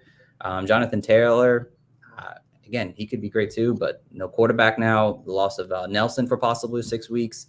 That could probably impact him slightly. And maybe Marlon Mack, now that he's back again and hopefully healthy, that could impact him slightly too. I feel like Nick Chubb is just a safe option at 5. Yeah, I like those rankings a lot, honestly. I love that you're high on Henry. I actually wrote an article earlier this offseason about Henry because someone had asked me a question on Twitter when I was asking for some article ideas, like, is it Derrick Henry or is it his offensive line that's making Derrick Henry so great? And the answer is truly a little bit of both, but it's more Henry than it is the offensive line. His true yards per carry, I think, were 5.3 yards per carry. And that factors in like what the offensive line can do and what his longer runs are and why they happen. So I did a really deep dive in on Henry and completely agree with you that like he's a very good play for redraft. I'm not touching him in Dynasty because he is older. It's fair. But I still completely agree with you that we've seen it from Adrian Peterson. We've seen it from Frank Gore. We've seen it from a couple other guys that go longer than the average age of a running back. And if anyone that's currently in the NFL is going to do that, it's Derrick Henry. I don't think the wheels will fall off as significantly with Henry as it does with other people. And hold on just a second. No problem. And don't forget, guys, Julio Jones is there too now to open up that offense a little bit. So totally. That's what, dude, Steven, that's what I've been saying the whole offseason since they got Julio is how do you stop Tennessee now? Because you've either got to pick to double AJ and Julio or crowd the box and stop Derrick Henry. And whichever one you choose is going to be wrong because then the other one's open. Exactly. So but I think that helps Henry get longer, more untouched runs to where he's not getting hit as much, hopefully. But also he's 6'3", 250 pounds. Like he's not your average running back. I think his longevity will be longer than most, and his decline will maybe be more of a steady decline than like hitting a cliff and falling off. And he's been healthy too. He's been exactly healthy for the most part. He's been healthy. That's a key factor. These running backs nowadays, it seems like at some point in their first 3 years, they tear their ACL and then they get 2 or 3 more great years. And then we're all expecting them to have that same season that they had prior to the ACL tears, like Saquon right now. So Henry's been healthy. And again, even though he's taking hits, he's also just throwing people off him too constantly. So it's not like he's getting hit as much. So, I think he's primed for a good 2 more seasons, I think, of top tier production. And I think at that point, after that, he might be a guy who sees the 900, 800 yard mark for a couple seasons. And then at that point, maybe he dies off at that point. Yeah. Yep. So, let me ask you a question about Nick Chubb because you're super high on him, and I don't feel like we've talked about this a ton today. Does Kareem Hunt scare you off of him for any value purposes? Again, I guess so. My rankings are also in half point PPR and Okay. full point PPR. That might slightly turn me off. Not turning me off him, but I might have him a couple more slots down at that point. When I was doing the research on these two guys here, and I had like this is a tough situation here because obviously both these guys are really talented, and on their own they could end up being the RB1 possibly in any scenario. But it seems like to me when I was doing my research that it's Nick Chubb's ball the first half of the games, more than likely or not. He's going to see most of the work here, and unless it's in a situation where they're losing badly, I mean, outside of that first game at Baltimore, Kareem Hunt, he wasn't seeing those same kinds of targets on a week-to-week basis here. Nick Chubb was, seeing 3 or 4 targets a game, max at least. Again, that's not what you preferably want in your running back because people like the 7 to 8 targets a game, whatever. But again, it's Nick Chubb's game early on. And the cool thing is that I think when it comes to running backs, that you have to give your running back 20 carries and it's consistent on the field. With the Brown situation here, you can throw Kareem Hunt in for a drive, let Nick Chubb rest it off, and then come in the next drive and Nick Chubb is, all right, cool. Like, I had to drive off. Like, let me go and just rampage. And you saw what he's able to do on the field there, and he's going to continue to do that. And I think that's why he deserves, I think, a situation where he's a top 5 running back in this year's redraft class, because what he's able to do and not having to do it on a just consistent basis in terms of being on the field, I think that keeps him fresher throughout the entire game, while the defense is getting tired, and having to deal with both Nick Chubb and Kareem Hunt is a tough situation for both of them. Yeah, for sure. So, yeah, I absolutely love that, especially as a Browns fan. But, I mean, so then just talking about the Browns a little bit more too, like, they got better as a real football team too, and I think that helps the fantasy value of everyone. So, like, they added Anthony Schwartz as a field stretcher. They already had DPJ as a big man and a field stretcher. They've got Jarvis. Odell is coming back. There's some intrigue there with me as a fan. And then they've got Chubb and Hunt. They added depth in their offensive line. Their defense got better. That defense being better is key, I think, for Chubb, because it'll keep them in closer games, or even allow them to stretch their lead out to where in the end of games you might see even more of Chubb than you were last season. And last season, him and Hunt both finished as RB1s. They were RB10 and 11 respectively. Yeah. So, and Chubb missed 4 games.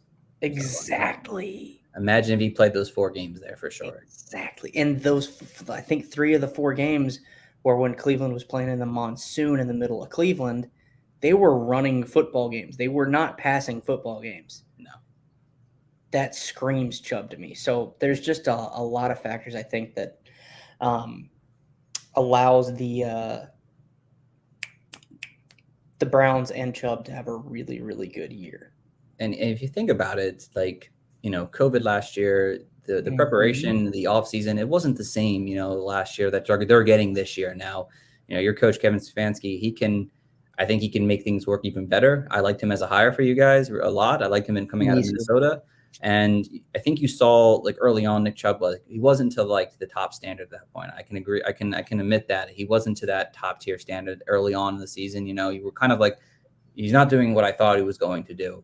And I think that was just them trying to understand how this offense is really going to work this year. And you saw in the back half of the season, when he came back and healthy, he was on that rampage there. And I think you're going to see that again for an entire season this time, not just for the last 8 games, but for 17 games now. And again, Odell's back. I know people are up and down on Odell, but he's a name that people are going to have to guard still. Like we were talking about with the Titan situation. I mean, you didn't have that alpha dog wide receiver on the field last year. It was Jarvis Landry. I mean, I love Jarvis Landry. He was a Miami boy for a long time, and he's one of the most underrated players in the league. Exactly. But I don't know if I don't know if defenses consider him to be that alpha number 1 wide receiver, personally. And it sucks. But Odell has that ability in him. It's been a couple years now, but I think he still can show that. He just needs to stay on the field. And you saw what they're trying to do with Donovan Peoples-Jones, with Anthony Shorts. They're trying to stretch the field out more, and doing that will open up the run game here. And they have a strong core of tight ends that can block too. So yeah, 100%. I think Steven, why do all my good questions keep slipping out of my brain with you? Damn,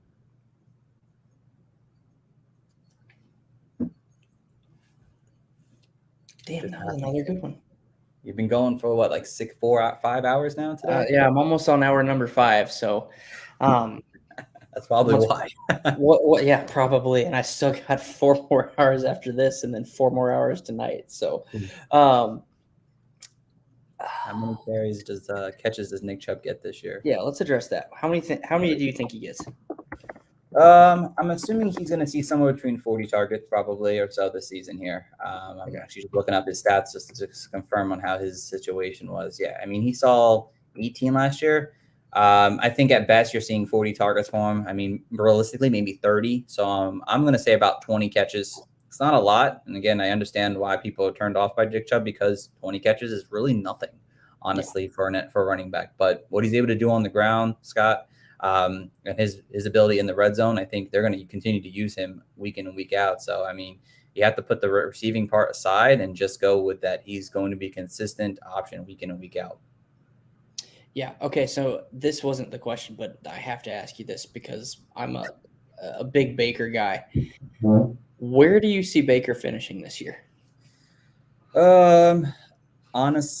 probably he's obviously going to be a top 20 quarterback.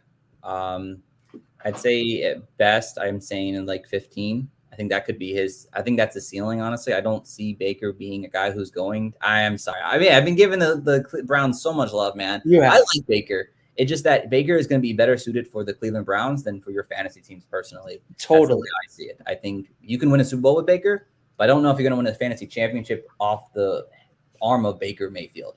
No, that makes 100%. Now that's an acceptable answer.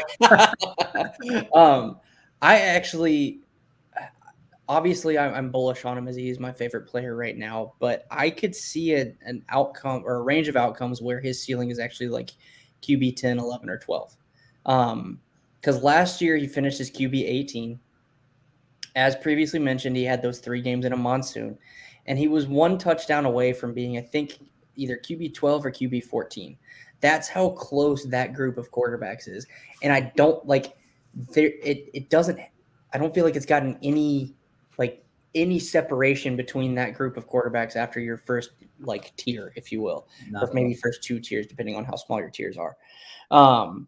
To where I could see Baker having because I think he's going to have a good season. He's primed for it. So I could see QB 10 as a ceiling, but he's going to have to be efficient. And I like that you actually brought up Tennessee when we were speaking earlier, because I've been calling Cleveland Tennessee light. They don't have the elite wide receivers. Elite wide receivers, yes, thank you. That's what I was looking for. But they've got the same talent level of running back, and they've honestly got a little bit more balance with their wide receiver core than Tennessee does. So it seems like a very similar situation, similar teams and similar offensive schemes that I could see them being very similar. And if Baker can play as efficiently as Tannehill does, then I could see him being top 10. No, I can definitely see that. I could definitely see it. It's definitely an option there. It's just that. Is it likely? I don't know. Is it possible? I personally think so. It's definitely possible. It's absolutely possible. I mean, anything could obviously happen this season here. I mean, if they decide if Odell coming back can help this offense and they understand how this offense is supposed to work with the play action and run game, it could definitely very much well give Baker an opportunity to see that production there. And you're right about those 3 games. Those were just terrible passing games for any offensive player at that point. Yeah, it was rough. So, but I don't see it happening, but it's possible. Yeah, so that's fair. And the fact that you said he could take him to a Super Bowl makes me happy. So that's all I care about. All right, so Steven, I'm going to bring in our aforementioned guest, Mr. Oliver Ward. How you doing? who is also a fellow Dolphins fan. So I'm going to ask you guys this question, and I'm going to go around and take a potty break real quick. Since you're both Dolphins fans, who's the wide receiver one this year for Miami? Steven, you start, and then Wardy, give it to us. Awesome, cool. So, guys, for me, it's Jalen Waddle. That's who I feel as my wide receiver one this season here. I mean, he's a guy who's just explosive, be able to do a lot of things in different places on the field here. And if you look at around the receiving cores already, Devontae Parker, I've always been a big fan of him, but he can't stay healthy on the field. And I just don't think he meshes as great with a guy like Tua right now. And Will Fuller, he's explosive, but he's never been a true wide receiver one for almost any team at this point of his career. He's been a guy who sees about 12 weeks, and he's great, but he doesn't finish the season. And the way that Miami plays in that field there, I don't think it's going to be great for Will Fuller, to be honest. And Jalen Waddle, we drafted him number 6 overall for a reason here. He's someone who can make a difference and just get separations from a lot of players here. He's making great noises at camp, and I love him. I think his connection with Tua is going to be great, and he's going to be your wide receiver one by the year's end.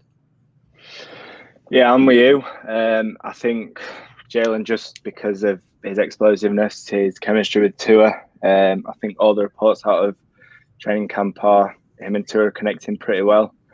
I'm not a big fan of Devontae Parker. And Will Fuller, like you say, I do worry about his injury history. And, like you say, his style, does it suit what Tua can do and what Tua's best at? I'm not sure, but I've got Jalen Waddle as a wide receiver one. Let's go. Nice. I like that. Okay, Steven, I know you've got to get going pretty soon, but I have one more question for you, and Wardy's going to like it. Are you #Team Preston Williams? That's a great question, honestly. I'm a fan of Preston Williams, but he can't stay on the field the last 2 seasons now. I mean, he showed some glimpses maybe mid-season before he got hurt. I love him that he stay on the field. That's a key factor. I mean, history trend starts setting in, and now he's probably the 4th wide receiver on this team. Unless he can really, I haven't heard too much about him. I think he's been on the pump, I think, the last couple of weeks now. So I don't think he's really been playing on the practice field as much. So I don't know if there's a situation where he gets an opportunity again to that he had last year, unfortunately. But I was a fan of him coming out, but I don't think it's getting to that happening. So that's fair. I think Wardy and I both agree with you. We both love him. I'd love, and I know Wardy is this way too. Bye-bye, Devontae Parker. Trade him, cut him. I don't care. Just get rid of him and let Preston come in and fill that role. But it is a matter of health with him. So, Steven, I greatly appreciate you coming on and chatting with me for an hour. We originally only had 30 minutes, but then nobody could come on in the lunchtime hour. So you get special time with Shane. Let's go. So I appreciate you coming on. Everyone, make sure that you follow Steven at Coaches Fantasy. What is your handle too? Like your specific handle? Oh, mine. My individual one is Coach Stephen P. Okay. So you can follow me there too. Follow us at the Coaches Podcast. Definitely appreciate the opportunity to jump on today and for a great cause. So absolutely, thanks, man. I appreciate you. And look forward to having you in Paulie's playoff this year. Absolutely. Thank you. Take care, guys. See you. Feel like, mate. Wardy, what's up, buddy? How's it going? Yeah, I'm all right, thank you. How are you? I'm good. I'm tired as I'm 5 hours. I'm not surprised. So bring international reinforcements in. Good. I need it. So we've already started. We got to finish the AFC East preview because my first 3 guests ended up being AFC East fans. So let's talk some Miami Dolphins. We already discussed who the wide receiver one is. Kind of already talked about Will Fuller's health issues, and I joked when he was signed that they paid him for the 8 games that he's going to play this year. Yeah. So there's that. But I am in Wardy's division. Hey. So my next question for you is, and we've kind of seen the Dolphins dropping like flies. can these weapons get healthy for Tua? Well, I think that's going to be the key for the season. We saw sort of last season just the absolute shit show, pardon my French, that was the wide receiver room in Miami. You know, they were relying on guys like Matt Collins a lot. Yeah. This year definitely feels like a sort of welcome surprise. That the fact that we've got a really stacked wide receiver room.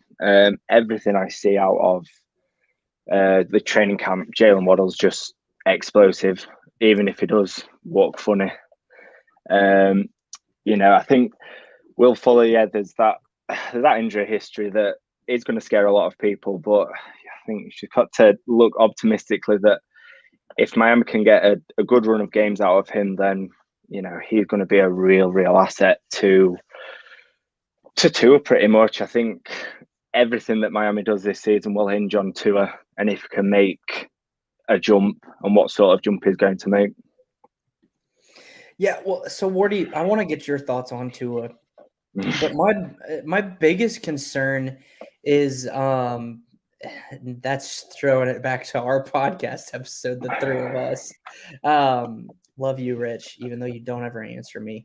I don't like Rich. And then Craig shouting out Tua. I feel like people are sleeping on Tua this year. What do you think? They are. I think it's just sort of become the in thing to joke about Tua, to, you know, just take the mick out of Tua. I think it's become sort of like the cool thing to do, the in thing. And, you know, people quite rightly look at last season. You know, he got pulled from a number of games. He didn't perform particularly well in many games that he played last season. But I think if you factor in the injury, the absolute awful coordinator that we had, and like we've said, you know, the lack of wide receivers, I think it was almost like a perfect storm where Tua almost couldn't win. But I think the pressure's really on him this year. You know, if he doesn't perform this year, then there's going to be more questions asked, more from Miami fans rather than just people outside. Yeah, no, I completely agree with you that it was a perfect storm. One, I think the team was a little better than people expected, and that's a shout out to Coach Flores. Like, he had this team prepared, and you even saw that before Tua was drafted. Like, he took over and they started winning games that they weren't supposed to win. Yeah, I mean, the whole sort of tank for Tua season, really, when, you know, that team was built to win 0 games. You know, I don't care what anybody says, that team should have won 0 games. And we were competitive in most of the games. And I think that was sort of really the sign of optimism. And I think Miami are just sort of, you know, desperate to get to look for the next Dan Marino. I know that's hard, but, you know, quarterbacks have been not the best in Miami. I know Ryan Tannehill's gone on and had a really successful couple of years. You know, and long may that continue. Thanks, but yeah, I know that the whole of Miami is just sort of craving just a good quarterback. That's all. We don't need an elite, just a good quarterback. Well, I think they've got it in Tua, and here's why, Wardy. Tua is coming off a hip injury that, if my math is correct, 30-ish, 35 years ago, ended Bo Jackson's career. They have the same injury. Okay? Obviously, there's been medical advancements to where Tua was able to come back. But Bo Jackson is one of the most athletic players to play sports ever, and it ended his career. Yeah. Tua was only not even a year removed from that when he came back on the field last year. Yeah. So now he's got another year of recovery. He's got a year of being in the NFL and playing at that speed. And then now, like you said, he's got a better offensive coordinator that's going to not two co-coordinators in Miami. Nice. But they're not going to pigeonhole him into certain throws and then be like, oh, you're not making these throws like we want you to. Let's throw Fitzpatrick back in and try and throw some juice. last year it felt like the whole offense was built around Ryan Fitzpatrick. You know, Tua came in, and it's hard to decide whether it was Tua or the plays that he was being told to play, but it looked like there was more a cautious approach whenever Tua came in. Yeah, which for the offense, not Tua, right? Yeah. For the whole, it was really weird. It was sort of like night and day, the difference between Fitzpatrick and Tua. So we're putting it down to the play calling. I think some people's criticisms are fair because they're just basing it off what they saw last year, and last year he wasn't, anywhere near good enough. But like you say, there were so many factors that went into why he wasn't good enough, and there's so many factors as to why he can be good enough. And not to put pressure on him, but I think the whole of the Dolphins season rests on just how big of a jump Tua makes in the second year. Yeah, I completely agree. And my thing too is like with Tua, like I watched him at Alabama. He's so good, and he is. Yeah, he is. I don't feel like people are remember that because of last year, and I'm like, you can't judge someone on 1 year removed from a hip injury to know what they're going to be in the NFL. I just don't feel like it's a fair assessment of him so far. No, I completely agree. I think to write somebody off after one, not even full rookie season is, coming off the injury, like you say, it wasn't favoured for Tua to succeed last season. So, the Dolphins have done right by him. They've gone out and they've got Fuller, Jalen Waddle, Devontae Parker's there. Preston Williams is there. Albert Wilson's a guy who's really starting to make noises in training camp as well. So, and then you got Mike Gesicki as well. just get rid of Devontae Parker. I'm sick of him. Please trade him somewhere. Fire him in the Packers. I don't care. Trade him to the Packers. That would make Aaron Rodgers maybe a little happy, but Jesus, just nothing will make Aaron Rodgers happy until he stood on that podium presenting Jeopardy. Shut your mouth. So, Morty, my next question for you from a fantasy perspective and Dolphins perspective is, where does Myles Gaskin finish this year? Do you know what? It's a difficult question because I said to everybody, and I said to a lot of people in fantasy leagues that I'm in, I will be absolutely amazed if Miami doesn't come out of free agency and draft with at least, a high draft pick or, spending decent amount on a running back. And from the reports that came out, they wanted Javonte Williams, but the Broncos moved up one place in front and got him. So it's difficult to tell. I mean, there's been plenty of opportunities to sign veterans, and there's plenty of opportunities in the draft to draft a decent running back, and for whatever reason, they've not done it. Where does Myles Gaskin finish? I don't know. I'm not the biggest Myles Gaskin fan. He did very well last season. I don't think that he's, I think he sort of reached his level last season as to where his ceiling is. I could be completely wrong. I hope I am completely wrong. I hope he goes for 1,000 yards or whatever, but I just can't see it. Yeah, no, it honestly makes a lot of sense. With where he produced last year, I think he would have finished as an RB2, and he might have if he played the whole season. I think he'll probably finish around there, maybe fringe RB3. If he has a bad year, but he's someone from a fantasy perspective that if you draft him as your RB2 or 3, you know what you're getting every week. It's difficult because change with the offense. He's been drafted in sort of that running back dead zone that they call it, and it's really difficult to sort of gauge where he's going to be because I'm not sure of the usage or anything like that. It really is difficult. But I'm completely all out on Myles Gaskin. Really? This year, I've not got any shares of Myles Gaskin, even in best ball. That's a little bold, Mr. Mean. Voldemort. So, hold on, I'm trying to get over to the show sheet. Okay, so Hunter Long went down with an injury. I haven't seen any updates on that. Have you? No, they've been sort of quiet about it, which when they've done that previously, it tends to suggest that it could be quite a serious injury. Okay. Yeah, so he got carted off yesterday as well. So yeah, it does.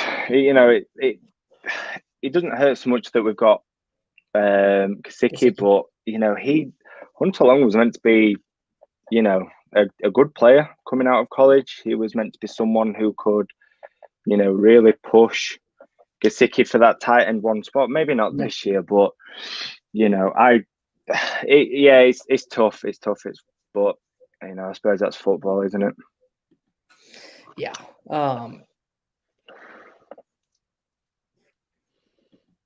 Definitely. And that was actually going to be my next question: is what production do you see from Gesicki from a fantasy standpoint? Is he someone you're drafting? Yeah, I quite like him this year. I think he's showed flashes for the last couple of years, and I think he's if there's one tight end that's maybe not been talked about, in that top, let's say 6 or 7 that really could sort of push on. I think it's Mike Gesicki. If Tua's going to make that jump, outside of Jalen Waddle, I think he's going to be his second favorite target this year.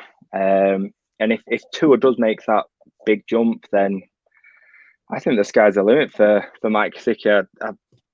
Let's say top tight end 5. No, top 5 tight end, not top tight end. That's just silly. Top 5 tight end. I couldn't get my words out. Gesicki? Yeah. Wow. Prediction. So who do you have? So who are your top 5 then? Kelsey, Waller, Kittle. Outside of Kelsey, I'm not sure about Waller or Kittle where they finish. Yeah. Then I'm going to go TJ Hawkinson because I think he's, I just don't see where Jared Goff's going to throw it in Detroit this year. They are not in the best of spots in terms of receiving talent. And then the top 5. Do you know what? I'd love to say Kyle Pitts, but I'm not sure on his usage yet. If he lines up as a receiver a lot, his potential for this year is huge. But history's not on his side for rookie tight ends, and I know he's an outlier. I know he's the best tight end prospect to come out for however long. A little early, Fox. But I'll be really interested to see his usage and see where he's lining up and stuff like that. For my 5th one, I'll go Kyle Pitts. Okay. Gotcha. Why not? So we got a question in the chat from Connor Limke. Zeke or Barkley PPR? You go first. I'm going to say Zeke just because I can't get enough of anything the Dallas Cowboys this year in fantasy. I think they are primed for another big year. I think that defense it's improved, but I don't think it's improved to a point where it's going to shut down opposition. So I'll go Zeke. I like it. I'm going to go Barkley just to be a little contradictory, but also I think that if he's healthy, he's so good and can do everything for that offense. And I think if the Giants are going to take the step that I think they potentially can, first off, they've got to be healthy, but then Barkley's got to be the focal point of that offense, I think. Yeah, I'm with you there. I really like Saquon Barkley. I've seen him going in like the second round of like best ball drafts and whatnot, and I get the mild concern over the injury, but it's his talent is, it's so good. He's such a good player. So I'm more than happy to take Barkley at his current price. Yeah, totally. All right, Wardy. We are here for the Alzheimer's walk. So I know that you know that, but whole point of today is to raise money for the Alzheimer's Association and Polly's playoff. So just wanted to plug that real quick. I appreciate you coming on with me. I've not at all, mate. Huh? Always good to help out, mate. Don't worry. Absolutely. Breaking news. Drew Lock will officially start the first preseason game. So that's intriguing. But back to the we'll talk about that in a minute. But we've just been trying to get people to donate. I've posted the link in the chat, posted it on Twitter, etc. So different ways for you to donate, if you will, please. We are trying to get to $10,000 as previously mentioned. So Wardy, first, do you like that news? Do you like Drew Lock from do you know what? I have very, very little feeling towards the Denver Broncos quarterback room. I honestly do. I was kind of excited for Drew Lock when he first came out, but he's just shown nothing. He's in a training camp battle with Teddy Bridgewater, who is average at best. So I don't know. I've not sort of drafted any of those, because I do just think it's a coin flip. It looks like Drew Lock will get the first chance to make it his, but we've seen him before. We know he's not going to take that chance. Yeah, absolutely. I don't know, man. I like it because I like Lock, but I don't know if I trust Lock, if that makes sense. No, I don't. I just I don't know. We'll see. I think Lock has a little more upside. Yeah, me too. I think out of the two, I think like you said, Drew Lock's got the more upside. I'd say probably Teddy Bridgewater's got the higher floor. He's a safer pick, but I just think it's an absolute coin flip as to who's going to start. I think it's a coin flip as to who's going to finish the season there. Yeah, totally. All right, Wardy, I am going to put your face up there. Oh no, look at that. I'm leading it now. Shout out to Nick Sarnelli, the real one. Shout out to FF Miz 1. They're not real one. Let's talk about best ball. Not that there's anybody here to talk to, but I'm just going to talk to you about best ball. I love best ball. It is the most, it's just exciting. It's just the most exciting format to me. I love my drafting. I honestly love my drafting. And I can't get enough of it, If you want to play best ball, Underdog, code collective. When you sign up, you'll get $25 for free just for signing up. And a $10 deposit, but it's $10. And then just go mental. Draft. We'll be doing drafts in the coming weeks or so on Underdog. Feel free to join. I just love drafting. I love best ball. I love wasting money on best ball. Put a lot of money on best ball. I think the whole fantasy football community needs a debate as to why players are better in best ball format than they are in normal Twitter. And I will give you one example. DeMarcus Robinson. Him at his current price in best ball is unbelievable. I cannot get enough of DeMarcus Robinson. What is it? Round 16, round 15, 16, 17, something like that. You can pretty much guarantee that he is going to have 2 or 3 big games every season. You don't know when they're coming, so he's terrible for when you've got to set a lineup. But for best ball, that's absolutely perfect. We're just talking about DeMarcus. Well, I say we. I'm just talking about DeMarcus Robinson. Yeah. So I know you were ranting on some best ball, if you will. As our best ball writer, if you will, what do you look for in best ball drafts? The first few rounds. So let's say the first 5 rounds, I just go like best player available. Okay. I tend to avoid quarterbacks in the first few rounds, and I just pretty much go best player available. So in best ball, I wouldn't say I target 0 running back, but I'm a lot more comfortable taking running backs later on in best ball. You know, people like Naeem Hines, you know, even people like Gio Bernardo I've seen is going to be the pass catching back for Tampa Bay. You know, people like that. I mean, Boston Scott is a guy who's supposedly going to get a few targets a game over in Philly.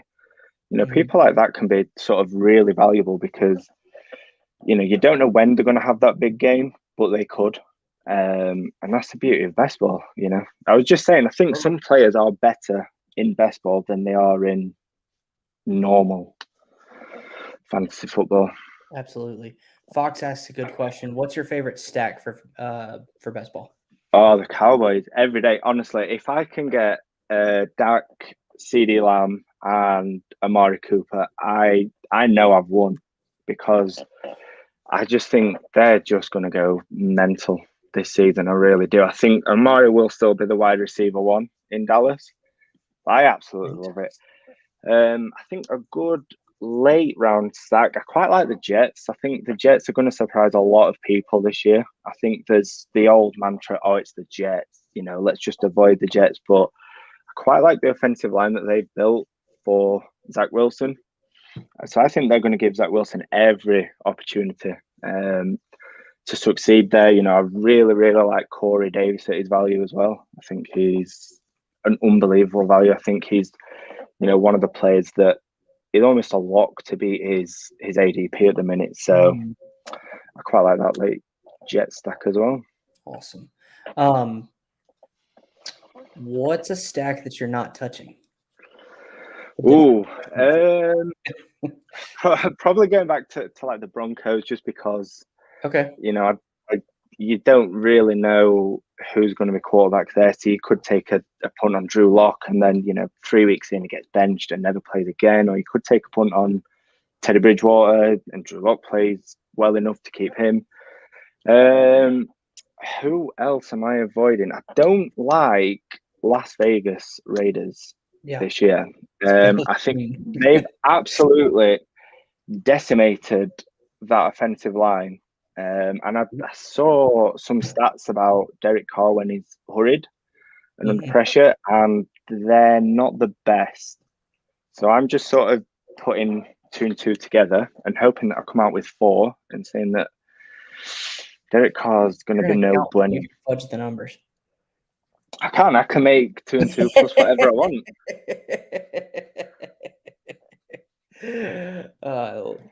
Thank you for playing along with that joke.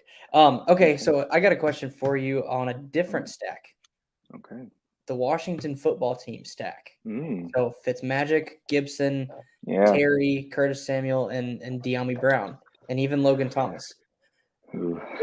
How do you feel about that one? Do you know what? I really like Ryan Fitzpatrick. I think if you're drafting him, he's probably going to be your second quarterback in best ball. So I'm absolutely comfortable, you know, with him as my second or even third QB. I like Terry McLaurin with the stack there. I'm not a great fan of Logan Thomas's ADP. Cheers, Kev. Appreciate it. Not a huge fan of Logan Thomas at his ADP at all. I think he's due a big regression this year. I really do. You know, and he's been drafted well inside the top 10 tight ends. So, well, the thing that I've seen, Wardy, and I saw a tweet couple weeks ago, a few weeks ago, I can't remember. But it was basically the Washington football team literally had to run their offense through J.D. McKissick and Logan Thomas last year. They drafted and built through the free agent market to not have to do that again. Yeah. So I think that it'll be a lot of Gibson on the ground. I still think McKissick has some passing value and isn't necessarily going away. It's why I'm kind of lower on Gibson. But then Fitzmagic, Samuel, McLaurin, and Diami, like, yeah. I think Samuel, his ADP as well is another sort of good one to keep an eye out for. But I'm absolutely all in on Antonio Gibson this year. I think he's absolutely brilliant, and I think if there's a running back that's going to make that jump to sort of like elite status, I think it's Antonio Gibson. Yeah. I disagree. I know I'm in the minority on Twitter, but I'll be wrong on this one if I have to be. So I know we were talking about Demarcus Robinson when I came back. Who are some other? Here's a good question. I think who's a QB that like, because with best ball, like I feel like QB is maybe not as important of a position, and you can correct me if I'm wrong there. But like, so that's the question. A, how important to QB to you is QB in best ball? And then B, if you punt that position, who are some later quarterbacks that you're willing to take if you punt it? You know what? It's one of them. I think if you take a quarterback early, I don't think you have to worry about the quarterback position. Yeah. But I think the value of the quarterback in best ball ties a lot with the wide receivers that you've got. You know, I think that the data shows that if you stack, you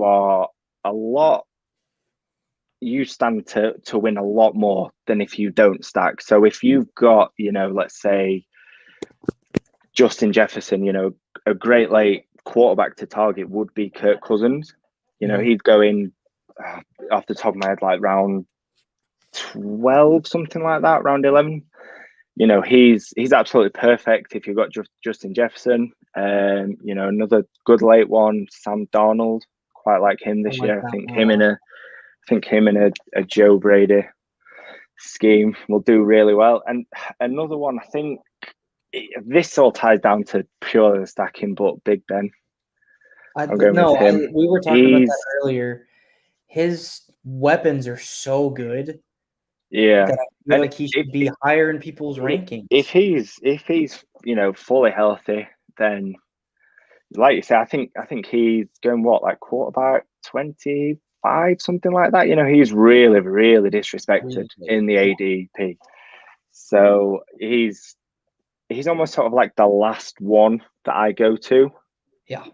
After that, it's kind of like Cam Newton, who I just don't trust this year, and then you're down to Drew Lock and Teddy Bridgewater, who I can't trust either. Yeah. How do you feel about that Panther stack since you brought up Darnold? Because he's one that I think from a QB position is primed to blow up if things go right. So what do you think? Yeah, I completely agree with you. I think his situation there is just sort of like day and night as to where he was in New York. I really like it. You can get really good value on DJ Moore, Robbie Anderson, even Terrace Marshall. He's a guy who's showing up in training camp reports as having a really good training camp that they're going to sort of rely on this year. So, if you can, I'm all in on it. Love it. Grab it while you can. Love it, love it, love it. All right, you are in League 3 of College Playoff, correct? I am, yeah. I think, that's right. Let's go check your draft room. You guys are moving a little bit. And you've already made your pick. So, yeah, we're definitely pulling this up. Share screen, Chrome tab. Here we go. All right, we are looking at Wardy's draft. And the 101 was Dalvin Cook. You took Christian McCaffrey at 102, Mm. then Mahomes at 103, Allen at 104, and Kamara at 105, and Cruiser 128 is on the clock at 106. So, explain to me your thought process on taking McCaffrey at 102 and not Mahomes. I just think in terms of fantasy production, I don't think Patrick Mahomes will be the number one. You know, I think his not limited, but you know, he's not got the rushing upside of a Lamar Jackson, a Kyler Murray, even a Josh Allen. Yeah. So I think, you know, him being drafted QB1, you know, he's going to have to throw a lot of, you know, touch. You know, he's going to have to do unbelievable stuff, you know, ridiculous amounts of stuff, break all sorts of records for him to be QB1 in fantasy this year. You know, I'm not saying he's not the best quarterback in the league, because I think he is, but in terms of fantasy-wise, I'm sort of out on his QB1 ADP. But yeah, Christian McCaffrey is just, it's almost like automatic for me. If he's there, you know, anywhere, I'm drafting him. I'm absolutely all in. I think I just love him. That's fair. And we've talked a lot about Christian McCaffrey today, being the 101 and 1 QB and having that 1,000 yarders season. I think that's still well within his range of outcomes. So yeah, me too. I think he's just such a special player, you know, and I know people look at him coming off injuries, him being older.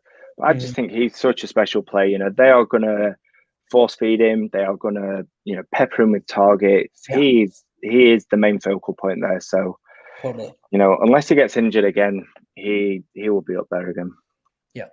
Yep. Okay, so Kamara at 105. I like that. What do you think of it? Running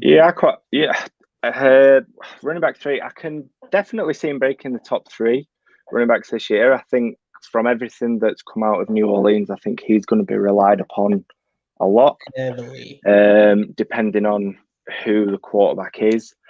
I think they're seemingly sort of hell bent on running it for a good chunk of time. So, you know, I think he's another one. He's just a really sort of special player that, you know, without the injuries and, you know, if he gets a really good amount of usage, which the noise is that he will, I can definitely see him breaking that running back 3, you know. Running back 2 maybe, but nothing above McCaffrey. Yeah. I think there's kind of a log jam, if you will, at running back 3, or lots of choices. So you got Kamara, you got Henry, Chubb, Barkley, Zeke. I feel like I'm forgetting Jonathan Taylor, who are typically going in that first round range. If you've got your pick and Cook and McCaffrey are gone, who are you taking? RB3. It's a difficult one. I'd probably say not Jonathan Taylor, just because, you know, Nyheim Hines was going to be there, you know, before the Carson Wentz injury. And I think he would have been a thorn in Jonathan Taylor's sort of fantasy side. Yeah. I want to say Barkley, because I just think he's probably I think he's probably got the highest upside, you know, in terms of everything. I think he could. Yeah, I'll go Barkley. Okay. Yeah, I like that pick. I really don't know, to be honest with you. There's so much variance. There's question marks on all these guys. I might honestly go Derrick Henry just because I feel like he's got the least amount of question marks and the most sure path to volume from a redraft perspective, and he's just so good. But yeah, I can't fault anyone for taking any of those guys that we mentioned. Yeah, I think there's sort of like no wrong answer in there. Yeah. You know, I think whoever you feel is your guy. If what McCaffrey and Cook have been taken, whoever your guy is, I don't think anybody can begrudge you unless you're taking Myles Gaskin there. Way to tie that back, sir. So this is your first year in Poly's playoff, right? It is, yeah. Yeah. So Excited. what's got you excited? What's got you worried or question, like thinking about from a draft strategy standpoint? Do you know what's got me excited? I don't know. It's just it's just another charity league, isn't it? It's you're sort of taking part in something that's going towards an incredibly good cause, which is sort of uplifting for you. And I just love drafting. Is there anything that's no, not really. I've done that many drafts recently that I'm sort of trying to take different players in different drafts. So diversification of the portfolio. Yeah, right? I've pretty much just drafted every player at this point. So I'm gonna win one league this year. All right. Well, maybe it'll be Polly's, and then you'll get a spot in Scott Fishbowl 12. Okay, so Wardy, I've asked this question to really one other person. You're on the registration form. One of the questions is, has Alzheimer's affected you or your family? If you care to share, has it affected you, and if yes, how? Yeah, no, it's all right. Yeah, so my grandma, my grandma has currently got Alzheimer's, and it's it's difficult to watch someone that has been a big part of my life, and it kind of just takes away the person that and you love. So obviously, to do something like this and to raise awareness for the cause and to raise money for a great charity is obviously excellent, and hopefully, in the coming years we can medicine will advance to where it's not the problem that it is today. Yeah, absolutely.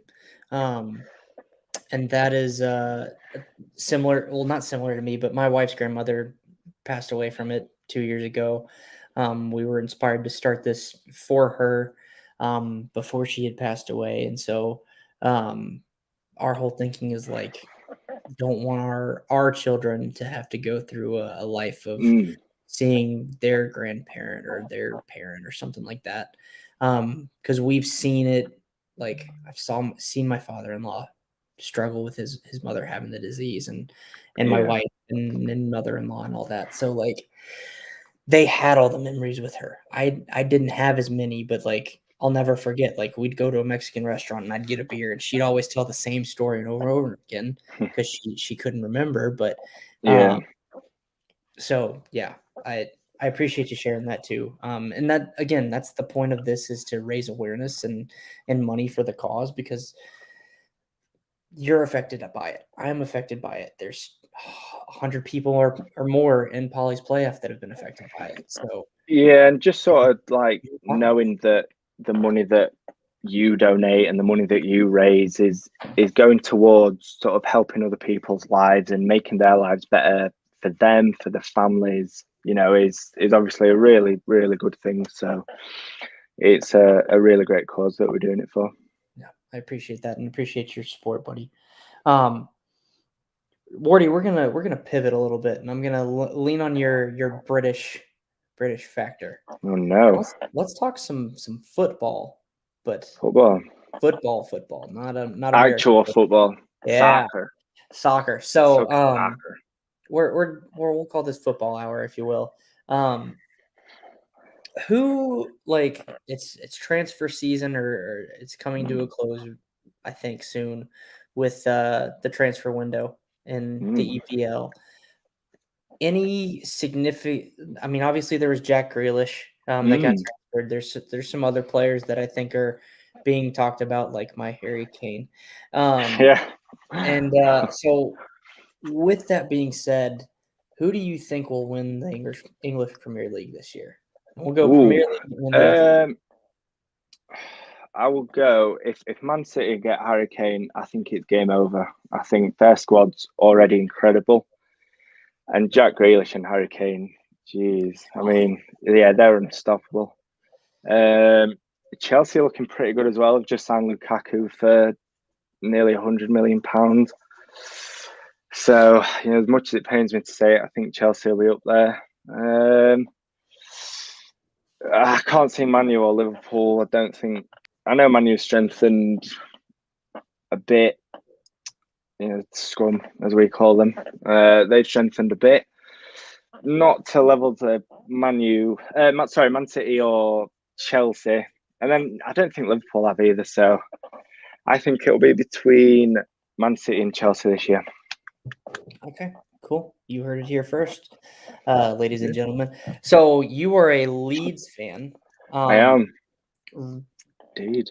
Remind me, you guys are in the big boy league, the EPL, correct? We are, yeah. We got promoted 2 seasons ago. So last season was our first season in the Premier League for 16 years. Nice. Very nice. So, yeah, where do you see you guys potentially finishing? If we sign a couple more players, I think we can finish in the top 6. I don't think that's beyond the realms of possibility. Yeah, to be honest, I'd take like anywhere in the top 10. I'd take good cup run, top 10 finish. Rich Mid's finding a new seat because he's not got one next to me anymore. I hear you. All right, cool. So that will hold up. What did Mike just say? Go West Ham United. Interesting choice there, Mike. We'll have to talk about that later tonight. Correct me if I'm wrong, is Calvin Phillips still with you guys? He is, yeah. Yeah. He so is. That's he's going nowhere. Good. I like that. I like him a lot. He's yeah, me too. Leeds lad as well. So like, born and raised Leeds fan. Cool. I didn't know that. That's very cool. He is one of our own. Yeah. So I'd like to see him stay there and help you guys continue to improve. Yeah, still really young. I'm sure. You what, sorry? He's still really young too. He is. I think he's 24, 25. Yeah. So he's got a good few years left. Yes, sir. Okay. Wardy, we're going to flip it back over to American football. When it comes to your analysis, are you more of a film guy or an analytics guy, or do you do both? Do you know what? Honestly, as someone who has sort of not got the NFL experience that, say yourself has or other Americans have, I don't rely on me watching film because I'm not particularly skilled in that part. I look at players and think he's good, he can do that well, but that's, as far as it goes. So I'm definitely more analytical driven. Obviously with the day job and whatnot, it's quite easy to look at, numbers and whatnot. So yeah, I'm definitely more towards the analytical side of things. Gotcha. So I guess my question with that is like, how do you determine what types of players you're going to target in fantasy football? It's a difficult one. I mean, obviously it depends on sort of what league you join in, the scoring. I think that's first thing first. And then obviously whether it's a best ball, dynasty, redraft, whatever. And how do if I'm looking at running backs, I like to sort of get one in early because I think the drop off is pretty steep. It's sort of it really does drop a lot into that Myles Gaskin, Mike Davis type, where you really don't know what you're going to get from them guys. Yeah. So I like to sort of secure that bell cow, if you like, nice and early. And then wide receivers, I like to look at sort of from an analysis point of view, you know, the volume. You know, I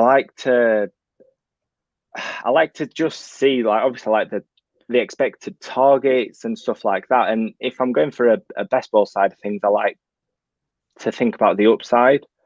Yeah. You know, outside of the first few rounds, my mind sort of turns to upside and who can have, you know, a few good games or a few big games, something like that. So I think a lot of that factors into it as well. Gotcha. So out of those positions, what's your favorite position to scout?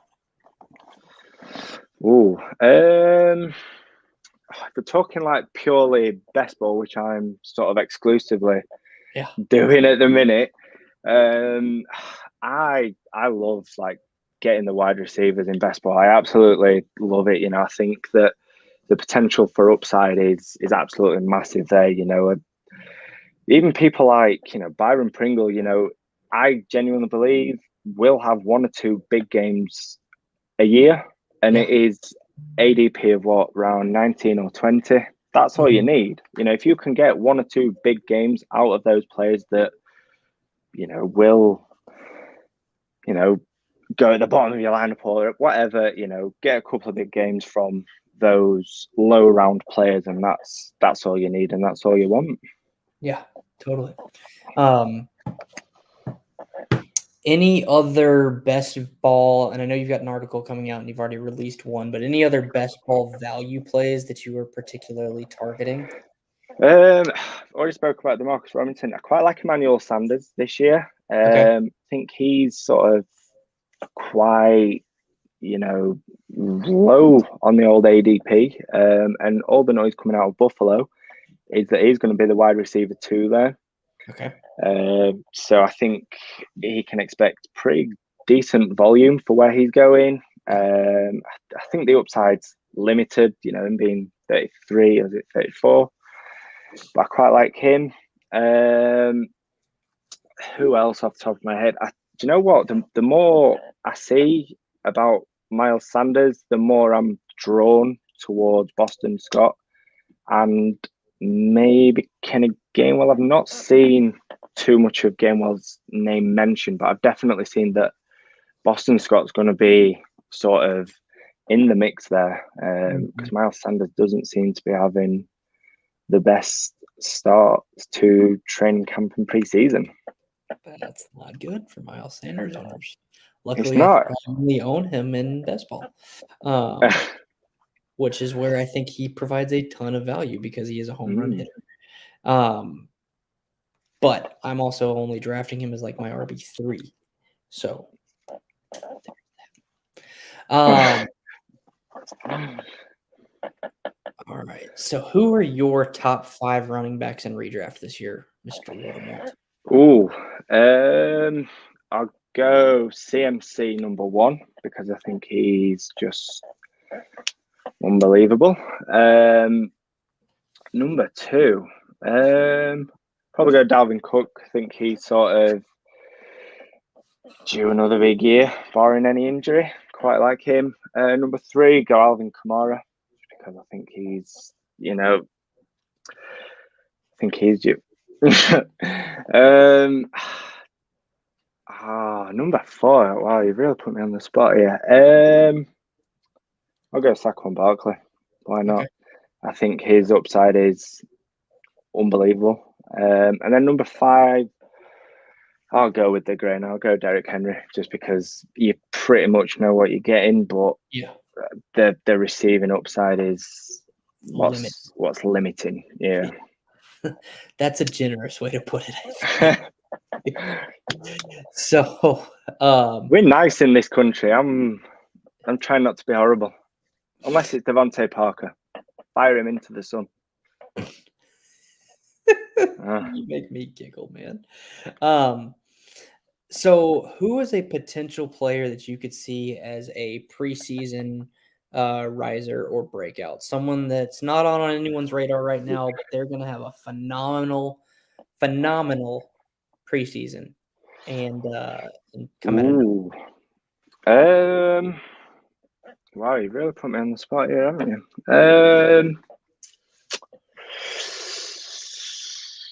See, I really liked Paris Campbell coming into this year, but the whole Carson Wentz thing has just, shot that down in flames.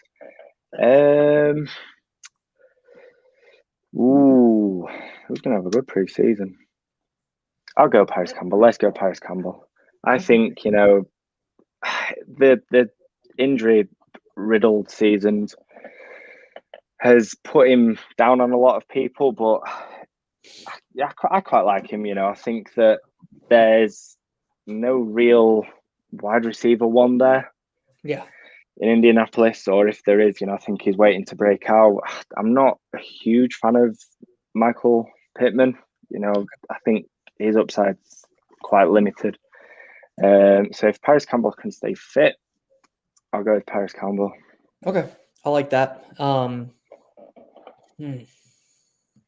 That's a difficult question. Yeah, I know. I'm trying to think. To be honest, I think Albert Wilson, because looking at, I follow a lot of Miami Dolphins stuff, and he seems to be having a really good training camp. He seems to sort of have a chemistry with Tua already. Okay. And he's got wheels. So yeah, he does. Well, I've got Albert Wilson as well. I think I'm gonna follow in your footsteps with someone who's got wheels, and I'm gonna go Anthony Schwartz. I think he may have a good preseason, but I don't know how much value he's gonna give you long term. So I don't know if not long term, short term. Sorry, and in real football too, like fantasy. Real football, I think he's a great asset. But fantasy, I think it might take a little while for him to truly break out, just because of that receiver room and whatnot. But I could see him shining in preseason just because there's not a book on him yet other than he's fast. Yeah. So yeah, I think also there's definitely a wide receiver in Detroit that's someone surely got to be. Cephas. I mean, so I'll give you two. I'll give you Cephas or St. Brown. Which one for you? I'll go St. Brown because that's their guy. Is their most recently drafted guy. Yeah. So I'll go with St. Brown. Cool. I like that. I think St. Brown has potential to be a star in that offense too. Yeah. So I really like St. Brown from scouting. So I'm trying to find the right tab. All right. Let's talk some Rams wide receivers. Ooh. Who's going to finish this year higher this year? Robert Woods or Cooper Kupp? I will go Cooper Kupp. I know I really should say Bobby Trees for the collective brand, but I'm sorry, Fox. I'll go Cooper Kupp. I think he's a player who I've always been able to depend on in fantasy. He's a player that when he came out of college was relatively cheap. He's sort of been that underrated guy, and he's now in the past, let's say couple of years, been getting the respect that he deserves. Yeah. So as a player who's never let me down, I'll go Cooper Kupp. Okay. I would I'd stick Bobby Trees. Stick with Bobby Trees still. Here's a bold question / prediction for you. Can both of these guys finish as wide receiver ones? Ooh.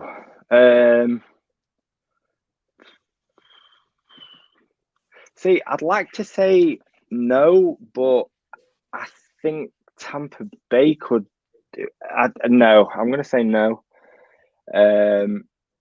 Because I do like Matthew Stafford. I think he is a good quarterback, but I don't know.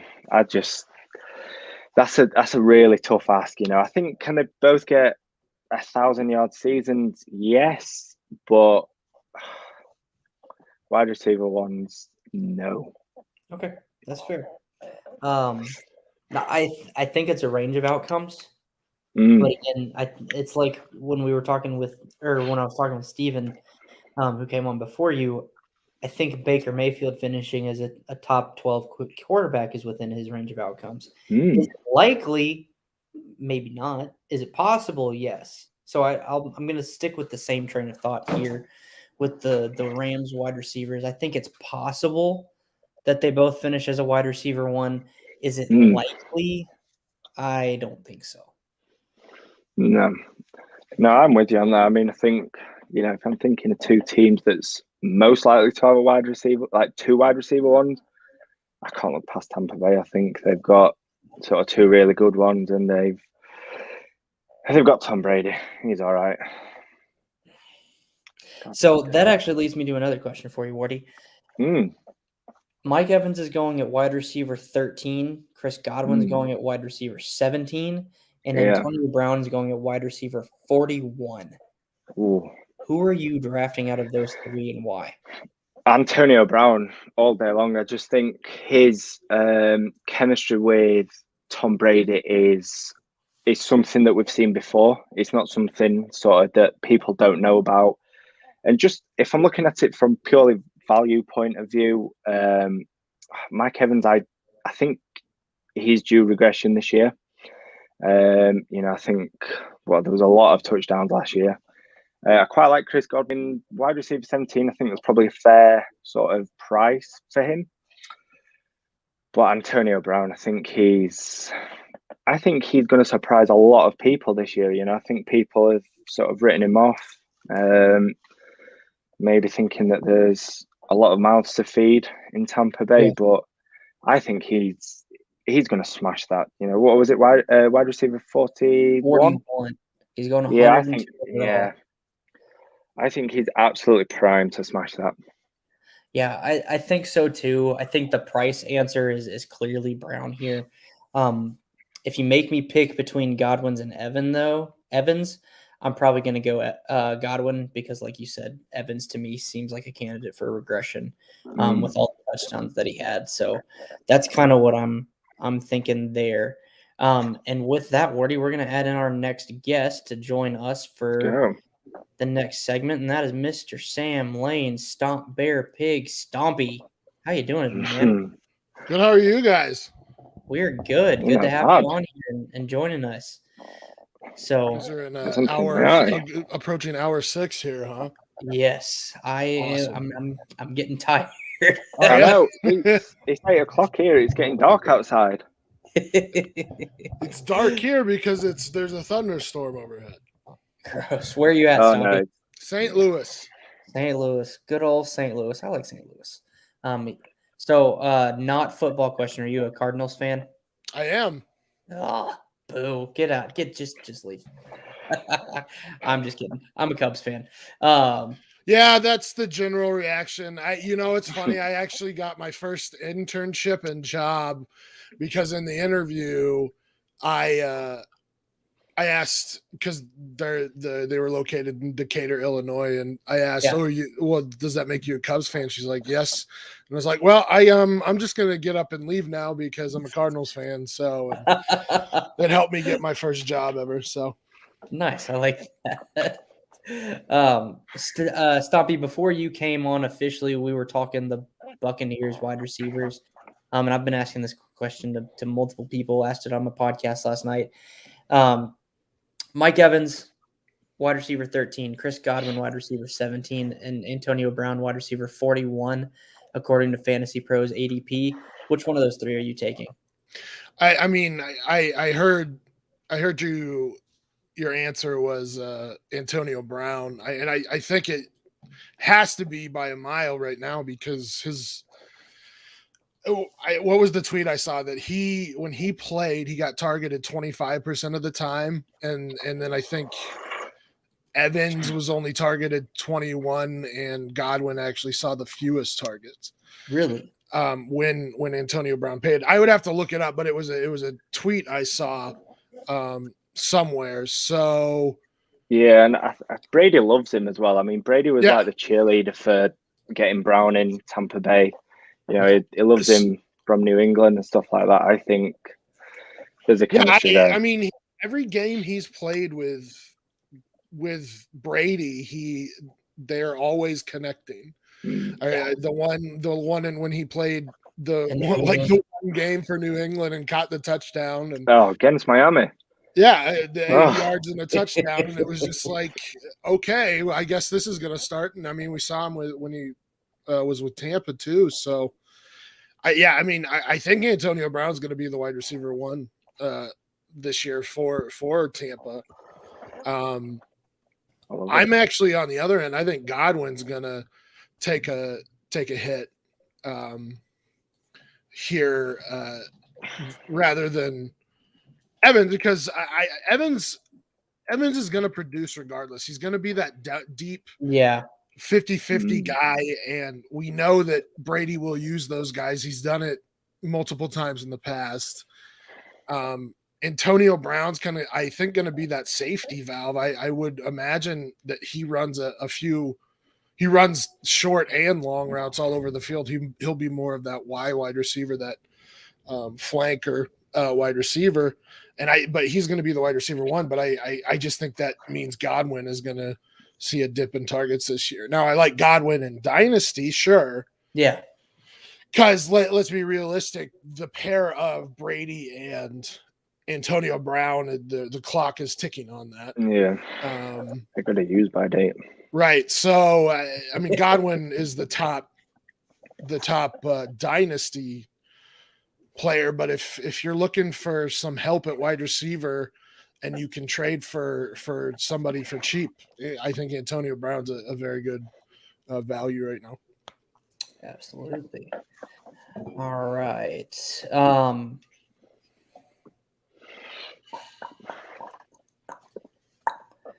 Who finishes, and so this will be the last question before Stompy and I kind of transition into a more Alzheimer's kind of discussion, because I know you're a big advocate for that and for what I'm doing here. So that's what I plan to talk to you about, Stompy. But the last football question for now is who finishes as the wide receiver 1 this year? I mean, I think it's going to be Devontae. Okay. As long as they both stay healthy, there's nobody that's going to garner more targets than Devontae will. Yeah. I'm glad that Cobb is back for kind of one last hurrah, but let's be realistic. He can't stay on the field more than 8 games. And then, I mean, Tanyan, yeah, he's going to be fine, but it's going to be Devontae approaching probably 200 targets, I would imagine. Yeah. So that's the easy answer. I think that Keenan Allen is kind of a dark horse for it. I don't love saying that because I'm a Broncos fan, but he gets 140 targets a season. You have Justin Herbert going into his second season after a record-setting rookie year with a better offensive line. So Keenan Allen's going to get his targets. And again, as long as he stays healthy, he's going to get 140, 150 plus. And could be up there and leading the league in targets as well. Yeah, totally. 40, who's your pick? I'll go safe option, Tyreek. I mean, him and Mahomes coming back with a vengeance. I mean, if he plays, if he's without injuries, I think I'll go Tyreek. I think he runs wild this year. Dark horse, do you know what? It might not be so much like a dark horse, but I'm gonna go DK Metcalf. Wow, I think that's a pretty good dark horse. I don't know how people are gonna see that. He's got it in him. You know, he's absolutely got it in him. Whether there's the volume there, whether there's, the game scripts there, I'm not sure, but I really like DK. Let's go. Every year, I'm just afraid of the wide receivers in Seattle because every year I think, Russ cannot keep being this efficient with the touchdowns. But every year it's like 7% touchdown percentage. And you're like, well, that's bananas. So I can't take that away from you. Yeah, so my pick is actually I'm going to go Calvin Ridley. That's a good one. I think that he's got just tremendous upside. And Julio's not in town anymore. So there's so much potential for him to truly become that solo target for Matt Ryan. So that's my pick. I'm not worried about Pitts eating into that. Maybe I should be, but no, because you saw the volume for both Ridley and Julio with Matt Ryan. They're gonna. I mean, it's not a good defense still. It's not a good running game still. I mean, Mike Davis will. I like Mike Davis just as like a running back 3 this year, but and Ryan sort of splits with and without Julio. There's a bit of a difference there. So I think Calvin Ridley will be good. I think he, quite like him this year, but a bit of a question mark for me. It might be that, but it won't be because of Pitts. Pitts will get volume, but he's not going to eat away at Calvin Ridley's volume. Yeah, I completely agree. All right, so Stompy, you are in League 10, and I got to get back on there. So hold on just a second. I held up the start, so I'm the worst. We may have only had one pick thus far. It's me. No, so far you are the only pick in your league. I'm looking at it now. But you took Mr. Patrick Mahomes at the 101. If you will, kind of explain your thinking on that. All right. I mean, it's super flex. I think the argument's probably between Mahomes and CMC for the 101 and super flex. I like taking kind of middle of the pack or maybe second, third tier running backs this year because I think they'll jump into that upper tier. So guys like Nick Chubb, Zeke, Aaron Jones, that will come back to me. Austin Eckler probably makes it back to me in the second. I'm perfectly okay with those guys. But Mahomes is basically the safest quarterback in the league besides Aaron Rodgers in terms of his production. You're expecting 4,500 yards and 40 plus touchdowns every season. So he's probably the same. I mean, if I were to take a risk, I would say Lamar Jackson has the highest ceiling of any of the quarterbacks, but Mahomes probably has the highest floor of the quarterbacks. So no, I agree with that. Wardy, final thoughts on Mahomes before we transition you out of here? Like I said, I think he's the best quarterback in the NFL. In terms of fantasy, I just can't see him being that QB1. Like Stompy said, I think Lamar Jackson. I'd also put Kyler Murray as that higher ceiling. I really like Kyler this year. The improved offensive line. If he can continue making the progress that he has, I think he's in for a really good season this year. Yeah, I like that pick too. So Wardy, thank you so much for coming on. Thank you for having me on. My British best friend.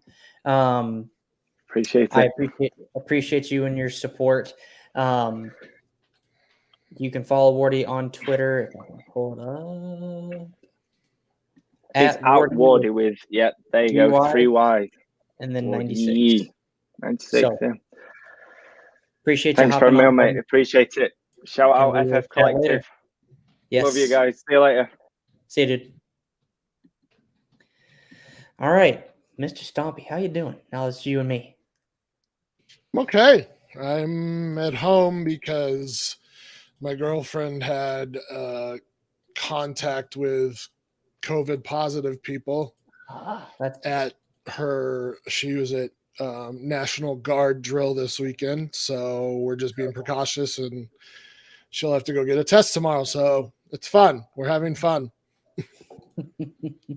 Well, hopefully you can enjoy the work from home a little and chat about stuff that you don't have to think about. I'm high as a kite right now, so yes.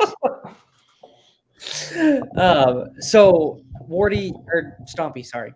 The whole point of Polly's playoff is Alzheimer's Association awareness and raising money for the Walk to End Alzheimer's. You are, I think, one of my biggest advocates for this cause. So if you will kind of tell the people, if you don't mind sharing, why you're such a big advocate for it and how it's affected you and your family. Yeah, sure. So I guess first and foremost, I'm a major advocate for what you're doing because I don't have the mental capacity nor the energy right now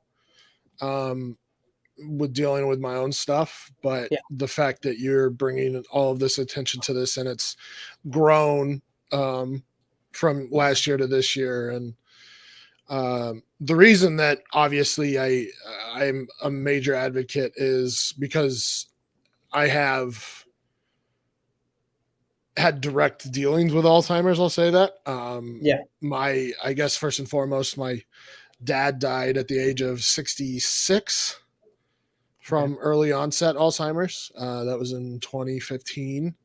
No, sorry for your 2015. Thank you. His older sister died a few years before that. Okay.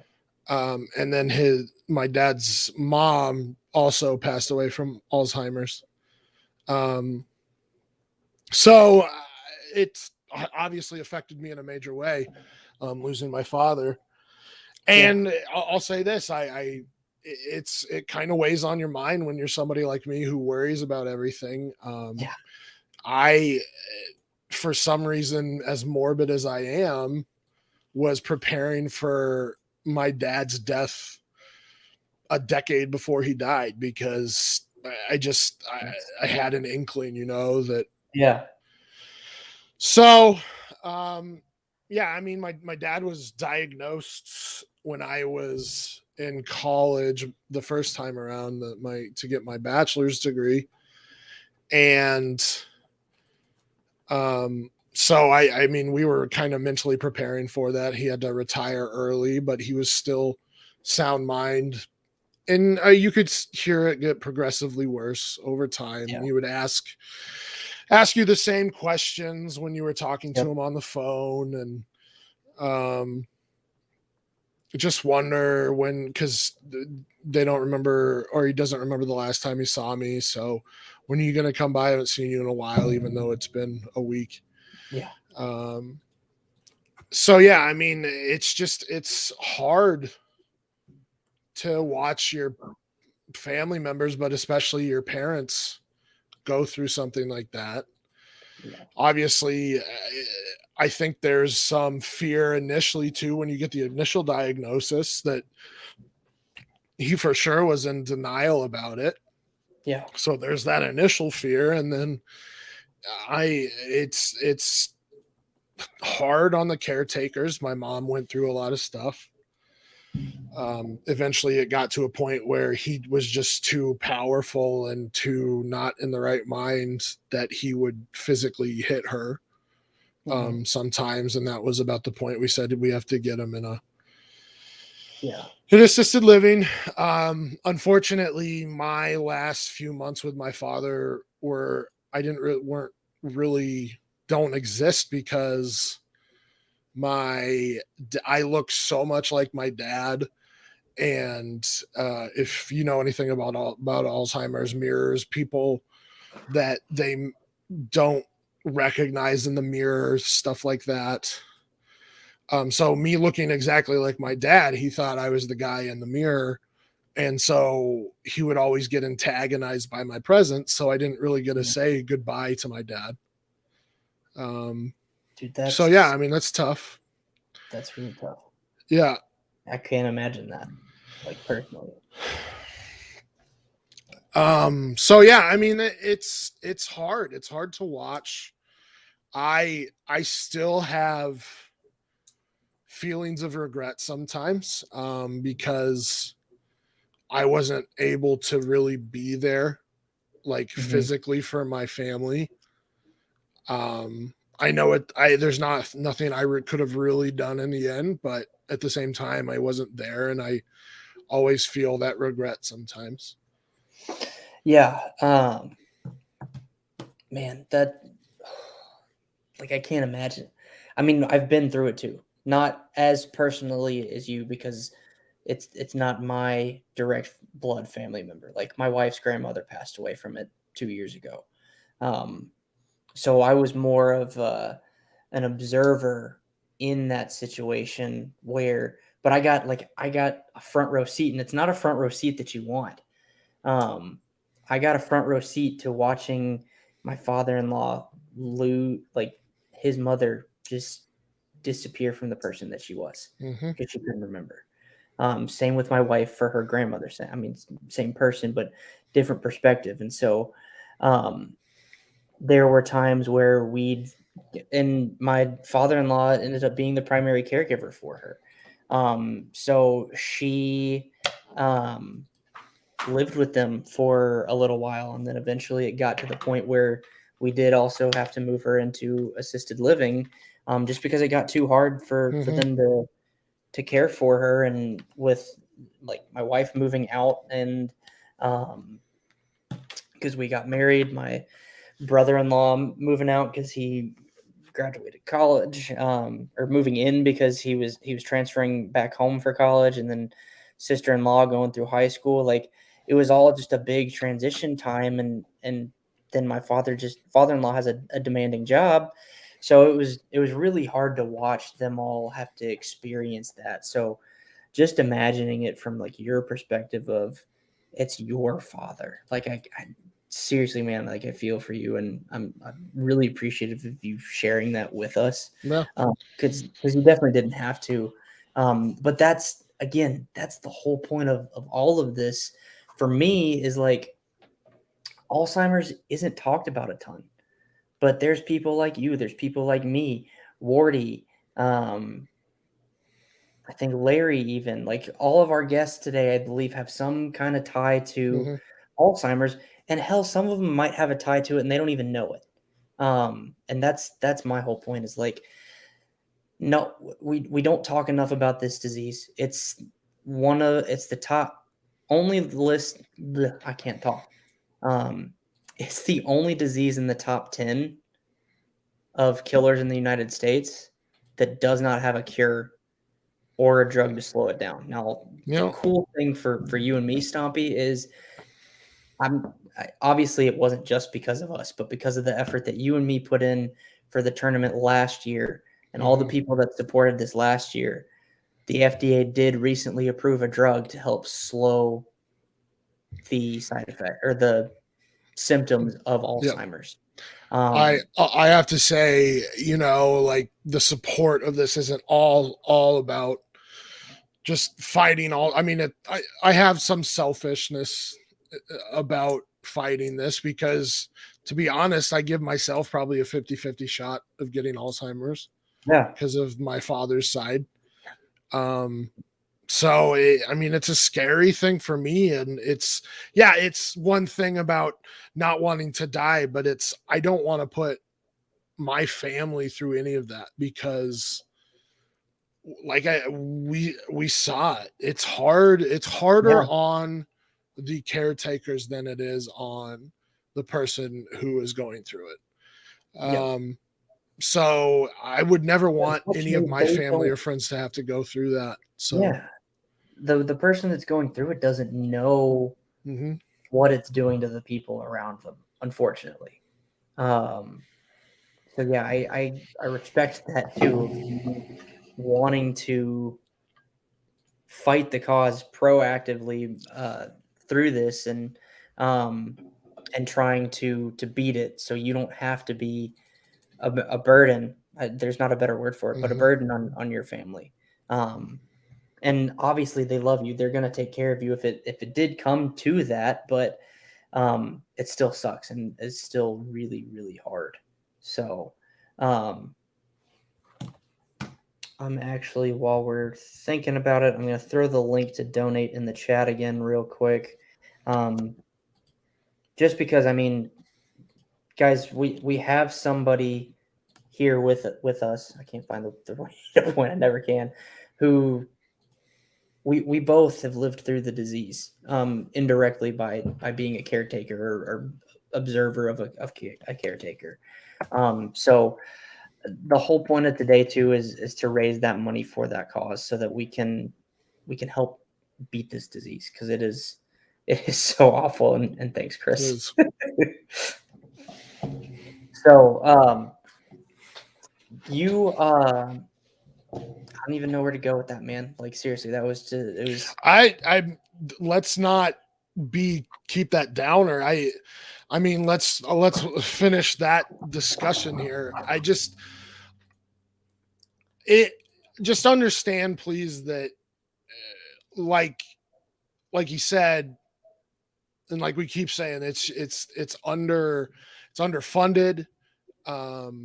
It's the only major disease that doesn't have prospects of doesn't have a cure on the market or something that will slow things down. Luckily, the FDA, like you said, just accepted or passed on something that'll slow it down, but there's nothing to cure it yet. Yeah. And it's funny because like I have right now, like I think about the things that I'm doing now, how that can combat any chance that I get from Alzheimer or that I have of getting Alzheimer's, from things like a keto diet that has been shown to help with plaque buildup on the brain, and just being more health conscious, even though let's be real, it's been hard over the whole pandemic thing. Dude, I've gained 40 pounds probably since the pandemic started, just because, not being sedentary, working from home, sitting on my butt all day because I sell software, but actively trying to attack that so that it attacks other diseases like Alzheimer's is a great point to bring up. And I really appreciate that aspect of it too. And like eating healthy and whatnot, it's all important. So, man, Chris, I will. So let's jump into some football. Because we hammered that home. That was exactly what I wanted. It's why I wanted you on here, was to really get to know why you were such an advocate for it, and give you a space to talk about it. So we've accomplished that. If anyone gets anything from today other than donating, that was what I wanted right there. So good. Thank you. I hope I can help. I know you've met and exceeded your personal goal. So that's awesome. Yeah, but that's awesome. And like I said, I really appreciate you and your efforts with all of this, because like I said, it not only affects my past, but it very easily can affect my future too. Absolutely. So I've got some topics on here for the show sheet, and we haven't really talked about a lot. We've just been kind of bouncing around. Let's talk about, we were talking about the Rams wide receivers, I think, right towards the end of Wardy's section. So let's continue that, and then we'll transition to the Rams running backs. So last question I asked Wardy was who's going to finish higher, Woods or Kupp. Do you have any thoughts on that? It's Woods. Cool. I like that. With Matt Stafford and who Matt Stafford is, you're not trying to get a guy who's cautious. You want that guy that will take the chance deep. And so to me, that's Woods, because Woods is more of that. I mean, I would say he's the X wide receiver for the Rams, and that's who Stafford has targeted his entire career. Yeah, no, and I just think honestly, I asked Wardy this question too. Do you see an outcome where both of them could be wide receiver ones? I mean, it's so hard, but It is. yes, because I think now that Akers is out for the season, you have to change some of the way you plan the games, because with Akers and Henderson, you got a decent two-headed running attack with Henderson and whomever in the backfield. Now it's like, do you have that? Do you have the hammer and type of running back with Henderson? I don't think so. So I think you're going to be probably doing a lot more screen type plays instead of running the ball on like first and second down. And who does that benefit? It largely benefits Robert Woods. Yeah. And here's another one for those wide receivers, by the way. I like Van Jefferson, but DeSean Jackson just he's always a good best ball candidate. Yeah. But I mean, think about pairing him with Matt Stafford, who, I mean, he arguably has the best arm strength of any of the quarterbacks that DeSean Jackson has had. Yeah. So it'll be interesting to see if DeSean Jackson can stay healthy, because I could see a double-digit touchdown season easy for him. I mean, he won't get a ton of targets, but could he do the double-digit touchdown season if he stays healthy and has his speed still? That'd be wild. Yeah, no, I that it would be, and that'd be an unreal finish for someone where you're drafting him, too. So that was actually my next question for you. Who do you think is the third wide receiver here? DeSean Jackson, Van Jefferson, and I'm gonna throw Tutu Atwell in there just because they spent draft capital on him. But I don't see it. I think he's gonna get blown away in the wind. They have spent weird draft capital on those small wide receivers, because Pharaoh Cooper was another one. It was like they did it with Tavon Austin too, and it was just like, what are you guys doing? So it seems like Tutu's going to be that wide receiver 5, but punt return, kick return specialist. But yeah, I think it'll be, in terms of target share, I think it'll be Van Jefferson. Okay. Would I be surprised if DeSean Jackson outscores Van Jefferson specifically for touchdown because of touchdowns? No, but I still think Van Jefferson garners more volume. Yeah, no, I like that. I hope Van Jefferson isn't dead from a fantasy perspective, just because I think he. Well, and the other thing is, think about Cooper Kupp. I mean, Cooper Kupp has been injured. In the last couple of seasons, so it'll be interesting to see if he is re-emphasizing the offense. But I mean, I think Van Jefferson could end up getting a significant. I mean, people held on to Josh Reynolds forever. Yeah, and they actually spent significant draft capital on Van Jefferson. I believe he was a second-round pick. So, yeah, he was. Dude, I was so ready for a Josh Reynolds. Like, I'm newer to Dynasty. I think I'm in my 3rd year of Dynasty, maybe 4th, but I think that 3rd. I was pounding the table for Josh Reynolds to have a breakout this year because he signed in Tennessee and figured he could slide right into that Corey Davis role. But I was smart enough, because I went on a show and it was like, I think it could be Josh Reynolds, but if they trade for Julio, completely ignore this. Yeah, I think they had to take that. I think they had to do it because I think they're in a window now where that defense is good enough and that offense is now good enough to compete with Mahomes and Kansas City. Yeah. I totally. But yeah, I was with you. If Josh Reynolds was the wide receiver 2 on that team, I was 100% with you. Yeah, I think he screamed value to me, and then it got shot in the face. Okay, so you brought up Darrell Henderson and the running backs, and that's what I want to talk about next. Does Darrell Henderson, I don't know how you actually say it, so I do apologize. I think it's Darrell Henderson. Does he end up with the lion's share of the work? Yeah. Okay. You aren't worried that they're going to end up using a split backfield? Okay. I mean, they'll split it, but he'll still get 50% of the touches. Yeah.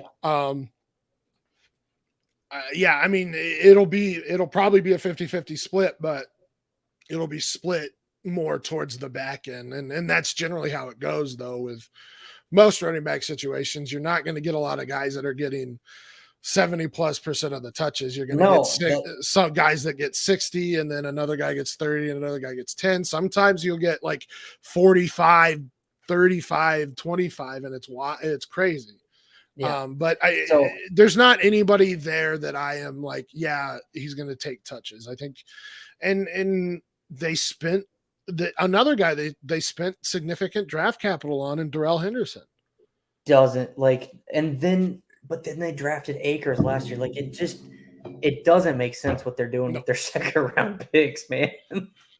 But I'm glad that you brought up that snap share kind of bell cow theory, because Matt FF Dynasty, who's still with the Astronauts, tweeted out towards the beginning of the offseason that the bell cow is kind of going away just a little bit. And what I mean by that is what you just said. The top 3 running backs last year had less than 71% of the snap share. I think one had 61, one had 65, and one had 71. I can't remember which ones they were, but that proves the point of what you just said, which is, yeah. I mean, there's really maybe 3 bell cows, and we'll see about Zeke, but yeah, it's Derrick Henry, Dalvin Cook, and probably Zeke. Even Chubb at this point's not the bell cow, because obviously Kareem Hunt takes a significant portion of snaps too. Yeah. So yeah, I mean, it doesn't exist. So at this point now, you should be looking for efficiency. Now, yeah, Chubb is the exception to this. And yes. I think J.K. Dobbins might be an exception as well, but that means that efficiency comes from the guys who catch passes. So the Aaron Joneses, the Alvin Kamara's, the Austin Eckler's are the guys that you were wanting for efficiency's sake, because you're looking for points per opportunity. Well, like I said, I mean, Nick Chubb is an outlier, man. In my opinion, he is the best rushing running back. Your runner. Yes. Yeah. Like he's basically fast in all phases of the game. He's a good blocker. And he is hard to take down. Yeah. I mean, he's not as big as Derrick Henry, but he's just as hard to take down, which to me makes him better than Derrick Henry. Because he doesn't have as much weight and length behind him. And I think he can create his own space more than Derrick Henry can. Derrick Henry doesn't do great laterally or as well as Nick Chubb does. But regardless, and the other one's J.K. Dobbins. J.K. Dobbins had 6-point-something yards per carry last season. 6.0. Had 9 touchdowns. A lot of people are expecting a little bit of regression, and I don't necessarily agree with that in terms of his touchdowns. If you look at the total rushing touchdowns versus the previous season in terms of the running backs, they're about the same.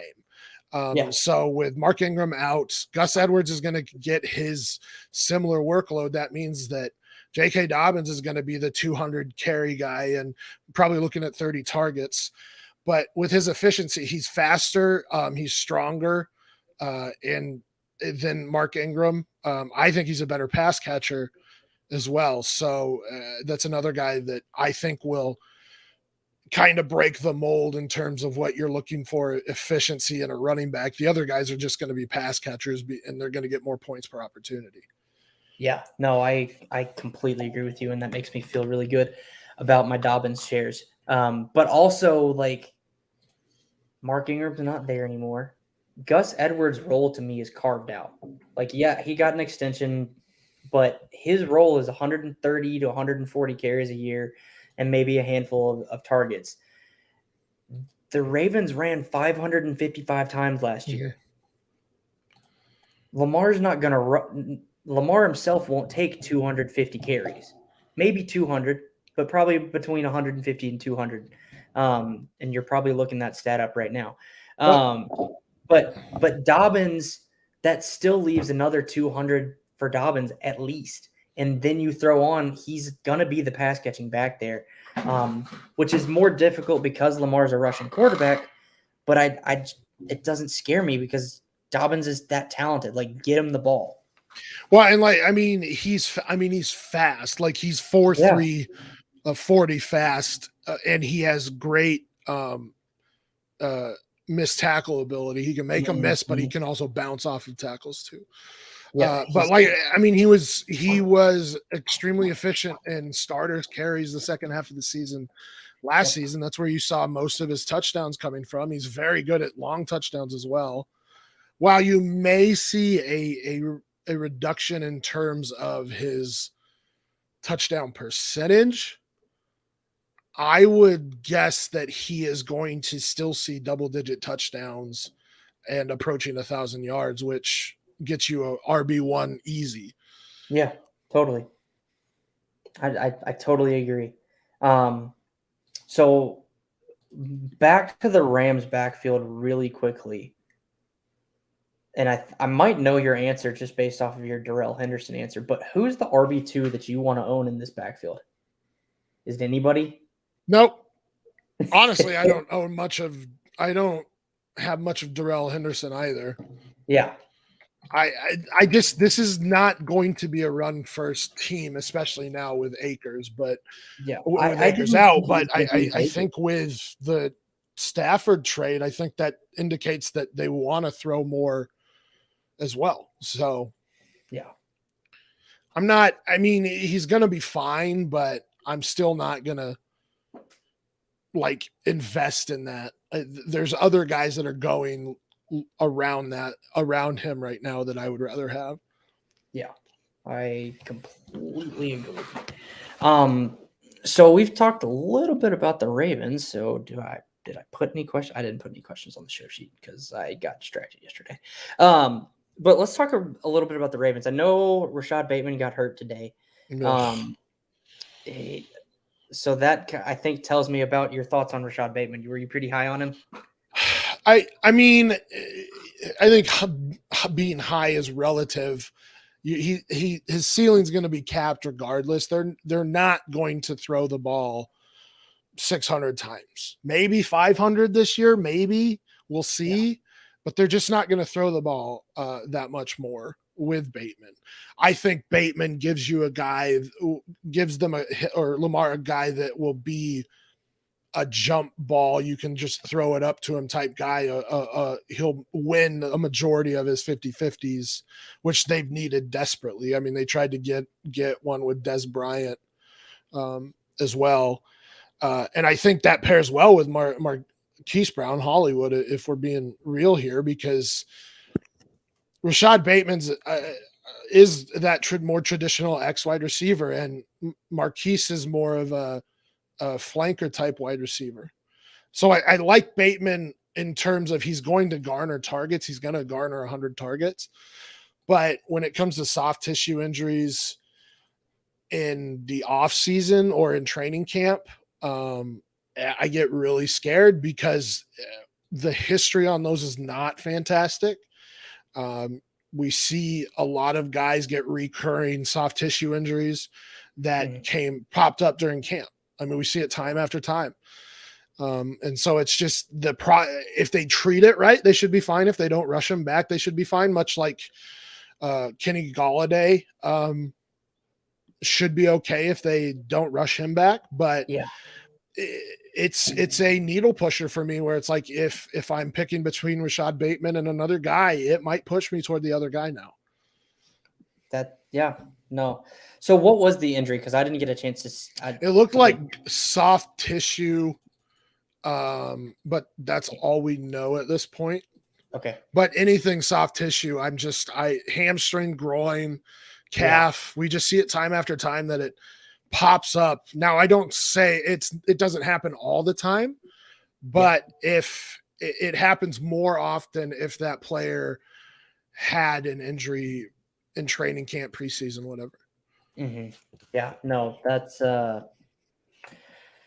discouraging. So with that, are there any other receivers that you want in this offense?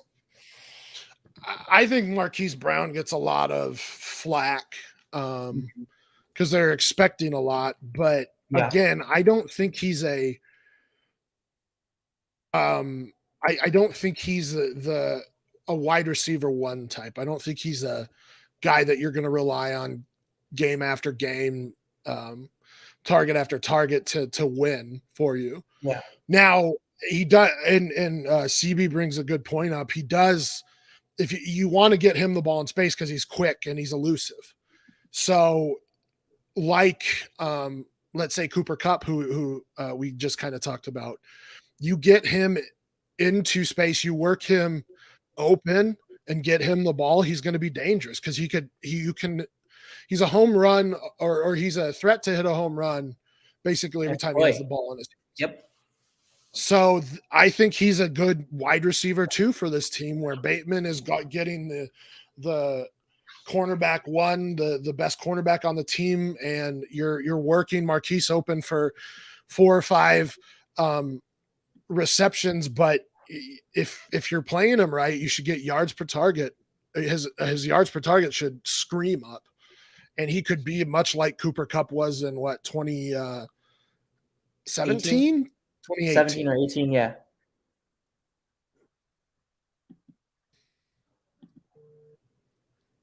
You looking it up? Yeah. Cool. Yeah, no, I agree. I'm not out on Brown yet, not completely at least. And he's still so young so from a dynasty perspective, he offers a ton of value. It was 19? Yeah, 2019. Oh, okay. It was right after he tore his ACL. It was the season after he tore his ACL. Right. That's right. But here's the thing with Marquise Brown, though, is he played in all 16 games. He saw 100 targets. He improved by nearly 200 yards and had one more touchdown. Like, he improved. His catch rate wasn't great, but I think there was some regression on both sides there. But he still improved. He was still the wide receiver one on this team. I mean, Mark Andrews, let's be real, was the wide receiver one, but for all intents and purposes, Marquise Brown was a wide receiver one, and he improved. But for some reason, we're just like, he's a forgotten man now, and I think that's a mistake. Yeah, I agree. And like you said, that home run ability on every single play,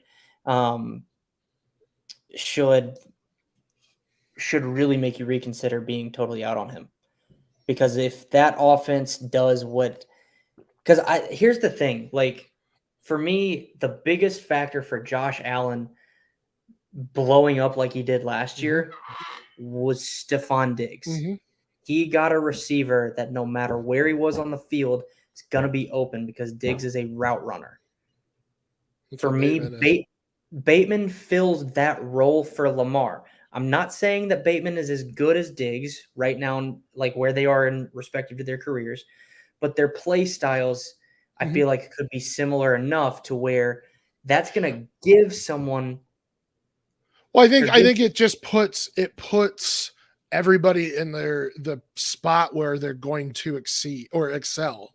So, like I said, Marquise Brown being an outside wide receiver probably not going to work out, but put him in a flanker role where he can play both inside and outside. You move him around or put him in the slot, and he's probably going to win a lot of matchups because he's quick and he's elusive and he's got fast feet. And I think that's what you saw with Buffalo is you were relying on John Brown, who's fine. I mean, Smokey Brown is a great wide receiver 2 or wide receiver 3. We've seen it throughout his career, and he's had some elite games, and others he disappears. So he's a great over the top guy. And so now you put Stephon Diggs in that wide receiver 1 role. You put Cole Beasley in the slot, who we're not going to go there with Cole Beasley. for now. And then you have John Brown and Gabriel Davis taking the top off on the outside. You have everybody in the correct places they need to be. And I think that's what you're going to see with the Ravens if Rashad Bateman is healthy, because they have an elite tight end too on the inside. They have now speed on the inside with Marquise Brown. You have a guy who could basically beat anybody on the outside in Rashad Bateman. And let's not forget about Miles Boykin, who, while he won't have good fantasy numbers, he is still a very good and explosive wide receiver on the outside. So this offense, I would imagine, takes a step forward. They only threw the ball 300. Well, Lamar only threw it 376 times last year, which is just crazy. That's got to be bottom of the league. I have to imagine it was, but if it's which is nuts to me, because his air yards per attempt is extremely high. His touchdown percentage is extremely high. Sure, he had a few more interceptions, but he wasn't any less efficient. I mean, he saw a little bit of efficiency decrease, but overall was still a great passer and has proven to be a great passer each of the last 2 seasons. Now he's not Patrick Mahomes or Aaron Rodgers or Tom Brady level, but that's not what you need from a guy who can also give you 1,000 yards on the ground. You need a guy that is proficient enough at passing that he keeps defenses guessing. Yeah. And so they need to throw the ball more, and hopefully that happens because they have Rashad Bateman.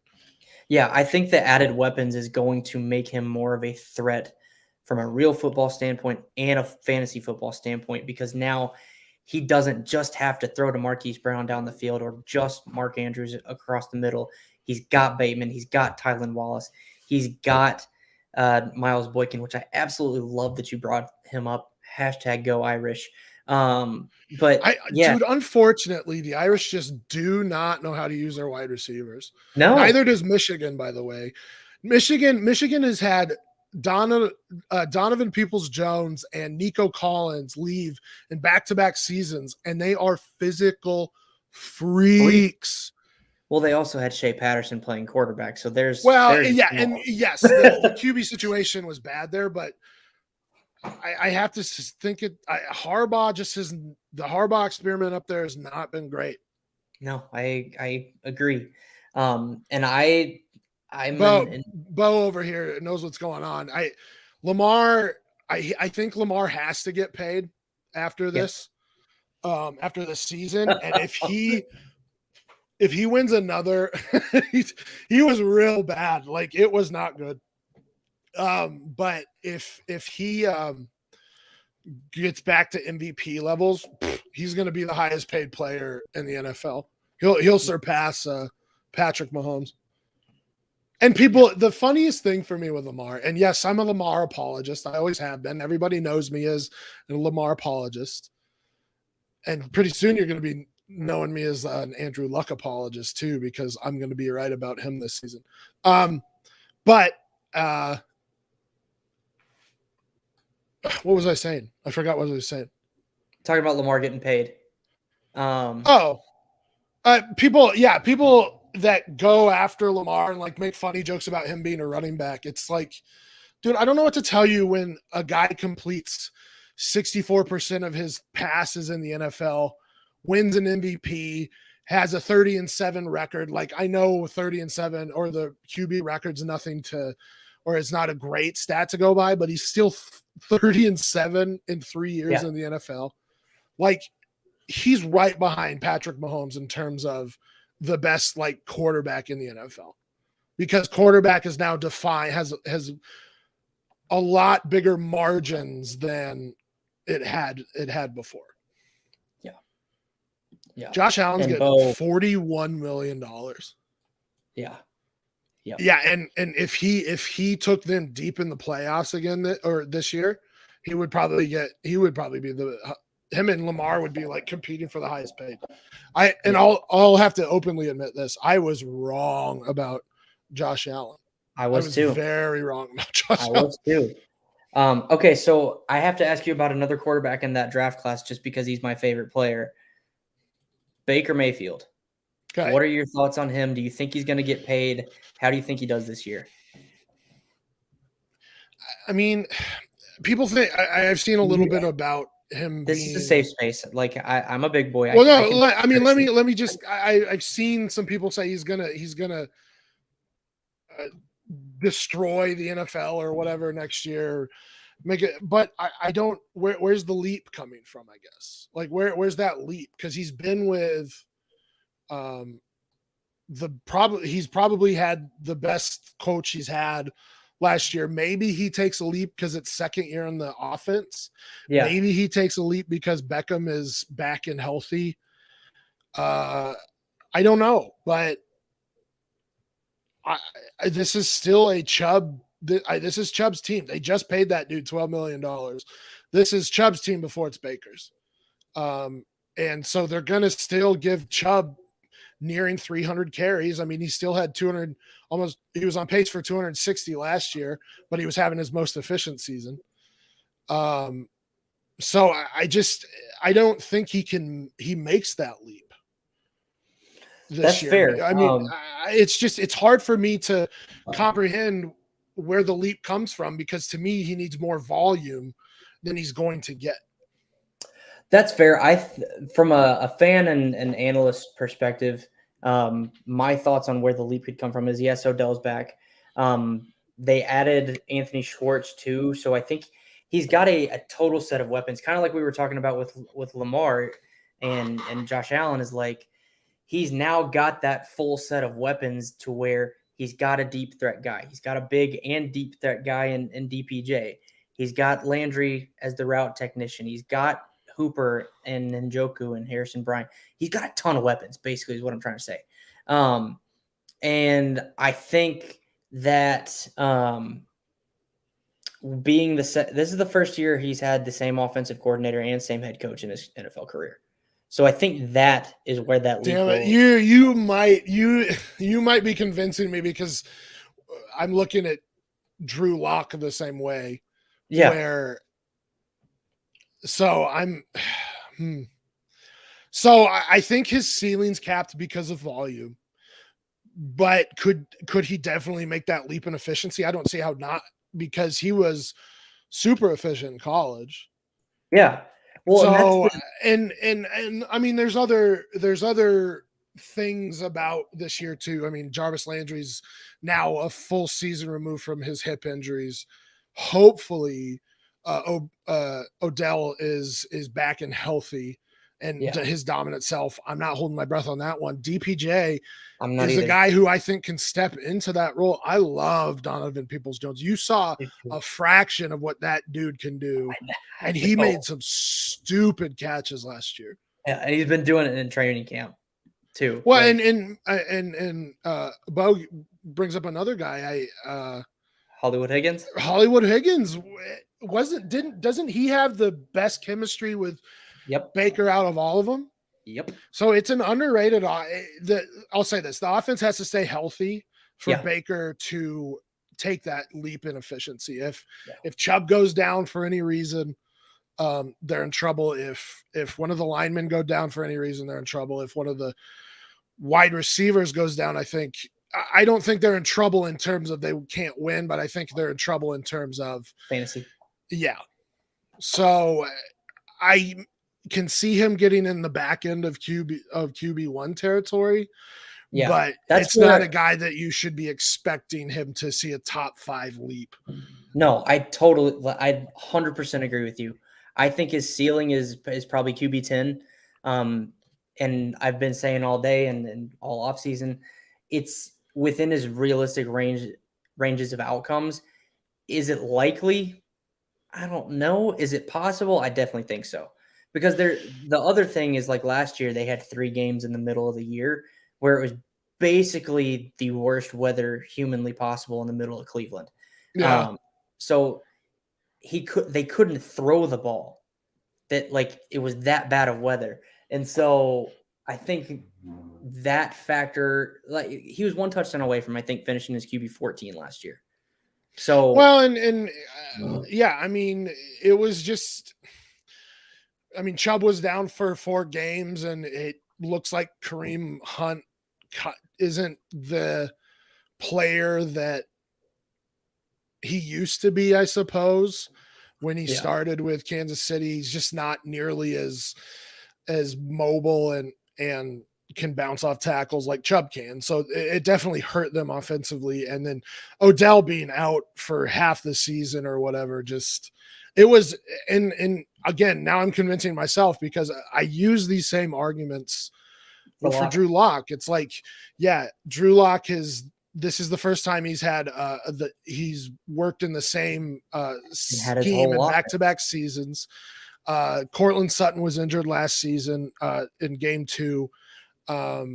Jerry Jeudy Drew Lock himself hurt his shoulder in game 2 as well. So he was out a couple games. Also COVID off season, obviously that's going to be tough. Working in a new offense where he can't work with them physically. Better offensive line. I think a lot of things are going to come together for Drew Lock, and now I've kind of pushed myself on Baker as well. I think they're probably in the same boat as well, where they're going to be capped because of volume regardless, but could they score and be a QB1? Absolutely.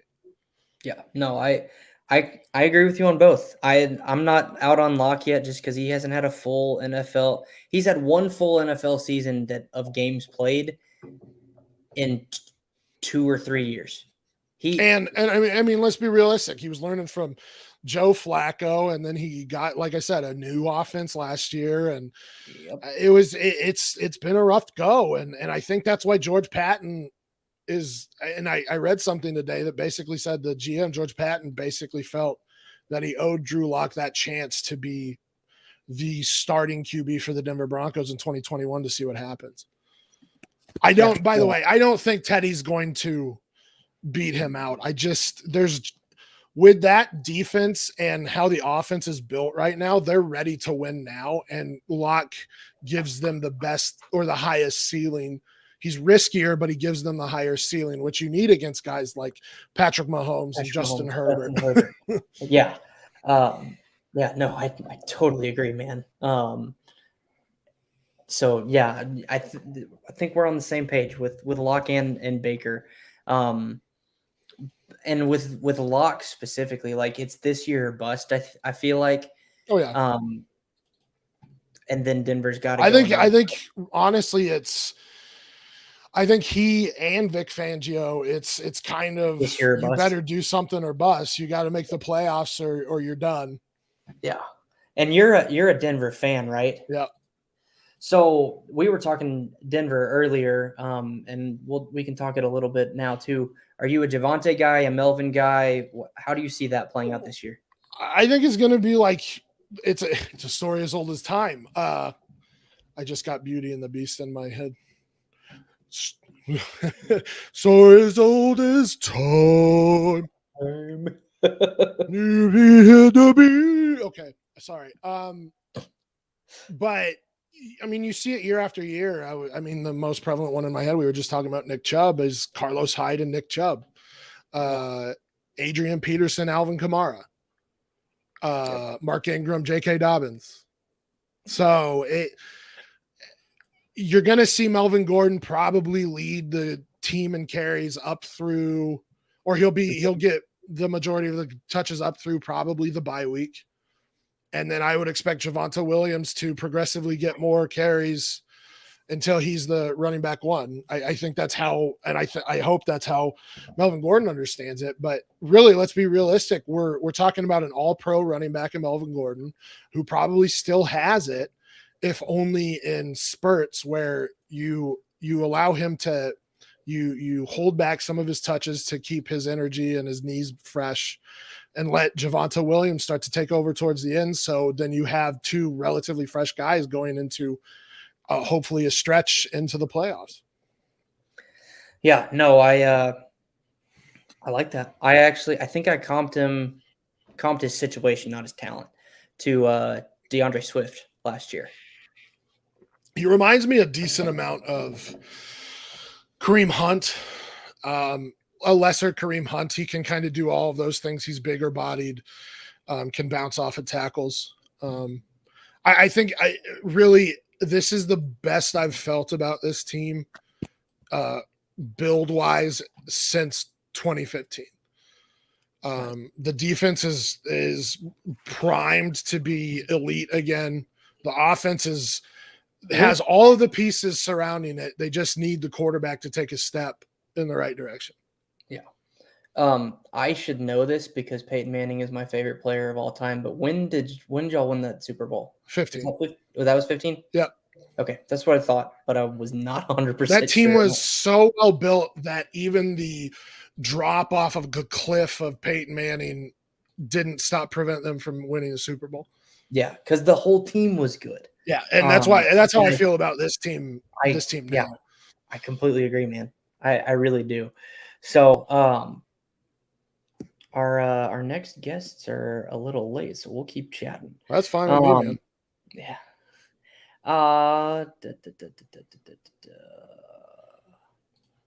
Okay, this is a fun one. Just especially, well, it might be a little sore for you because you're a Denver fan, but when do you think Justin Fields starts in the NFL? I had this discussion last night with Russ. To me, it doesn't make sense for him not to start right away. Yeah. I know there are great minds out there. I know Matt Waldman is one of them who loves when a team drafts a quarterback who already has a veteran who's good enough to start ahead of them. Look at the Chiefs with Alex Smith and Patrick Mahomes. Look at I actually love how Miami dealt with Tua this last year with Ryan Fitzpatrick, because they took him out of situations where he was getting in above his head and where he wasn't going to succeed. Yeah. And put Ryan Fitzpatrick in. So he got good experience. Yeah. But he didn't get to a point where like he wasn't successful and is going to like you know how like what happened with DeJon Kaiser and how he was treated. Like he was treated horrendously bad. I think the Jets are doing Wilson a disservice by starting him right away. When they had Darnold, they actually he started right away, didn't he? Started Darnold. right away. That was so dumb because they had Josh McCown, who was a great like bridge quarterback. Yep. I just teams this day and age don't know how to. I mean, Andy Reid does, some other guys do, but just don't know how to treat their quarterbacks. And most of them aren't ready in year one. I think it's a mistake personally with Justin Fields because he gives them the best chance to win. Now, is Andy Dalton good enough to win one or two games early on, and hopefully you start to work Fields more during practice to the first team, and then finally start him, I don't know, after 4 or 5 games? Probably that's probably not bad, because going into that like 2-2 or 2-3, you're not dead in the water, and now you have a guy who has a little bit more experience under his belt in the NFL, and can use his legs while not making stupid mistakes throwing the ball. We saw it with Lamar. We've seen it with Josh Allen, that those legs just give you an extra part of your offense that you can't get otherwise. No, and it's harder to prepare for those quarterbacks too, because you never know what's going to happen. But Stompy, I love you so much for saying what you just said though about Rodgers, or about Alex Smith and Mahomes, Rodgers and Favre. I think the Cowboys were going to try and do it with Dak and Romo. Like, yeah, they definitely were. I mean, and that's how you do it, though. Exactly. I do wish that the Broncos had gotten somebody in behind Peyton. Yeah. that wasn't Paxton Lynch. Yeah. But yeah, I mean, I think it's starting to become a thing now where it's like finally sitting these guys a year. I think that's what they're doing with Trey Lance as well. I mean, Jimmy G is going to start the season. 100%, man. That's what they need to do. And I think that DeJon Kaiser was kind of the turning point for most franchises, not necessarily the Browns or the Jets. The Jets. I think Zach Wilson can be talented, much like I think Darnold can be talented. I think they run their given franchises like idiots. Yeah. Because I mean, look at how many quarterbacks the Browns have ruined. Oh, the good Lord, the list is absolutely ridiculous. Yeah, I got on that graphic. It's crazy. And it's just like, you guys throw these guys into situations luckily Baker wasn't kind of thrown into this situation until actually it was kind of in week 2, wasn't it? Week 2 when Tyrod, they took Tyrod out. Yeah, it was week 2 or 3. So yeah, I mean, in Herbert, it was unfortunate for Herbert, but Herbert excelled. Look at what happened to Joe Burrow last year. I am so afraid of Joe Burrow this year because of he's afraid of his leg right now, and his offensive line isn't doing him any favors. Yeah, no, I completely agree with you. Actually, can I get that full screen and just do it that way? That didn't work. There we go. Okay, hold on just a second. Share screen. Yep, that's that one. Okay, so this is since 1999. Actually, this goes back to 1993. But these are the Browns starting quarterbacks since then. Ty Detmer, Tim Couch, Doug Peterson, Spurgeon Wynn, Kelly Holcomb, Jeff Garcia, Luke McCown, Trent Dilfer, Charlie Fry, Derek Anderson, Brady Quinn, R.I.P. Ken Dorsey, good God. Ken Dorsey, Brad Gradkowski, Jake Delhomme, Nick Wallace, Colt McCoy, Brandon Whedon, Thaddeus Lewis, Brian Hoyer, Jason Campbell, Johnny Manziel, Connor Shaw, Josh McCown, Austin Davis. The 3 years after that, before Baker came along, there's probably 2 or 3 more. It's just absolutely ridiculous that they haven't figured that out yet.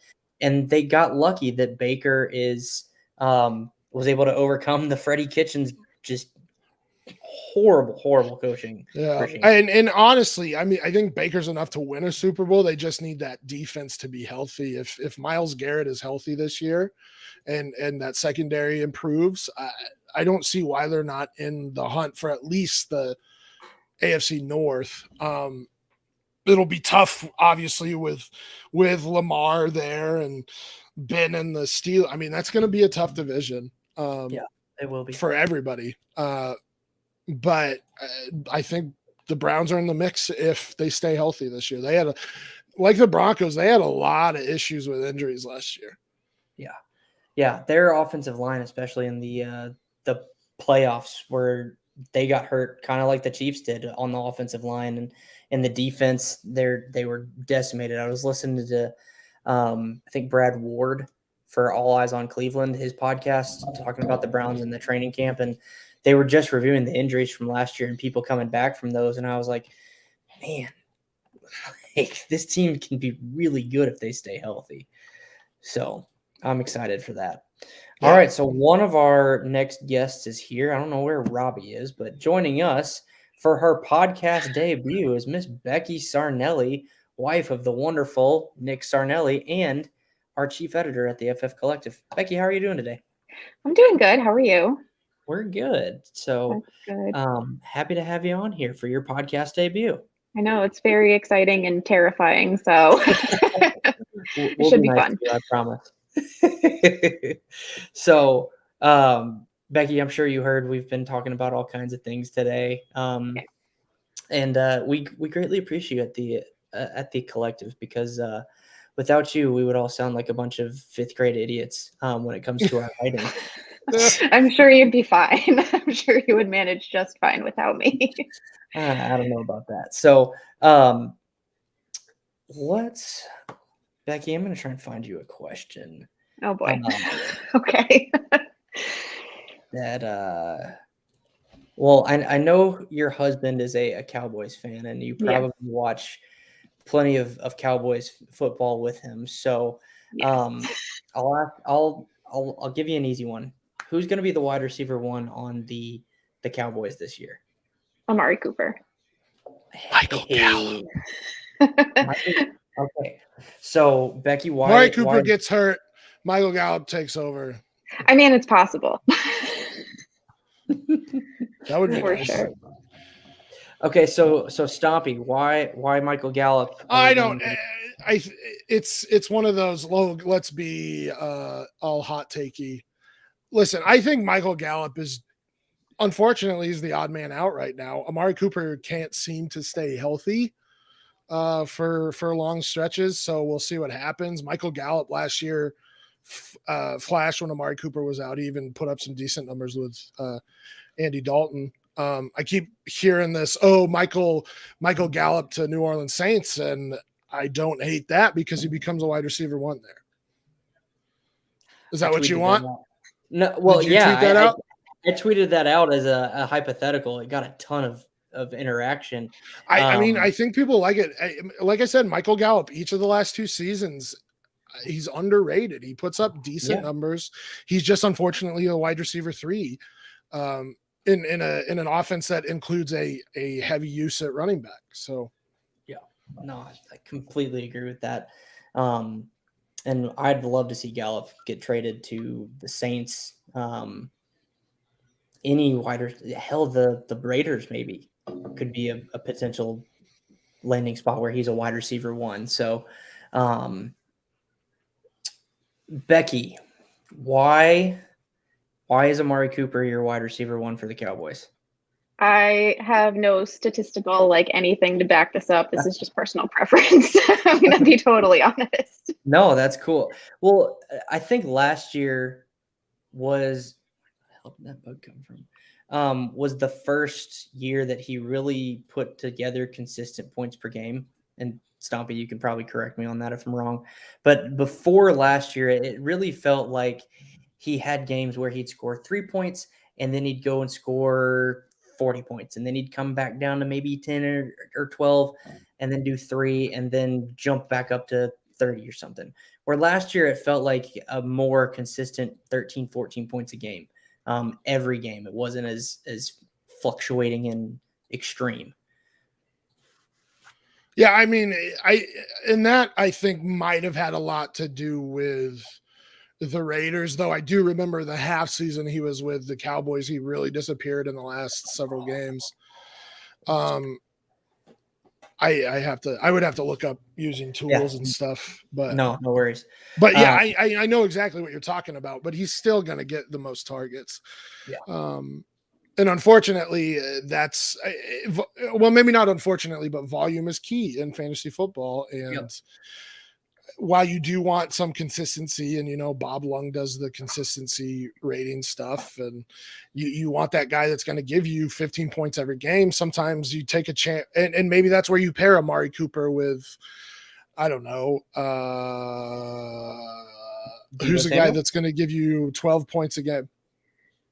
From a wide receiver. maybe like a Cooper Kupp type. Yeah.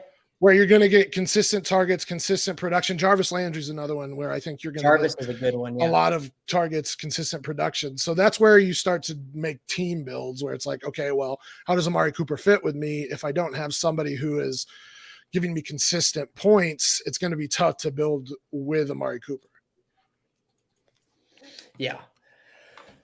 No, that makes a lot of sense too. And I think you could almost go with a third, if you're going the wide receiver or the Amari and Jarvis build, then your third guy could be someone with upside too. I feel like Deebo Samuel, maybe Henry Ruggs, somebody like that, who's got that home run ability. Get out of here with Henry Ruggs. Henry Ruggs isn't anything, just a Garbo pick. I like how your husband just comes in here with the formal "Hello, Rebecca." Oh, of course. Brian Edwards is going to be the greatest wide receiver of all time, apparently. Yeah, I don't know about that. I think he can be good, but I don't know if he's going to be the greatest thing since sliced bread or Mega Nine. Yeah. So, Becky. Yes. Does Ezekiel Elliott bounce back this year and finish hot in the top 5 running backs? I don't know, top 5, but I do think he'll bounce back. I mean, he has lost weight. Like I don't even remember what I was watching, but he looks a lot leaner than he did last year. So, I mean, from a fan standpoint, of course, I'm hoping that he's going to bounce back. But I mean, like top 5, I don't know. Stompy, what about you? What you think? I like Tony Pollard this year a lot. I think he's going to get more involved, especially in the passing game. With Dak back, I don't think there's going to be as much volume, especially trying to feed 3 major wide receivers plus whatever tight end plus Tony Pollard. But so top 5 is going to be hard because you still have guys like Dalvin Cook. You still have guys like Derrick Henry, Alvin Kamara, who are going to garner probably more volume, but at least a lot more passing volume, except for Derrick Henry. Derrick Henry's just going to get 400 carries. So I think top 5's hard. The competition to get inside the top 5 without being the pass catching back is going to be tough. I mean, and then you have Nick Chubb, who was a top 5 back in 2019. Was on pace to be top 5 in 2020. So it's going to be tough for Zeke to bounce back like that. And I don't know if he can take the workload that he used to. He might not even get the volume that he once did. I mean, 250 carries and 50 targets, which is good volume, but that's a significant volume for Tony Pollard. And I don't think that's the volume you're going to get if you're going to be a top 5 back. Yeah, I think you'd have to be uber efficient with that. And Aaron Jones is kind of the only one that you really see that with. I mean, Alvin Kamara is too, but Aaron Jones gets more carries. All right, Stompy, I greatly appreciate you for joining us today and know you got to get rolling. So greatly appreciate your vulnerability, your openness with us to share your story about Alzheimer's and how it's affected you and your life and your family. Where can people find you on Twitter and anything you want to plug? Not really doing a whole lot right now. Just trying to focus on real life and trying to live through this apocalypse. So I'm on Twitter at StompBearPig. That's where you'll get my thoughts on anything and everything. Politics, fantasy football, sports in general. So, you'll find me there. I almost hit 1,000 followers again. I feel pretty good about that. Nice. Very nice. Went from 5,500 to 0 to 1,000. We'll have to talk about that later. I got perma-banned a while back, so. Well, it was a pleasure having you on here. Yeah, absolutely, man. I really appreciate what you're doing here. I'll always back you with this Alzheimer's stuff. Yeah. Because I just don't have, like I said, that mental capacity to do it, but I'm very glad that you are. Yeah. I appreciate you and your support and continued backing. So we need to chop it up more too. So yeah, absolutely. See you on the flip side. All right. Sounds good. Appreciate it, guys. Yes, sir. All right. Craig saying bye to Stompy. Becky. And then there were 2. Who I call Badass Becky because you're amazing. Oh, thanks. That's very flattering. So it's just you and me. I don't know where Robbie is. We'll keep chatting. I know. Well, Nick hyped this up so much. He was like, "Oh, Robbie's going to be on. Robbie's great." Yeah. I don't know who Robbie is, but I'm sure he's awesome. Yeah, he is. I know he had to get a haircut, so I need to text him real quick and see where he's at. But yeah, so you are the editor for The Collective. I am. When you go to, because I think it's really cool for us and for you you aren't diving into this stuff nearly as much as I do, as we do as a collective team. So when you're going to edit an article, like how are you framing that to, like, are you framing that like, I'm a first time reader, and how would I perceive that if I were someone else reading this website? Or does that question make sense? Yeah, no, I think I know what you're asking. So I guess like what I start with is, I do go through it and I'll read it and think, okay, as like you said, as a first time reader, does this make sense? And generally my process is to just do like a read through so I know what exactly it is that I'm like making sure I understand everything. And then I'll just go through and pick out anything that's obvious, like any just like spelling, punctuation stuff, and then really get into the content part. Cool. I don't know if that makes sense. But yeah, no, that's that makes total sense. So because you just joined the Collective Best Ball League too. Is that your first league in a while, if I remember correctly? Yes, that is my first league since I believe the 2010 season, if I'm remembering correctly. Because I distinctly remember being in a college class that I took my junior year, managing my fantasy football lineup while I was probably supposed to be doing work. I love it. So, yeah. Yes. Love it. So it's been a while. That was just kind of like, I don't even know why that league got started. It was a free one with just like a bunch of people that I work with. And I think I actually did okay for not really knowing what I was doing, surprisingly. I think I came in like second, but I'd have to go check the Yahoo records. Very nice. So our fellow collective member Fox asked me a sarcastic question in our text group that we have. What that I feel like I should ask you, and you can smack me in the face the first time you meet me. What teams have the prettiest uniforms? I mean, are any of them really pretty? I don't know. I like the Chargers powder blue. If you want to, Nick actually said that. He was like, "Oh, the Chargers powder blue," and I was like, "I mean, they're fine, but they're not." I mean, I am a Cowboys fan, so I do really like their throwback uniforms. I've always really liked those, and the navy blue ones that they never use now, which sucks in my opinion. But I love it. There may not be very many pretty uniforms, but there are some butt ugly ones. It's true. The bumblebee ones. Yeah. Not the greatest. So, I had a question for you now. Pewter and orange on Tampa Bay are real nice.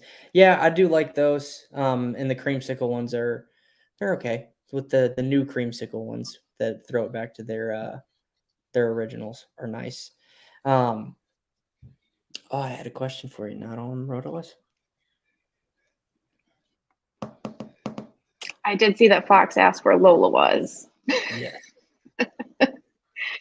She is sleeping on the couch right now. We're very lucky that she's not barking and that you can't hear her. Totally. Yeah. It's something. Okay, so because those Bumblebee Pit uniforms, those are ugly. So just because you're a Cowboys fan, and I feel like this is an easier question for you, probably just from talking with Nick, do you think that the Cowboys defense has improved enough to be a contender?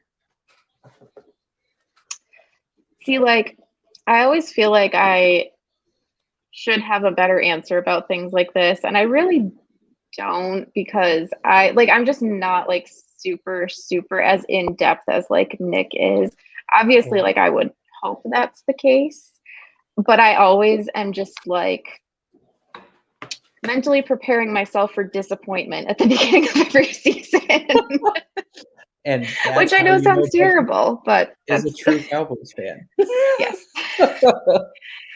Yep. So, yep. I let Nick con me into being a Cowboys fan in 2007, and that's where I've been ever since. well, we're glad to have you as Cowboys fans. But I think they have improved enough to where Dak will be good enough to keep him in games. Yeah. So I'm not picking them to win the division just yet. But I think it'll be close between them and Washington, honestly, because Washington's defense is just something else. Like, it's such another level, especially compared to the Cowboys' defense. But then if you look at the offenses, the Cowboys should be right. Like Cowboys are here, Washington's probably here. So I think it'll end up being really, really close. Yeah, and I feel like that's always the case. Is like their offense is here, and like you have high expectations, and then it just like Yeah. yeah. Unfortunately, that is correct. So yeah, it's a tough time. Yeah. Well, I'm young enough to I've never seen them actually win the Super Bowl. I was born the year right before that, so like I haven't seen it. So I'd really like for them to get back there. Just soon. Yes, I know. Well, I always hope for it, but I feel like I have to just, like I said, mentally prepare myself to just be let down, because I feel like it just happens every year. There's always something. Yeah, totally. So obviously last year Blake Jarwin got hurt. And missed basically every game. He played in one game. Who do you think starts at tight end this year? Is it Jarwin with a nice little comeback season, or is it Dalton Schultz? That's a really good question. That's a tough question, because to be perfectly honest, there were I mean, I hate to say it, but like last year was a tough season to watch, and I definitely was a little bit checked out. So I kind of forgot that Jarwin existed, which is terrible. We'll say. But it makes sense though, because like the team was hurt, he wasn't there, and the team was just bad. So no, it makes perfect sense. Yeah, I mean, I'm gonna say he'll start. He'll make a comeback. I'm gonna go. Again, no like statistical anything to back this up, but it's not what we're expecting from you, Becky. We just want. Oh, well, I appreciate it. We just want hot takes. Just hot takes. I can give you hot takes. I can give you hot takes that are highly uneducated, and I will have people coming at me probably. So that is but I'd rather avoid that. Yeah. Okay, so when it comes to you drafting a fantasy team, how do you make your picks? Well, for the best ball one that we just did, I mostly I kind of went in like best available. But I mean, so fantasy is kind of a weird thing for me, where like I'm not super like dialed into it, but I hear Nick talk about it all the time. So I kind of feel like I've absorbed some things like just through osmosis, kind of, because he's always talking about it with someone. So I mean, I do think that helps, that I kind of have a general idea of like who would be a good pick, something like that. Gotcha. So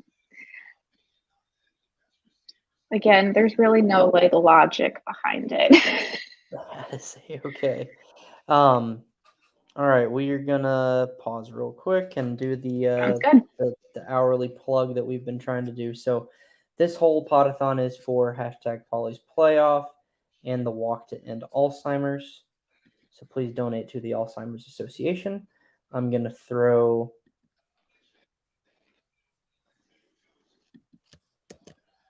the comments. Oops, that's not what I meant to do. in the comments the donation link because we are trying to raise money. That is the whole point of today.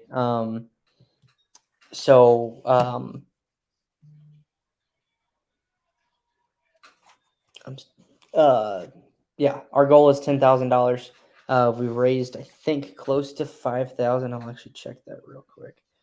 To see, we're at 4,300. Oh no, that's just for Andrea, my wife. Our team. I'll have to get logged in. Hold on just a second.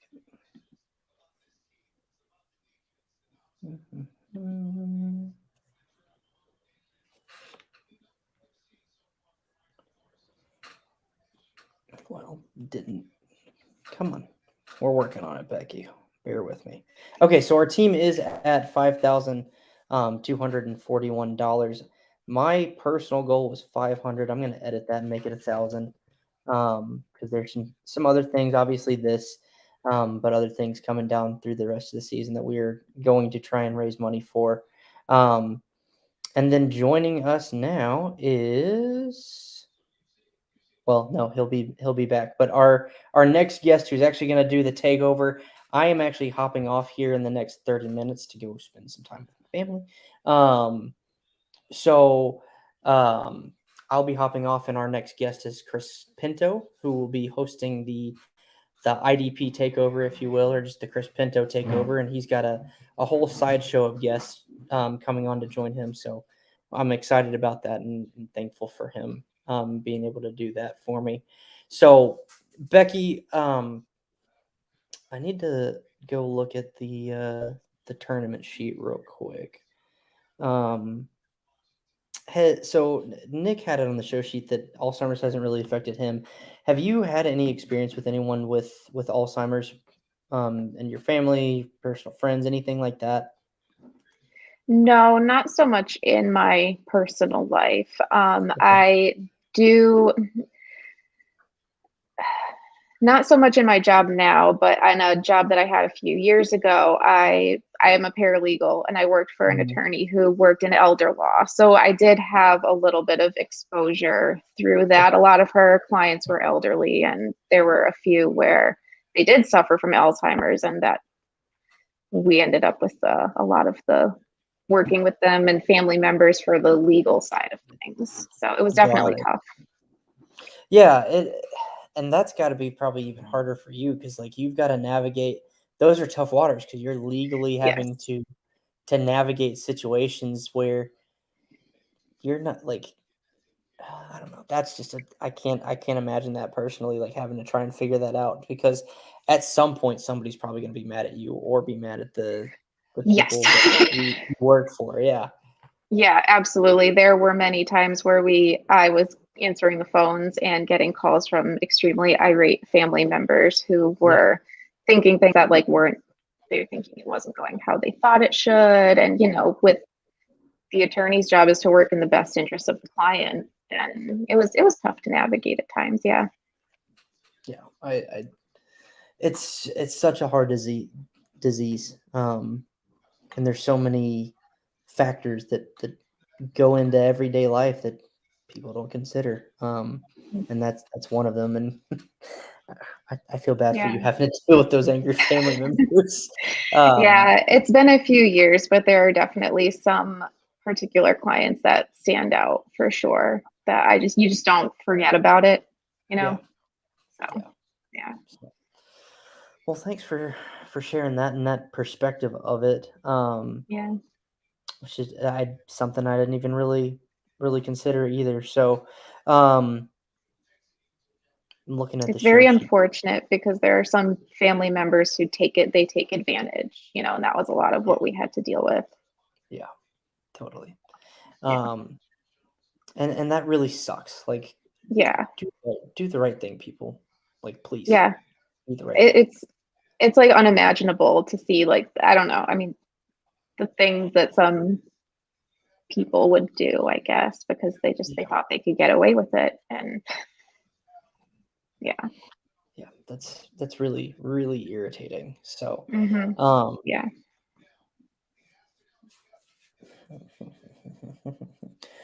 who do you think wins? So we're gonna transition back to football for a Oh minute. boy. Who do you think wins the NFC East? Cowboys, is the Washington football team, the Giants, the Eagles? You know, I am going to say the Cowboys. I am. I do think that Washington's going to be tough. I don't really think the Eagles will win the division, and I don't think the Giants will either. So I do think it's going to probably come down to the Cowboys and Washington. Yeah, I agree. The Giants, I think, could potentially be sneaky. Like they might sneak a win in against both the Giants or the Cowboys and the football team. Sorry. It's really hard to adjust to that. It's still hard to adjust to that. But I think they could be sneaky good. Their defense is going to be improved still, and they're a very good defensive team. It's really just going to depend on what Daniel Jones can do. Does he take that next step with Kenny Galladay and Kadarius Toney and Slayton and Shepard and having Saquon back, or does he continue to be Daniel Jones that trips over himself? Yeah, who knows? But it'll be interesting to find out. Yes, it will. Becky, let's get a Super Bowl prediction from you while we're at it. Who do you think makes it to the Super Bowl?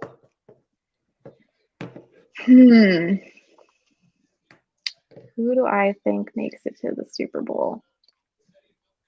Is it cheating to say the Chiefs and the Bucks again? No, it's really not. No. I think that's a good pick. It's unlikely, like statistically. It's unlikely, right? But the talent is there. Yes. Yeah. So, and I think the Chiefs are going to be just on an absolute tear this year of just being like, yep, we're beating you by 50, we're beating you by 40, we're beating you by 50, we're beating you by 30. Like they're just going to be just on a tear because they lost in the Super Bowl and we're kind of embarrassed. Yeah. And I think that is bad for the league. From a they're going to have to put up with the Chiefs, and they improved in the areas that they needed to improve on. So defense and offensive line, they really built depth on both sides of the ball there, to where, if I'm not a Chiefs fan or if I'm playing the Chiefs, I'm terrified of what's going to happen this year. Yeah, I kind of feel like they have something to prove, kind of. Yeah, which is weird because they're still one of the most talented teams in the right. Yeah, that was such a weird Super Bowl. So, and then with the Bucks, they literally brought everybody back. Yeah. So, I think all 22 of their starters are back on the team this year, which is that doesn't happen very often, especially in this era. And so I think that's going to be a huge factor because that just builds chemistry within the whole team. And they've got that Tom Brady magic. I hate that guy. Freaking pretty boy. I was not a fan of him in New England, but I kind of feel like he's become more, I don't want to say more, I'm trying to think of the word. More approachable, more. Yeah. It's not approachable. It's not friendly. It's almost like more human or real. Yeah. I think I've seen more, I don't want to say personality out of him. No, but that's kind of what it is. Yeah. No, I completely agree, especially with him being drunk on avocado tequila or whatever the hell it was for the Super Bowl parade and the trophy across the yeah, goodness gracious, man. Yeah. It's not what you expect. No, not at all. But I agree that it's made him a little more likable. Yeah. And as a person, as a football player, I still hate his guts. But as a person, he's at least a little more likable. Yeah. And that makes it, I guess, a little easier or less easy to hate him. I don't know what I'm trying to say. No, I get it. I mean, I think some of my bias comes from living in New England too. Yeah. Yeah. Everyone thinks Tom Brady is a god. So Yeah, which I love that you and Nick are up there and are Cowboys fans and not New England fans. Like, it's kind of awesome to be completely honest with you. Yep. Hate how likable Brady is now. Completely agree with Jordan there. And Yes, there's another absolutely. member of the collective as well. So shout out FF_collective and our whole team. So Jordan's also got some articles coming down the pipeline too. Yes, we do. And thank you again for editing those. So our next guest who is hosting the takeover is here. So we'll go ahead and throw him in. Chris, you're getting started a little early on, not necessarily on your takeover, but at least joining the stream. How you doing today? Are you muted? I'd be doing a little bit better if I wasn't so rusty. I was muted, so I said at least you get to probably go see your kids a little earlier now. Yeah, I will. I might hop off a little early now that you are here. And I came in early because y'all are talking about my man's Tom Brady. I'm like, Beetlejuice, you should say his name too many times. I pop in. Man, so the first thing I got to say is, so I don't know if y'all are Entourage fans, like the show Entourage from HBO, but they're the main stars are from New York, and obviously Giants fans absolutely hate Patriots and Tom Brady. And they actually Turtle, one of the people in it, actually goes and says like he just hates Tom Brady, all this and that. Well, the main character Vinny Chase, a movie star, he gets paired up with Tom Brady in a golf tournament, and the entire time Turtle's like, "Ooh, I'm just like not gonna do anything for Brady." He like brings in water for everybody, but doesn't give one to Tom. All this and that. Well, throughout the golf course or the golf match, Brady's just like, "Oh yeah, no problem, Turtle." He's like, "Oh, hey, you're dating Jamie Lynn Siegler. Why don't y'all come over to the house? I'll have Giselle make chocolate and some all this stuff." And like by the end of the episode, Turtle's like infatuated with Brady, where he's like, "I'm a Patriots fan now." So Brady's got like that. He's got charisma, obviously, but I get what you're saying. Like in New England, he was more robotic. That's probably the Belichick system, right? But definitely in Tampa Bay, he's personable, maybe, but like humanized, right? So yeah, absolutely love the transformation Tom Brady is showing. So I had to get that off my chest. I was backstage and I heard you all through the computer and I came running. I was like, they're talking about Tom Brady. Absolutely. I do not have hosting permission. Okay. Well, we will figure that out. I think Robbie is going to be on. Robbie is there. He is. He's on the way. On the way. So there he is. Yeah, as long as one of us has the permission, he can let him in. So no big deal. Yeah, exactly. How are y'all doing today, Shane? Golly, man, 7 hours, 40 minutes, 13 seconds and counting.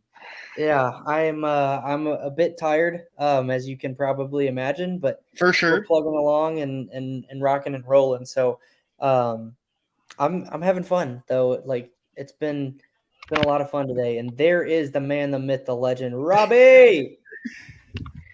Boy, you best open up that sunroof. Yo, I'm literally about to. I'm about to. Yo, Shane, I need you to wake your ass up, bro. Come on. Let's go. I'm working on it, man. I'll go grab some caffeine while I'm out. Yeah, you need some caffeine, bro. I'm like, damn, man. Man, I've been going for 7 hours and 40 minutes straight. I know, but a little bit of a time right there, a little bit of a commitment. So Robbie, you got hosting permissions, obviously, correct? I own the company. Like, yes, I have permissions. Just making sure, man. I know. We got Rum Boys Robbie, and then we got Aggie Kappa Steak. Oh, he is dead. Oh, you are dying. Oh, don't worry. Me, Pinto, and I got this, bro. Go ahead and go get some rest. All right. Yeah, so I'm gonna hop out now. Hang out with the fam, eat some dinner, and you guys are stuck with Robbie and Pinto for the next few hours, and then I'll be back at 9 p.m. Eastern. And these two have an awesome guest list coming on with them. So Becky, thanks again for hopping on. I think you're gonna hop on with me too. So I am. Thank you for having me. Thanks for making your podcast debut. Thanks for being nice to me with my lack of fantasy knowledge. I greatly appreciate it. This your first? Hold on. This your podcast debut? This is my podcast debut. Robbie, why are you always around when stuff like that happens? I know, right? Right? And it's always on the Wrong Boys Fantasy Network that like it happens too. So welcome to the entertainment industry / fantasy football industry, and Well, thank you. welcome to podcasting. Yeah, no, Thanks very much. Yeah. So, All right. Robbie, I don't know if you heard it, but Becky is our editor at the Collective, and Nick Sarnelli's wife. So, yes, indeed. She will be. Congrats. He's a fine man. Yeah, he's super great. He's like right over there. He's right over there. He's like, yeah, Robbie said it. I'm fine. Like, he's not home, but he's totally watching this at work, and he's gonna come home and he's gonna be like, Robbie said I was great. Thinks I'm good looking. Absolutely. So, all right. Well, thanks guys for taking over. I will be back in a few hours. All right. Thank you for having me. Yeah, thanks for coming on. See you guys. Bye. All righty, ladies and gentlemen, welcome to the Polly's Playoff Podathon.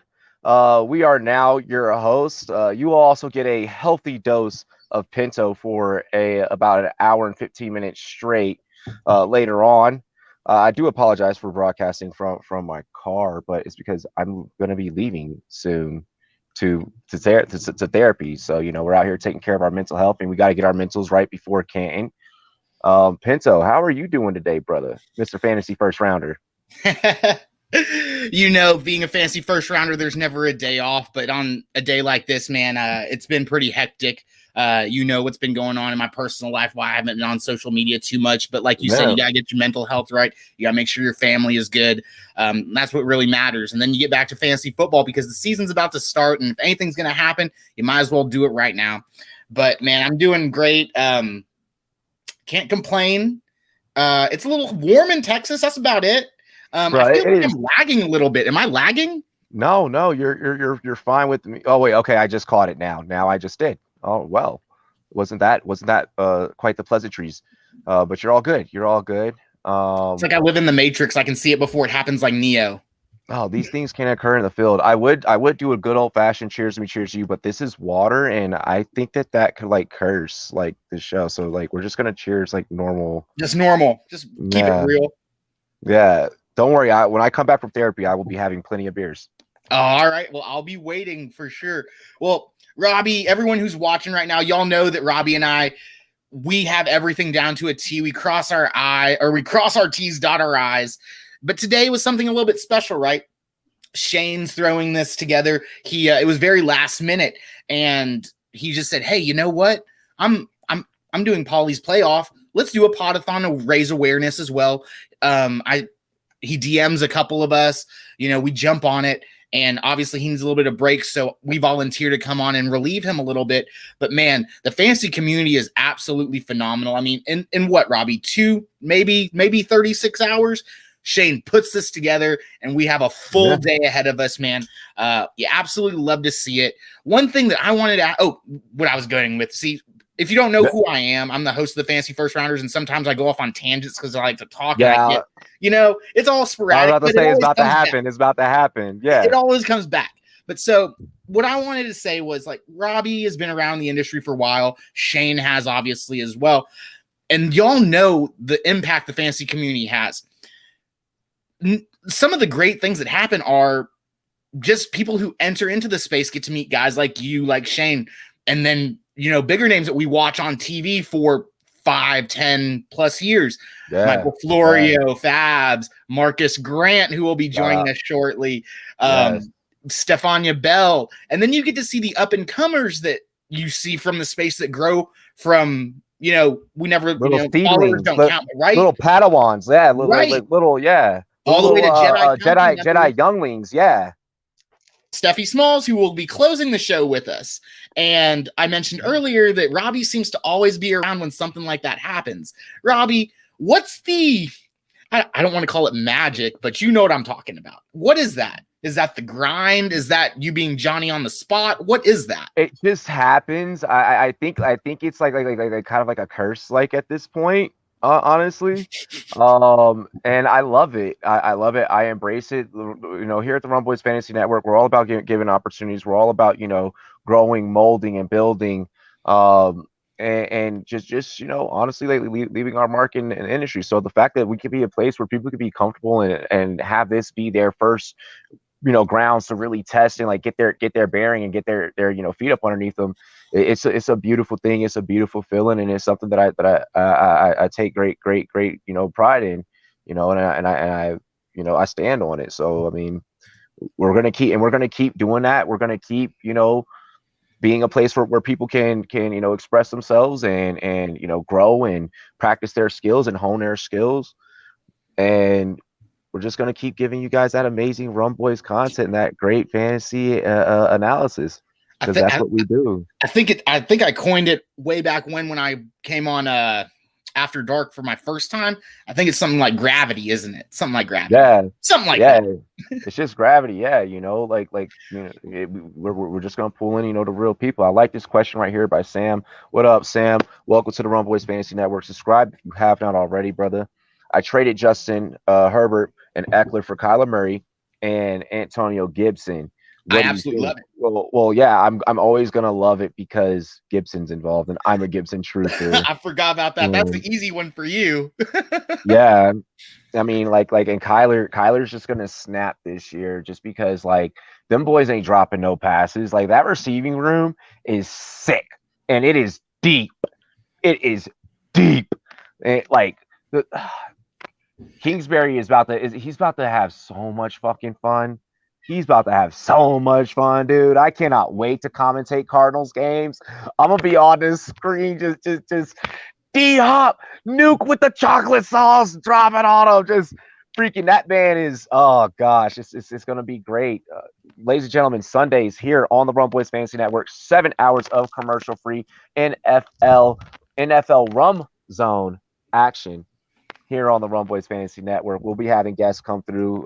Who knows? You may see Pinto swing through for like a little bit and call a couple of plays, and you guys get to see how he breaks down games. So it's going to be awesome. Absolutely.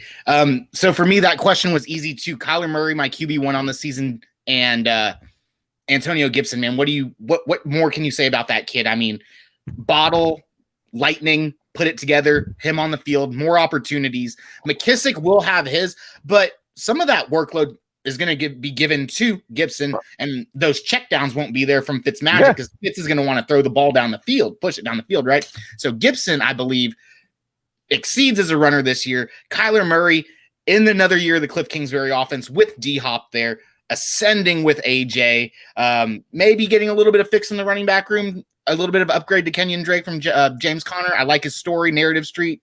So you got to like what they're doing there in Arizona. And that division is just going to be hard. So big points fantasy-wise, you got to like that. There's obviously the case for the stack, though. The reverse hammer is what they would call it, with Justin Herbert and Austin Eckler.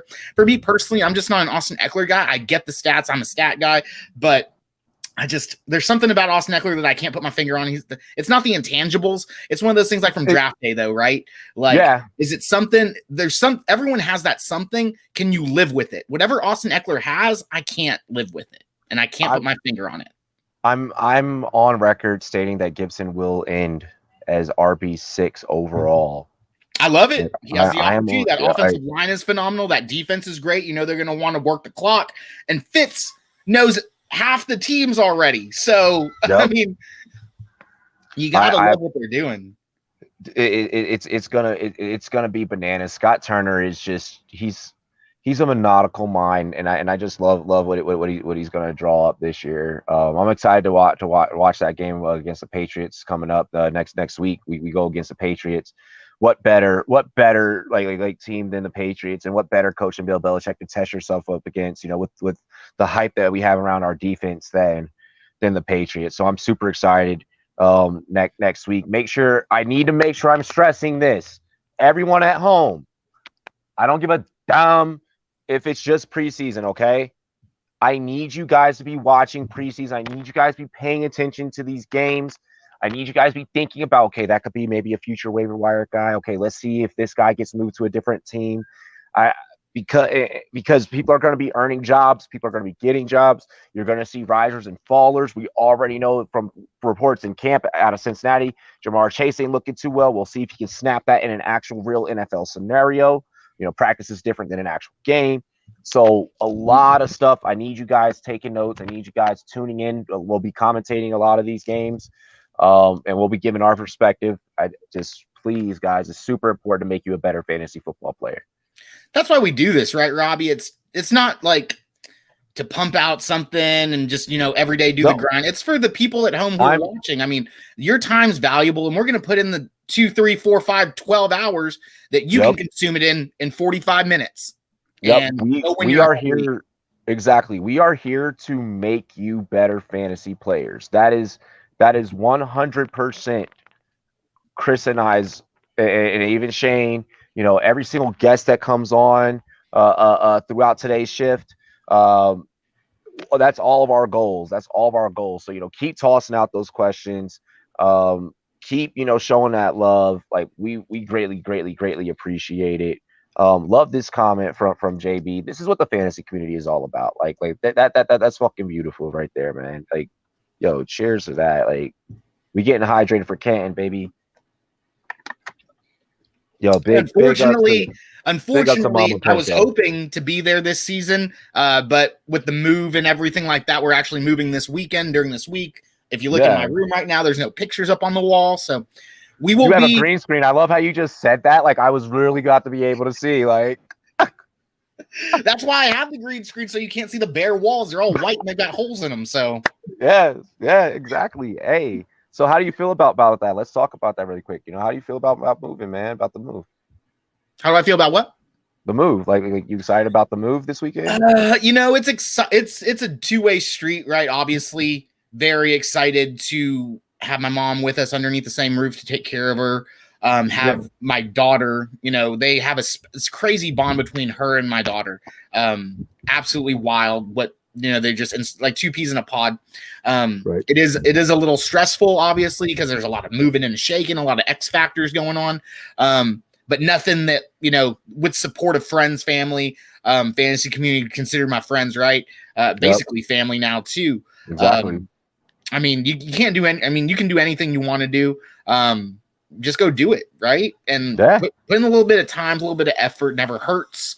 Learning something new every day obviously helps too. So I like the move, learning a lot of learning curves, a lot of growing pains. But at the end of the day, when the season kicks off, Pinto will be in full force, and the Fantasy First Rounders and the Rum Boy Network will be coming to help you win your home leagues. Exactly. Amen to that, bro. Amen to that. Hey, and I'm I'm always supporting you. You always got me having your back. You got everybody in the chat is like, yo, these motherfuckers having a moment right now. And but hey, it is what it is. That's what it's all about. By the way, I do want to make sure that I take the time to remind everyone, if you guys scroll up just a little bit up in the chat, we do have that link for you to feel free to donate. We're out here trying to kick Alzheimer's ass.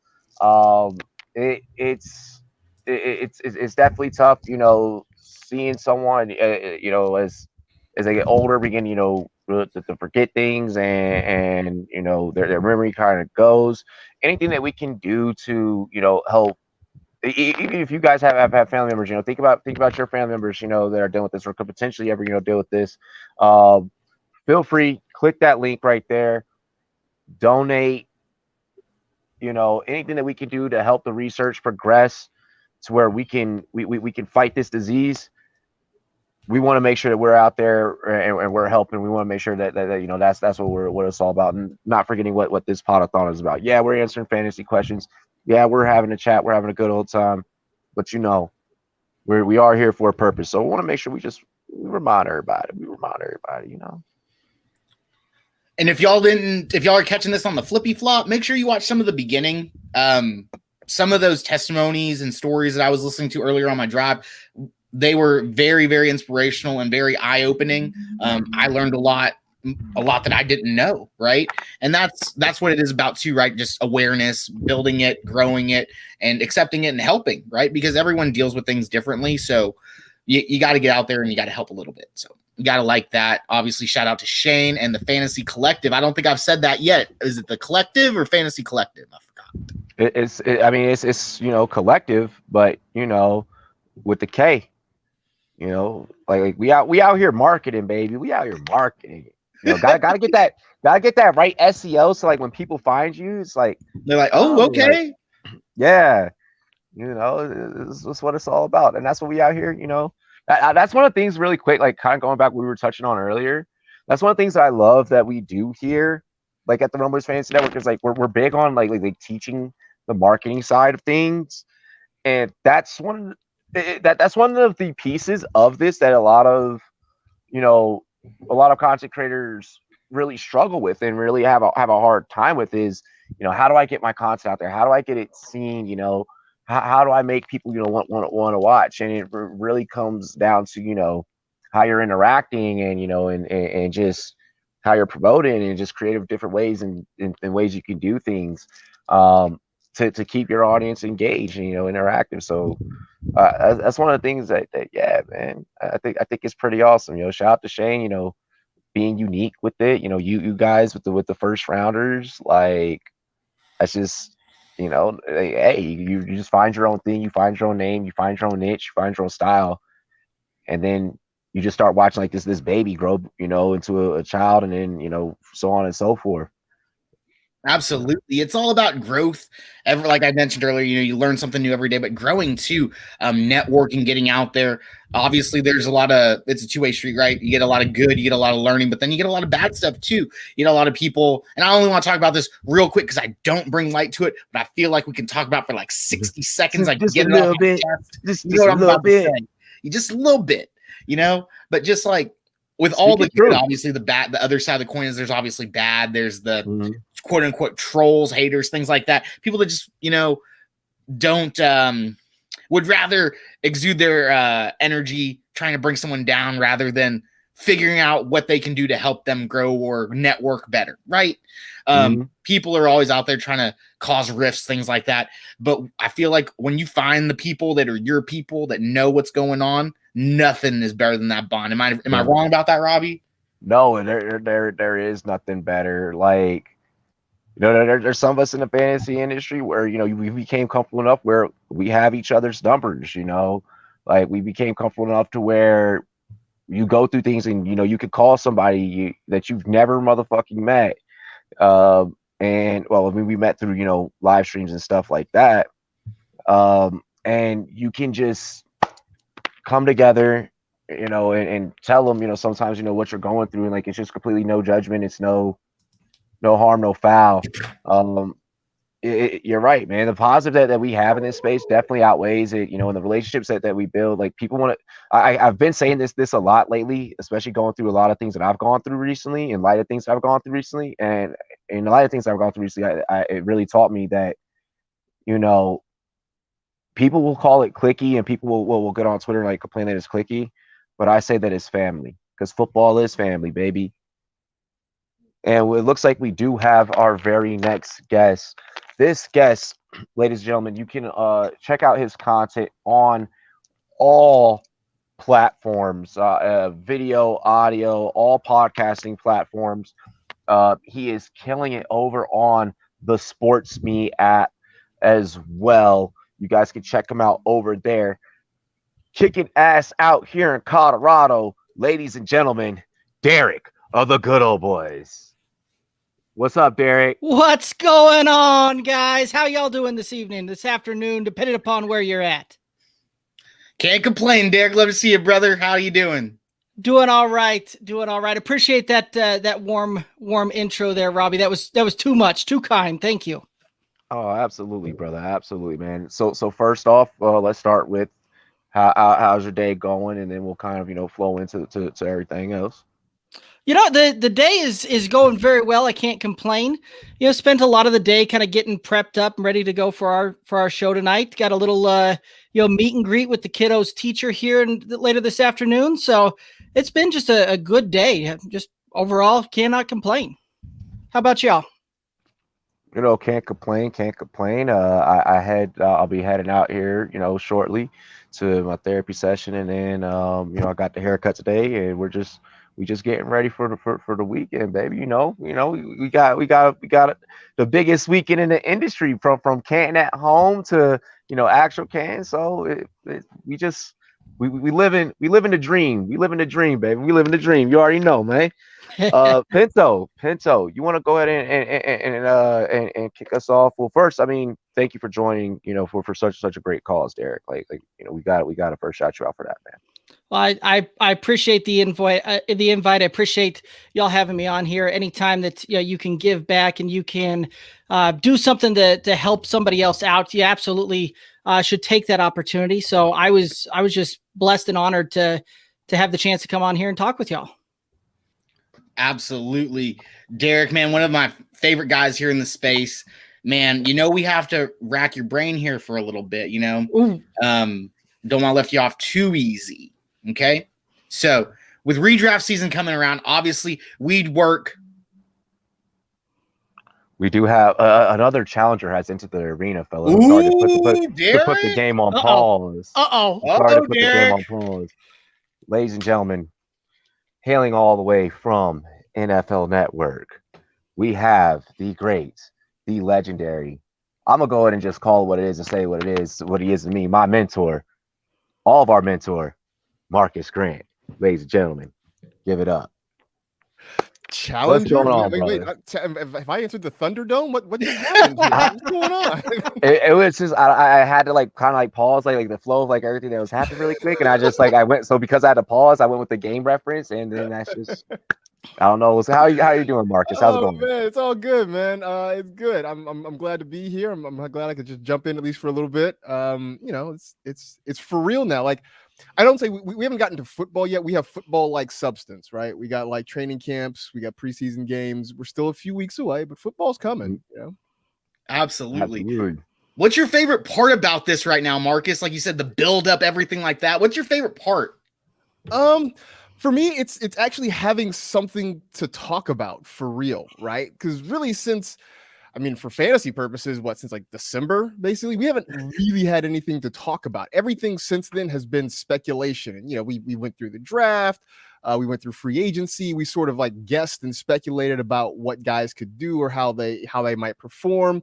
And so we spend the whole spring and summer just coming up with takes based on what we think might happen. And I'll just keep it 100 with you. By the time we get to late July, I'm kind of out of takes. My takeometer is running low, so it's nice. And look, I know that training camp is not quite the same, and we always have smoke screens and coach speak. We have to kind of wade through that, but it's at least closer to something real. We can at least see video of guys in practice. We can get practice reports, so at least it's a little something to kind of whet the appetite until they play real games. Absolutely. But it's also great fantasy study. This is the time where I start finding my future waiver wire potential pickups. And I also, get to kind of break down tape, see some depth, see where guys move to, if they move to a different team and how that could affect that team. Then also you get to see your starters, go out there and be fresh. So it's what a wonderful time. What a wonderful time. Football is back. 'Tis the season, as I've been saying. I'm super excited. I'm super excited. Yeah, no doubt. You said it is. It's nice to kind of, have some actual live things to talk about too. Even though I do love, it always makes me laugh when we see a video clip of a guy making a ridiculous catch and then fantasy Twitter goes berserk, right? We all knew CeeDee Lamb was good. We've known that for a while, right? But CeeDee Lamb makes a one-handed catch on Twitter and everybody just loses their damn minds. Wait, the dude's good. I'm glad to see it. It's just funny that way. It's all love. It really is, but it's still just funny to me. Yeah, At first, I thought you were going to talk about Amon-Ra St. Brown. I was like, please don't talk about Amon-Ra right now. Here we go. Amon-Ra. Amon-Ra. I love that. Now I'm stealing that. I'm just telling you right now. I'm stealing. I already actually have a parody already written. Shout out to Mr. Payne's Picks. Yeah. We've already started. Sunday morning is going to be very interesting. I cannot wait. That's funny. Stuck in a bad offense. We're just looking for the right person to sing it now. I might do it. I might have to get my Tyler Perry on. Just do it. Just do it for the laughs, man. I think you could pull that off. Right. Robbie, I asked Robbie earlier. We were just kind of touching on this, how the fantasy community just kind of comes together. Marcus, you and I have talked a few times on the podcast, or obviously you and Robbie are always talking.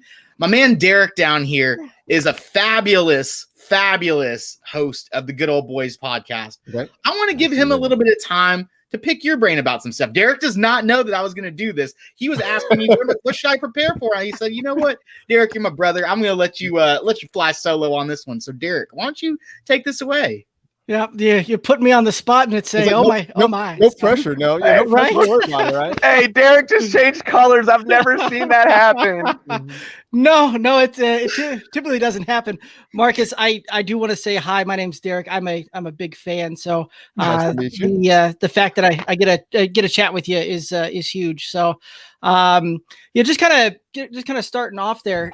One of the things that I'd be kind of curious about is we're very much into like the sleepers, the bus, that kind of stuff, and so it's kind of going a little bit deeper than we typically get on that off the cuff sleeper. Who's that kind of breakout guy for you this year? Who do you see as being that that guy that takes that big leap?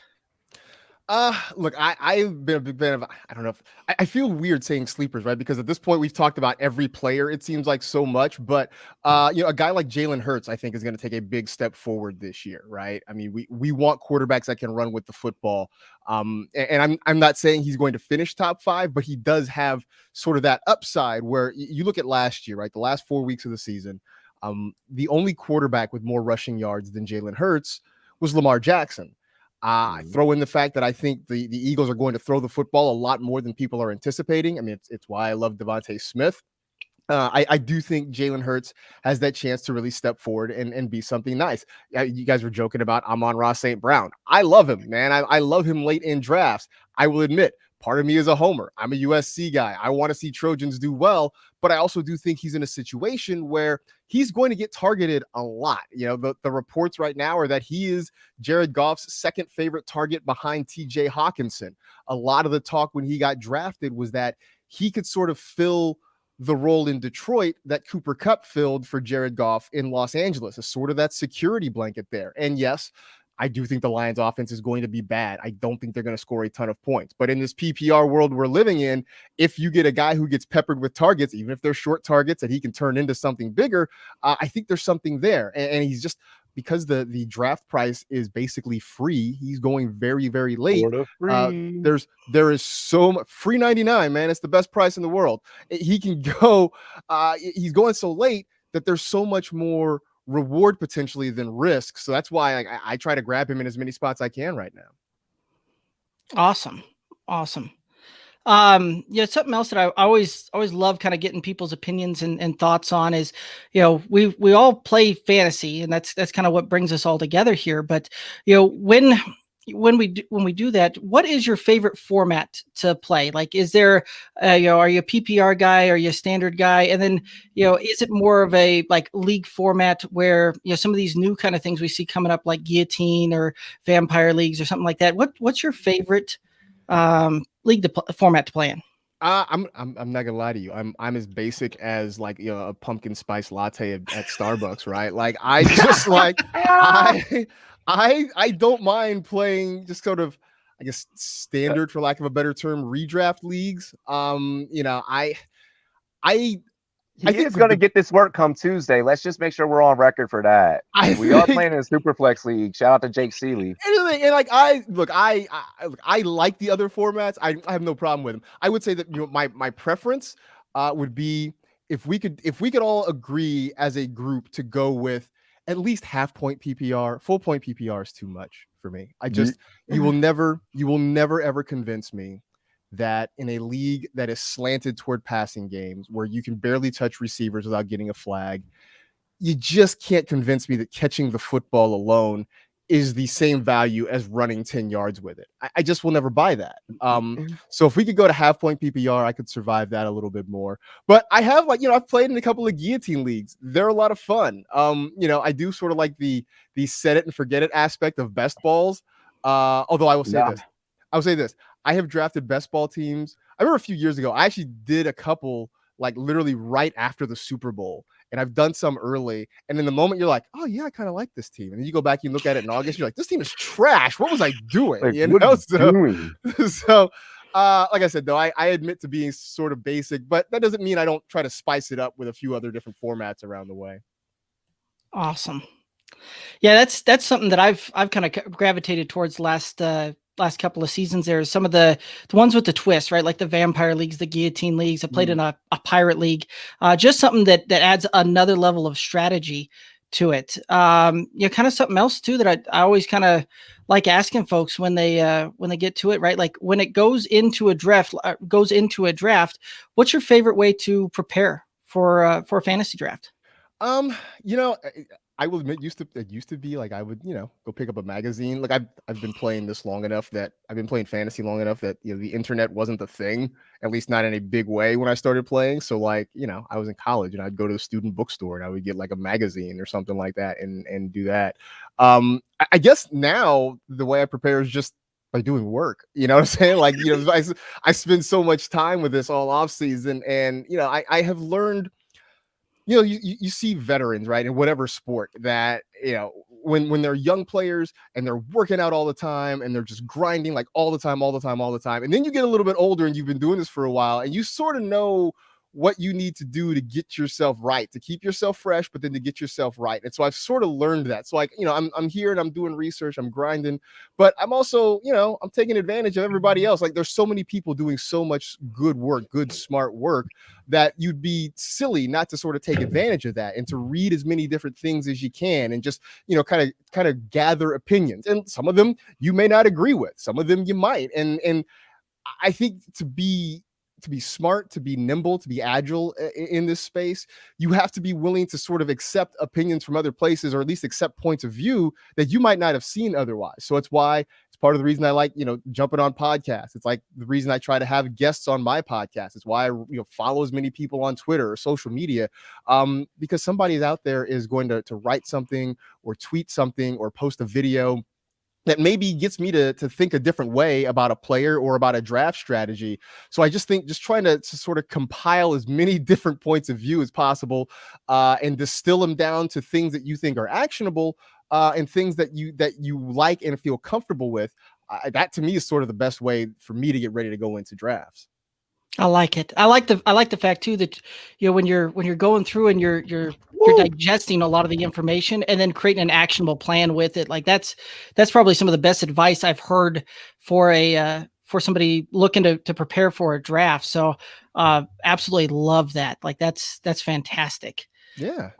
So yeah, I've been doing this a while now. I'm about to start season 11. Oh, nice. Yeah, so it's great. I mean, this is the longest I've ever been at one job ever in my entire life. Never would have thought it was going to be this, but this is where I am now. It's great. That's awesome. Yeah. So you've been doing the NFL for 11 the NFL Network for 11 years. How far before that did Look at you knowing facts? Wow, Derek. I just mentioned it. He happened to give me an awesome lead up, and I just took it and ran with it. So wait, I missed the end of the questions. What was that? So you've been doing the NFL Network for 11 years now. How long have you been playing in the fantasy football space? I started playing in my first league was my freshman year of college, way back in the 1900s, back in 1994. It was like me and a couple guys that lived in my freshman dorm. We decided, the three of us together, there was one space left in a league. It was run by another guy at our student radio station. He was a senior. He was the commissioner. He's like, I got one spot left. So the three of us decided to go in together, and have a team. Our first pick in that draft in '94 was Dan Marino. And this was at a time when drafting quarterbacks in the first round was common. Like it just wasn't, draft theory hadn't evolved. So like it was pretty common for people to draft quarterbacks in the first round. I remember we didn't make the playoffs that year. We went into this thinking we're so smart. Like we know about football. Like it'll be easy, whatever. No big deal. Like I remember the commissioner's girlfriend was in the league and she was from the Boston area. She didn't know anybody except Patriots. And this is when the Patriots were just mediocre at best. But she got Drew Bledsoe and she got Ben Coates. She had like one other running back, and just like I remember she trucked us a couple of times during the regular season. But it was you really had to want to play. And I say this a lot to like, like when I talk to folks in college or I talk to interns, just, people who are younger than I am, I'm like, you understand, like when I started playing, I would have to physically get on the phone, call the commissioner, and leave my starting lineup on his answering machine. And, if we found out on Sunday morning that somebody was a late scratch, then you're scrambling to like try and call back and make your lineup changes and that sort of thing. And so then, on Monday morning, we go get the LA Times and we look through the box scores and we try to hand calculate our scores. And like the worst part is that the commissioner lived way off campus. And so like we might not get updated standings. They were all hand printed out, or he would like fax them onto campus some kind of way. And we might not get them until like Wednesday, And so like now I laugh when something happens with the app. If the app glitches and people get mad at me in my Twitter mentions because, they didn't get their Dalvin Cook touchdown, like literally 2 minutes after he scored it. I'm like, Oh calm my down. goodness. Calm down, bro. You don't understand the struggle of waiting until Wednesday to figure out what your score was. Figure out stat corrections and stuff. When that happens to you, then come back to me and complain about your Dalvin Cook touchdown. Yeah, I remember those. I remember those days. We started off, what I think our home league, the league that kind of spawned us doing this show and all that, is going into year 17, year 16, wow. And so.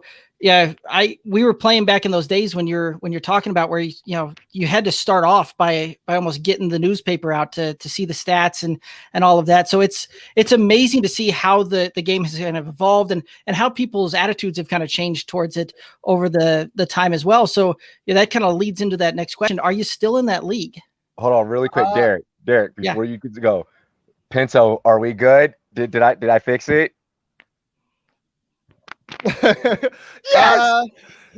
No, like a computer hack over here. He's like ghosting my computer and stuff. What's going on right now? Is Robbie in the Matrix? And he's doing this all from like the front seat of his car too. Like, right, I'm producing from a phone. I'm literally producing a broadcast from a phone. Ladies and gentlemen, really quick. I just want to say I do have to head out. I'm gonna run to an appointment really quick. Because we out here protecting our mentals. And then I will be right back in about an hour and 15 minutes. Pinto is in the driver's seat. So make sure you guys enjoy Canton at home. Yeah, Canton at home this weekend. Make sure you guys remember the maitre d' of draft night out. Yep. Yeah. Thank you. That we do have the donation link in the chat as well in the description on our YouTube, in the description section of our YouTube channel. So make sure you guys keep those donations flowing in. Help us keep ending Alzheimer's awareness. We're out here kicking Alzheimer's ass. We're trying to help, boost some money, help us continue fighting this disease. Think about it as if it was one of your family members, ladies and gentlemen. Other than that, Marcus, I'll see you this weekend. Pinto, you continue being great. Derek, you continue being great. And peace out, Kings. I will holla. Have a good one, Robbie.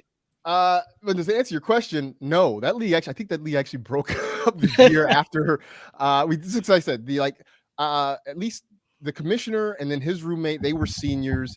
I think there was a couple of juniors in there. I was a freshman. Me and my buddies were freshmen. So like as guys graduated and kind of got jobs and moved to other places, because we couldn't do online drafts, right? I mean, that was before that happened. So like you had to be in one place. And so when people moved away, that sort of broke up the league because it just got a lot harder to do just the basic parts of it. Right, absolutely. So yeah, man. Derek, well, I think you're coming back to your normal color that I know you as. I hope that was fun, and I hope that's a story that you can always remember. Absolutely. Sweet, Marcus, man. We definitely appreciate you having you on here. Always a pleasure, man.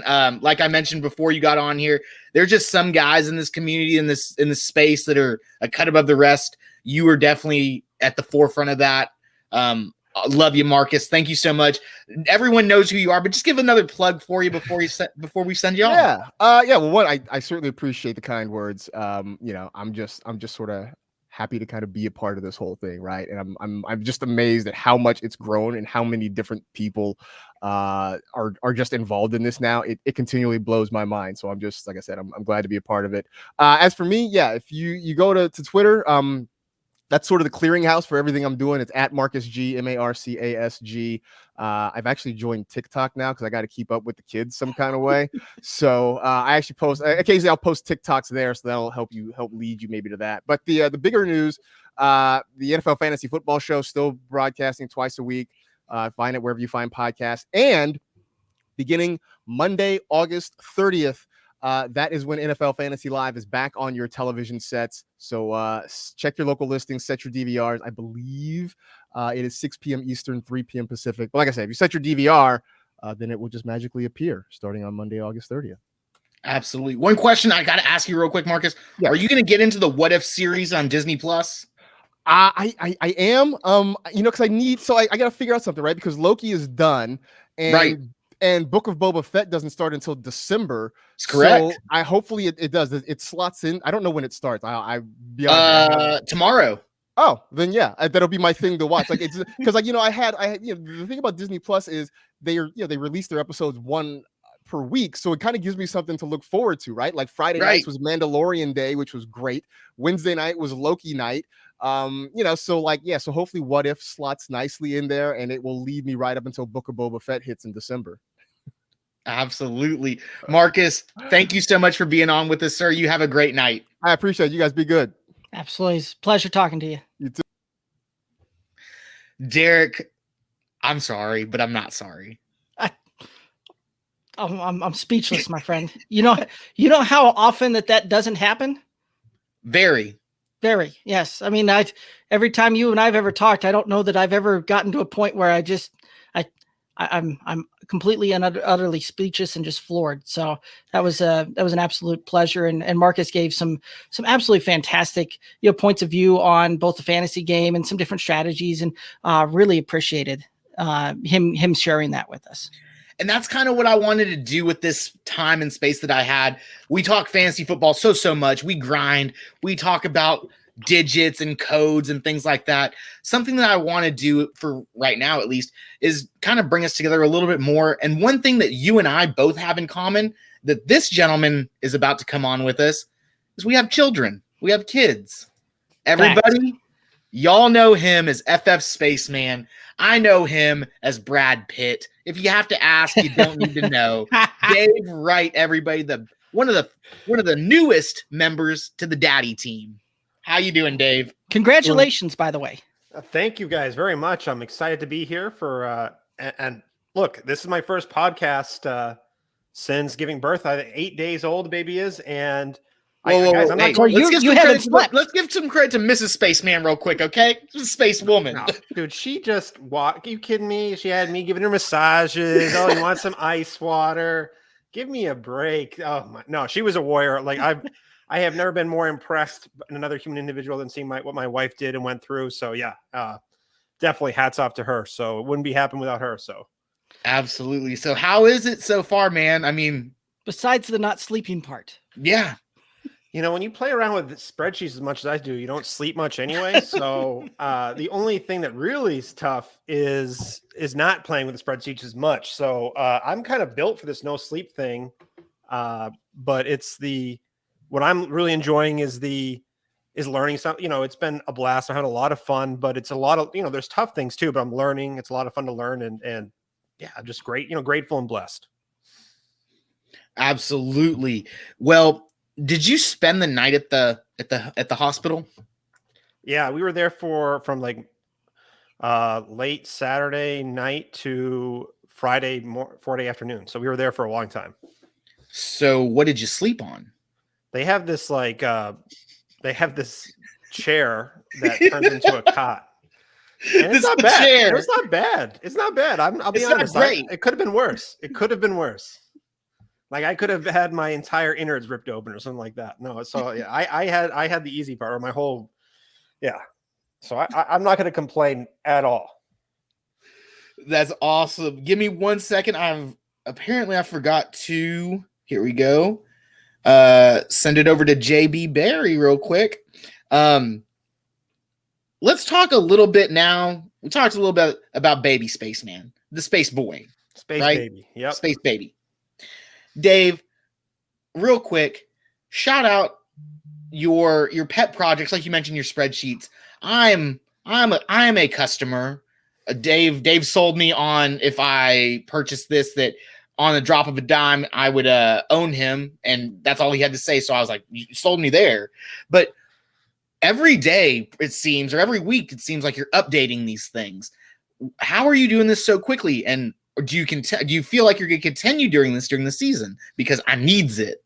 Yeah. Oh yeah. Don't worry. It was a big hit last season. I did a weekly database that updated mostly before the major sites had it. I could get your like advanced stats. So I could get your target share, your air yards, your tackles evaded, all kind like yards created, everything that you could think for advanced metrics to expected points, to everything you could think about that I thought was relevant or that people would find interesting for writing articles or for podcast content. I would get it out there at least before like the major CBS and NFLs and would have it. And it would all be in one place. You wouldn't have to go to 4 or 5 different sites. So that's kind of the idea. And it'd be all for free. It's phenomenal. Absolutely phenomenal. Pet project of yours, obviously. Man, I don't know where to start. We need to have our own time when you have a little bit of time where we can sit down whenever you're back on the grind. Obviously I don't want to take away from your family, things like that. As Derek knows, Derek, am I cutting into your time right now? No, you're good, brother. Perfect. Just let me know. Both of y'all know I can just continue to talk. So you got to wrangle me in sometimes. Billy and Ryan and Tom aren't here to do it. So you guys have to be the ones who do it. I'm sorry. I'm just waiting for the next movie reference that you're going to give us and send us off on a tangent there. That's the one I'm truly waiting for right now. Okay. So whenever I'm doing projections now, right? And this is a reference to Spaceman because of Brad Pitt, right? I love Brad Pitt. He's a great actor. He's, he does it all. It's like what I think about with Spaceman, right? Brad Pitt, not as good looking, obviously, but you get the reference, right? So whenever I'm looking at these projections, I'm doing them. I look and think, and I look at someone, I'm like, man, look, like, we'll just take one out. McCole Hardman, right? I look at his projections. I look at him. I'm like, you know what? Is anyone going to remember my name from this? And I laugh because I think of Brad Pitt and Troy, but it's not Brad Pitt that I see looking over. What is it? Is Mercury? No, Apollo. There we go. Oh. Looking over Apollo's statue, it's Dave's face right there. And I'm like, you know what, Dave? I will always remember your face and that body, baby. Well, luckily, this only does the head up. So I don't know what you're talking about here. Usually, now, if I'm looking at some spreadsheets, I might have the pants off. I get a little excited about a target share for a rookie or something along those lines. But, well, goodness, now I might have to kick you off the Patreon if this is how you're thinking of me and looking at me with these kind of weird pictures. I don't know what this is all about, man. Dave, look. We'll talk about that. That's for After Dark. That's not for this show right here. This is for Shane. I told Shane I would keep it clean. I'm sorry, Shane. Guys, I want to bring on a fourth guest right now. He's in the back screen. I want to get him out here. Man, like I mentioned earlier, it's going to be a running theme throughout the night for me, at least when I'm hosting. It's just the community, the fantasy football community is amazing, right? This is a guy that I never really interacted with, maybe once or twice on Twitter. We're talking back and forth. The first time we interacted, I believe I thought he was getting a little snarky with me, but through text and stuff like that, you can't really convey anything. Here's another movie reference, Derek. People will never remember the words that were said, but people will always remember the way people made them feel. And this guy made me feel very special. When everything was going on, he came in and was like in my DMs, and I was like, dude, who is this guy? And I started, talking to him more and like, dude, my man, I called him my brother. This is JB, guys. If y'all don't know who he is, get to know him. One of the co-hosts of the Fantasy Best Friends podcast, IDP analyst. He knows his stuff. If Dave is Brad Pitt, I would consider JB. I wouldn't say Legolas in that movie, but what's his name? Eric Bana. There we go. Eric Bana. What's his name? I'll figure out his name here in a little bit. But JB, he's Hector. Look, Dave. JB, how you doing tonight, brother? I'm doing good, man. I appreciate it. I'm not the IDP guy. Loop's actually the IDP guy. That's what I'm sorry. Don't start getting me in IDP talk because I won't help you there. But I appreciate the intro, man. And look, I'm not surprised if I might have come off snarky. I am a New Yorker, so if that was the case, it wasn't intended. No, I mean, we talked right afterwards, and I was like, oh no, man, like this guy's good. So. Yeah, man, and I love the bond that we have, and like you said, this whole community is like that, man. Like you just have these interactions with people that you don't expect. You know, Robbie was talking about it before, how we exchange numbers with people that we've never met in real life. I was just saying in the chat, congratulations to Dave. I have my first child due in October, so as soon as I found out, yeah, you're gonna have to pass on some of that knowledge to me, bro. Like once you start learning these things, be like, yo, JB, this is what you're in for. Like, so Dave, but like I was. Here's the first lesson. They don't come with a user manual. Yeah. And there's always a hack. There's always a hack to do something easier. Yes. Yep. When changing a diaper, always cover the holes. That's what I've learned so far. Always cover the holes. Yes, that was the first thing they told me is make sure you cover yourself for that splash factor. But when I found out my wife was pregnant, as soon as we were like ready to tell people, the first people I wanted to tell was my Fantasy Besties group chat. Like I couldn't wait. Like it obviously we told our family and whatnot, but like you think of my home friends and my high school friends and college friends or whatever, like the first people I wanted to tell was my Fantasy Besties group chat. Like I couldn't wait to tell them. Like they've become my best friends, and that's what this industry does. Like they're people that share the common interests with you that are just, it's such a good group of people in this industry, man. Once we weed out the bad ones, and we do a pretty good job at that, it's just such a great community of people here. Absolutely. That's one thing that Robbie and I talked about earlier too, was like the wild people in the community. Like they always seem to show themselves at some point in time, and it's like you get shunned really, really quickly. But it's very hard. It's one of those things. I guess like it's you got everyone's respect till you lose it type deal, which is awesome because that's how it should be. You know, what's going on, Coach Craig? Craig, we do have a question from.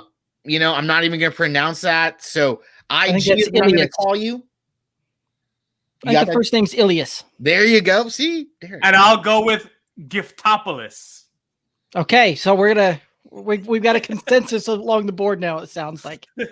So guys, how do you feel about Derrick Henry this year? I've seen him go at the 1.03, but I've also seen him go at 1.11. Let's start with you, Dave. How is Derrick Henry for you this season? So I think Zach Reed's been all over this at Test Assassin on Twitter, and I'm a big believer too, is that Derrick Henry had a record-setting rushing season last year, and he did that, and he still finished 60 points, fancy points behind Alvin Kamara, and that's kind of how when I want my stud, my RB1, I want to have that RB1 overall upside to smash it. In order to smash it, in order to have that game script dependent, you've got to have a certain amount of fantasy points expected through the air and on the ground. And unfortunately, Derrick Henry's a great running back. Don't get me wrong. I love watching him play, love watching him dominate, but he doesn't do it through the air, and he can get faded out through game scripts in certain game situations. And we saw it in a couple key spots last season. And for me, that's why, I'll take him in redraft, but in Dynasty, he's outside my top 12. And it's strictly because if I am going to invest high capital in a running back, I need him to do it through the air and on the ground. A true 3-down workhorse back. That's fair. JB, what are your thoughts on Derrick Henry this season?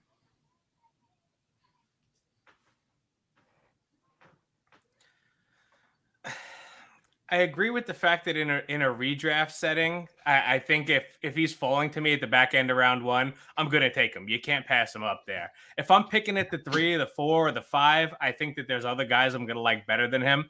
I have a little bit of a concern this year. Obviously, the workload has been there for him, but I have a little bit of a concern this year with a new offensive coordinator coming in, having another weapon on offense. It's a more formidable weapon on the receiving core.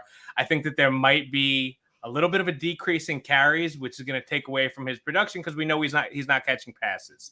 So that's where I kind of stand on him. I'm a little bit indifferent, but I'll take him at the back end of the first. Fair enough. I like both y'all's analysis on that. I think Dave with the rebuttal. And just to piggyback a little bit more too, is that Tennessee has been one of the most efficient offenses in the red zone the last 2 seasons. A lot of that is because of how great Derrick Henry is in those goal to go and those first and goal, those kinds of situations. But Arthur Smith left. What happened? And I know they add Julio too, which should add to that offense. But what happens if they're not the most elite offense that we've seen in a while? Like as far as an efficiency standpoint, what happens if they don't put in that and they just regress a little bit? What happens to Derrick Henry then? So that's just another thing. What happens is if they're not if Tennessee's not operating at peak efficiency, what could happen to Derrick Henry. Right. There's a lot to be said there, right? Like, you guys were speaking about how, some of the regression that most likely will happen because of the fact that, 370 carries in a single season is a big number to get to. And it's kind of a floor or a tier that we don't see many running backs get to. And when running backs do hit that 370 attempts, they typically regress drastically the next year. There's only been one in about the last 40 years that saw a bigger workload the next season, and that was Eric Dickerson way back when, before most of us even started playing fantasy. So there's a lot to be said there. The fact that Julio does get added to that, though, I think that actually allows for this offense to stay at that efficiency level, because of the fact that when you look at that, he is going to open things up a little bit more. And I think you'll see that box, probably be more of a 6-man box instead of a 7 or 8-man box type of thing there. So I think you can see some of that efficiency stay put and stay up there. But, guys, it does look like I've got to head out. I've got to go to the kiddos meet and greet.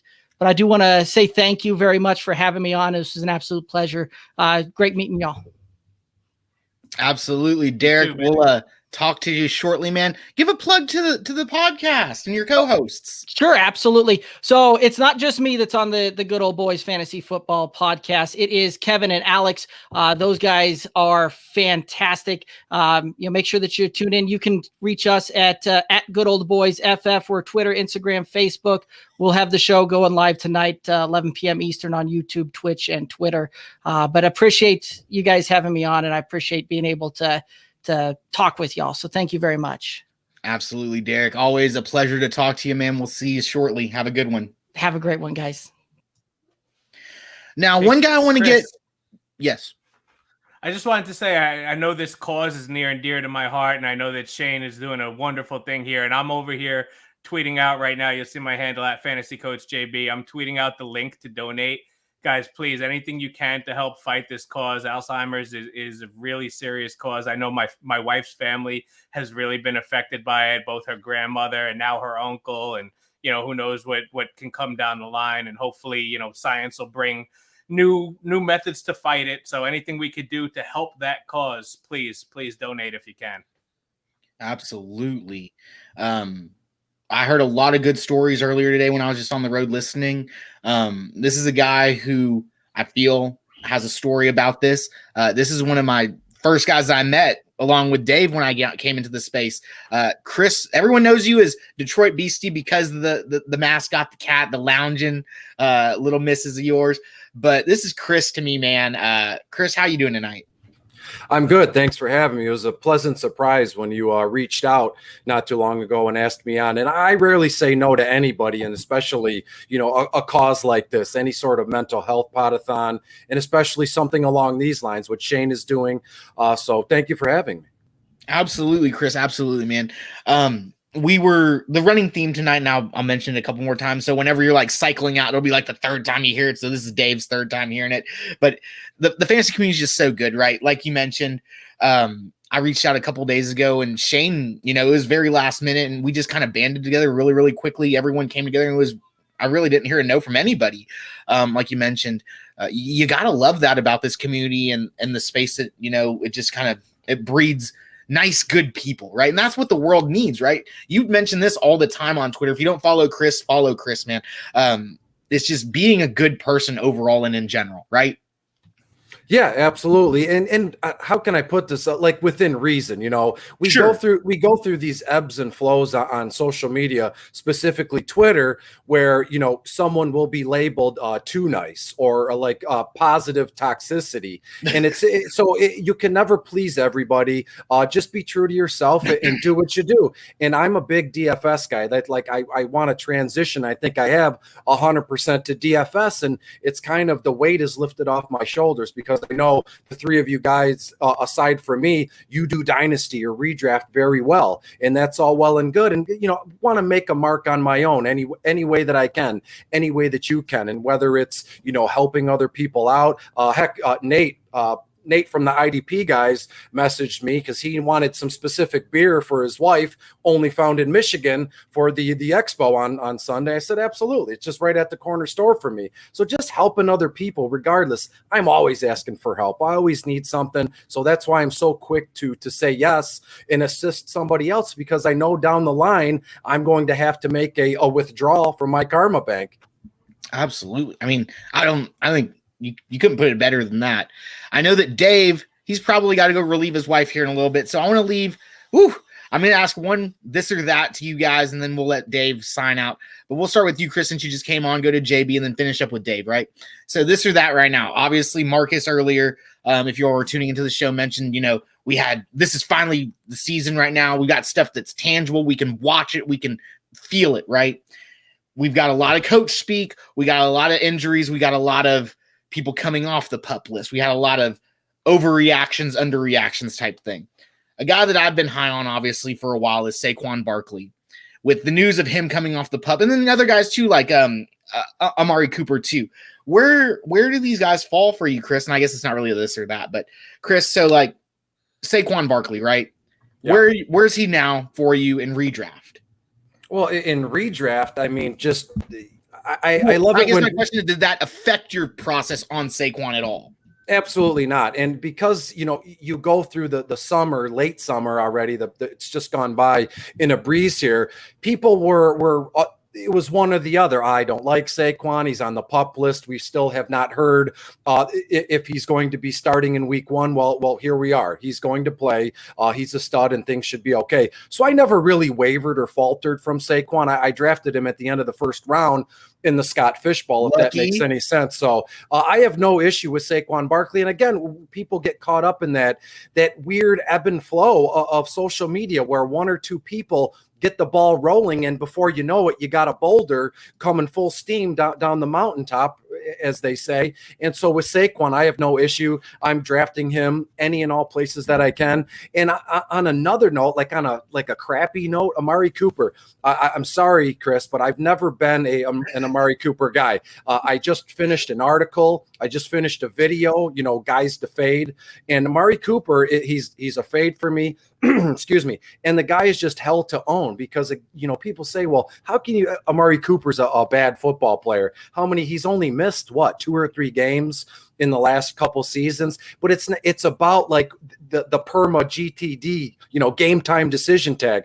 Always got a questionable with him, right? And then so you go to start him, and first play of the game, rolls his ankle, and he doesn't play again. So next week you say, well, he didn't play last week, so I'm just going to sit him. I can't afford a goose egg here. That's when he scores 3 touchdowns. So it's not about him on the field. It's just hell because you never know what the heck the guy's going to do here. So I would prefer to let him be someone else's problem.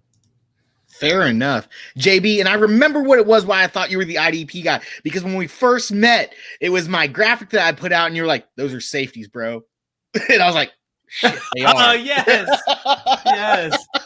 That's why I was like, oh, okay, that's what happened.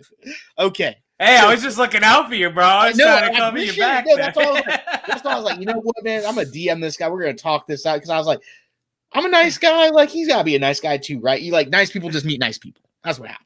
So, and we did. Absolutely. And this is a nice guy right here who I interacted with at the beginning of last season when we were both first kind of getting really our feet dipped into this water. And I'll kind of piggyback on what he was saying about Cooper. Like I normally discounted that game time decision stuff because dating back to even his college days, he was always missing practice. He was always, resting up, but then he'd always come out and he'd show out. So I kind of always looked at that as, all right, that's just what he does. He's going to miss practice during the week, but he's going to get on the field and he's going to play.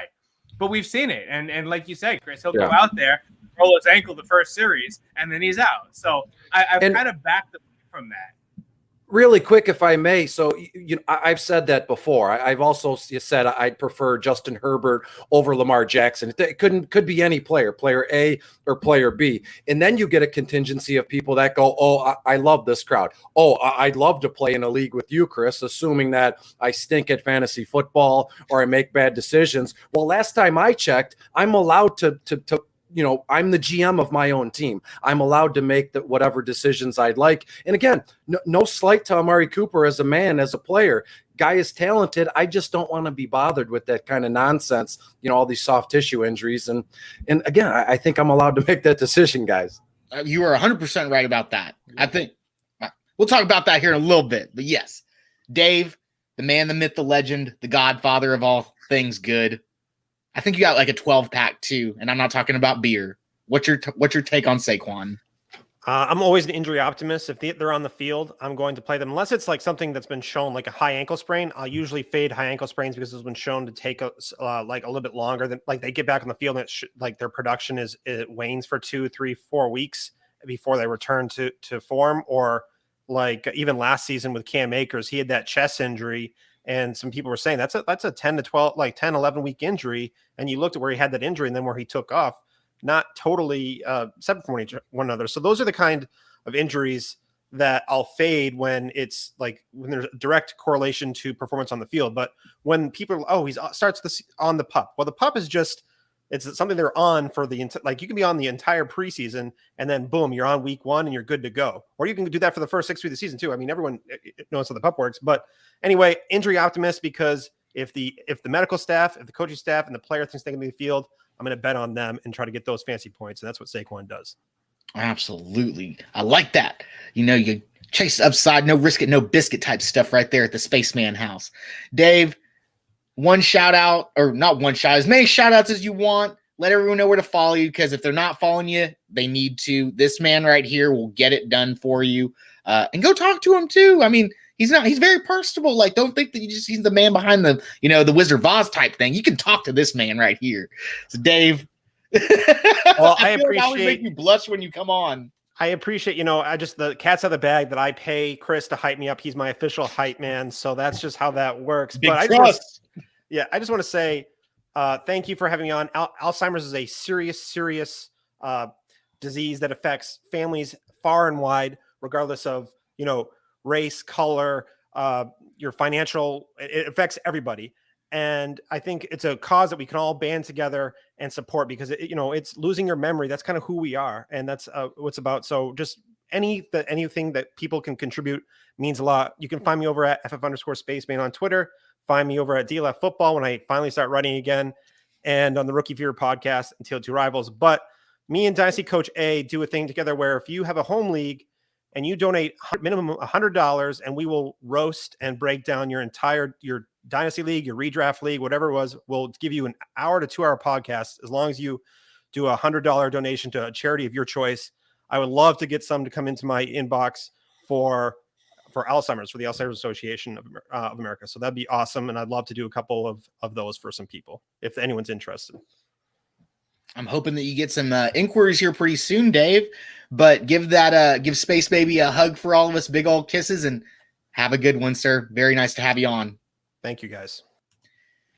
Chris, JB. So what I wanted to put a pin in when you were talking not only about DFS, but we're talking about like the weekly things and the aggravation. Well, I want to talk about like the matchups, right? Week to week matchups. Obviously, Chris, that's like your forte, right? That you're the DFS guru around here. JB, obviously, we're both savvy cats on redraft. Obviously, that's our jam right now, right? Redraft season, home leagues. How are you considering these week to week matchups with these cornerbacks in new places versus these stud wide receivers, everything like that? Now, y'all think about that for just a moment because obviously this is a little unscripted. I'm going to get our next guest in here while y'all are thinking about that. Guys, another, like I mentioned constantly, right? The roaming theme is just the fantasy community and the influence and the people that you just meet. This was a guy that when I first came into the space, I watched his podcast, him and his co-host Mike. I played against this guy in multiple leagues last season, and I was like, man, I'm doing it, right? Like I'm playing against one of the guys that I watch constantly. And now I'm talking to him on a regular basis through DMs, through groups, things like that. And the dude knows his stuff. Obviously, we knew he knew his stuff because I was listening to him and I was winning games, right? I'm going to bring him in right now. This is Anthony Cervino, guys, host of the FF Face-Off. Anthony, how you doing tonight, sir? How's it going? Man, it is doing. Oh man, I think I've got too many northern accents right now. I'm about to freak out. I don't know. Jersey's in the house. I don't know if Anthony's following me on broadcast or I'm following him. We're always crossing paths on broadcast, and I know we are. We just Nothing did wrong what with the prime time mock draft together the other night. Correct. Yeah, that was a blast. A Friday, I believe. Well, I might be having a live draft with Anthony soon. I saw him in there. We're trying to organize a little Long Island live draft with content creators out here on Long Island. And Anthony's right across the bridge over there in Jersey. So I know they were trying to get him to come out here for it. I think we got you in the group chat, right? I'm in the group chat, but I got to see if I'm going to be available for the draft day. And everyone who's watching, this was not planned. It just happens. Let Pinto be the host. Stuff like this kind of just works out a little bit crazy, but it does. So, Anthony, the question that I was posing to these guys we're going to talk about redraft right now. That's the season that we're in. Obviously, you're about to go live on your show, so you're about to talk about a whole mess load of stuff.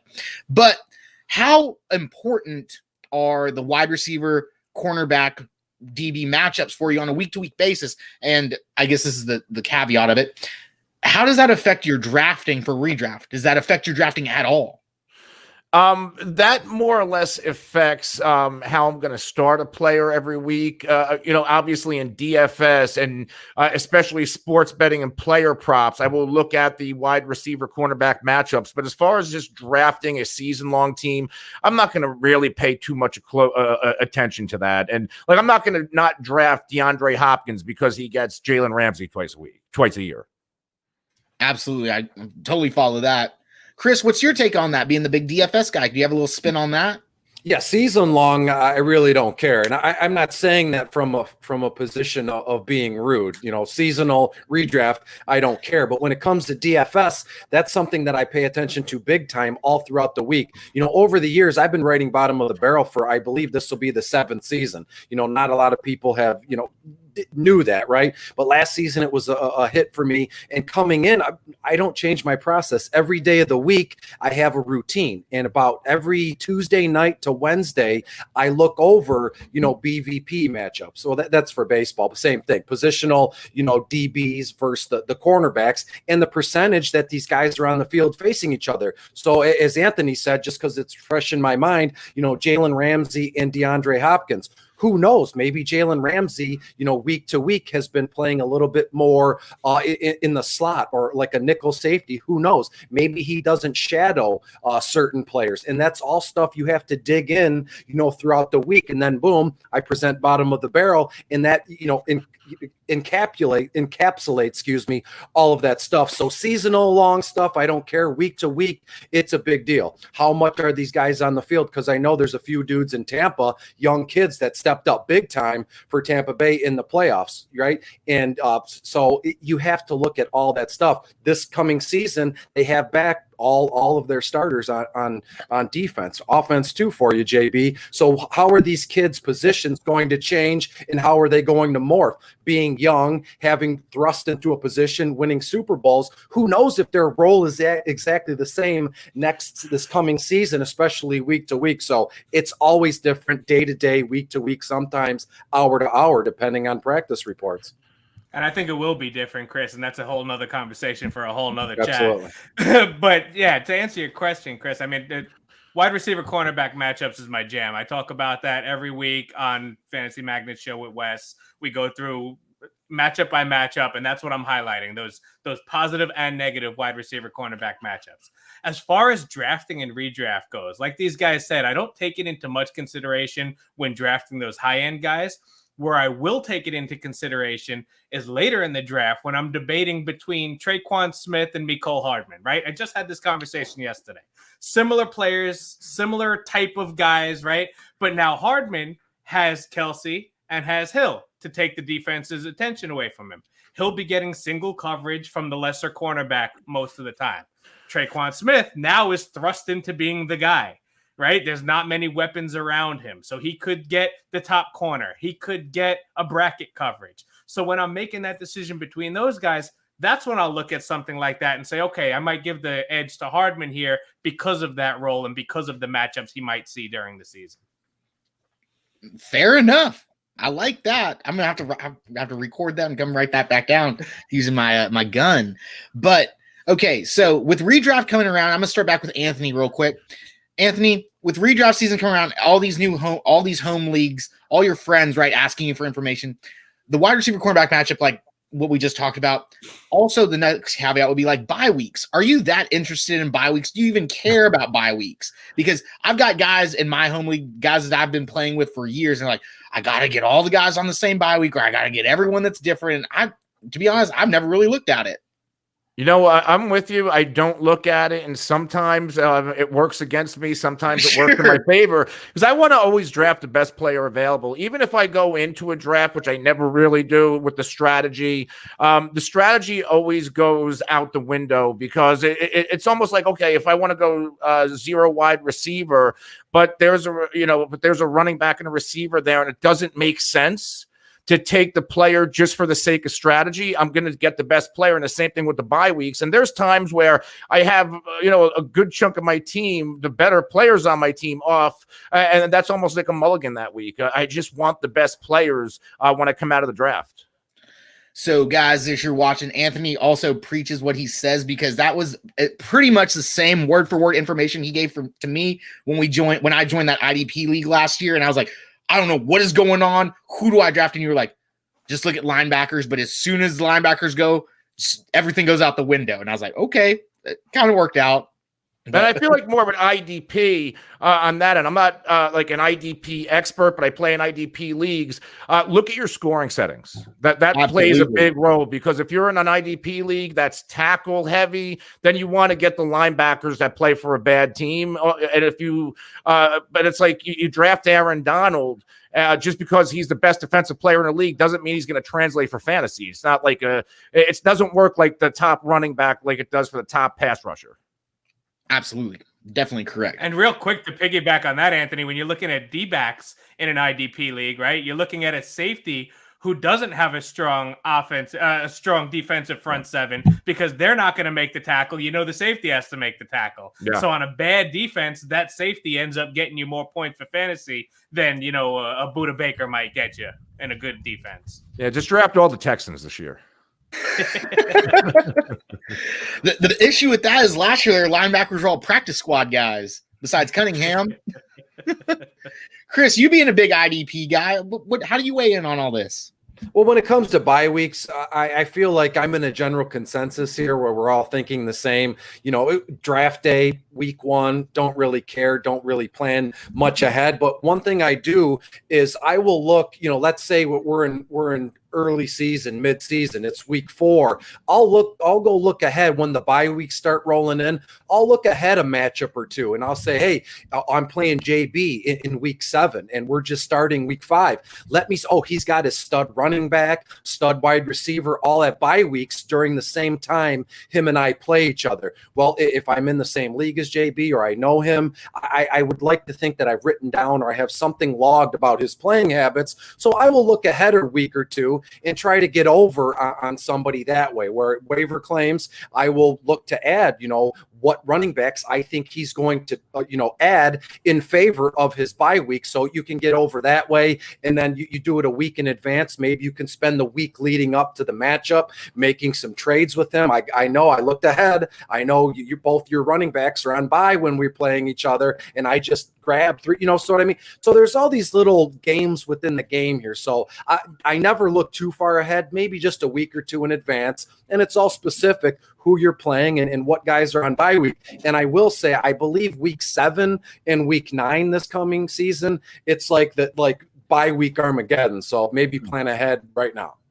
Yeah, I pulled that up, Chris, because that happened in a draft. And I don't really look at bye weeks until I set my starting lineup. Once I draft my starters, then I start looking at it. But week 7 is Bills, Cowboys, Jaguars, Chargers, Vikings, and Steelers. That's a ton of offensive weapons. And I realized in one draft that my starting lineup consisted of like 4 or 5 guys with week 7 bye weeks. So then I just started grabbing other guys from my bench that had the same bye week, figuring whatever, I'm going to punt that week, but I'm going to be strong enough for the rest of the weeks. So in maybe other leagues, when I see that I have that, then I'll start filling in. If I only have 2 or 3 guys with a week 7 bye, then maybe I make a decision in the 12th round to grab someone without a week 7 bye to fill in there. So I'm going to start planning ahead in week 5 and just spending 2 weeks, week 5, week 6, and week 7 waivers, just hoarding, offensive talent and see what we get here. Who knows? Trade offers coming from Chris. All day. Anthony, I have a specific question for you. Obviously, you and Mike run the FF Face-Off, and y'all have your own mental health podathon, right? Yeah. Next year will be your 3rd or 4th year, I believe. Third. Yeah. What are some nuances of this that Shane and us, we can kind of pick up on? Because you've done this multiple times, so you've forgotten things that we are just unraveling. What do you mean nuances about putting on a just like, podathon? I saw that you had like your thing of snacks, and I was like, golly, I don't have any sort of snacks, and I guarantee you Shane didn't. A lot of it is the preparation, going into it, we were a couple days out, making sure all your equipment works, testing the equipment. And this year we had an issue where we couldn't get around, where we had to stop for a few hours because we had that storm here on the East Coast. And I guess something blew out overnight. That wasn't even near my home, but there was nothing we can do. But I ended up troubleshooting it, getting everything working, and we went on. Some things you can't control, but some things you can prepare for. Same thing, you want to hydrate. You want to make sure you have food, usually healthier stuff, things that aren't going to bring your body down. If you're going 12 plus 24 hours, you don't want to eat a lot of carbohydrates, more fruits, more good fats, nuts, things like that. Lower carbs, because you want that fuel. You want your body to keep going. That's fair. Taking notes on all this. I know Shane's over there crashing right now. He's probably eating some pasta with the kids right now. I don't know what he's doing. He looked pretty tired on his way out. He had his wife bring him McDonald's for lunch. That goes against everything Anthony just said. Coffee and energy drinks help. Believe me. Fair. So just like you're in sales. Oh, yeah. I was actually in sales for about 10 years. Really? In my 20s, yeah. Really? Cars. Where? Or like, what were you selling besides yourself? I did the bulk of it in Nissan. I did a little bit in Ford, and then at a Buick GMC store. But most of the run in Nissan. Fair. I'm a car guy too. I did corporate sales for Ford. Last name being Pinto. It really worked out for me, especially down here in Texas where everyone needs an F-150 truck. So come on. But Anthony, man, obviously one of the juggernauts here in the space. Man, you're about to go live. You came on here to help us out for a little bit. Thank you so much. I'll be going live tomorrow. That's why I'm a little late today. My schedule is thrown off, but we'll be going live tomorrow instead of today. Fair enough. Okay. We'll let everyone know where they can follow you, the stream, and shout out to Mike. You can follow me at The Real NFL Guru, my co-host who is not here, Mike Hoff, at the FF Realist, and we're at the FF Face-Off. You can follow that on all the social media and podcast platforms. And we're about 2.5 to 3 months in. We finally, after all these years, launched a website, so we're not floating around in space. We do have a home, fffaceoff.com, and my written content is over at the Game Day NFL. Absolutely. Go follow this. Get it in for your home leagues before you start drafting, guys. Excellent content. Anthony, thank you so much, sir. You have a good one. Thank you. You too, guys. Good luck. Hope to see you out here, Anthony. Absolutely. Get out here. Ooh. Uh-oh. Oh, God. It was so quick. It was normally, Manny, I'm sorry. Normally, hold on. Everybody, hold on. All right. No one saw it. We're going to redo that, right? Everybody, that was Anthony Servino, host of the FF Face-Off. Y'all go follow him on Twitter. Guys, JB and Chris are going to hang out with me for a little bit longer, man. These guys are awesome. They got a little bit more time to give. A guy that I want to bring in was a guy that kind of like JB, right? I didn't really know him, didn't really interact with him, but through a friend of a friend, through mutual friends, as we all meet people here. I think Chris was frozen for a second. It looked like you were meditating. Through Robbie, actually, and I believe Nick from P2W Sports, Fantasy Sports. Fair enough. This is one of my guys right here. I've been checking out his content. He is a Washington fan through and through, man. This is Manny C, guys. Manny, how you doing tonight? Hey.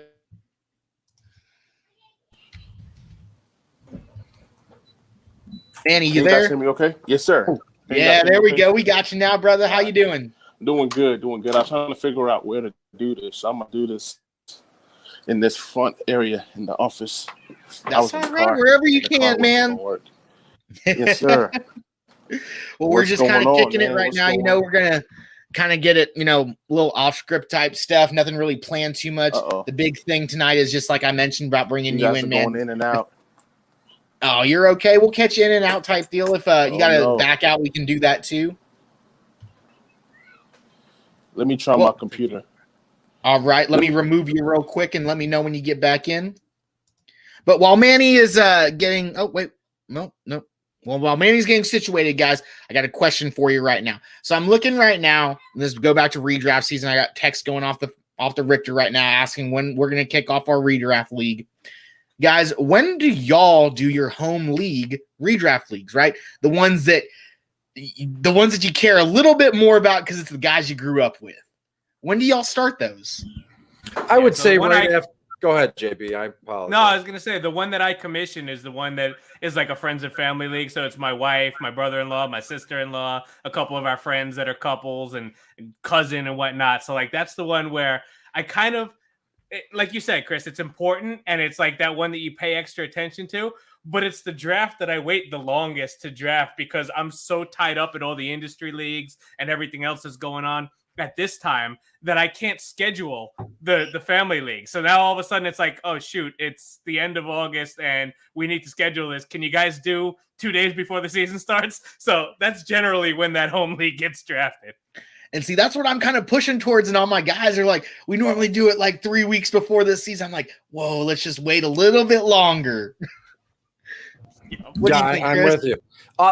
The sweet spot I found is like the week after preseason game 3 into preseason 4, right? Because preseason game 3 is when you see a bulk of the starters. They get a half or at least a quarter, and then you can see what's doing. Because then again, practice leading up to preseason game 4, not really. It's all walkthrough stuff. All your starters aren't really playing because you spent all spring and summer ramping it up. The pads are on, so you're not going to have to suffer some massive catastrophic injury, when you draft. So you've already drafted. Like I can't. It's odd to me that they drafted in the beginning of June, and then there's so much stuff that happens and going through. Can you imagine those people in the Scott Fish Bowl or those people that drafted in at the end? It just don't make sense that Cam Akers was hurt. Now your first round selection or your second round selection pick is just like so. The longer you wait, the better. And it's unfortunate because, again, you can never predict injuries. We don't ever want to see anybody get hurt. That's why you're supposed to wait till the last minute, I'd like to think. Fair enough. Man, guys, I know that I've held y'all a little bit longer than necessary, but I feel like it was worth it. First, always a pleasure chopping it up with you two, man. Man, we got to do it more, JB. I gotta get you on my podcast, Chris. I gotta get you back on. Maybe we'll do another Maybe we'll do a first rounders and friends Friday night special. Chris, remember those? Absolutely, yeah. I'm ready and willing. Anything you need. That's man. Y'all just the funny thing is, Chris, you mentioned you hit the nail on the head. It's like people say that people are overly nice, but it's like, how do you know that if you don't know the person? You know. Well, true. And, I don't think anyone's ever called me overly nice. I know people I'm not saying about you. I'm just saying, like in general, like you said, Yeah. You can't please everyone. There's people out there that are hating. So, oh, absolutely. They'll unfollow or they'll say something stupid. And, the grapevine, you know what? The fantasy football community or just fantasy sports on Twitter in general, it's an odd place. You kind of have to pick a lane or you just kind of, there's a number of different ways to kind of, get through this all. First and foremost, just mind your business, right? If you two are doing something, it has no bearing on my regular, real, everyday life. So why would I put you down? Why would I be a smart ass in the comments? I don't care. So why would I bug you? And then the other one is just keep it moving. As I said, you mind your business, keep it moving, and you go from there. I know what I'm good at. It's DFS. Of course, I could play redraft, dynasty, baseball, hockey, whatever, but I'm really good at DFS. So why am I trying to do, 1,000 different things a day? Why am I writing 75 articles for 75 different sites when it's just exhausting? So I know DFS. All my stuff is in one place now, and I'm on Easy Street. That's gold right there for content creators out there. Y'all need to go back and rewatch that. Put that on a loop real quick every morning when you get up. Absolutely love it, Chris. Man, Chris, you have a great night, my brother. We'll talk shortly. Thank you, boys. JB, now, man, now I feel like I just got you personally right now, dog. My man, bro. All love, man. All love. JB, shout out. First and foremost, guys, you got to follow JB and his crew. The cut above the rest. Last night I mocked with them, and it was super, super fun. Great analysis, top to bottom, across the field. And that's what you like. You know, you have different minds working together on your show, and it all culminates in like something that's really I went really good's not the word for it. It's more than that, because like I mentioned earlier, the five of you take so much time to put this on. And it's essentially, if you put 3 hours in, JB, the rest of your guys are too. And I sit there and watch it for 45 minutes. That's 15 hours of knowledge that I'm consuming essentially from 45 minutes. You got to absolutely love that. And like we mentioned today, we're here not only to support each other, but let's help everyone win in their redraft league. So JB, let everyone know who's watching, who's going to come back and rewatch this, where they can follow you and your guys, and how are they going to win their leagues this year. Yeah, man, you're going to follow me right here at Fantasy Coach JB on Twitter. The Fantasy Besties podcast is the one that Chris was talking about. It's a live pod that we do every Monday night at about 7:15, 7:20, whenever we all kind of fall into there. That group actually started, Chris. It was a bunch of us that were in a Scott Fishbowl 1.02 group chat. And it was me, Linda, Kevin Tompkins, Andrew Cooper, and Loop. And we were the ones that talked the most. So we kind of started texting on the side. And then we were like, hey, let's just start a show, and you know, we talk all day through text message. Let's just do a live stream. And that's how Fantasy Besties evolved. We still talk all day through group chat, but we get to talk live on the air with people like you know, every Monday night. It was great coming in and having you in the draft with us yesterday, and we get to talk about it and analyze it. You can find my written work over on Razzball. I actually have some other stuff coming down the pipeline. You'll see it in the next week or two. I hope that a new project that I'm working on for a new site as well. And I'm also doing the Fantasy Magnets with Wes. We haven't gotten it kicked off yet for this season. We had a great time with it last season, so hoping to get that going soon again too. I love talking football, man. You know that. Yeah, absolutely, JB. Man, we'll talk shortly. We'll talk shortly, man. Obviously about some football and obviously some life stuff. Man, you have a great night. Thank you so much for being with us. Have a good one. Thanks for having me, brother. And donate. Alzheimer's, donate. The link is on my page. I just retweeted it. Shane, thanks for doing this. Chris, thanks for having me. Great job, guys. All right. Obviously, thank you for coming in with us, guys. Ooh, look, everybody. Now it's just me for the next 3 hours. No, I'm just kidding. Guys, I've got 3 great guests that are coming in right now. One that you kind of already met. I kind of gave the red carpet for, but we'll redo it, right? I'm talking about my guy, Washington Redskins savant, if you would, Manny C. Manny, how you doing tonight, brother? Got your computer working right now? There we go. Uh-oh, I can't hear you, Manny. There we go. I heard something. Can you hear me? All right. Yes, sir. There we go. So no headphones. There you go. When you do a live stream like this, there's always got to be some technical difficulties. If there's not, something's wrong. Something's fake. It's staged. We don't want that. Right. Manny, man, thank you for coming on tonight. Let me show you who you're going to be talking with tonight for a little bit. This guy right here, like I mentioned with Anthony earlier, when you come into the space, there's some juggernauts in there, and you just idolize some people right off the bat because their content is what you're looking for. It's, there's a million content creators out there, and there's certain ones that you gravitate towards, right? That you just look towards. And this guy, I feel like he's a little bit like me. He's up super early every day. Like, I feel like I'm going to say this right now. Now he's going to think about it. But when my content comes out, sometimes I try to be a little bit quicker than him because I want him to know that I'm up before you. Right. But now he's going to think about it. I'm never going to win the battle. Guys, this is John at Gridiron Scholar 91. How you doing, John? Hey, good. Hey, I'm only up early because I'm a teacher and I have 2 dogs. So I'm up, and with 3 children, it is daddy time, from about 6:30 to 8:30 in the morning. Fair enough, man. You got that time. Man, you got a little hype from Cal right there. But John, I absolutely understand what you're talking about. I've got a 2.5-year-old, and it's almost like You got to get everything together, and while you're doing it, it just flows for you. So yes, absolutely, my friend. And then right about when the kids wake up, it's breakfast time for the family. So hopefully I'm done with the work. Yeah, John, you on the clock me this morning. I was like, I'm cooking breakfast for the fam, man. I'll be right there. Shout out to Andy hosting the DWG7 tournament right now, drafting with Giants number 7. John and I are in the same division. We'll see who takes that one down. I won't give away too much of my strategy, but his team's pretty strong. Guys, the third guest, fourth member of tonight's panel right now during this little slot is a guy that I didn't even know was my brother until we got on the show together.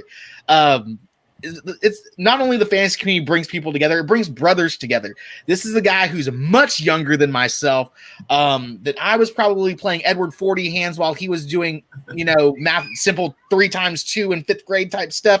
But guys, this is a guy who, like I mentioned earlier with some of you guys, this guy I kind of idolize, and he doesn't know that. He's fastly ascending, and he's doing stuff that's very, very difficult. He's doing the stuff that most people don't want to do, and this is why we'll see him and his partners pretty soon on the bigger stage, I would assume. And when we do, you guys remember that he's gonna take me out somewhere. We're gonna get some sushi or something here pretty soon. I'm talking about FYF Josh, guys. Josh, how you tonight, brother? A to B. What's up, big bro? A to B, Josh. In 5th grade, I was doing Edward 40 hands. What are you talking about, man? Like I've been doing it for years now. Let's go. And, no, I'm really happy to be here. Thank you for having me. I'm ready to have a good time. I love talking fantasy all day. I could talk to a brick wall about fantasy. Let's go. So, like Robbie always mentions, we do the we do the hard work before we get to the fun. So, guys, shout out to Shane and the collective for doing this. Polly's playoff Podathon, right? Shout out to Alzheimer's, benefiting Alzheimer's research. You got to donate in the link, whatever you can. If you can't donate money, donate time. Obviously, we're doing that right now, and we'll also donate some at the end of the show. We'll get that grand total out by the end of it. But Shane, man, congrats to you. Shout out to you, man. I know you're eating dinner or putting your kids down or something like that right now. We'll get to some fantasy football now, right, guys? That's what we're here for. That's what we do. We're going to keep it pretty simple right now, a big show sheet. I didn't want to get it too crazy. Obviously, the fantasy community brings people together like we are right now, guys that you would never even think about meeting in the real world. But for some reason, it just clicks on Twitter, right? We just meet each other, you find each other, and you like what you're doing. Right. We all do this because we want to help people in their home leagues, in their fantasy leagues, win, right? That's what we want to win. We want to help people win. So the burning question right now is, guys, you are home league, 1 quarterback. You're sitting at the 1.02. You got Saquon Barkley. You got Dalvin Cook sitting you in the face. Who are you guys taking? Manny, you start it. Oh, this is easy. Saquon Barkley has burned me like the last 2 years.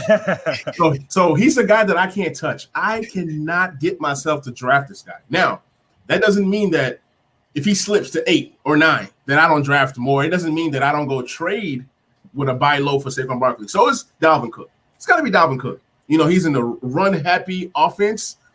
The guy can receive the ball. He can run the ball. He's a total package. And obviously, when you're drafting a Dalvin Cook, you're getting Madison just in case he gets hurt. But simple answer, Dalvin Cook all day.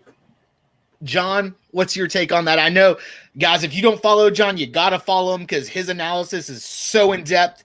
It's absolutely phenomenal. But, John, the very surface question, where are you going with Saquon or Dalvin? I'm going Saquon, and I know I'm taking a different perspective here. I think we're overlooking 2 parts of the Vikings offense that I'm concerned about. 1, this is Kubiak's son, not Gary Kubiak, who won a Super Bowl. I have no idea if his son can call a play. If you don't think there's pressure in the NFL when you are 3rd and 4 and you're in the 4th quarter and you have to get that play into the huddle within 10 seconds, if you don't think that is an easy job, you have never watched football, my friends. There is no gene. Last I know, there's no DNA gene that says I can make plays in the NFL. So how the hell do we know if his son can call plays? Why? Because he was born there? He might. But I have no idea. 2, the golden boy, the offensive line coach, Dennison, stepped down from COVID-19. Yes, he Ladies and gentlemen, look at how long Dennison coached under Kubiak's. I believe he was with Shanahan in Denver. You know why that offensive line was good? Because he taught chop blocking and how to cheat. And they cut people out. They're both gone, and everyone's just like, whoa, it's Christmas time in Minnesota. What? I don't know, man. Everyone's just overlooking the obvious and staring us right in the face that this is not the same Vikings run blocking unit. Offensive line, you win in the trenches, you lose in the trenches. You gotta get that knowledge before you step to the keyboard, right? And I don't know if their coaches are the same. We don't know that. You don't. You absolutely don't know that. And that's where the game's won and lost, right there. Oh, look, I'm old. I've been playing for 40 years, man. It's all about the line. Look at Dallas, fell apart. They stunk. It had nothing to do with Ezekiel Elliott. They were putting out practice squad offensive linemen. And who was it? DiNucci? Who was the quarterback? DiNucci. Ben DiNucci. Come on, man. Come on, brothers. I mean, the thing that stared us in the face is the Kansas City Chiefs. I mean, you lose all-pro left tackle and you lose the game. Hey, I made a lot of money on the betting against the Chiefs. I knew they could not pass block. It was obvious. Coming back, boy. That was obvious. Defense, defense, defense. Josh, be the tiebreaker. Where are you going with this? I mean, that was very passionate. I like where you're coming from in a lot of regards there, but it's Dalvin Cook, and it's actually a pretty easy decision for me. Dalvin Cook's number 2 person off the board for me in redraft right now, and I'm not saying I'm burying Saquon, but he's closer to a later first-round pick for me. I mean, you're talking about offensive line. Like, let's take a look at the Giants' offensive line. It's not. I'm not saying it's exciting, but they made improvements, and it's the same scheme. Yeah, Jason Garrett's scheme. Yep. Well, that's all. But Garrett did have DeMarco Murray and Ezekiel Elliott, who were very good and productive under Garrett, for all his faults, and he has many faults. He feeds the alpha male in the backfield. I mean, listen up, though. If Saquon Barkley was 100% healthy, if he was practicing right now, it would be a lot closer for me. But as it stands, Dalvin Cook's the man. He just had a hell of a season last year. And to all your points, I don't disagree. I really don't. But I'm still projecting Dalvin Cook as long as he's healthy. And that's the case with all of these running backs, as long as they're healthy, right? As long as he's healthy. We lost someone. We have lost Manny. Well, he's not in the back screen either. I don't know where he is. Y'all missed the beginning of the show. Robbie was like ghosting my computer and stuff. So I don't know what these guys are doing in the Matrix, but they're doing something funny. Well, we'll keep it rolling this. Okay. We got the, I'm going to have to go with Saquon. So it's going to be a split decision right now. Okay. But let's go to the wide receiver position at this or that right now, right? Looking at ADP. Real fast, I got to say this. I do think Saquon is the more talented running back when it comes down to absolutely. It. Yeah. So I think he's the most talented running back in the NFL. Absolutely. There's no qualms with that from my side. He's the best, highest graded prospect I've seen in my 8 years of grading. There we go. We're all on the same page there, at least. So this might be a little bit more, I guess, personal. I might be on the clock somewhere. I'm not saying I am. I'm not saying I'm not. But I'm looking at a full PPR league redraft, obviously one quarterback. And I got my guy Mike Evans looking me in the face. But then I also got Keenan Allen look at me in the face. I know Keenan Allen's not the sexy pick, but you know what you're getting with them. Mike Evans, you see what I'm rocking right here. Obviously, a little bit of favoritism. So I want to hear from both of you guys. Where are y'all going in this particular this or that? Not that it's going to help me in any way. Josh, why don't you start? Yeah, why not? You said it's a full point PPR, correct? Yes, sir. Then this is an extremely easy decision for me, and it's Keenan Allen. I fully expect Keenan Allen to be a target machine this year. I think he's going to get a lot of catches. They're going to rely on him. He's the best wide receiver there. I know people are getting excited about Mike Williams, blah, blah, blah. He'll have a fine season, I think, but another year with Justin Herbert, Keenan Allen, I'm drafting him well above Mike Evans personally. especially in a PPR. Now we're talking standard, even half-point PPR. They're a little closer for me, but there's a lot more mouths to feed in that Tampa Bay Buccaneers offense, and I expect their defense to be better. So I think there's going to be just more plays with the Chargers offense when it comes down to it as well. Keenan Allen, hands down. That's. I mean, that's John. Maybe you can inspire me. You know. Oh, I'm all about Keenan Allen in this. And it's just, there are too many playmakers in Tampa Bay. Chris Godwin, Rob Gronkowski, Giovanni Bernard. They're going to spread the ball around. Tom Brady's going to find the open man. When there is a matchup that is unfavorable to Mike Evans, Brady will just go away from him. He'll go to his other playmakers. Oh, I forgot. Antonio Brown's there now. And we saw Antonio Brown siphon targets away. Why I like Keenan Allen? Hey, nothing personal. The San Diego depth chart isn't even close to the Tampa Bay depth chart at wide receiver. Nothing against those players. But when you line them up 4 deep at wide receiver and tight end, they're not even in the same ballpark. Maybe the only position, Eckler is probably a more dynamic pass catcher right now than Giovanni Bernard, and Bernard's going to split time. But when you line up 4 or 5 deep at receiver, I got to go with Tampa Bay, which means that Evans will get less targets. I think you have a very high floor. Hello, Manny and the little one. You have a very high floor of 8 targets a game with Keenan Allen, with a ceiling of like 13, 14 sometimes. Fair enough. Manny and little Manny, how you doing, sir? Man, doing good, man. He just woke up. I was trying to, but it's all good. Yeah. Man, I wish I just woke up. It is all good. So, Big Manny, here's a question for you. You answered the Saquon Dalvin one. Here we go. And this has no bearing on anything. It's just something I pulled out of the sky, and I wanted to ask some people, just random ADP question, right?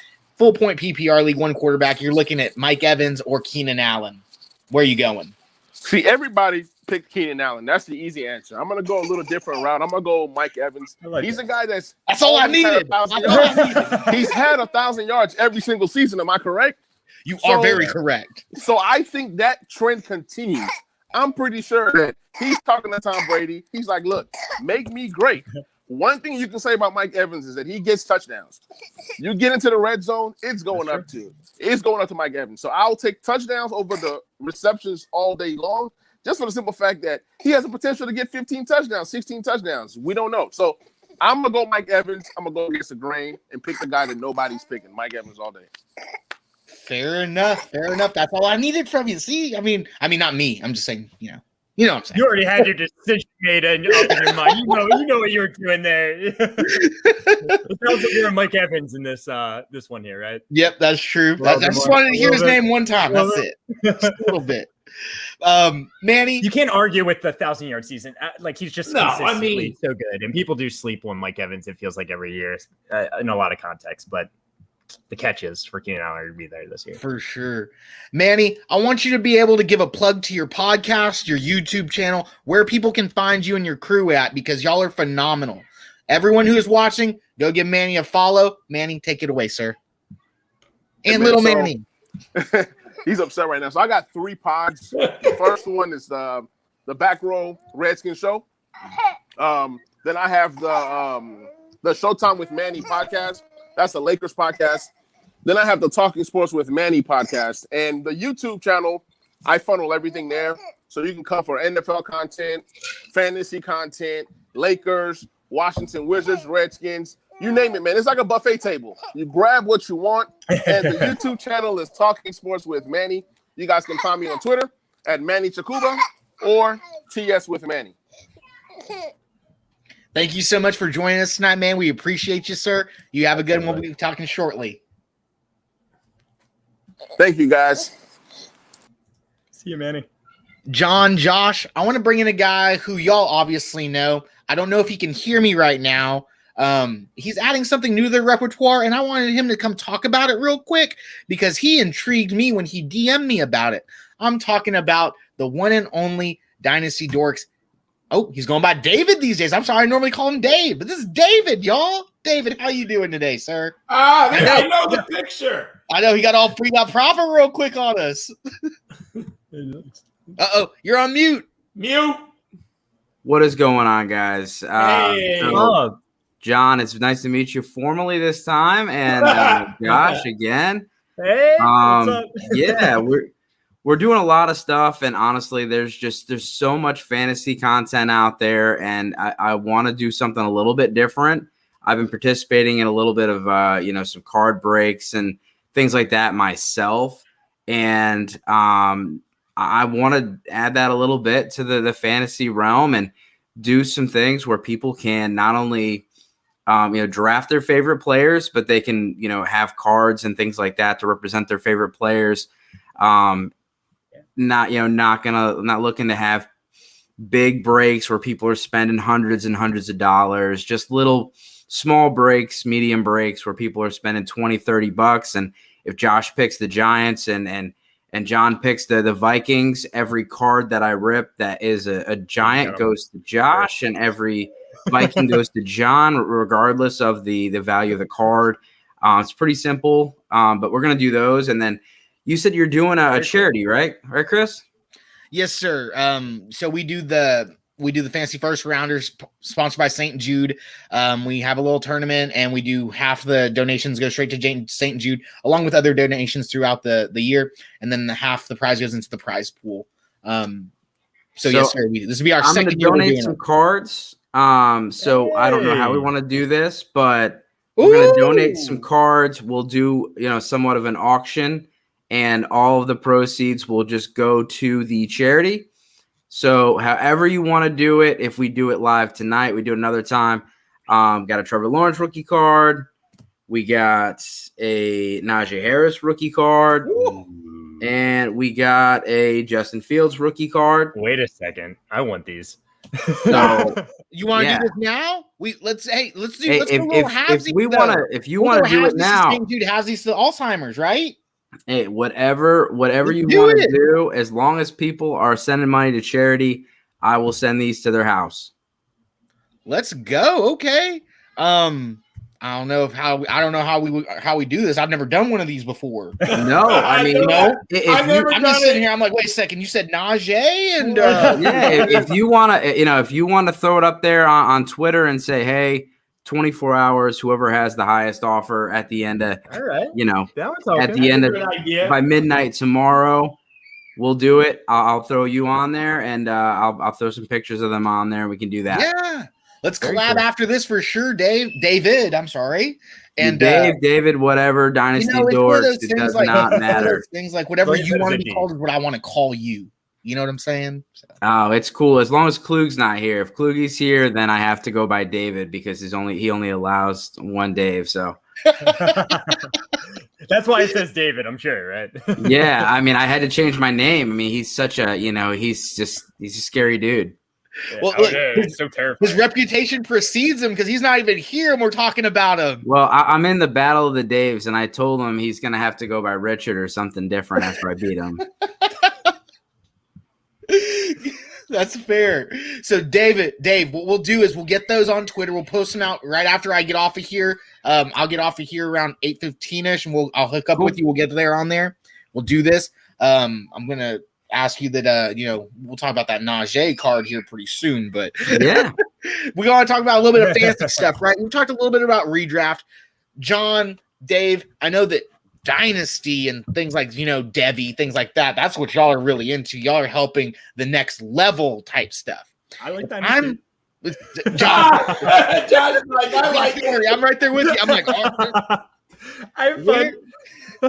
What is the number one rookie prospect that y'all are looking at coming out for this season? Right? I'm sorry. Which rookie are you looking at that isn't like Jalen Waddle, Najee Harris? Maybe like a Nico Collins, Amon-Ra? I don't know. Who are you looking at to maybe not make your roster, but that you're watching for that waiver wire pickup pretty soon. Now, do you mean in regular fantasy football, or do you mean next year? Like, I guess it's my fault like this for not year, correct? understanding. Right. What do you mean? Like this year, not next season. So we're talking about like taxi squad guys, some of the deeper rookies. Right. Mine would clearly be Amon-Ra St. Brown. I'm a big believer in him. I've been watching him since he first came to USC. I had him in a dynasty college fantasy football league. It would have been my third season, but the league collapsed because of the pandemic, which was kind of a bum. And so I've been watching him since freshman year. I had him in I think I had him at number 6 or 7 amongst my prospects. Obviously, he fell outside the top 100, which shocked me. But that wide receiver depth chart in Detroit is wide open. There is no alpha male on that roster right now. So opportunities are there. I understand that you do have TJ Hawkinson, and DeAndre Swift is a good pass catching back, but you still need receivers to make plays. And everything that I see out of Detroit's camp this summer, he's in the top 3 buzz candidates at wide receiver that I read about. And, maybe there's some different beat writers with different perspectives, but I'm all in on Amon-Ra St. Brown. I mean, it'll be interesting to see when he pops. Is it this year just because of opportunity, or will it be his sophomore year when they might bring in a new quarterback? Sam Howell. Let's see who's quarterbacking in Detroit next year. I didn't say that. Dave, what do you think? Well, there's a couple guys. You named Nico Collins. I think that's a fun one. I mean, he has, and there's a lot of different shapes and sizes when it comes to wide receivers this year. So, but Nico Collins is one of those guys that has the alpha size. He's in a situation very similar that he does not have a lot of competition out there. Brandon Cooks and Nico Collins they could coexist if they had a quarterback out there. That's the problem. So that's the problem. But the Texans will be bad. They will be throwing the ball a lot. And if you're in PPR leagues, he might be able to do something for you. And then I'll throw a running back out there. I thought he'd be drafted a little higher. But Kylan Hill is someone that I like. I know that people love A.J. Dillon. They absolutely go gaga when they see him in shorts. But he does not profile to be the pass-catching back that Jamal Williams was. Kylan Hill, in 2 games in the Mike Leach system last year, caught as many passes as he did his entire year before. 25 catches from the backfield in 2 games. That's a lot. It's a lot. And he's a good running back. So, obviously, Aaron Jones is the 1. A.J. Dillon's the 2. But Kylan Hill could easily be that 3rd option, and they run the ball quite a lot. Last year, they did a lot of jet sweeps and things. They tried to use Tyler Ervin. Did not work. He's a little guy. So I could see him as someone in there, and like you can get him pretty much free. He's a late 3rd, early 4th round pick, and then I'll let Josh go before I throw another name out there. I want to take him all. Yeah, you're probably gonna steal him from me, I'm sure.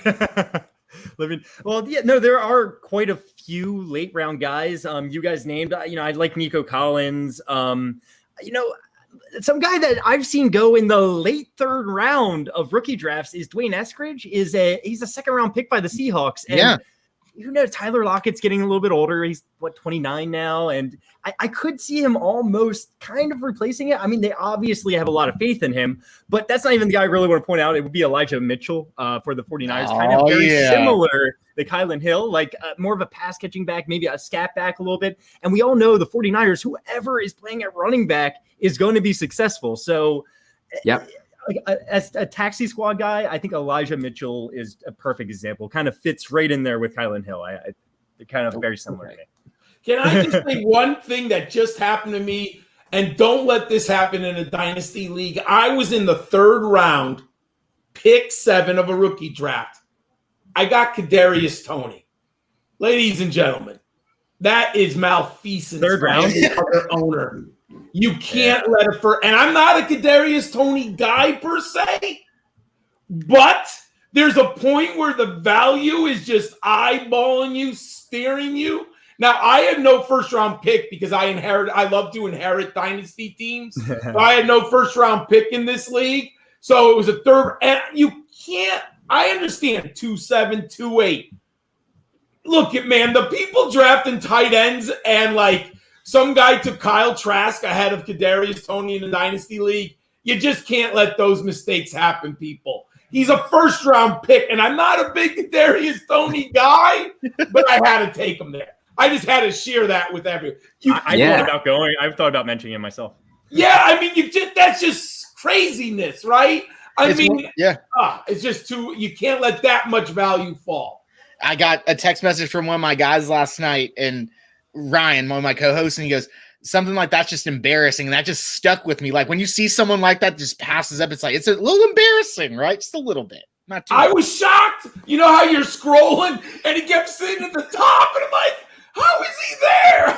You're looking like, wait, is something wrong with him? What's going on right now? I literally did a Google. Kadarius, I'm like, he's healthy. I mean, Every year there's, people get drop down boards because of landing spot and they overvalue landing spot.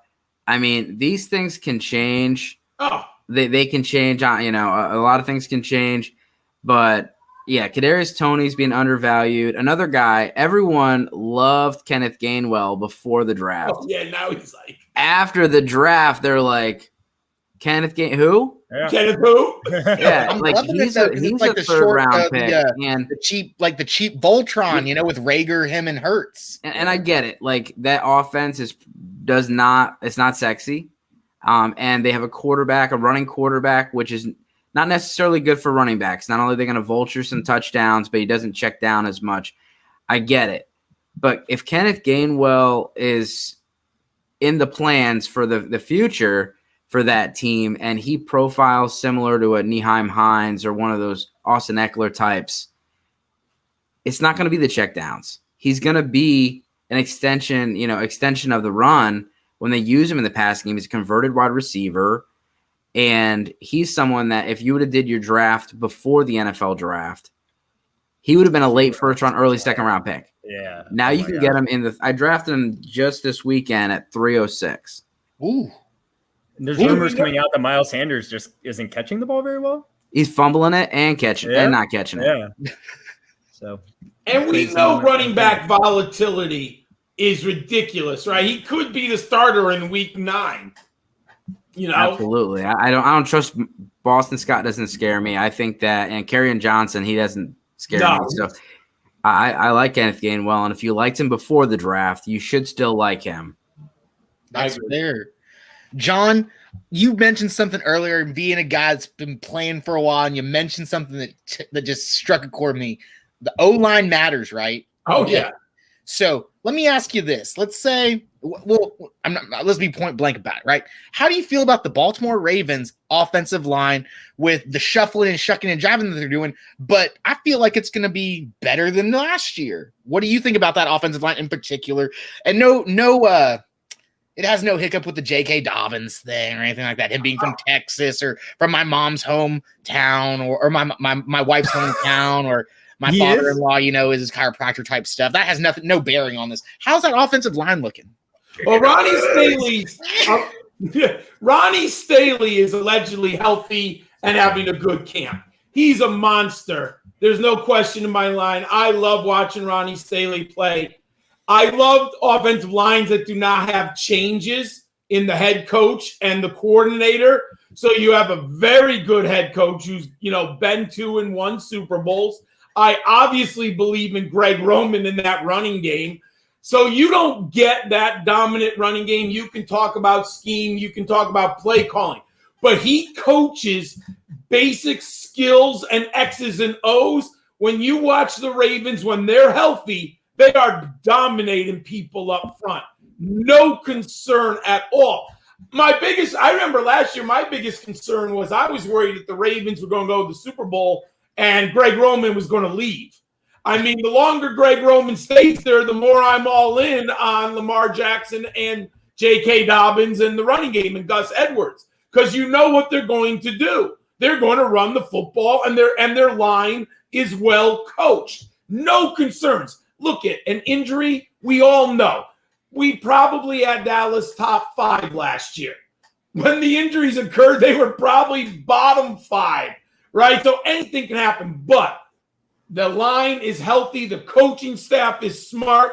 They coach up the line. Love the Ravens offensive line. Phenomenal, John.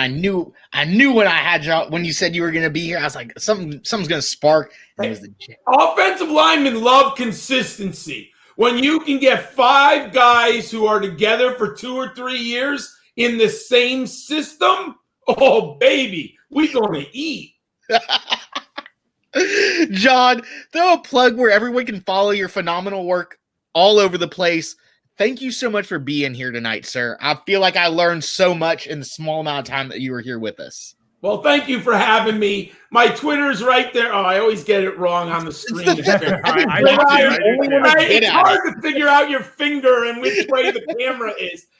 Gridiron Skull 91. I could not afford the A and the R when I signed up in 2014. So, you're on a po man's budget. You got to go low. So it's Gridiron Skull 91. Please follow me there. All my written prospect profiles are on footballdiehards.com. And then my video profiles and Debbie stuff is NFL Draft Bible with my partner, Matt Hicks, on the Rookie Big Board. John, real quick, are you doing your weekly rankings this year on Diehards? Actually, I'm now just doing DFS stuff. Okay. I had done weekly rankings for 18 years for the Football Diehards. And now 4 years ago, I switched to DFS for cash game. So I just do that now with family and all that. Rankings take a long. If you've ever done rankings, I was about to say, maybe it's changing of the guard now because I'll be doing them this year. So yeah, it would take me anywhere from 3 to 5 hours. I mean, obviously I got a little bit better after 15 years. But it does take a long time, especially and then I would wake up Sunday morning and you'd have injuries and I'd redo the rankings. So, and I do all of that for DFS now, but that's where I am for that. Fair enough. Well, John, thank you so much for being on with us tonight. Obviously, go follow John, and I guess I'll be sharing some of your content out tomorrow around 5:01 in the morning. Thank you, my friend. Maybe 5:03. Maybe I'll get mine out at 4:59 tomorrow morning just to be safe. You guys are lazy. Have a great day, everyone. Have a good one, John. Thank you. John. Man, as John Lobb, everybody go follow him at Gridiron Skull 91. Josh, Dave, man, we're going to continue rolling. I know y'all have a little bit more time with us. I want to bring in a guy, and obviously we're talking about how the fantasy community just kind of brings people together, like how Josh and I, we should have met maybe if we were the same age, something like that. But yeah, we would have had so much fun.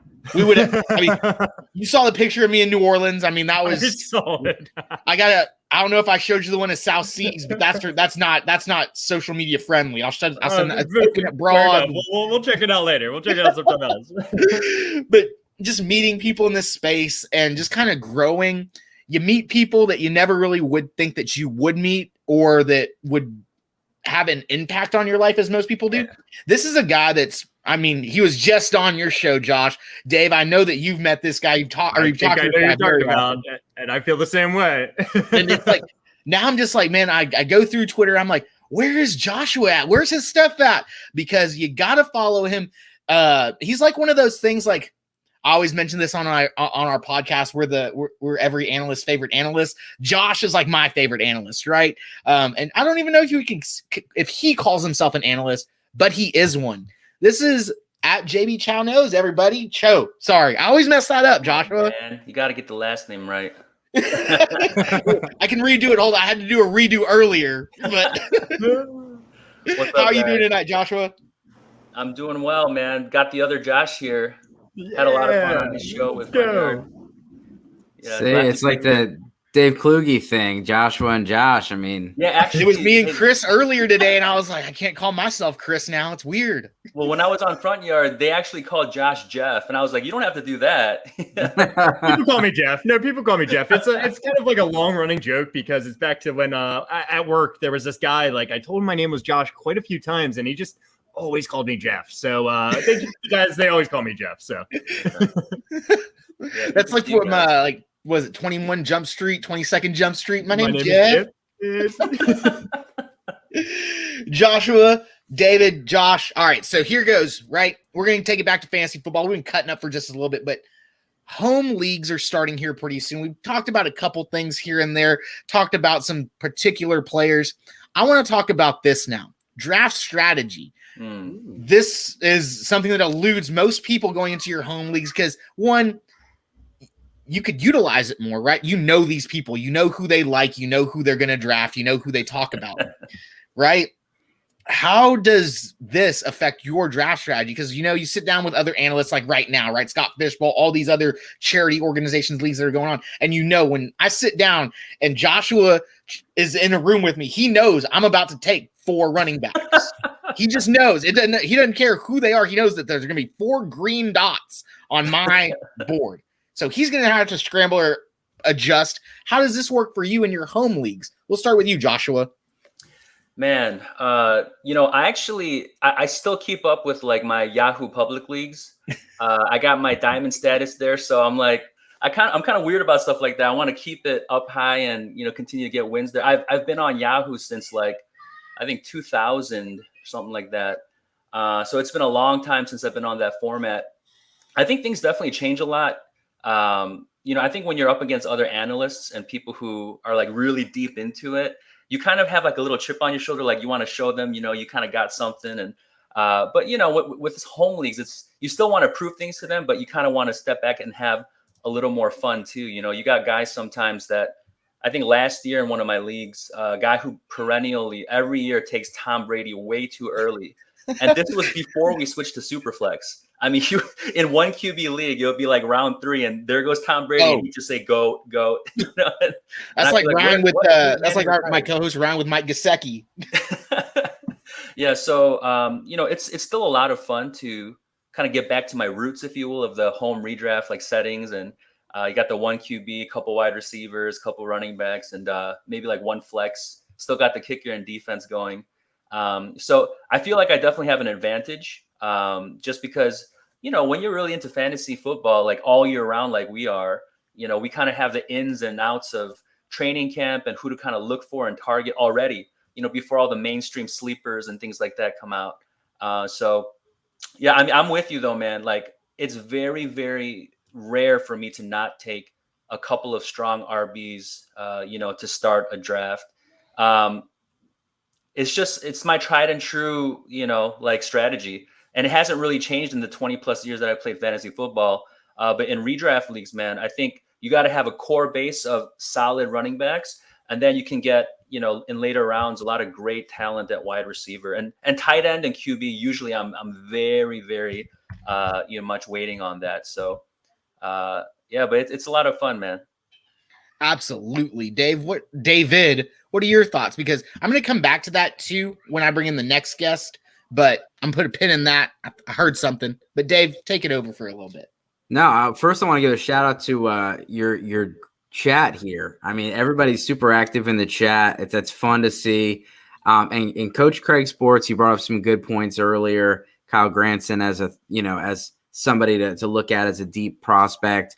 He could be in that Trey Burton role in the Colts offense. And then Kevin Zeitler. I'm a Giants fan, so I know Kevin Zeitler, and he's a very solid offensive lineman, and they were really missing Marshall Yanda, and he should solidify, that right side of the line next to, Alejandro Villanueva over on the right side for the Ravens. But as far as my draft strategy in my home leagues, I stick to my guns. I go with my normal strategy. I'm not gonna, reach for players or try to get cute because I'm, of course, if you're in there and with me, with all my friends from college, where half of them are Steelers fans, I know that Najee Harris is going to be a first-round pick. Last year, I mean, there was a guy that I literally was like, hey, man, I think there's a limit this year. You can only have like 3 Steelers because he had like 7 of them, but he hit on Chase Claypool, so he was like the only guy. Yeah, the Chase Claypool is like 5% owned. He's got him. So, I mean, know your leagues, and it's fun to say, like, hey, guys, everybody, who's your favorite team? they don't know I'm just doing research. You know, I'm trying to figure out what everyone's going to pick. But for me, I'm not someone that picks a bunch of Giants because I'm a Giants fan. But I do know a lot of people that's their thing. So I know that, like, all right, so ADP says that this guy's going to go here, but there's a whole bunch of Eagles fans. So I'm going to +2 that ADP. And he's probably going to be 2 rounds higher. But again, I stick to my strategy. And in home leagues, you do see a lot of people reach. And it's just fun for me because then I'm picking up guys as value. You know, these guys like Robert Woods and some of my favorite players that are, not the big names for, the mainstream, or the kind of just the redraft community comes in, just redrafts, doesn't do dynasty. And, you can get those guys really, really cheap because everyone else is going for the new flashy names. Absolutely. The new flashiness, the new hotness, but you get the consistency, right? They don't all need to be flashy and hot. Nah. You're here to win games, baby. Dave, man, we're going to connect after this and we're going to get this auction going for everyone who's watching now. Dave's doing something a little bit different, something that I like. I grew up as a card shop kid. So like I love cards, I love games, I love strategies. Dave's going to be doing some breaks. And he's got some cards that he's going to donate. We're going to go to halvesies on it to St. Jude and Alzheimer's. We'll get these up here on Twitter after the stream or after I get off the stream. You want to flash those one more time, Dave? Obviously, give a shout out to what you're working on, where everyone can follow you. What am I'm messing this all up. Can you see You're it? good. You're live, baby. So, so follow me at Dynasty Dorks. It's Dynasty Dorks, one word, fantasy football, 2 words. We got 2 shows on during the season. I got a group of co-hosts, JF Hornet, Hopes. Yeah, I got Nate and Ralph from Lobos. It's going to be awesome. And then shout out to Trophy Smack because I am going to be doing the Real Reality Fantasy Football contest, and Trophy Smack has sponsored me. Ooh. So yeah, it's gonna be a good time. I'm flying down to Louisiana next week for the recording. Wow, yeah, good a lot job. of things, man. He's always on the move. Always doing stuff, man. Well, it was great to see you guys, Josh and Chris. Have a good night. You too, sir. We'll talk shortly. Well, Joshua, what we were talking about earlier, Joshua was talking about while you were having your power outage, Josh. Yes. Going into your home leagues, your strategies, knowing your people that are in the league with you. Does that morph or do anything different to your strategies? While you're thinking about that, I'm going to get a guy to come into. He's probably already heard this, but this guy's game changer. If y'all don't know who this guy is, man, it's going to be weird having y'all kind of next to each other because, like, if y'all ever seen that movie, All Love, right? But if you watch Ben Affleck, you know what I'm saying? I'm about to put both y'all next to each other, and it might be a little bit difficult, but I guarantee you, folks who are watching, these guys could not be any different, but their minds are almost the same, if that makes sense. I'm not a very good host. I'm just trying to put it together on the fly. But guys, this is my boy Cal. Cal, what's going on, baby? I love the background. You like that? I saw that. I was like, what's he doing? Fantasy first rounders, baby. Got to represent. You know, all you guys are first rounders in my book. That's why I talk to you guys on the regular. You know what I'm saying? Like, hey, but who's the 1.01, Chris? Come on, man. The 1.01, the 1.01 is Sloan Ainsley Pinto. That's my daughter. There you go. I'm just a 1.11. You know, I'm still a first rounder. I'm a 1.11. I'm gonna work a little harder. I'm gonna stay in. I'm gonna be the first one there, last one out because I didn't get the big $1 million contract just yet. But I sent the $100 bill back. If you know what I'm talking about, draft day style. So. Nice. So, Cal, did you catch all that? What I asked earlier about being in your, obviously we're talking about redraft right now. Your home leagues are coming in. Does knowing the guys in your league or girls in your league change the way you draft? Because right now we're all doing industry drafts right now, and we're going ADP. We're doing things that are a little bit different that we might not do in home league drafts. 100%. My biggest thing when I get into these home leagues, man, is I get to a certain point where I'm like, okay, I've already done like so many drafts. Yeah. My biggest problem is switching from dynasty over to redraft. And so I end up like looking, I'm like, oh wow, Elijah Moore's still there. Rondale Moore, I'm like pumped about those guys. And then, redraft, like most of the people in there have not even heard of Elijah Moore or Rondale Moore, right? In the home league. Like they don't even know who they are. And I can let them slide through and go. But I'm like, oh, you know what? I don't have any shares of whatever, Jalen Waddle. I just haven't been able to get any, so I'm gonna grab him and try to diversify myself as opposed to like just taking the best player available and getting back in that redraft on who's gonna have the best 2021 things like that. So, yeah, that's always my biggest struggle is trying to switch my brain off from that talent and long term and the right age and their age cliffs and all this kind of stuff that we deal with in Dynasty. So that's kind of like how I am too right now. Like my guys will get my text messages about these leagues, and like I'm like, man, check out this draft. And like my guy Billy would be like, dog, where are your running backs at? Like you got nobody. And I'm like, but look, I got the quarterback, I got the stack. It's like double Voltron. It's the Megazord. Like it looks so cool. And Billy's just like, dog, you ain't gonna you're not gonna make the playoffs. But it's fun, right? And like, yeah, like you mentioned, like you gotta get your brain back into it. Josh, what are your thoughts on it? Because like, right, you like this was your first season is like on the other side of the cloak, right?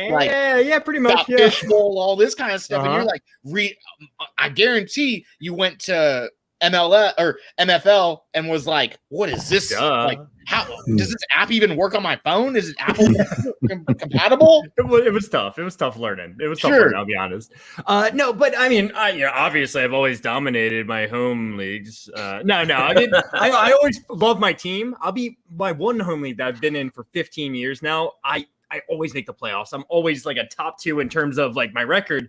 I haven't won the championship in like 10 years, guys. I'm really disappointed in myself. But there's some other really smart guys in that league as well. But when it comes down to it, I think I heard it mentioned before that people that, around Baltimore, I'm not getting any Ravens players typically, when it comes down to it. And I'm okay with that. I'm not going to worry about that. But when it comes also, quarterbacks can go so early. They're going to go so early. So I'm always the last one taking a quarterback. Always. And I'm okay with that. Down there.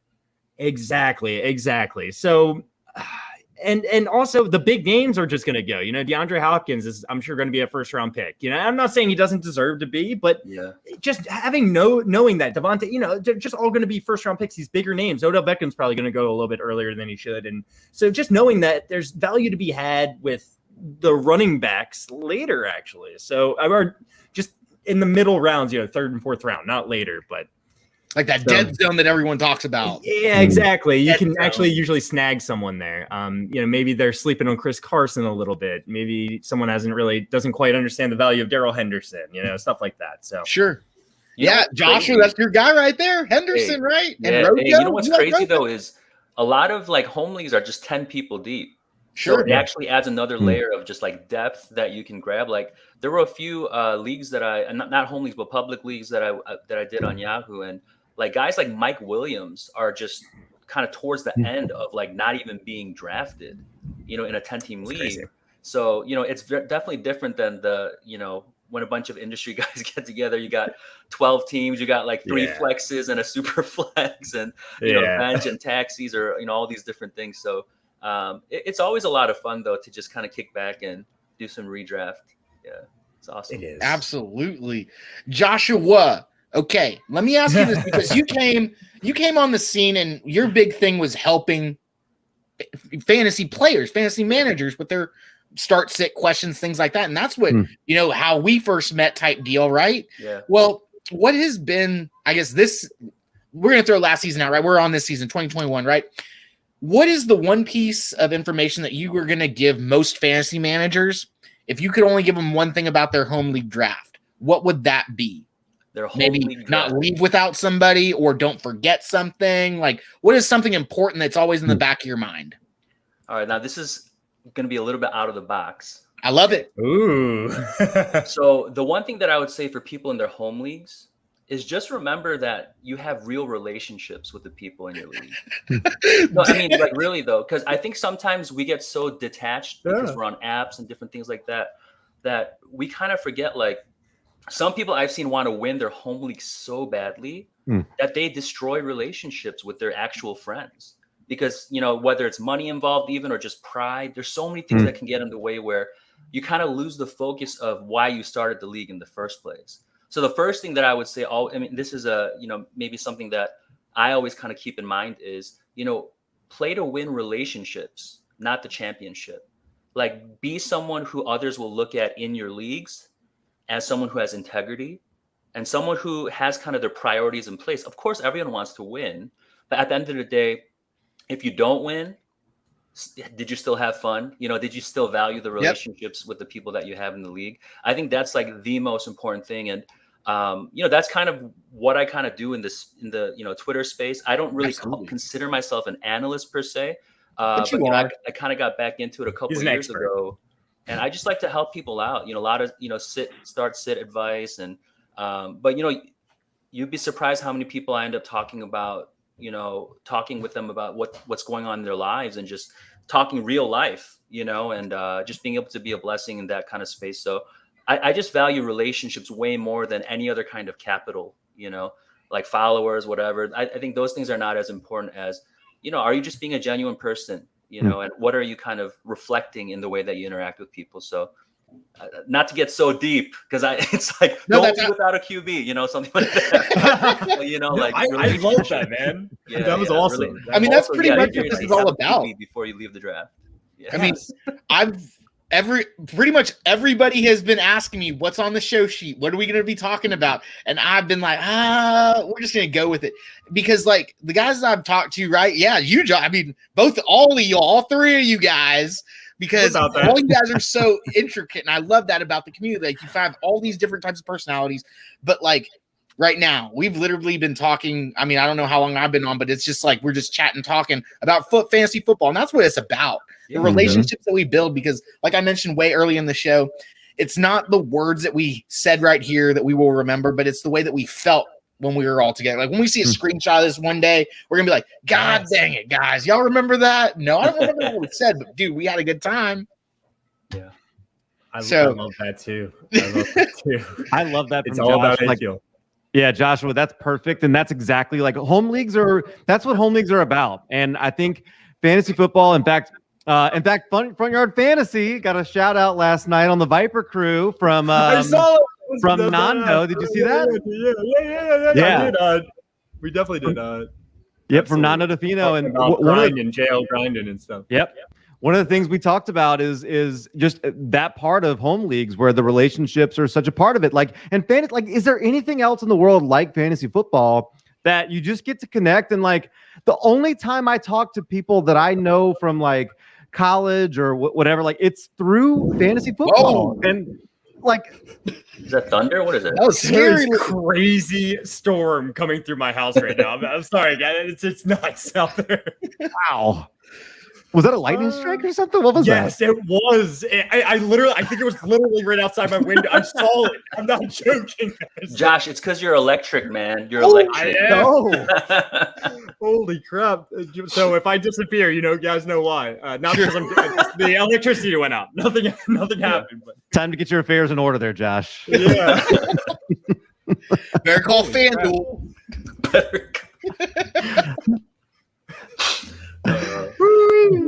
But Joshua Cho, man, obviously we'll be talking. I mean, I'm probably about to DM you here right now. Thank you for being on with us. Always a pleasure talking to you, sir, man. I say this often, but it's because I always talk about the same people. You're a cut above the rest. So give a shout out. Obviously, everyone knows your handle. And if you don't know the handle, go find him. He will help you with whatever. I'm not going to say that, but just go talk to the guy for a little bit. Yeah. I mean, you can find me at JB Cho Knows. I don't say I know a lot, but I know some stuff. So, if you come and give me a follow, and if you ever have any advice, DMs and stuff, I try my best to just answer people. And, also if you have no one to talk to and there's something going on, I know I'm just kind of a stranger in one sense, but I'm always open to talk and just, be there for people, help people out. So that's what it's all about. Yo. Thank you so much for being on with us tonight, Joshua. You have a good one. All right, man. Later, guys.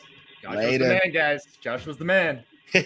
Oh, and look who joined us, Robbie, with the sunroof open. Boy, what's going on? Yo, I'm in traffic. I was trying to hop on with JB because we got to get JB on the Run Boys Fantasy Network sometime. We got to get that man on After Dark sometime, bro. Yeah. I was trying to, pull up.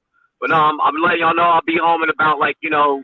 I'm gonna grab something to drink, and then we gonna have a good time. All right. Sounds like a plan, Robbie. We'll see you soon. Hell yeah, fellas. One.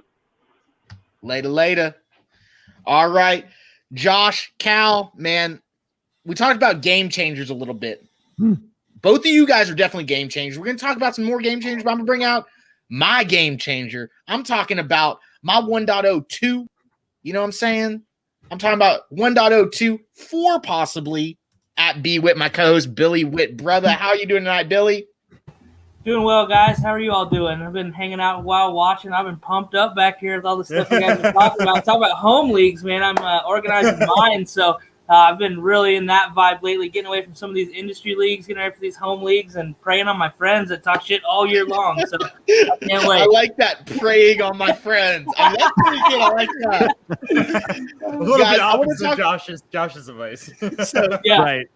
Josh, I love Cal, it, I'm though. going to talk about this with Billy because me and Billy already been talking about this before, so he doesn't know we're going to talk about this. But do y'all have anything special you do for your home leagues? Like, I know that me and my guys, so Josh, it's me and 11 other Kappa Sigs, and we've been doing it for 7 years.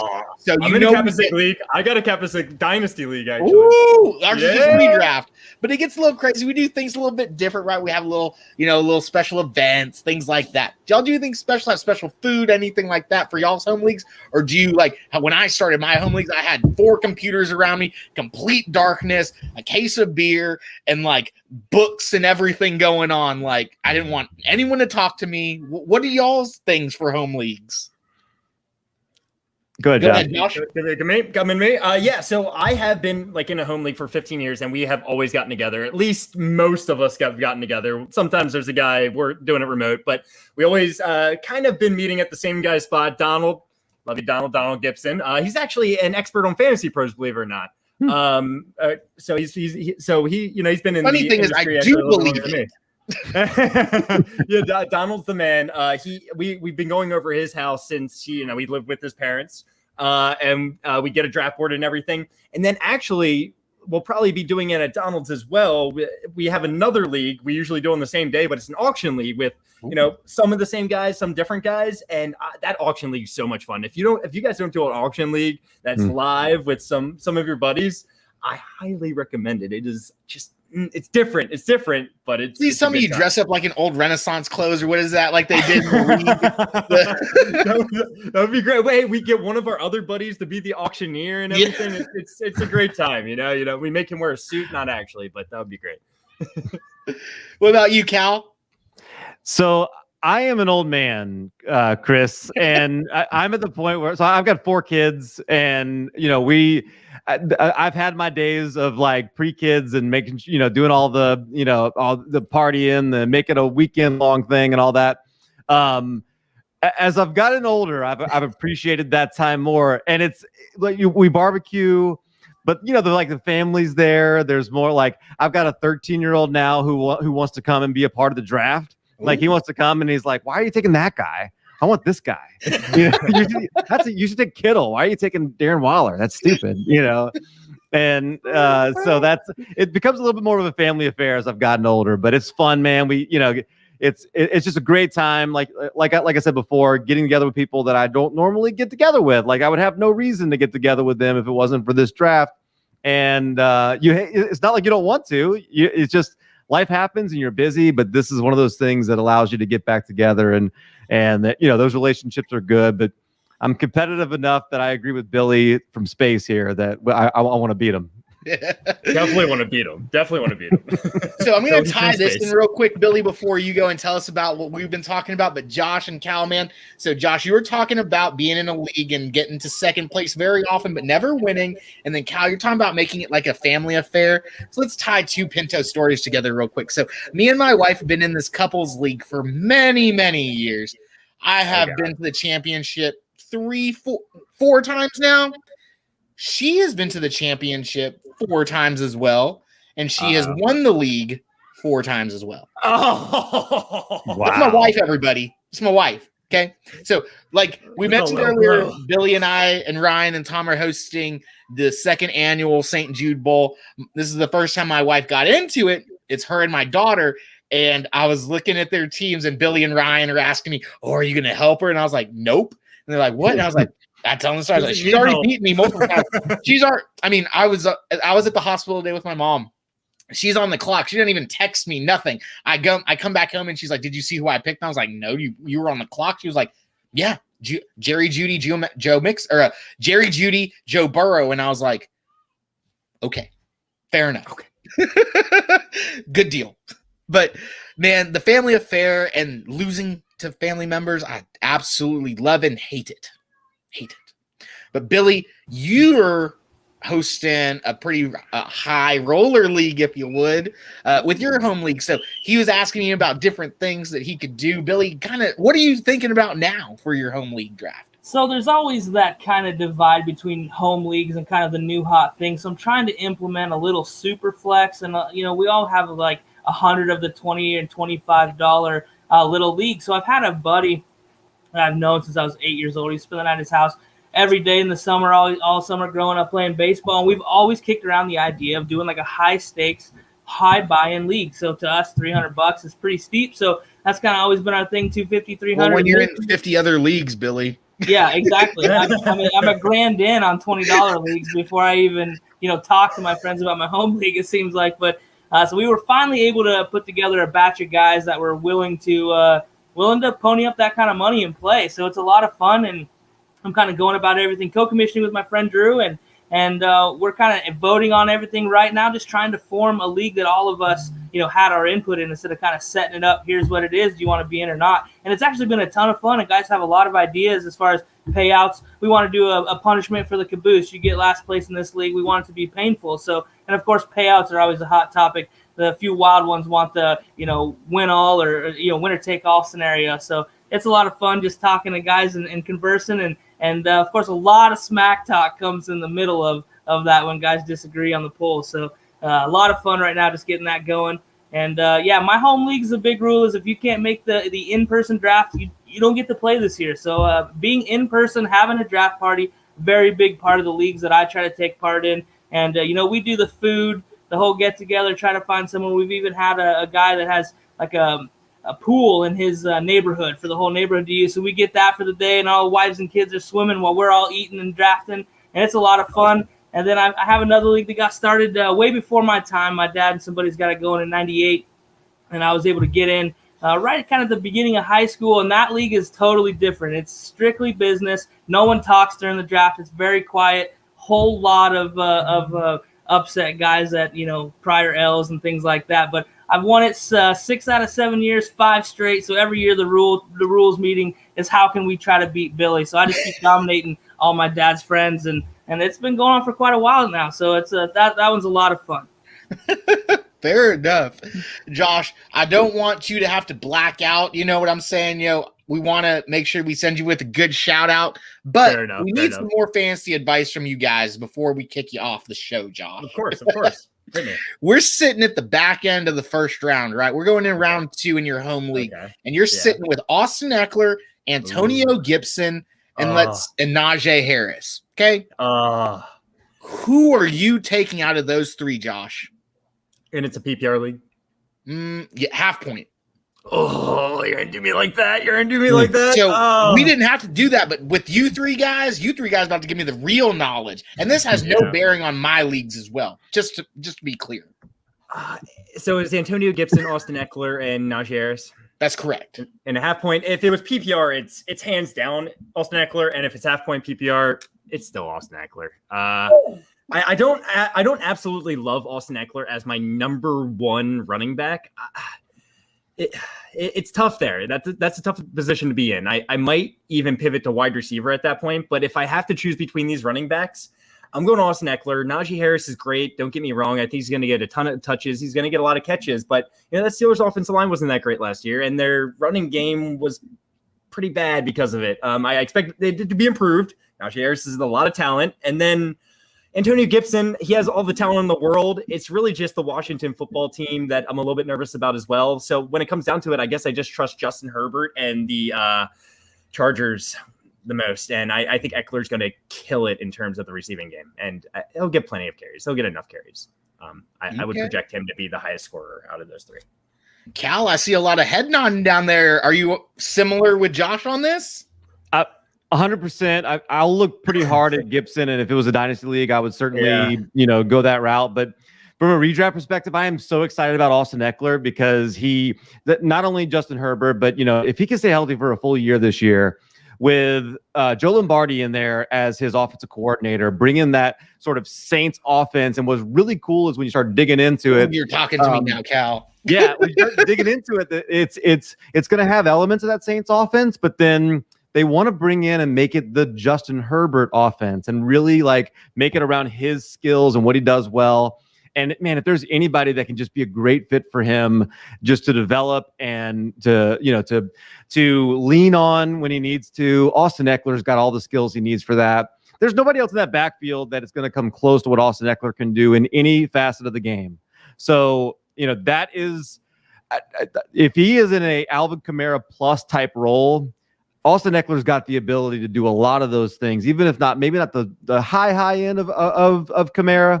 But Eckler is going to be like a guy. I would have no problem with him as my first running back for sure.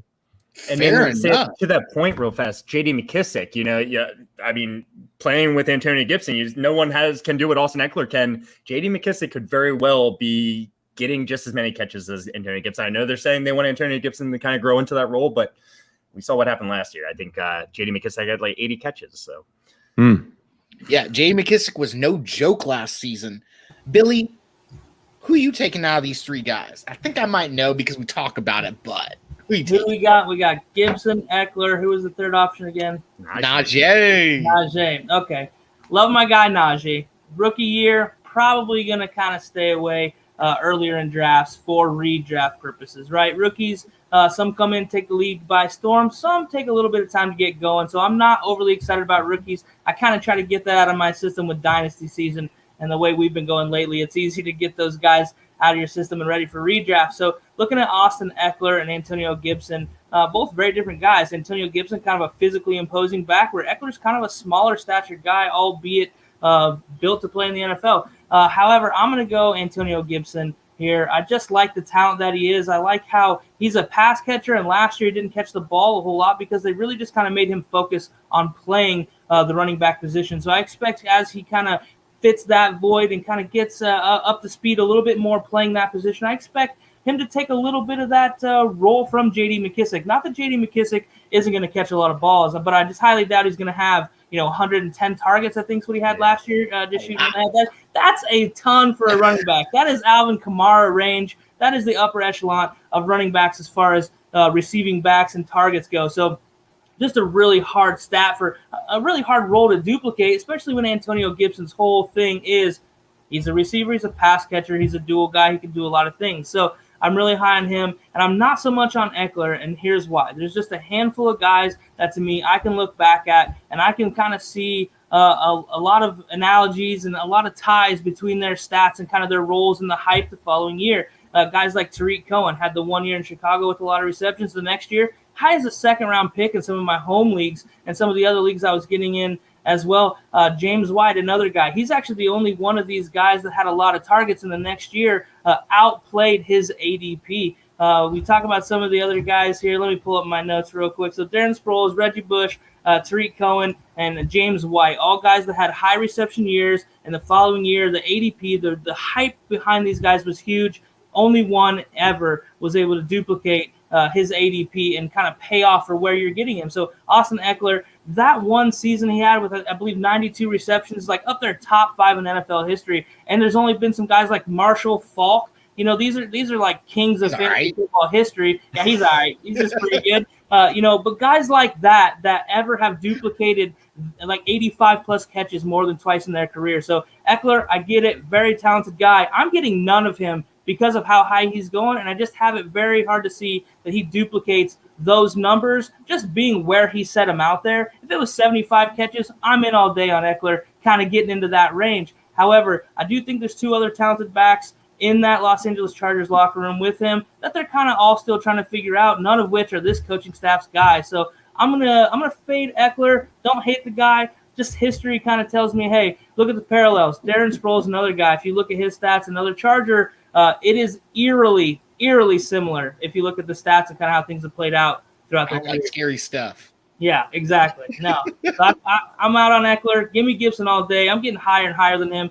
It's kind of a toss-up in my mind maybe earlier in the offseason between like a Miles Sanders and Antonio Gibson. And just as I look into things and as I look at these guys, man, Gibson is a real deal, and I think his workload only gets bigger. So really excited about him in both redraft and especially Dynasty. That's fair assessment. Great analysis. Josh, front yard football Josh. That's me. Man, I love the FYF, but man, you're my brother. I just gotta call you Josh. Hell yeah. No, you're good, man. You're good. This guy right here, if you don't know who he is, him and his partners over at Front Yard Fantasy are impeccable, man. And so is Cal in the Dynasty. Well, I'm sorry, Cal. I always talk like I'll get to you in a second, Cal. You're not leaving just yet. Josh Cal is impeccable as well. There's no doubt about that. I'll have to come up with a different word when it's Cal's turn. Stop it. Outstanding, amazing, excellent. Where's the thesaurus at? Perfect. But Josh, tell everyone what you're working on. Obviously, if you don't know, you need to know. But your friends, not your friends, I'm sorry, your cohorts in crime. They are my friends. Simon, they are my friends. G-Men. There you go. G-Man J. G-Man J is the man. Just so you know, Jay's not on our show very often, but he does so much for us in the background. He's scheduling our guests. He does so much. So shout out to Jay. Like he's the MVP, you know? Out of nowhere, I see in my DMs. I'm like, wait, did I send Jay an invite to this? I thought he was already on here or something. I thought he had something to do. And he was like, no, I want you to come back on the show. And I'm like, oh, sure, of course. Tell me when. We want you back on. Well, more stories to be had, Josh. But anyway, yeah, I know you kind of asked me. I'm the co-host of the Fantasy Football Game Show, like you mentioned so eloquently. We're streaming live every weekday, Monday through Friday, 3 p.m. Eastern time. And you can find us on YouTube at Front Yard Fantasy and Twitch. You can find us on Twitter at Front Yard FYF. You can find me on Twitter at FYF Josh. And actually, we are going into our 4th week of live streaming on FanDuel's Twitch. It's been a good time so far. Fridays at 6 p.m. Eastern time. It's called the Front Yard Fantasy Hour. And, you know, we're both our shows. We have guests on every show, and we just love playing fun fantasy-related games. We love talking fantasy football. We just like having a good time, and we love interacting with the audience. If you have any questions, come on in. We'll answer them for you. Let's go. Let's go. Josh, thank you so much for being on with us tonight, man. Thank you for giving us your time. Shout out. Obviously, we'll talk later, but have a good one, brother. A to B. Absolutely. A to B. Gentlemen, we've got some questions in the chat, but before we get to those specific questions, I want to bring in a guy who was one of my day ones in the space that I've known for, I say known, right? We always talk about knowing people, but like we know people, right? We know people through the space. This is one of the guys, like I mentioned with Joshua, a cut above the rest, because that's how I want to talk about the guys that I talk to, you know? Like you guys are all a cut above the rest. You guys are better. Right? Weird word. Better than the most. This is my guy right here. Man, he's an analyst through and through. He works hard. He grinds hard. He's taught me. I'm about to learn something tonight because every time I talk to this guy, I learn something new. And here we go, man. If y'all don't know him, this is John June, everybody. What's going on, John? What's up, John? What's up, John? Calvin, Billy, man. Chris always killing me with the intros, man. I got the best intros in the industry, brother. But I appreciate you, man. And I'm glad to be on for a good cause. For sure. Real quick, you know, I got to shout out to Robbie real quick. DNO halftime party draft night out in Canton this weekend, guys. Robbie is the maitre d' of the event, so go check it out. Draft night out, everybody. Go check it out. Now, John June. Yes, We're going to start with you. You just came in. We got 2 questions in the chat. Well, one is a rate. One is how do you feel about this? We're going to go with the how you feel because we know this guy. Steven Pintada, everybody, host of the Fantasy Coaches podcast. He took Nick Chubb and Tyreek Hill in the 12th spot. How does that rank for you, John, going with that balanced approach with Nick Chubb, Tyreek Hill? I like it, especially if you're in a PPR league. Like Nick Chubb, you know, he's the guy that you can just load in as your RB1. And if you get Tyreek Hill, like you know that, like, okay, there's my floor with Nick Chubb, there's my ceiling with Tyreek Hill on a week-to-week basis. And that's not even to undersell these guys because Nick Chubb has a ceiling and Tyreek Hill has a floor. So I think that's a really nice start. And then on your way back, you know, you could find a way. Josh, what's good, man? You could find a way to get another running back, maybe, you know, an Antonio Gibson, like you guys were talking earlier. Maybe DeAndre Swift falls into the 3rd round. I've been seeing. You know, we'll have to see how his injury plays out. But, you know, maybe you go wide receiver. Maybe you get a tight end like maybe Darren Waller or George Kittle fall to that range. So I think it's a really nice start. Absolutely. Billy, what do you think, man?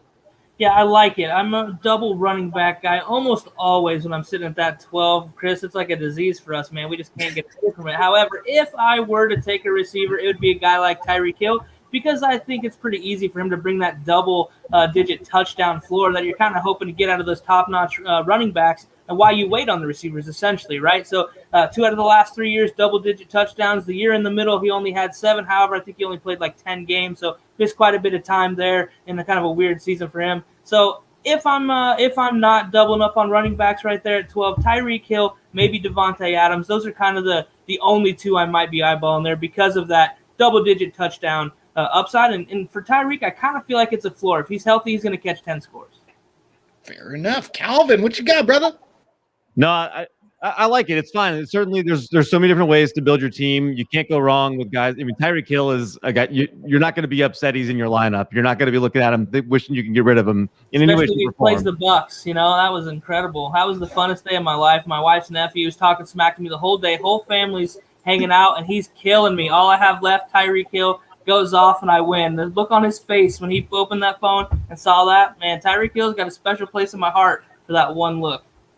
Yeah, and Nick Chubb, I mean, like, I was talking about Austin Eckler earlier. Nick Chubb, if he was available in that spot, to me, I'm taking him over.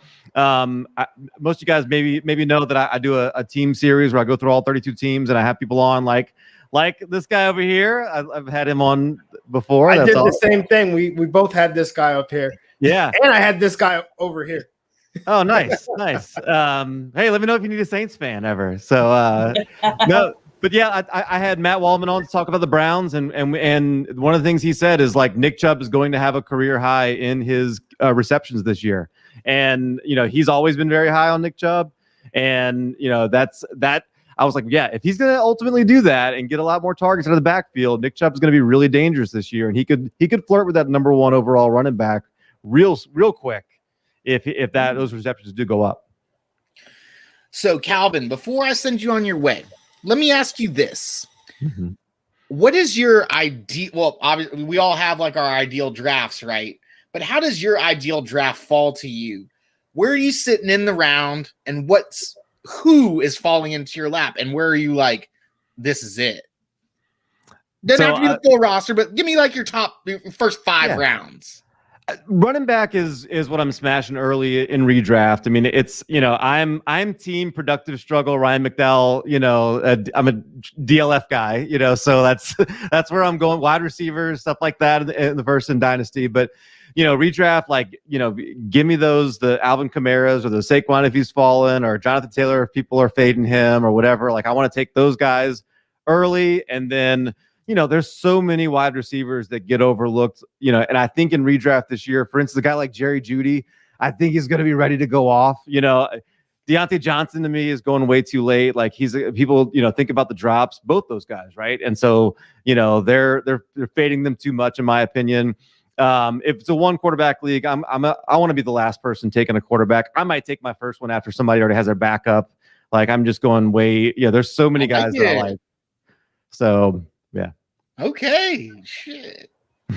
By the way, I was listening backstage. Always, hey, if you guys, what I'm saying, like you take the opportunity to do something like this, like I'm always just gonna try to pick your minds on it because y'all are better than me per se, but I'm gonna learn a little bit from everybody and steal a little bit. So, Calvin, I obviously always steal something from you and your crew at Dynasty Vipers. Give them a huge shout out. What are you currently working on? Obviously, with the DLF crew as well, but where can we find you?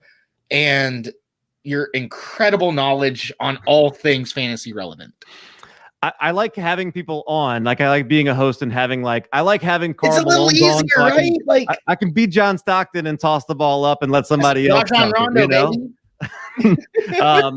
But yeah, and that's exactly what's been happening over with the Vipers with Matt Donnelly. That's been so much fun. Killing it over there, y'all are. Yeah, part of the Fantasy Points Media Group, which has been just a great group to be a part of. The Behind the Grind series, truly none of it's dated. You can go back and look at all of it. There's so many of them. There's like 30 of them where you can go back and listen to Bob Harris or Matthew Berry. We had Nando on. We had Stefania Bell was great. We had you name somebody in the industry that's like been around for a long time, and we just talked about to make an appearance. I've been told.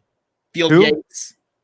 Oh yeah, Yates was on. Make an appearance, so you have the whole crew. You know what I'm saying? So yep, we had the whole CBS crew. We had it's just talking about the history of fantasy football. Like you'll enjoy getting to know these people, like not just their fantasy football takes, but just like the people and a little bit about football. So there's like a little bit, but like 10 minutes in, and we're on to just talking about the guests. So that's cool. And then DLF. I got my team series I'm finishing up. I got 4 teams tomorrow night, and then I'll be done with all 32. Take a break. Every Tuesday, me and Tyler Karp answer Dynasty questions for 4 hours. So that's exactly in about an hour. I'm going on there. We'll be on for 4 hours answering Dynasty questions.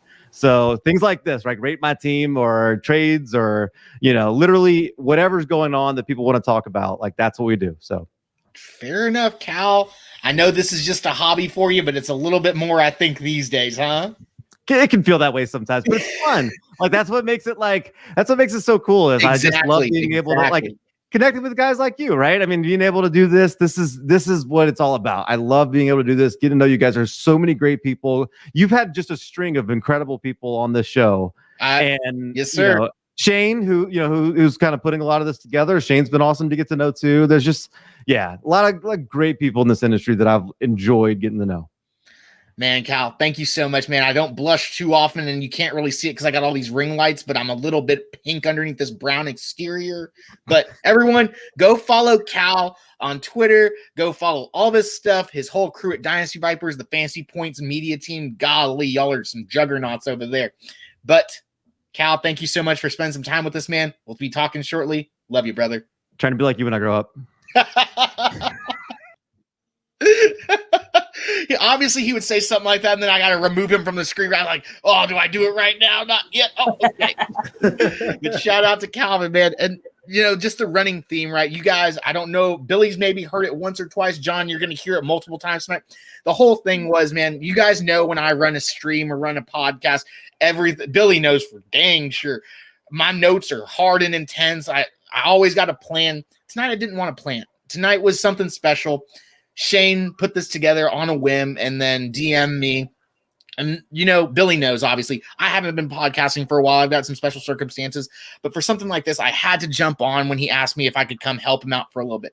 The fantasy community is like that.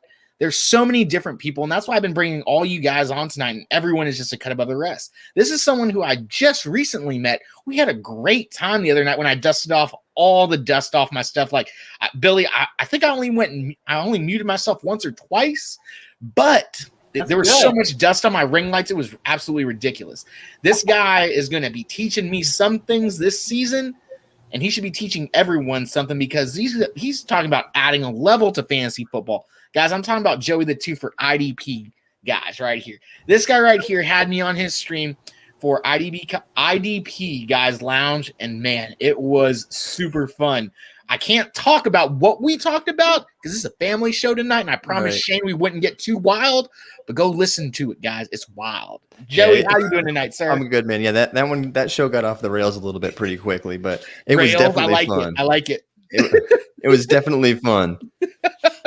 Like 2 hours of just absolute craziness. Absolutely crazy. Well, started talking fantasy football for like 15 minutes, and then it was just that's kind of how tonight's been going too. Yeah.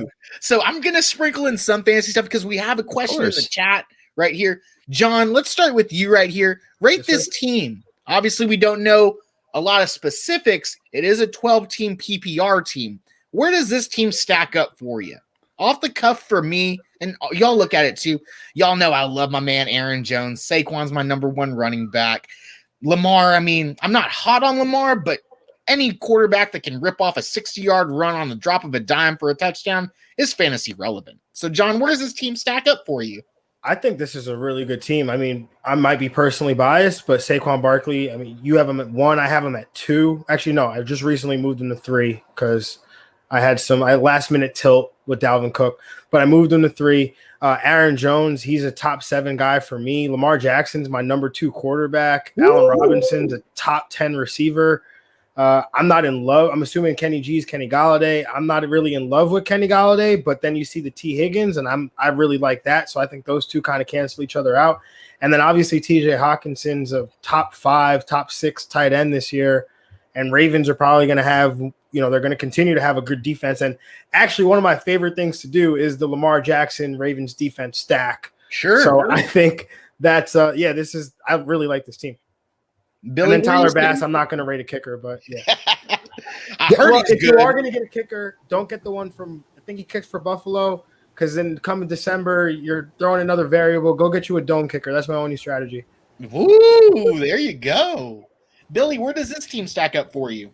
Yeah, I like it. I like Lamar Jackson, my quarterback 7. Not a guy that I target necessarily, but obviously we know what he can do on the field. Last year, a little bit of a step back. I expect him to ascend a little bit more towards that MVP form as they've gotten him a lot more weapons, and I expect J.K. Dobbins in that running game to really just surge on, even beyond where we've seen it be. Just the talent-wise, Gus Bus, Lamar Jackson, that is a 3-headed monster, you guys, in that backfield. So I like that situation. Not a guy I target, but Lamar Jackson, hey, he is what he is. He's different, very different. So fantasy-wise, definitely a big asset with rushing yards. So Saquon, Aaron Jones, both 2 top 7 guys for me as well.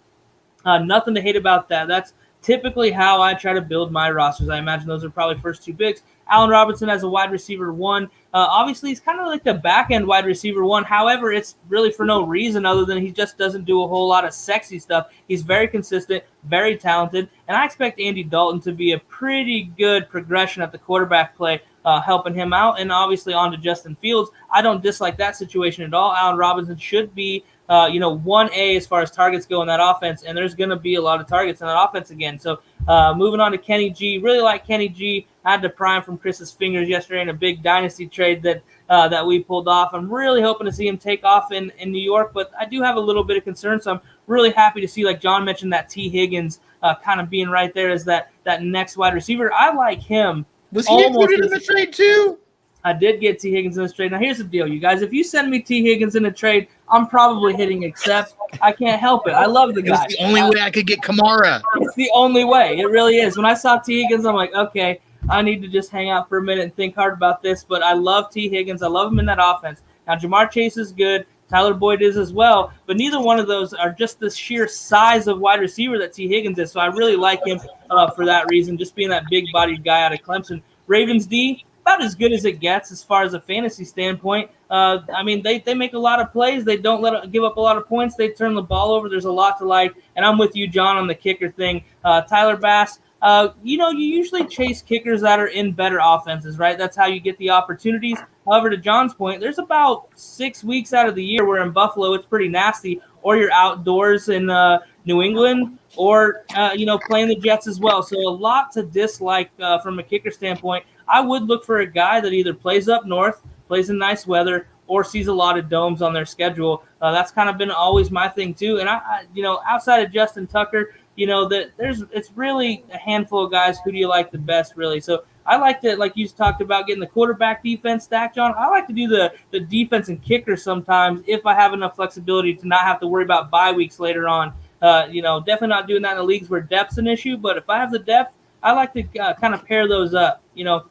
Works out once in a while. It's not specifically quarterback defense. It's Lamar and the Ravens defense. Okay, fair enough.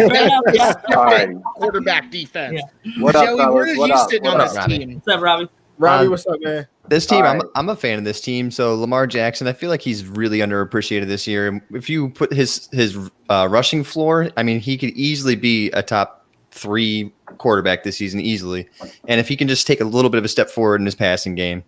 Saquon Barkley, he's my RB2. I love Saquon. I mean, everybody kind of forgets how, 2 years ago, he was the overall RB1. He was fantastic. So if he can just come back to even 90% of that, he's easily a top 5 running back. Aaron Jones and Allen Robinson are 2 of the most underappreciated fantasy assets in football. I mean, Aaron Jones, the fact that Aaron Rodgers came back has just made Aaron Jones just skyrocket again in value, and he's still available mid-second round everywhere almost. Crazy. It's absolutely unbelievable. Allen Robinson is a target hog, and he got an upgrade at quarterback this year. So, I mean, that's fantastic to see. T. Higgins, love T. Higgins. Him and Joe Burrow had great chemistry last year. I like the T. Higgins over Kenny Golladay here. Kenny Golladay actually would be my wide receiver 3 on here. But as long as Kenny Golladay can get past that hamstring issue he's already having, he's a great deep threat for the Giants. And Daniel Jones has one of the best deep balls in the NFL, surprisingly. He does. Oh, here comes the Washington fan He right does. here. Robbie's face got real straight. No, Wait, it has nothing to do with Washington. It has everything to do with fucking DJ as just himself, okay? A great guy, great person. His parents raised him very motherfucking well, okay? He's got a good deep ball. I agree. You know what? Listen. What I want to say now that I'm back on set. First off, Pinto, you did fucking amazing, my brother. I was listening in traffic. You did great. John, this is your first time. This is our first time, being on a stream together here on the Run Boys Fans Network. We're also on the collective as well, but here on the network. So I greatly appreciate your presence, Joey. You kill it editing the articles for Run Boys and shit. Billy, I'm in enough leagues with you, bro. You're just I don't even know if like I think I'm your bank now at this point. But no, let's go ahead. Let's hold bring my it. fantasy budget and disperse it as necessary. Thank you. Right. But let's go ahead. We're gonna bring in this next guest. I've actually been waiting. I wanted to make sure I got back from therapy in enough time for this next guest, and we're actually gonna open this one up with the little shot because I ain't driving no more, so we in the house with it. Ladies and gentlemen, you can catch her with Etienne killing the social media game. You guys already know about her brand. You know about her follower account. Ladies and gentlemen, I can't even say much more other than also host of Draft Night Out along with myself this weekend. Ladies and gentlemen, my fantasy football sister, Steffi Small. Hi, what's going on? I'm so excited.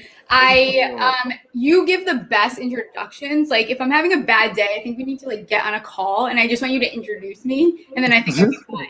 Just introduce you to say hello, and then, hey, cheers to me, cheers to you, all the Run Boys and girls. What it do, dilly. So I swear, real quick, Rob, I swear it was like we were talking about it too much as like Beetlejuice earlier when y'all were talking about Tom Brady, and I just jumped in. Y'all were talking about too much Daniel Jones, and it was like Beetlejuice. It just happened. Well, Stephanie, we were talking about Saquon and Daniel Jones. Yep. I kept looking down, and I was like, when's she about to just pop in through the screen? Boom. How you get me? You say it 3 times and I appear. I was literally in the midst of talking Daniel Jones deep ball, and Robbie just gave me this look, and he was like, hold on 1 minute. It's just because it's just because everybody at this point, after 4 years of doing this, everybody knows I'm not a Daniel Jones truther. There's no amount of stats or anything that's gonna sway me. Just like you can't sway me off of Derrick Henry. I'm a Derrick Henry truther. I've been a Derrick Henry truther. It's just gonna be a thing. Once again, I'll say it again. A great interview. His parents raised him right. But I'm sorry, Daniel. Me and you, it's just a thing. It's a fantasy football thing, baby. It's all it is.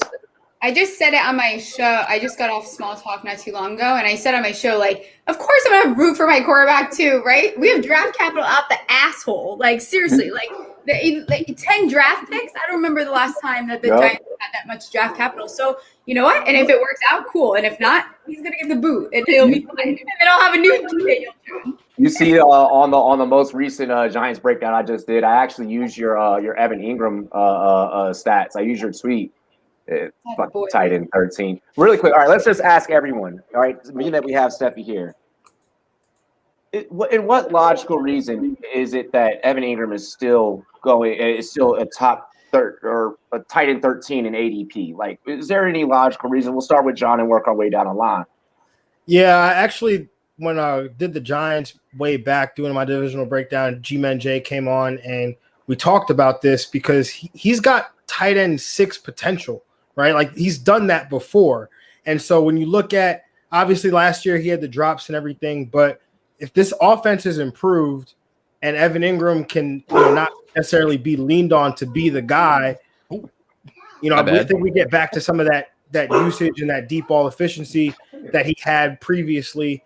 And I think tight end 20, I saw it used to have tight end 13. I mean, I've seen him go off the board tight end 18, tight end 20 before. That's respectable. When I'm picking a guy that late, what do I want? I want a guy that has top 5, top 6 tight end upside, and Evan Ingram brings that. So I don't know. I mean, for me personally, his catch percentage was what, 55 or 55? It was low last or year. something. It was low as hell. And when I look at that 57.2, It was 114 I said, targets. I know for how I can tell 83. you that all day. Like you see, I was somewhere in that ballpark. You can tell I just recorded this shit recently. So I mean, that's one of the things that worries me. Joey, how about you, brother? Evan Ingram, I mean, he's got a huge target share. I mean, they haven't really they got Kenny Galladay. Otherwise, Kenny Galladay, Kadarius Toney, but I don't think any of that's going to eat into Evan Ingram's usage. I mean, sorry, my dog's been going ape shit. Hey, that shit is hilarious. I get some Mine doing the Yeah, same it's a- thing. They want in and out, whining at me. Like as soon as I No. came on cam, it's like dogs. It's like, what is happening here? Like Evan Ingram, he's a great receiving tight end. Like, well, all right, sorry. He's a good route runner. He needs to work on his hands. But the guy's target share, Daniel Jones obviously has comfort with Evan Ingram. And Daniel Jones hasn't really had comfort at all in his career. So even though they have a couple extra weapons, he still has his guy who he has a lot of comfort with and who has been an actual constant for him in his career. So I think Evan Ingram still has easy top 12 upside. Love it. Steph. If you don't know what her thoughts on Evan Ingram are, you're not on social media. I mean, I know them, but we have a show. Like his ADP being at tight end 13 when he finished tight end 14 after having like a really bad season is just kind of funny. Like people can't get over him, which is like, I get it. I understand why. Evan Ingram, I just think would be well suited to go to the Buffalo Bills or the Arizona Cardinals, where he wouldn't have sweaty palms. He would be happy, not nervous. I'm all in on that. I think that I don't know that Daniel Jones is comfortable with Evan Ingram, or if that Jason Garrett was trying to make Evan Ingram someone that he's not. No. Someone that he loves and adores and can't get over is Jason Witten. And I think the closest thing you'll ever get to Jason Witten is Kyle Rudolph. I think Kyle Rudolph is going to surprise people this year. I see him fitting into this playbook like very beautifully. I think he's maybe he's the most reliable end zone target probably on this team now because you've seen what they've done. You bring in, Evan Ingram, he'll do better this year, but I'd rather go with someone like Jonnu Smith before I'm taking Evan Ingram. I can't. 109 targets and you got one receiving touchdown. Come on, dude. Like, what are you doing? You're a professional. You literally are in the NFL. We need to catch the ball, not lose 35 points. So I think Evan Ingram, with the pressure coming off, now that you have Rudolph and you have, an actual wide receiver one there, if he's healthy, and potentially, you get Saquon back, that alone. I think they were trying to make Evan Ingram the RB1, the wide receiver one, the tight end. He can't do all that. And they tried to get him to block, and he's not good at blocking. So he can't do. He's a nervous Nelly on the field. So he needs less targets and he'll be more productive. But I think that there's a couple guys this year that we could see just end up doing better as far as fantasy goes. There's some interesting names, and Troutman. The tight end room's it's a very, very interesting this year, because for a while we're like, oh, it's a tight end drought, and I'm like mimicking myself because I say it all the time, but. Like there's so many guys I think that really do have some upside where I haven't felt that in a while, but there's some sneaky tight ends, I think. See where I'm at with Ingram. I just feel like this man takes his hands every Sunday morning, Monday night, Thursday night, right before a game day, and he takes his hands right and he dips them in a fucking tub of butter and he just submerges them. And then he goes out there, jumps like he's in the ballet when he goes to keep your damn feet on the ground, bro. Like, what? Why are you jumping? If he just jumps every time, the ball is in your hands. Why are you jumping to it? Because he jumps and then he knocks it to someone and turns the ball. Like, what are you doing, dude? Like, he's just a very frustrating player. The extra point says Saquon and most teams can't support a pass catching running back and tight end. That's actually fairly true. And with Saquon back, you're right. That does kind of make things a little bit more difficult to diagnose with the tight end position for this team. I want to kind of segue here, get into something like a little bit more fun. you know, how many of you guys are? You guys brought me on here to talk about Evan Ingram. Thank you. I'm having a blast. Let's traumatize me some more. Yes, can we talk about something a little more fun? I would love to. Well, right what I was about to slide into. What are you guys looking forward to the most this weekend? I've pretty much just, instead of just calling it Expo Weekend, I've called it Industry Weekend because there's going to be some stuff going on for the folks at home. We'll start with you, Steph, and then we'll work our way back down the line and then back up top. So go ahead. Robbie, what am I most excited for? You know what I'm most excited for. Draft night out! And also seeing me. It's gonna be sick. My first live show ever was with Robbie, and I get to host a live draft with you in person with all of the people that, for the past 8 months of my life, I've spent so much time. We spent so much time on our phones. I will never look at my screen time. It's horrific. But seriously, I'm so excited to be able to host that with you, meet all these fabulous. I'm looking forward to putting some names and faces together. Half the people are Abbies. I don't even know what these people look like. Exactly. That's gonna be crazy. That's gonna be crazy. Hey, just so y'all know, y'all after the expo, y'all can't go back on Twitter talking shit, all right? Because now we know what you look like. I love that. I love that. Joey, what are you looking forward to most this weekend? Are you gonna be participating at home, or what's going on? This weekend I'll be doing just another episode of the IDP Lounge. Anybody who's not going to the expo, bring on some more guests. We're going to be talking about some of these charity tournaments going on. I mean, there's so many. I think we have 3 guests coming on. I think Shane himself is coming on next week because he's going to be at the expo too, I believe. But Shane is going to be hosting Canton at home. Okay. Yep. But just IDP Lounge this weekend, and then just chilling with the family. Got the little kid. She's a year and 5 months now. She's a little nut bar. She's running around like crazy, screaming, "Hi, Dad! Hi, Dad! Hi, Dad!" Love it.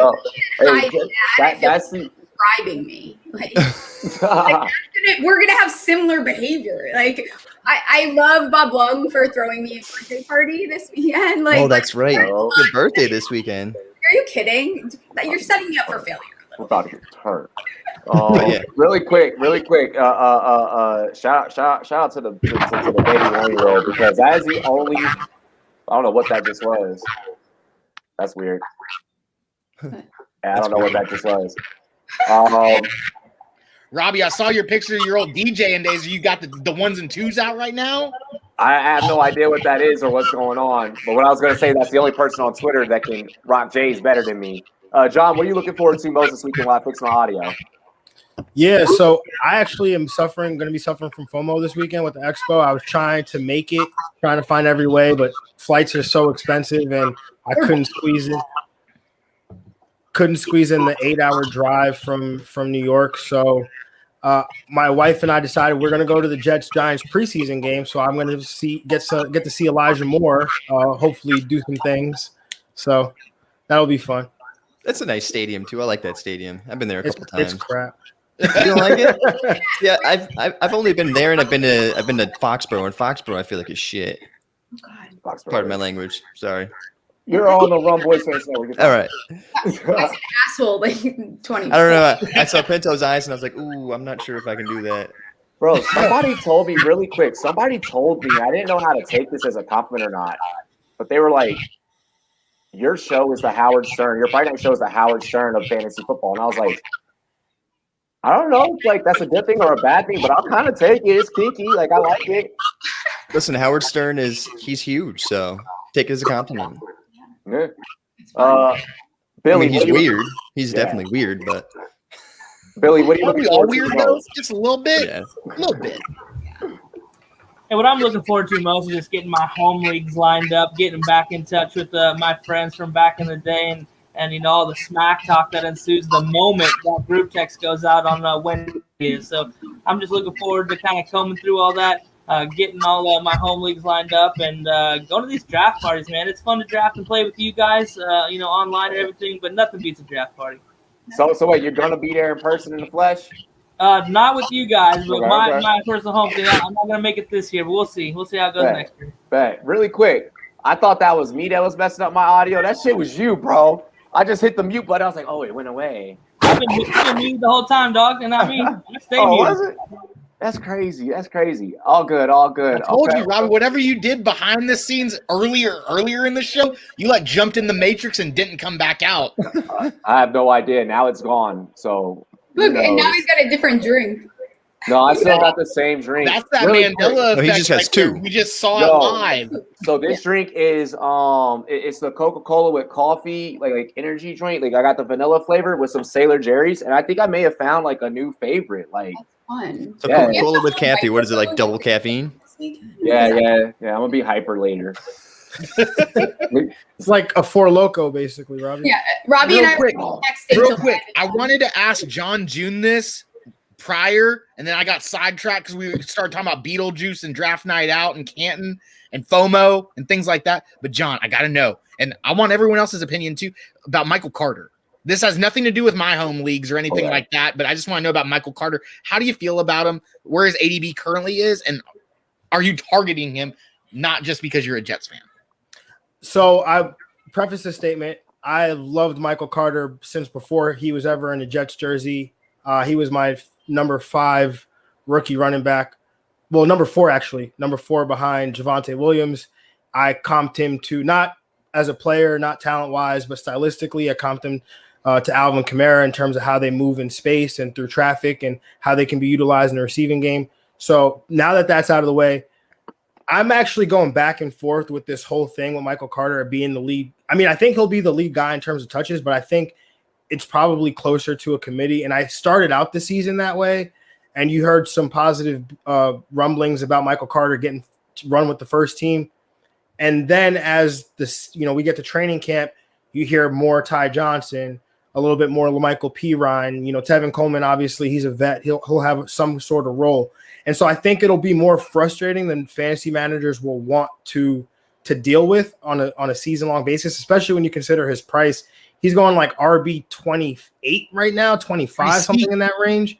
It's gotten pretty steep, and you look at the guys that are going in that range. Javonte Williams, who you can make an argument, and he's got not much less competition, but he's only got one other back he's competing with, and he was a second-round pick. And so when you look at some of the guys, even Trey Sermon, again, he has less in his way in terms of getting some opportunity.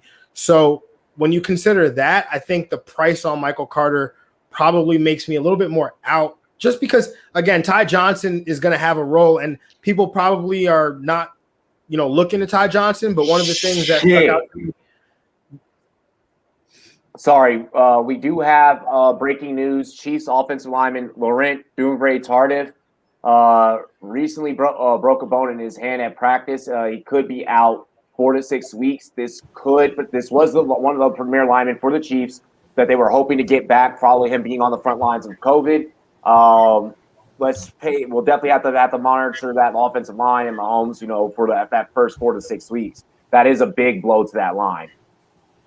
Sorry to interrupt. I don't think he was actually going to start. I think Kyle Long was kind of beating him out and an Iowa boy at center there. So Tardif, definitely a depth move, but might not be as big a blow in the Chiefs' plans as we think. Yeah, they got. We all know, like 4 to 6 weeks from now, we all know that's really not 4 to 6 weeks, but it's true. I apologize, John. I didn't mean to interrupt. You're good. You're good. My last point on Michael Carter on Ty Johnson, really, but Robert Saleh was mic'd up at practice one day, and he went up to Michael Carter, and they posted this on the Jets website. He went up to Ty Johnson, and he told him, "This scheme is built for you. You're going to have a lot of fun." And so, people don't necessarily know that if you're not paying attention to the Jets and things like that. But I think Ty Johnson is going to have more of a role than fantasy managers might think. God, I hate that guy. Yeah, that's tough. That's tough. That's tough. Yeah. Fair enough. Yeah, John, like you mentioned, I'm not that close to the Jets, but I know you are, so that's why I got to ask you. Because what gives you that impression? I have a question for John. Can I ask you a question? Okay. Absolutely. I'm going to anyways. How many wins are the Jets getting? So, and this is real when John about to say it. It's about because he's not going to fluff it. I think they're realistically like a 6 or 7 win team. I think they could sneak to 8. I want to say 9 after the George Fant signing, or not the George Fant signing. That's where your fandom is starting to get to, but I agree. No, Morgan Moses. When you add him to the offensive line, I think that that takes that offensive line from maybe like a top 20 or 21 unit to somewhere in the top half of the NFL. So I think with the defense, I think that the defense is going to be pretty good. When you look at the defensive line, I mean, they've got like 8 or 9 guys that they can just rotate in and out. Carl Lawson adding with Quentin Williams, who I think is probably one of the more underrated breakout players across the league. If you look at what he can potentially do in this Robert Saleh defense. So I think that's the ceiling, but I really think like a 6-7 win team is probably what we're looking at. And it would be awesome. Like, could you even honestly? They could go 3 and 14, and as long as like they play exciting football and not the crap that I had to watch last year, I'm completely okay with it. Well, I just took the nice over on 6. Or was it? Did I take 5.5? I took 5.5 earlier this like off season, but I smashed the over on 6 for some nice odds there. So I am rooting for you guys, but we'll see how it goes. Rooting for that and rooting for that bet. Yeah. Too. I feel that's like the closer that the season has gotten, I'm just like, oh my gosh, like I'm starting to get that wager itch again, and I'm like, like, do I want to bet on preseason? Like, do I want to set a preseason DFS lineup? Like I see screenshots of people on Twitter setting DFS preseason lineups like they did for the Hall of Fame game. Like people are actually excited they got to win a little bit of money. Like, yeah, like let's go. Like, so I might tinker around next week while I'm out there in Canton. This question actually comes from Twitter. I was just like scrolling and I found this after I saw that Target news. Frank, am I right? He posts, Antonio Brown is priced appropriately. His ADP reflects his volatility and age. I've heard a lot of different back and forths in regards to AB. Many analysts feel as if AB could potentially take over and take away from Evans and Godwin. Florio just tweeted, moments ago that Evans will not get 1,000 yards. How are you guys feeling? Do you feel like AB's a steal right now? Is this a guy that people should be looking for? What's the outlook in general surrounding, I guess, more so just that trio down there in Tampa? I want one of them. I want one of them, but I want to make sure I get the right one, and that's the It just depends on how the draft falls for me. I mean, it just depends on the value, what's going on. I can't tell you who I want because I want somebody. I'm probably not leaning towards Chris Godwin just because we have the same first name that has no fantasy analyst or fantasy relevant whatsoever. But, I live on Narrative Street, so I like those other things. But, my boy Mike Evans, whoop, gig him, baby. We've seen what he can do very minimally, like 1 catch, 1 yard, 1 touchdown. Mm-hmm. He's efficient, right? Brady likes that. Brady likes Mike. He feeds his wide receiver 1. AB is a wide receiver 1, right? But where AB is getting drafted at, boy, I mean, you could get both of them if you wanted to. AB has the potential to be the wide receiver 1 for the team this year, but I'm going to go against Michael Florio and say my boy from Texas A&M will have another 1,000 yards. Put it in the bank. It's easy. I'm telling Mike. Honestly, Mike Evans is most likely the bet to lead this team in touchdowns, right? Mm-hmm. So I think that's where I'm leaning is I want Mike Evans. But when you look at the price disparity between Chris Godwin and Antonio Brown, I don't think there should be that big a difference. Just when you look at when all three were on the field last year, Antonio Brown and Chris Godwin were basically putting up the same stat line. So, and they put up similar usage as well. I know Chris Godwin was probably, if he could have been affected by the broken finger, he had surgery at some point. And so, I think you probably have to factor that in a little bit, but Antonio Brown's easily going in the wide receiver 3 range. I think he can easily come back on that price. Yeah, the only one I'm targeting is Mike Evans just because he's got the touchdown upside. I personally think Godwin and Antonio Brown are too close to each other, and I'm not going to reach for either of them. And if they fall to me, sure, but they're not the type of guy I'm going to actually reach and actually try to get on my roster. I'll try for Mike Evans as like a high-end wide receiver too, but other than that, I'm not going to reach for any of them, to be honest with you. I'm more on the Godwin train this year. I really like how he outpaced everybody, targets, receptions, and yards while he was on the field. Still had a pretty good year in just that 12 games he played last season. So still being like right around wide receiver 30, add 4 more games. I just like that upside, and everything got going late in the year. And if I look at Antonio Brown, the stats are a little underwhelming. 225 of his 438 came in 2 of the last 3 games of the season. Kind of an irrelevant time for the Buccaneers, in my opinion. So, and Godwin had a monster in there too. So I don't see Antonio Brown affecting Godwin. That's my target. Mike Evans going a little bit higher than I really start diving into wide receivers a lot. Love Mike Evans. I think you know what you got in Mike Evans. As far as the consistency from a big dog goes in the NFL today, Mike Evans is one of the upper echelon guys. I just like Godwin as that guy that you can do a whole lot of different things with. Antonio Brown's going to make plays. He's going to have days. Not a guy I'm targeting. I like, McCole Hardman, Jalen Rieger, a couple guys like that are down in that same neighborhood when I'm drafting, because a lot of times I do already have Godwin on my roster, so I'm not looking to get 2 Tampa Bay receivers. Jalen Reagor, I'm staying the hell away from him.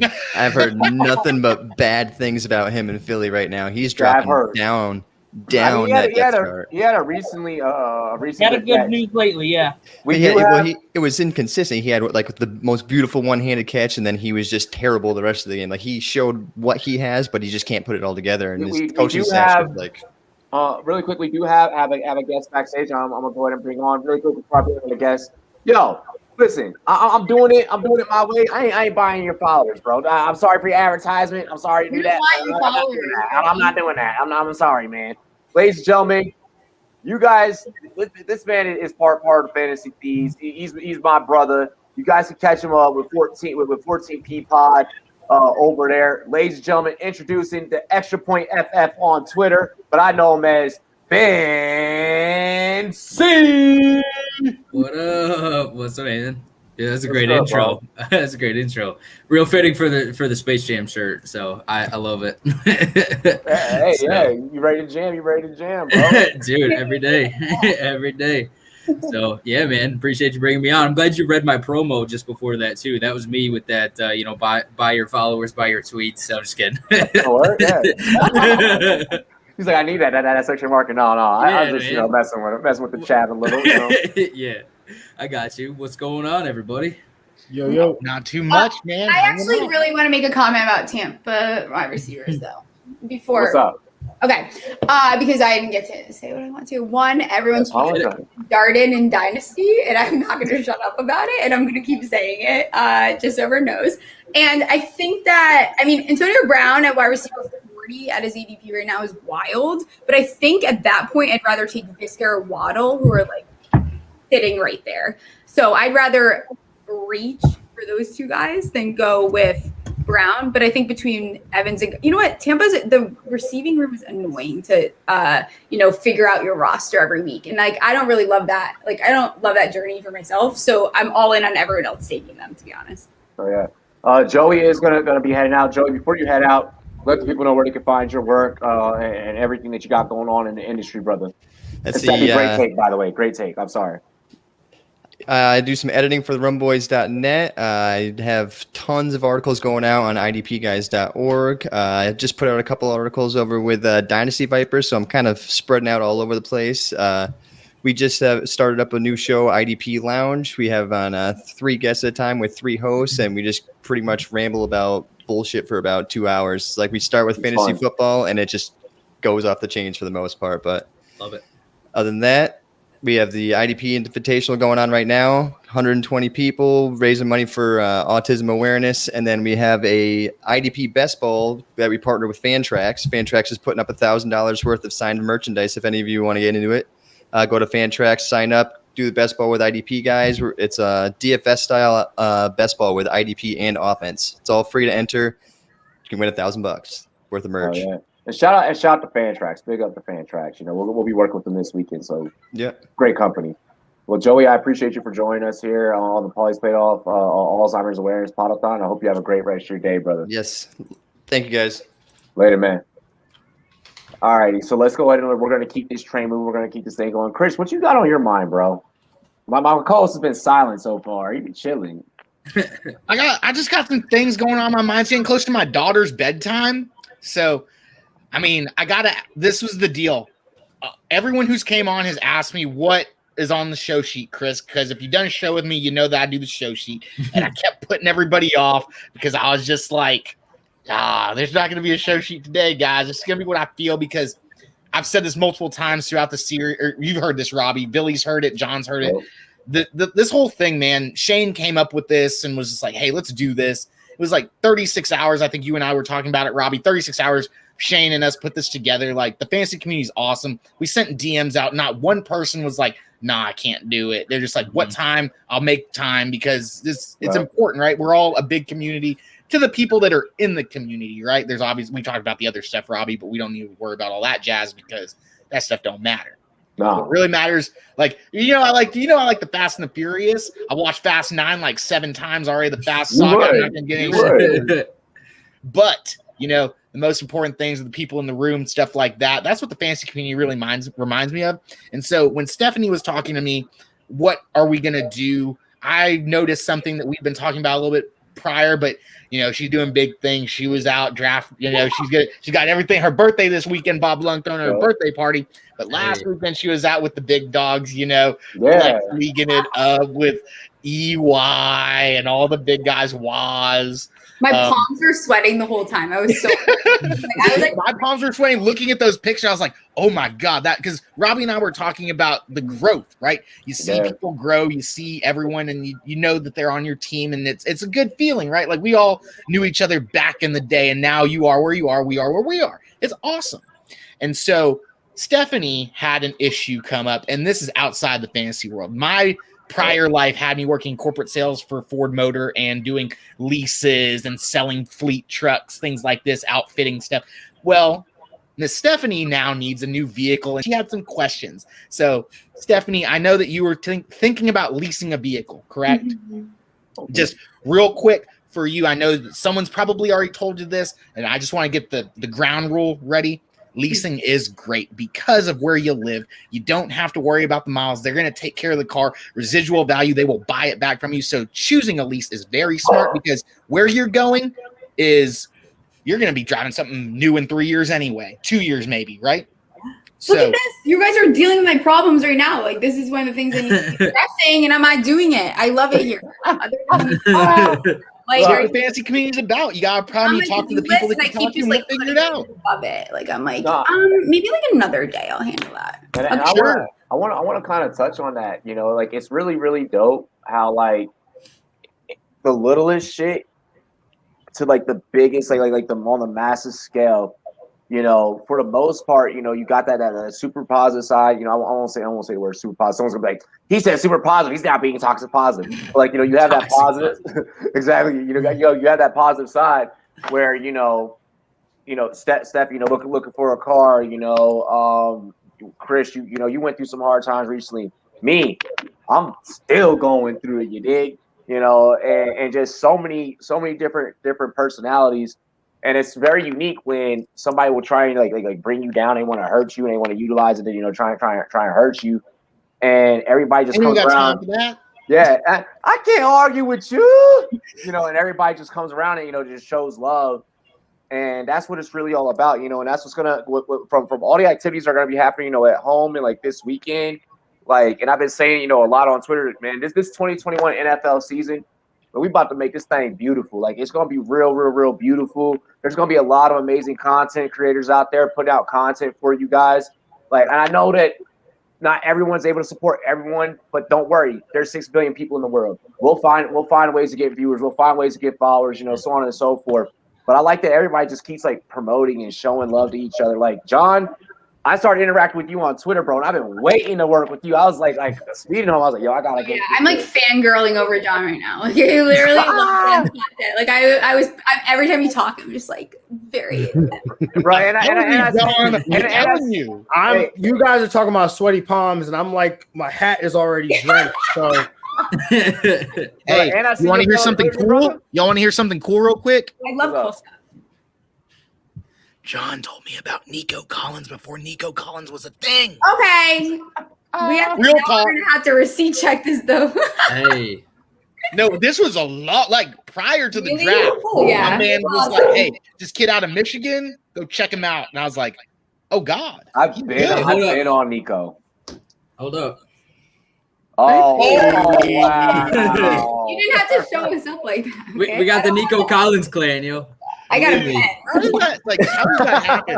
That's crazy. That was like that $20 on Pristine Auction, so I had to. Shout out. Yeah, shout out. It's rookie cards. I haven't bought him yet. Shout out to Pristine Auction. They're helping with some of the memorabilia we'll be giving away this weekend. Yo, John, really quick, man. Shout out to you, bro. I gotta say this really quick. It's nice having a fellow Caribbean brother up in the industry. I see you with the Haiti flag. What's going on, man? Yes, I'm Jamaican. Yo, bless, bro. So I just gotta say that. I got no drink, but I'm with you, brother. Yeah, you good. You good, man. You good. Ben, Hey Yeah, but guys, I know that I'm supposed to be co-hosting. My time is expiring. My daughter's bedtime is coming up, and I got to read books. She likes the bears. She likes panda bears and elephants. Got to read those to her. It's all good. It's all good. As long as it's not silly geese, all right? As long as it's what? Not any silly gooses, all right? I thought that's what you said. No, unfortunately, no silly geese are allowed in the Pinto household. Nah, no silly gooses allowed. That's my type of house. But guys, it's been awesome. Thank you for coming on and responding and just like, man, like it's been a fun experience. I mean, out of nowhere, right, Robbie? So, guys, we'll obviously be talking shortly. John, Stephanie, Ben, Billy, Robbie, my boys, my lady. Let's go. Y'all have a great night. Thank you for coming on. I'll holler, bro. Tell the family I love them, man. Peace. I will. I'll give everyone a hug for y'all. Thank y'all so much. Yo, that's my homie, man. Like we'll call each other like freaking like 8 in the morning, check in, and we just like start shooting this shit. Like that's the homie. So Ben, we haven't got to hear much from you today, man. Yeah, my guy. Well, yeah, we have like I've been talking. No, but I kind of want to know, keeping it on the topic of what we're doing here, Alzheimer's awareness. Do remember, everyone, the link for if you want to donate is on our YouTube channel. It is in the description section. Whether you're watching us on the Collective or Run Boys Fans Network. How did you feel, whenever we reached out, about the call, bringing awareness, bro? Like, I think that this is something we should shine some light on. Yeah, 100%. So I actually had Shane on our podcast last week, and it's like when I think actually maybe even first announced that he was going to be doing the Podathon, and I mean immediately after we hung up on the show, I was like, yeah, put me on, like whatever you need, happy to help. So I mean, we organized Brighter Skies earlier this off season, and so I mean, I know how a Podathon and like how hectic it can be trying to get it going and just getting people to fill some space, and it's I guess I would say I've been fortunate enough to where Alzheimer's hasn't run through my family like I know it has so many others.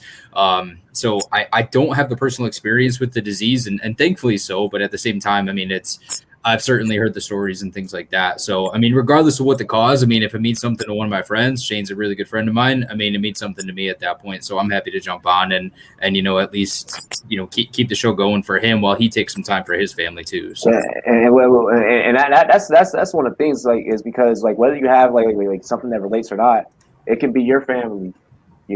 Like I know I've been worrying about my mama lately because she's starting to forget things. So it could be. I started noticing. I'm telling her, go get checked out. And she's like hesitant. She's worried. So I completely understand, man. It's beautiful that you were able to just be, as a friend, just be like, nah, man. Like I'm gonna hold it down. I'm gonna represent. I'm gonna help make sure we raise money for this cause. We'll go Steffi, and then we'll go Billy, and then John. You're muted. You're muted. I got nervous again. I don't know how many people know this about me. So this actually is very close to my heart. I currently live in my grandma's home. We had to place her during COVID because of Alzheimer's. So this is very close to me. She's my best friend. She's where I get all this Smalls sass from. And it's very hard. I finally got to see her for the first time since, oh my God, I think I saw her in like 2019. I got to see her for the first time I don't know, maybe a month ago now. So I think this is awesome. And it's something that I do it every single day because that was my girl. It's my best friend. So we're putting the house on the market this week. So it's a little emotional. I'm glad that I haven't had too many drinks. So I'd probably start crying, but I'm pulling it together right now. But so this is a big week where the house is going on the market that I live in, that my grandpa built in 1951. And my grandma got diagnosed now, probably around when I graduated college, so 2015. So this has been a battle of mine for quite some time. So I think that this is awesome. Thank you. And really quick, I just as well, both of us coming up in the industry, we always say, we're always going to be very vulnerable with our followers. So I appreciate you sharing that because that does take a lot of bravery to let people into your life and to tell your story. We'll go Billy and then John. Sorry, guys, I got a little distracted here with the dogs, like I was talking about earlier. What's our topic here? I've just been kind of chilling and staying out. So, like, just like we done a lot, talking, fantasy and everything. I just want to, bring up the mind, bring back awareness to the cause. How did you feel, when we reached out, about it and making time for it, just everything like that, bro. Yeah, of course, I was uber excited to get on here and just kind of talk, give some input. Obviously, I'm all in on these good causes. Everybody has their own things they're dealing with, so everything kind of touches people in different ways. Obviously, us over at the Fantasy First Rounders, we're doing our thing with St. Jude. That's something that touches everybody, kids, definitely. So, John June, I'm getting an event with you, so different kind of charities for all kinds of issues. Everybody has different issues that they'd like to see resolved, some medical issues, some just bad hands. Racial injustice is a big thing going on right now in America. So, do all the things that we do in the fantasy community just to bring light to what's important to each and every one of us is really cool. I try to get involved in everything that I see and everything that people bring to me, just because, hey, it may not be a situation that I relate to or that it has affected me, but I understand that it has affected a lot of people. And hey, if I can get in, play some fantasy, pay my dues, and help somebody out, man, I'm in every time, all the time. So I'm in on whatever topic it is, whatever place we're donating, that kind of thing. I'm in on all of it. Oh yeah, hell yeah! Once we come back from Kane, we'll be starting up our charity tournaments here at the Run Boys Fantasy Network. So I'm super excited. We're going to be picking a couple of different causes to represent, because I mean, and like you said, and Ben even mentioned, whether it's something that you've been through personally or not, just to get out there and help, because somebody else might be going through something. You don't know what somebody else is going through. It's a beautiful thing. Hey, John, how you feeling, bro? Yeah, man. I mean, when Chris reached out, honestly, Chris is one of my, he's, me and him, we connected a while back on Twitter. He's one of the first guys I really connected with. And, anytime he needs something, I'm going to do it for him, man, because that's my guy. But, as you mentioned, I'm not personally affected by Alzheimer's in any way, but I understand the impact that it has and the impact it can have on people's lives and families. And so, like Billy was saying, anytime you get the opportunity to donate to a cause, I mean, I'm going to donate anyway, and I'm going to play fantasy football anyway, so I might as well do them both at the same time, kill two birds with one stone. But to also be involved in so many causes, because I know me personally, I'd usually donate to the same charities, the same few charities, but this opens me up to donate to something that I might have not donated to before. And obviously, Billy, like you mentioned, I'm doing Fantasy for Unity. I don't know how many of you guys know, but it's a tournament to fight racial injustice, and we're donating to ACLU, Equal Justice Initiative, as well as the Conscious Kid. And so I know, from just doing that, what it takes, sending out the DMs and all that stuff, trying to get people involved and engaged and sharing it. I know how much work that takes. And so us being on and sharing this tweet, and it reaches out to our followers, it grows exponentially. And if somebody just happens to click on that, even if they're not watching the stream, they just click on the donation link and just drop $1 or $2, even if that's all you can afford. But obviously, if you can do more, but anything helps. And it's the aggregation of marginal gains. I always like to say that in fantasy and in life, and it's applicable here for sure. Amen to that. Amen to that. We're going to bring in a new challenger as entered the arena. When I said earlier, Marcus was like, I didn't realize I was debating or battling anyone today. Oh, that was hilarious. Ladies and gentlemen, this next man, any and all things Bay Area sports, he's the one that you need to get at. He's the one that you need to talk to. You catch him with 14P, Wood Cookie Cast, Gambling Podcast, so much more. He's freaking everywhere. Ladies and gentlemen, RJ Villagomez, Rod. Welcome to the Rum Boys Fantasy Network, bro. What up, bro? What is up, man? Guys, this is like a star-studded room. I feel like I'm underdressed and a little bit underqualified to be in here, but I'm thankful for the opportunity, guys. And yeah, man, this is going to be a lot of fun. Absolutely, Rod. Go ahead. Well, first, it sounds like Billy's going to be heading out before we get into you here, Rod. Billy, where can people find you, brother? Tell them what you got going on, aside from getting ready to lose to me in fantasy this season. Follow me at BWIT24. Catch me Wednesday nights on the Fantasy First Rounders live with my boy Chris Pinto, Ryan Hicks, and Tom Blasco as well, bringing you all the stats to help you win your fantasy championship. Other than that, we've just been working on our league, the St. Jude Bowl, donating half of the proceeds to St. Jude's Children's Research Hospital. So pretty cool situation there. So if you haven't got registered with us yet, come join us for that really fun event. Other than that, I'm just gearing up. Got a few leagues with you, Robbie, so that'll be fun competition. I think the first time we've been in a league together, man, so I'm looking forward to that. So a lot of fun. So guys, John, thank all you guys. Some of you guys I haven't met yet. Appreciate you. Nice to know you guys. I'll reach out. Maybe we'll do something this year. So appreciate it, guys. Thanks for having me. But I got to roll. I've been hanging out for a while, so I'm sure there's somebody else very, very deserving of the time here. So. Hell yeah, hell yeah. Hey, Billy, it's always a pleasure working with you, man. I appreciate you, man. Yeah, keep dropping that content Wednesday nights, and you guys can catch the first rounders right here Wednesday nights. And I appreciate you, bro. Yeah, later, Enjoy, guys. man. See you, Billy. Take care, man.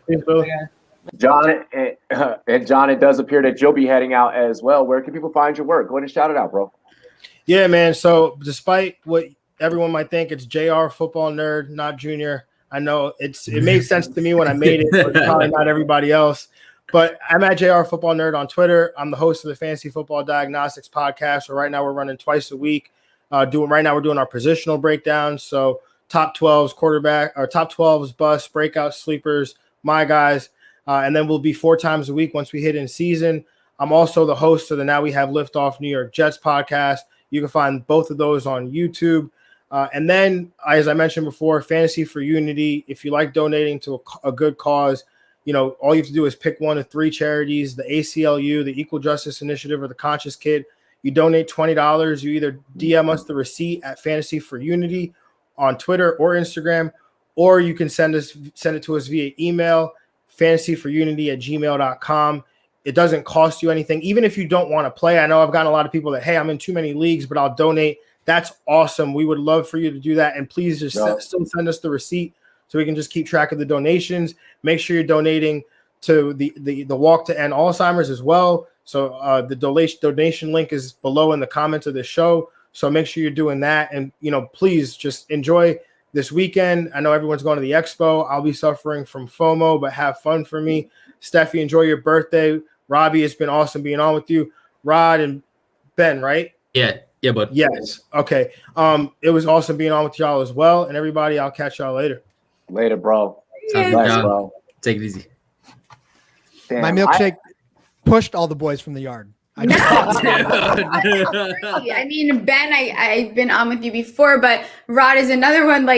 These are some of my favorite people that are on Twitter. So this was a pleasant surprise to have you join here right now. And I get to know Rod a little bit better now, so I'm excited. What were you about to say, Ben? I apologize, brother. No, that's all good, man. I feel like I have minimal credentials to even be on the spot right now because between Rod jumping in and everything I know he does, and then Billy and John exiting, and I know obviously you two, Robbie and Steph, you guys are everywhere. So it's like I've got my show on Tuesday nights, but I mean outside of that, I've got dad life and husband life and everything else going on. So I've got my show and that's it.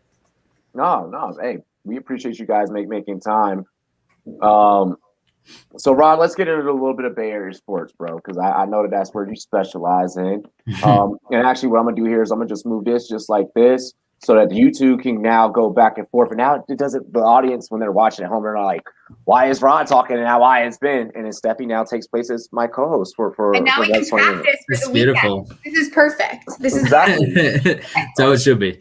So getting into Trey Lance, that whole Garoppolo breakdown, what are you hearing, brother? I'll let you have the floor.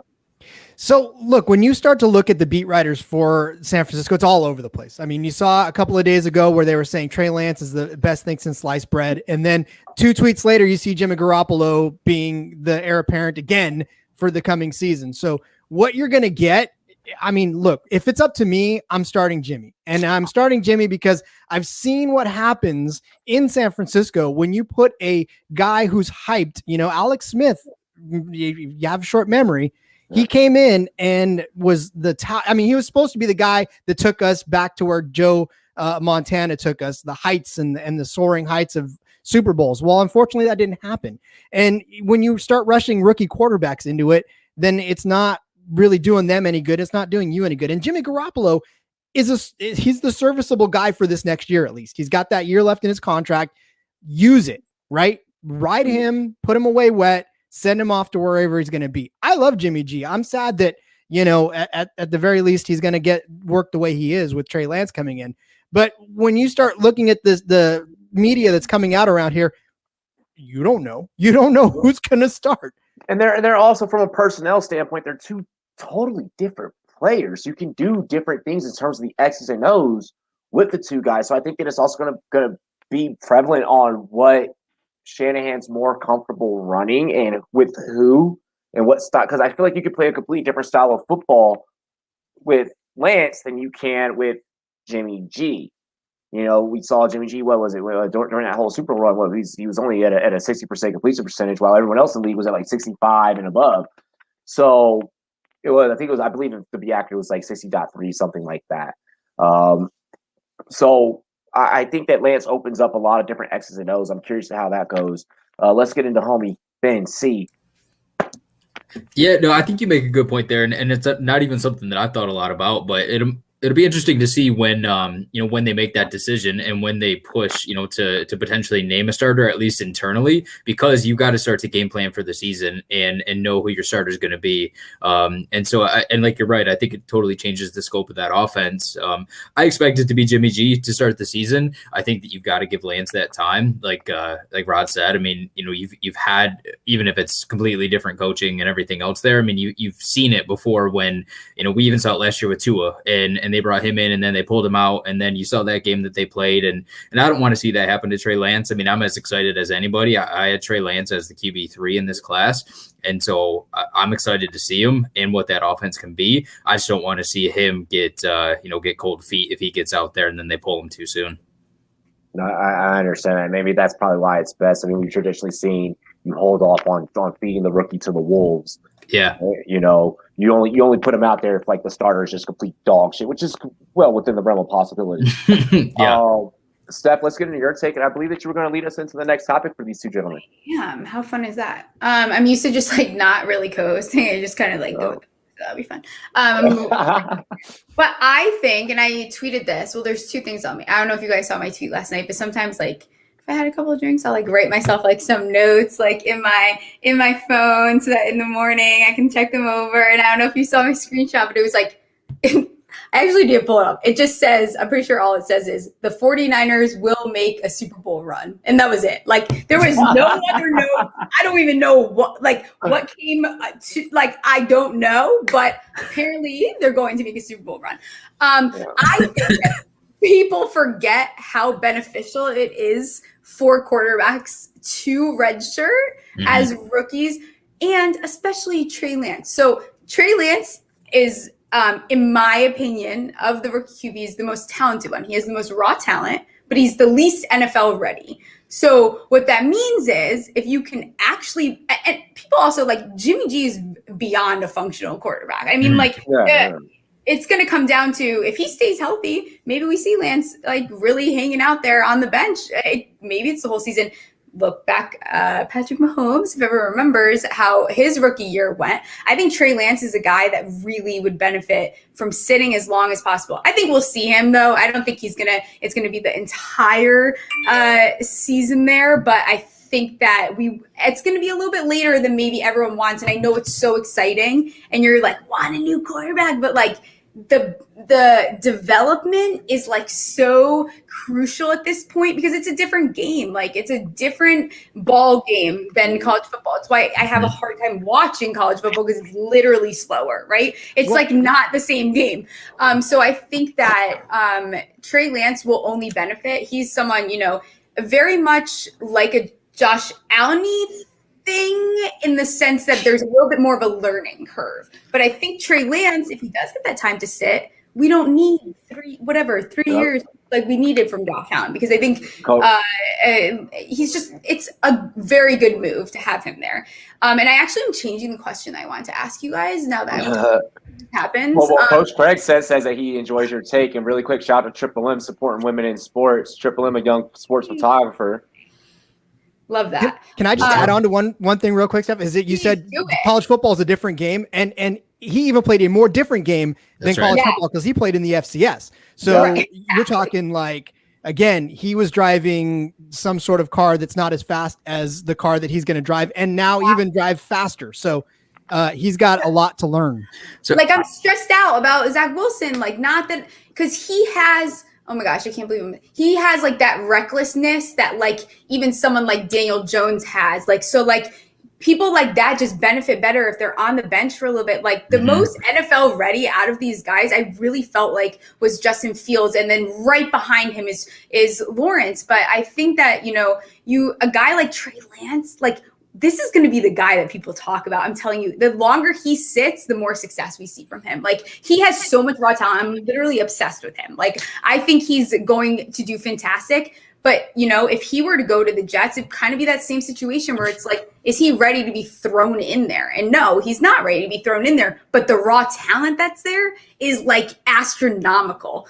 You know, he's going to benefit from that. But I'm going to keep it with the 49ers. I was going to ask a question I keep asking people, but I need to just shut up about John New. So I am going to ask, what's up with the backfield? How are we feeling? Like, This is a good question. Yes. So, like, because I can't stop taking Sermon and Gallman like literally everywhere. Like, I have a problem because Mostert, which someone tweeted at me, I think is a little. They call him Most Hurt. Did you guys know that? Well, I always called him Raheem Mostart. Wow, that's crazy. Wilson's out. You know, he's going to be out till week 6, week 5, whatever they're saying. But again, you also have 2 very viable options in Sermon, who I think he will end up getting that place.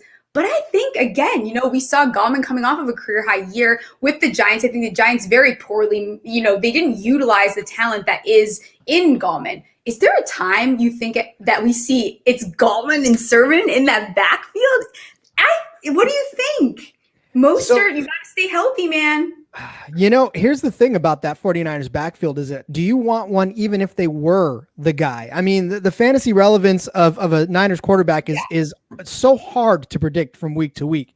And even with Mostert being the way, I mean, you had Mostert, and then Wilson would pop off a good week, and then sometimes even McKinnon would pop off with a decent week, and you just didn't know. So it was a dart throw you were taking anyways. So for me, I mean, as much as I love the Niners and I love the function of their backfield as a backfield, as a fantasy backfield, I don't know that I'm really going to have to say that I want any of them. Cool out of it. Like, I mean, like maybe fun, like 5 fun weeks, like golf, you know, like a fun, like fun where, you know, like in redraft where like, you know, you pick up Gallman off waivers and he's like has 5 weeks in the top, like finishing. Hey, when you just feel really dangerous in DFS one day, you're like, you know what? Maybe one of these. Yeah. Like what, Mostert's hurt, and it's like, yep, I'm gonna smash Gallman in DFS. You know, like that's exactly the kind of situation that I think that we might get out of there. But listen, this 49ers team is fantastic, and people are sleeping on them, I think. So you got to take on this really quick. Yeah, I mean, I think the DFS point's a really good one because I don't think I'm touching any of these guys in redraft this year based off of where they're going. I mean, I just actually wrapped up my first redraft, and Trey Sermon went in the 6th round. And I'm not touching that because, like you said, Mostert's your guy to start the season, you know, until he gets hurt. And until he gets hurt, he's awesome, but he's going to get hurt. And I'm not touching him wherever he's going, which is probably like a round after Trey Sermon at this point, maybe. DFS is a great way to, you know, get a part of that backfield, but I'm not touching him for redraft because it's going to be a fun backfield. Like if I could draft San Francisco running back, like and just start their whole backfield at some point, like that'd be great. But it's a backfield that I don't want any part of because of where they're going. Hey, I'm naming my team, by the way. 5 fun weeks of Gallman. That's going to be one of my teams. That's a fantastic team. Like, I mean, like, I can't stop taking them as in, like, I'm getting Sermon at, like, RB30, and then Gallman is, like, on waivers, and I get to pick him up. And it's, like, a blast, because I know there's going to be 5 weeks where I actually get to use him, I think. that team name is low-key # kinky, and I kind of like it. So, you know. 5 weeks of Gallman. 5 weeks of Gallman, yeah. That's, by the way, for those that haven't figured it out yet, like that is my new thing heading into the 2021 season. So if you start seeing like a lot of # kinky, it's just a thing, and you're gonna have to deal with it. Love it. By the way, I love that. Let's add that to your brand. Like it is. It needs to be in your bio now. Once I'm able to remove Draft Night Out host after this weekend and put my bio back to normal, I will. # kinky. This next question is gonna knock everyone's socks off, but I know for a fact it is gonna be for Ben C. This is a callback to earlier in the chat. Someone brought up earlier in the chat. I can't remember exactly what team we were breaking down. Actually, it was when we were breaking down the New York Giants. Someone had brought up the philosophy, the just football in general philosophy, that a team does not have the ability to support a pass catching running back and also tight end, which when film we have. That was me. It was you. I apologize for no, that. It's all good. It's all good. Now, when I bring this philosophy to your Detroit Lions, Yeah. in one DeAndre Swift, and even we know what Jamal Williams did in the times that Aaron Jones missed in Green Bay.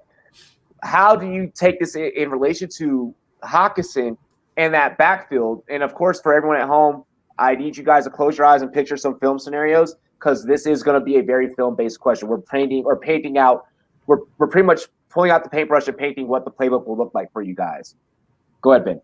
Yeah, so I think that it can work with them, and it's funny because I did bring it up with the Giants. When it comes to the Giants and most of these other teams where you haven't seen them support a pass catching tight end and running back, usually you do have capable receivers. And on the Lions, I think their receiving core is better than anybody wants to give them credit for. I think Brashad Perriman has been an serviceable NFL receiver over the last few years since his breakout with the Bucs. I think that Terrell Williams has been a serviceable NFL receiver when he's been healthy over the last couple of years, even going back to his time in San Diego when they were the San Diego Chargers. But that being said, I mean, you've got the two most talented players outside of the offensive line on that team are TJ Hawkinson and DeAndre Swift.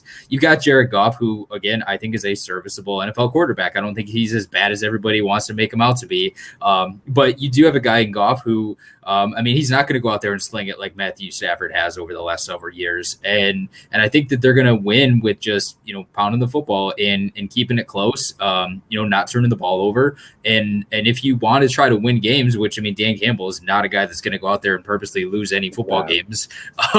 You're going to feed it to those two monsters, and you don't have to take deep shots necessarily with those two. So I do think that, I think that you could see Hawkinson be their number one target in that offense.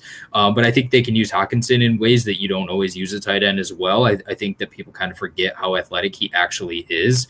And I mean, and he was running routes at Iowa even, of receivers, and they were throwing to him deep at Iowa. So I think that he's going to play that wide receiver one role. He's going to line up in line, but Swift could still probably see, I think, 60 to 80 targets. I mean, you got Anthony Lynn, who had Eckler for the last several years. You've got Dan Campbell, who's obviously had Kamara for the last several years in New Orleans. So they clearly know how to use pass catching backs. And I think that they can, make them both successful. And can I just say, Amon, rah, rah, rah, Amon, rah, rah, rah, stuck in a bad offense. Like, dude, you see that hurdle? If it was yesterday? Yeah, bro. That's hashtag kinky. Bro, I am an Amon truther, and like people are like why? I'm like, dude, this man his contested catch is just like the most beautiful things I saw on film last year. Him and Josh Palmer, like their contested catch, it's just the percentage on paper may not line up with like on film, but when you see it on film, it's like that's a straight dog. Let's get into Rod's tape. So I in fact, it's funny because I just wrapped up talking about the Lions earlier, and that, look, it's Jared Goff, and he doesn't have Robert Woods. He doesn't have Cooper Kupp, and he doesn't have that powerful Rams offense that he had in Detroit. So he's gonna need to lean on a TJ Hawkinson because we know that he can throw to his tight ends, a la Tyler Higbee, last season as well. So yeah, I have a feeling that Hawkinson is going to be fantasy relevant very early on. And maybe once this receiving core starts to come into their own, and maybe when Jared Goff decides that he wants to be a good quarterback, then, we'll see. Again, I'm a Niners fan, so I have to hate Jared Goff no matter where he goes. So, I think Hawkinson's definitely going to be used, but I don't know that it'll last. And I want to think that he's going to be last, but maybe not, because once the offense starts to catch on, and you're right, Detroit may be a little sneaky good later on in the season. I think people are acting like this team is trash, and I think that they're like, if you look at because everyone's so obsessed with fantasy, they're also missing out on some really great aspects of this team. I think the Lions are not as bad as everyone thinks. I also think that and I know you guys have to head out soon, so I'll make this quick, but Jared Goff and Matt Stafford, this is how I've been comparing it, right? Jared Goff is being held back a grade, and Matt Stafford is getting moved up a grade. Yep. Literally, he's in second grade and now has to go to first grade and repeat. So I think we're gonna see no, come on, you're right. I actually think we're gonna see Goff do better because I think there's going to be less of a transition period. I think he's, you know, what he's stepping into is a less pressure of a situation. And I think outside of the skill players that everyone in fantasy is so obsessed with, this team is not as bad on paper as everyone is making it out to be. I also really like that. What's his name that they signed from Wake Forest? I was obsessed with. Oh, shit. Sage, sir. How do you say his name? Sage Surratt. Yes, that's a sneak. I'm telling you, that boy. If he gets some time, I like him. That man has the nicest slant routes out of all the rookies I broke down. I was like, yo, this man's slant is just like it's like really quick. I like this stat right here. If you want to read that, Ben, and then go into your take right there. Yeah, for sure. So, Coach Craig, he's saying that Anthony Lynn has had an RB with at least 50 catches going all the way back to Buffalo, and I think he put the years in there. Yeah, 16 to 20. So, I mean, you're right. Yeah, Anthony Lynn's been everywhere that they've had a pass catching running back. So, DeAndre Swift to me is he's kind of had a roller coaster offseason. I think they signed Jamal Williams. You heard the talk like who's the bell cow? 1A, 1B. All those coach speak things, and I think. At the end of the day, another coach speak thing, we're going to see DeAndre Swift. We're going to see him be the RB1, I think. Jamal Williams, he's a fun guy. If you ever watch him mic'd up, like I was watching the clips, dude, probably one of the funniest guys I've seen in the NFL. And that's coming from a guy who used to be at Green Bay. So, so to me, he's just a super funny guy. But I mean, I think you bring up good points about the team too. I think halfway through this season, we're going to start to realize that the Lions are that team that everybody starts to like because you look at the coaches that they brought in. I mean, their coaching staff is Deuce Staley, Antoine Randall, Mark Brunell, Dan Campbell, like all these guys that, I mean, I'm, in my 30s now. Like I grew up watching all these guys in the NFL in the 2000s. And I mean, Deuce Staley, he was an awesome running back for Philly. Antoine Randall, I mean, he was just really fun to watch in Pittsburgh. So, they've brought in all these guys who I think by mid-season, they're just going to be a fun team that competes every single week, and they're not just going to be a pushover. They might only win, 4 or 5 games, but they're going to compete, and they're going to be like 17 to 20 type games, and everybody's going to, I think going to start to be endeared to them a little bit because Dan Campbell, if you haven't watched his pressers, which I think most people have, I mean, how can you miss them? Right, but like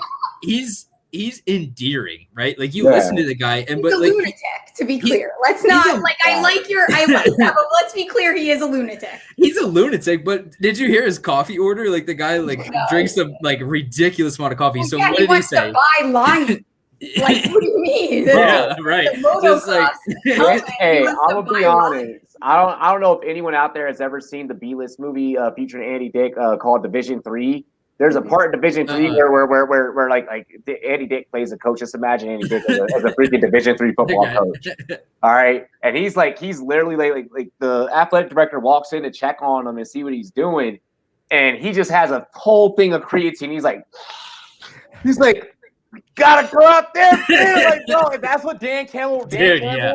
Like Dan Campbell and Nick Sirianni, those are the two most entertaining people coaches to watch right now. Like it's like we got one talking about Tobiyashi eating hot dogs, then we got one wearing racing helmets and press conferences. It's fucking great. This is must see TV. Let's go ahead. I know that you both have hard outs coming up, and I want to make sure that you guys get to your shows, as well, because your fans need you. Your fans need your entertainment. We'll start with Rod, and then we'll go right into Ben. Rod, where can people find your content? You can follow me on Twitter for most of what I do. You can follow me at RJ Villagomez. The tag is right there on the thing. But really, man, I'm writing right now for the Sports Gambling Podcast Network. I'm writing for 14P. I got NASCAR stuff. I've got CFL stuff for CFL Hub.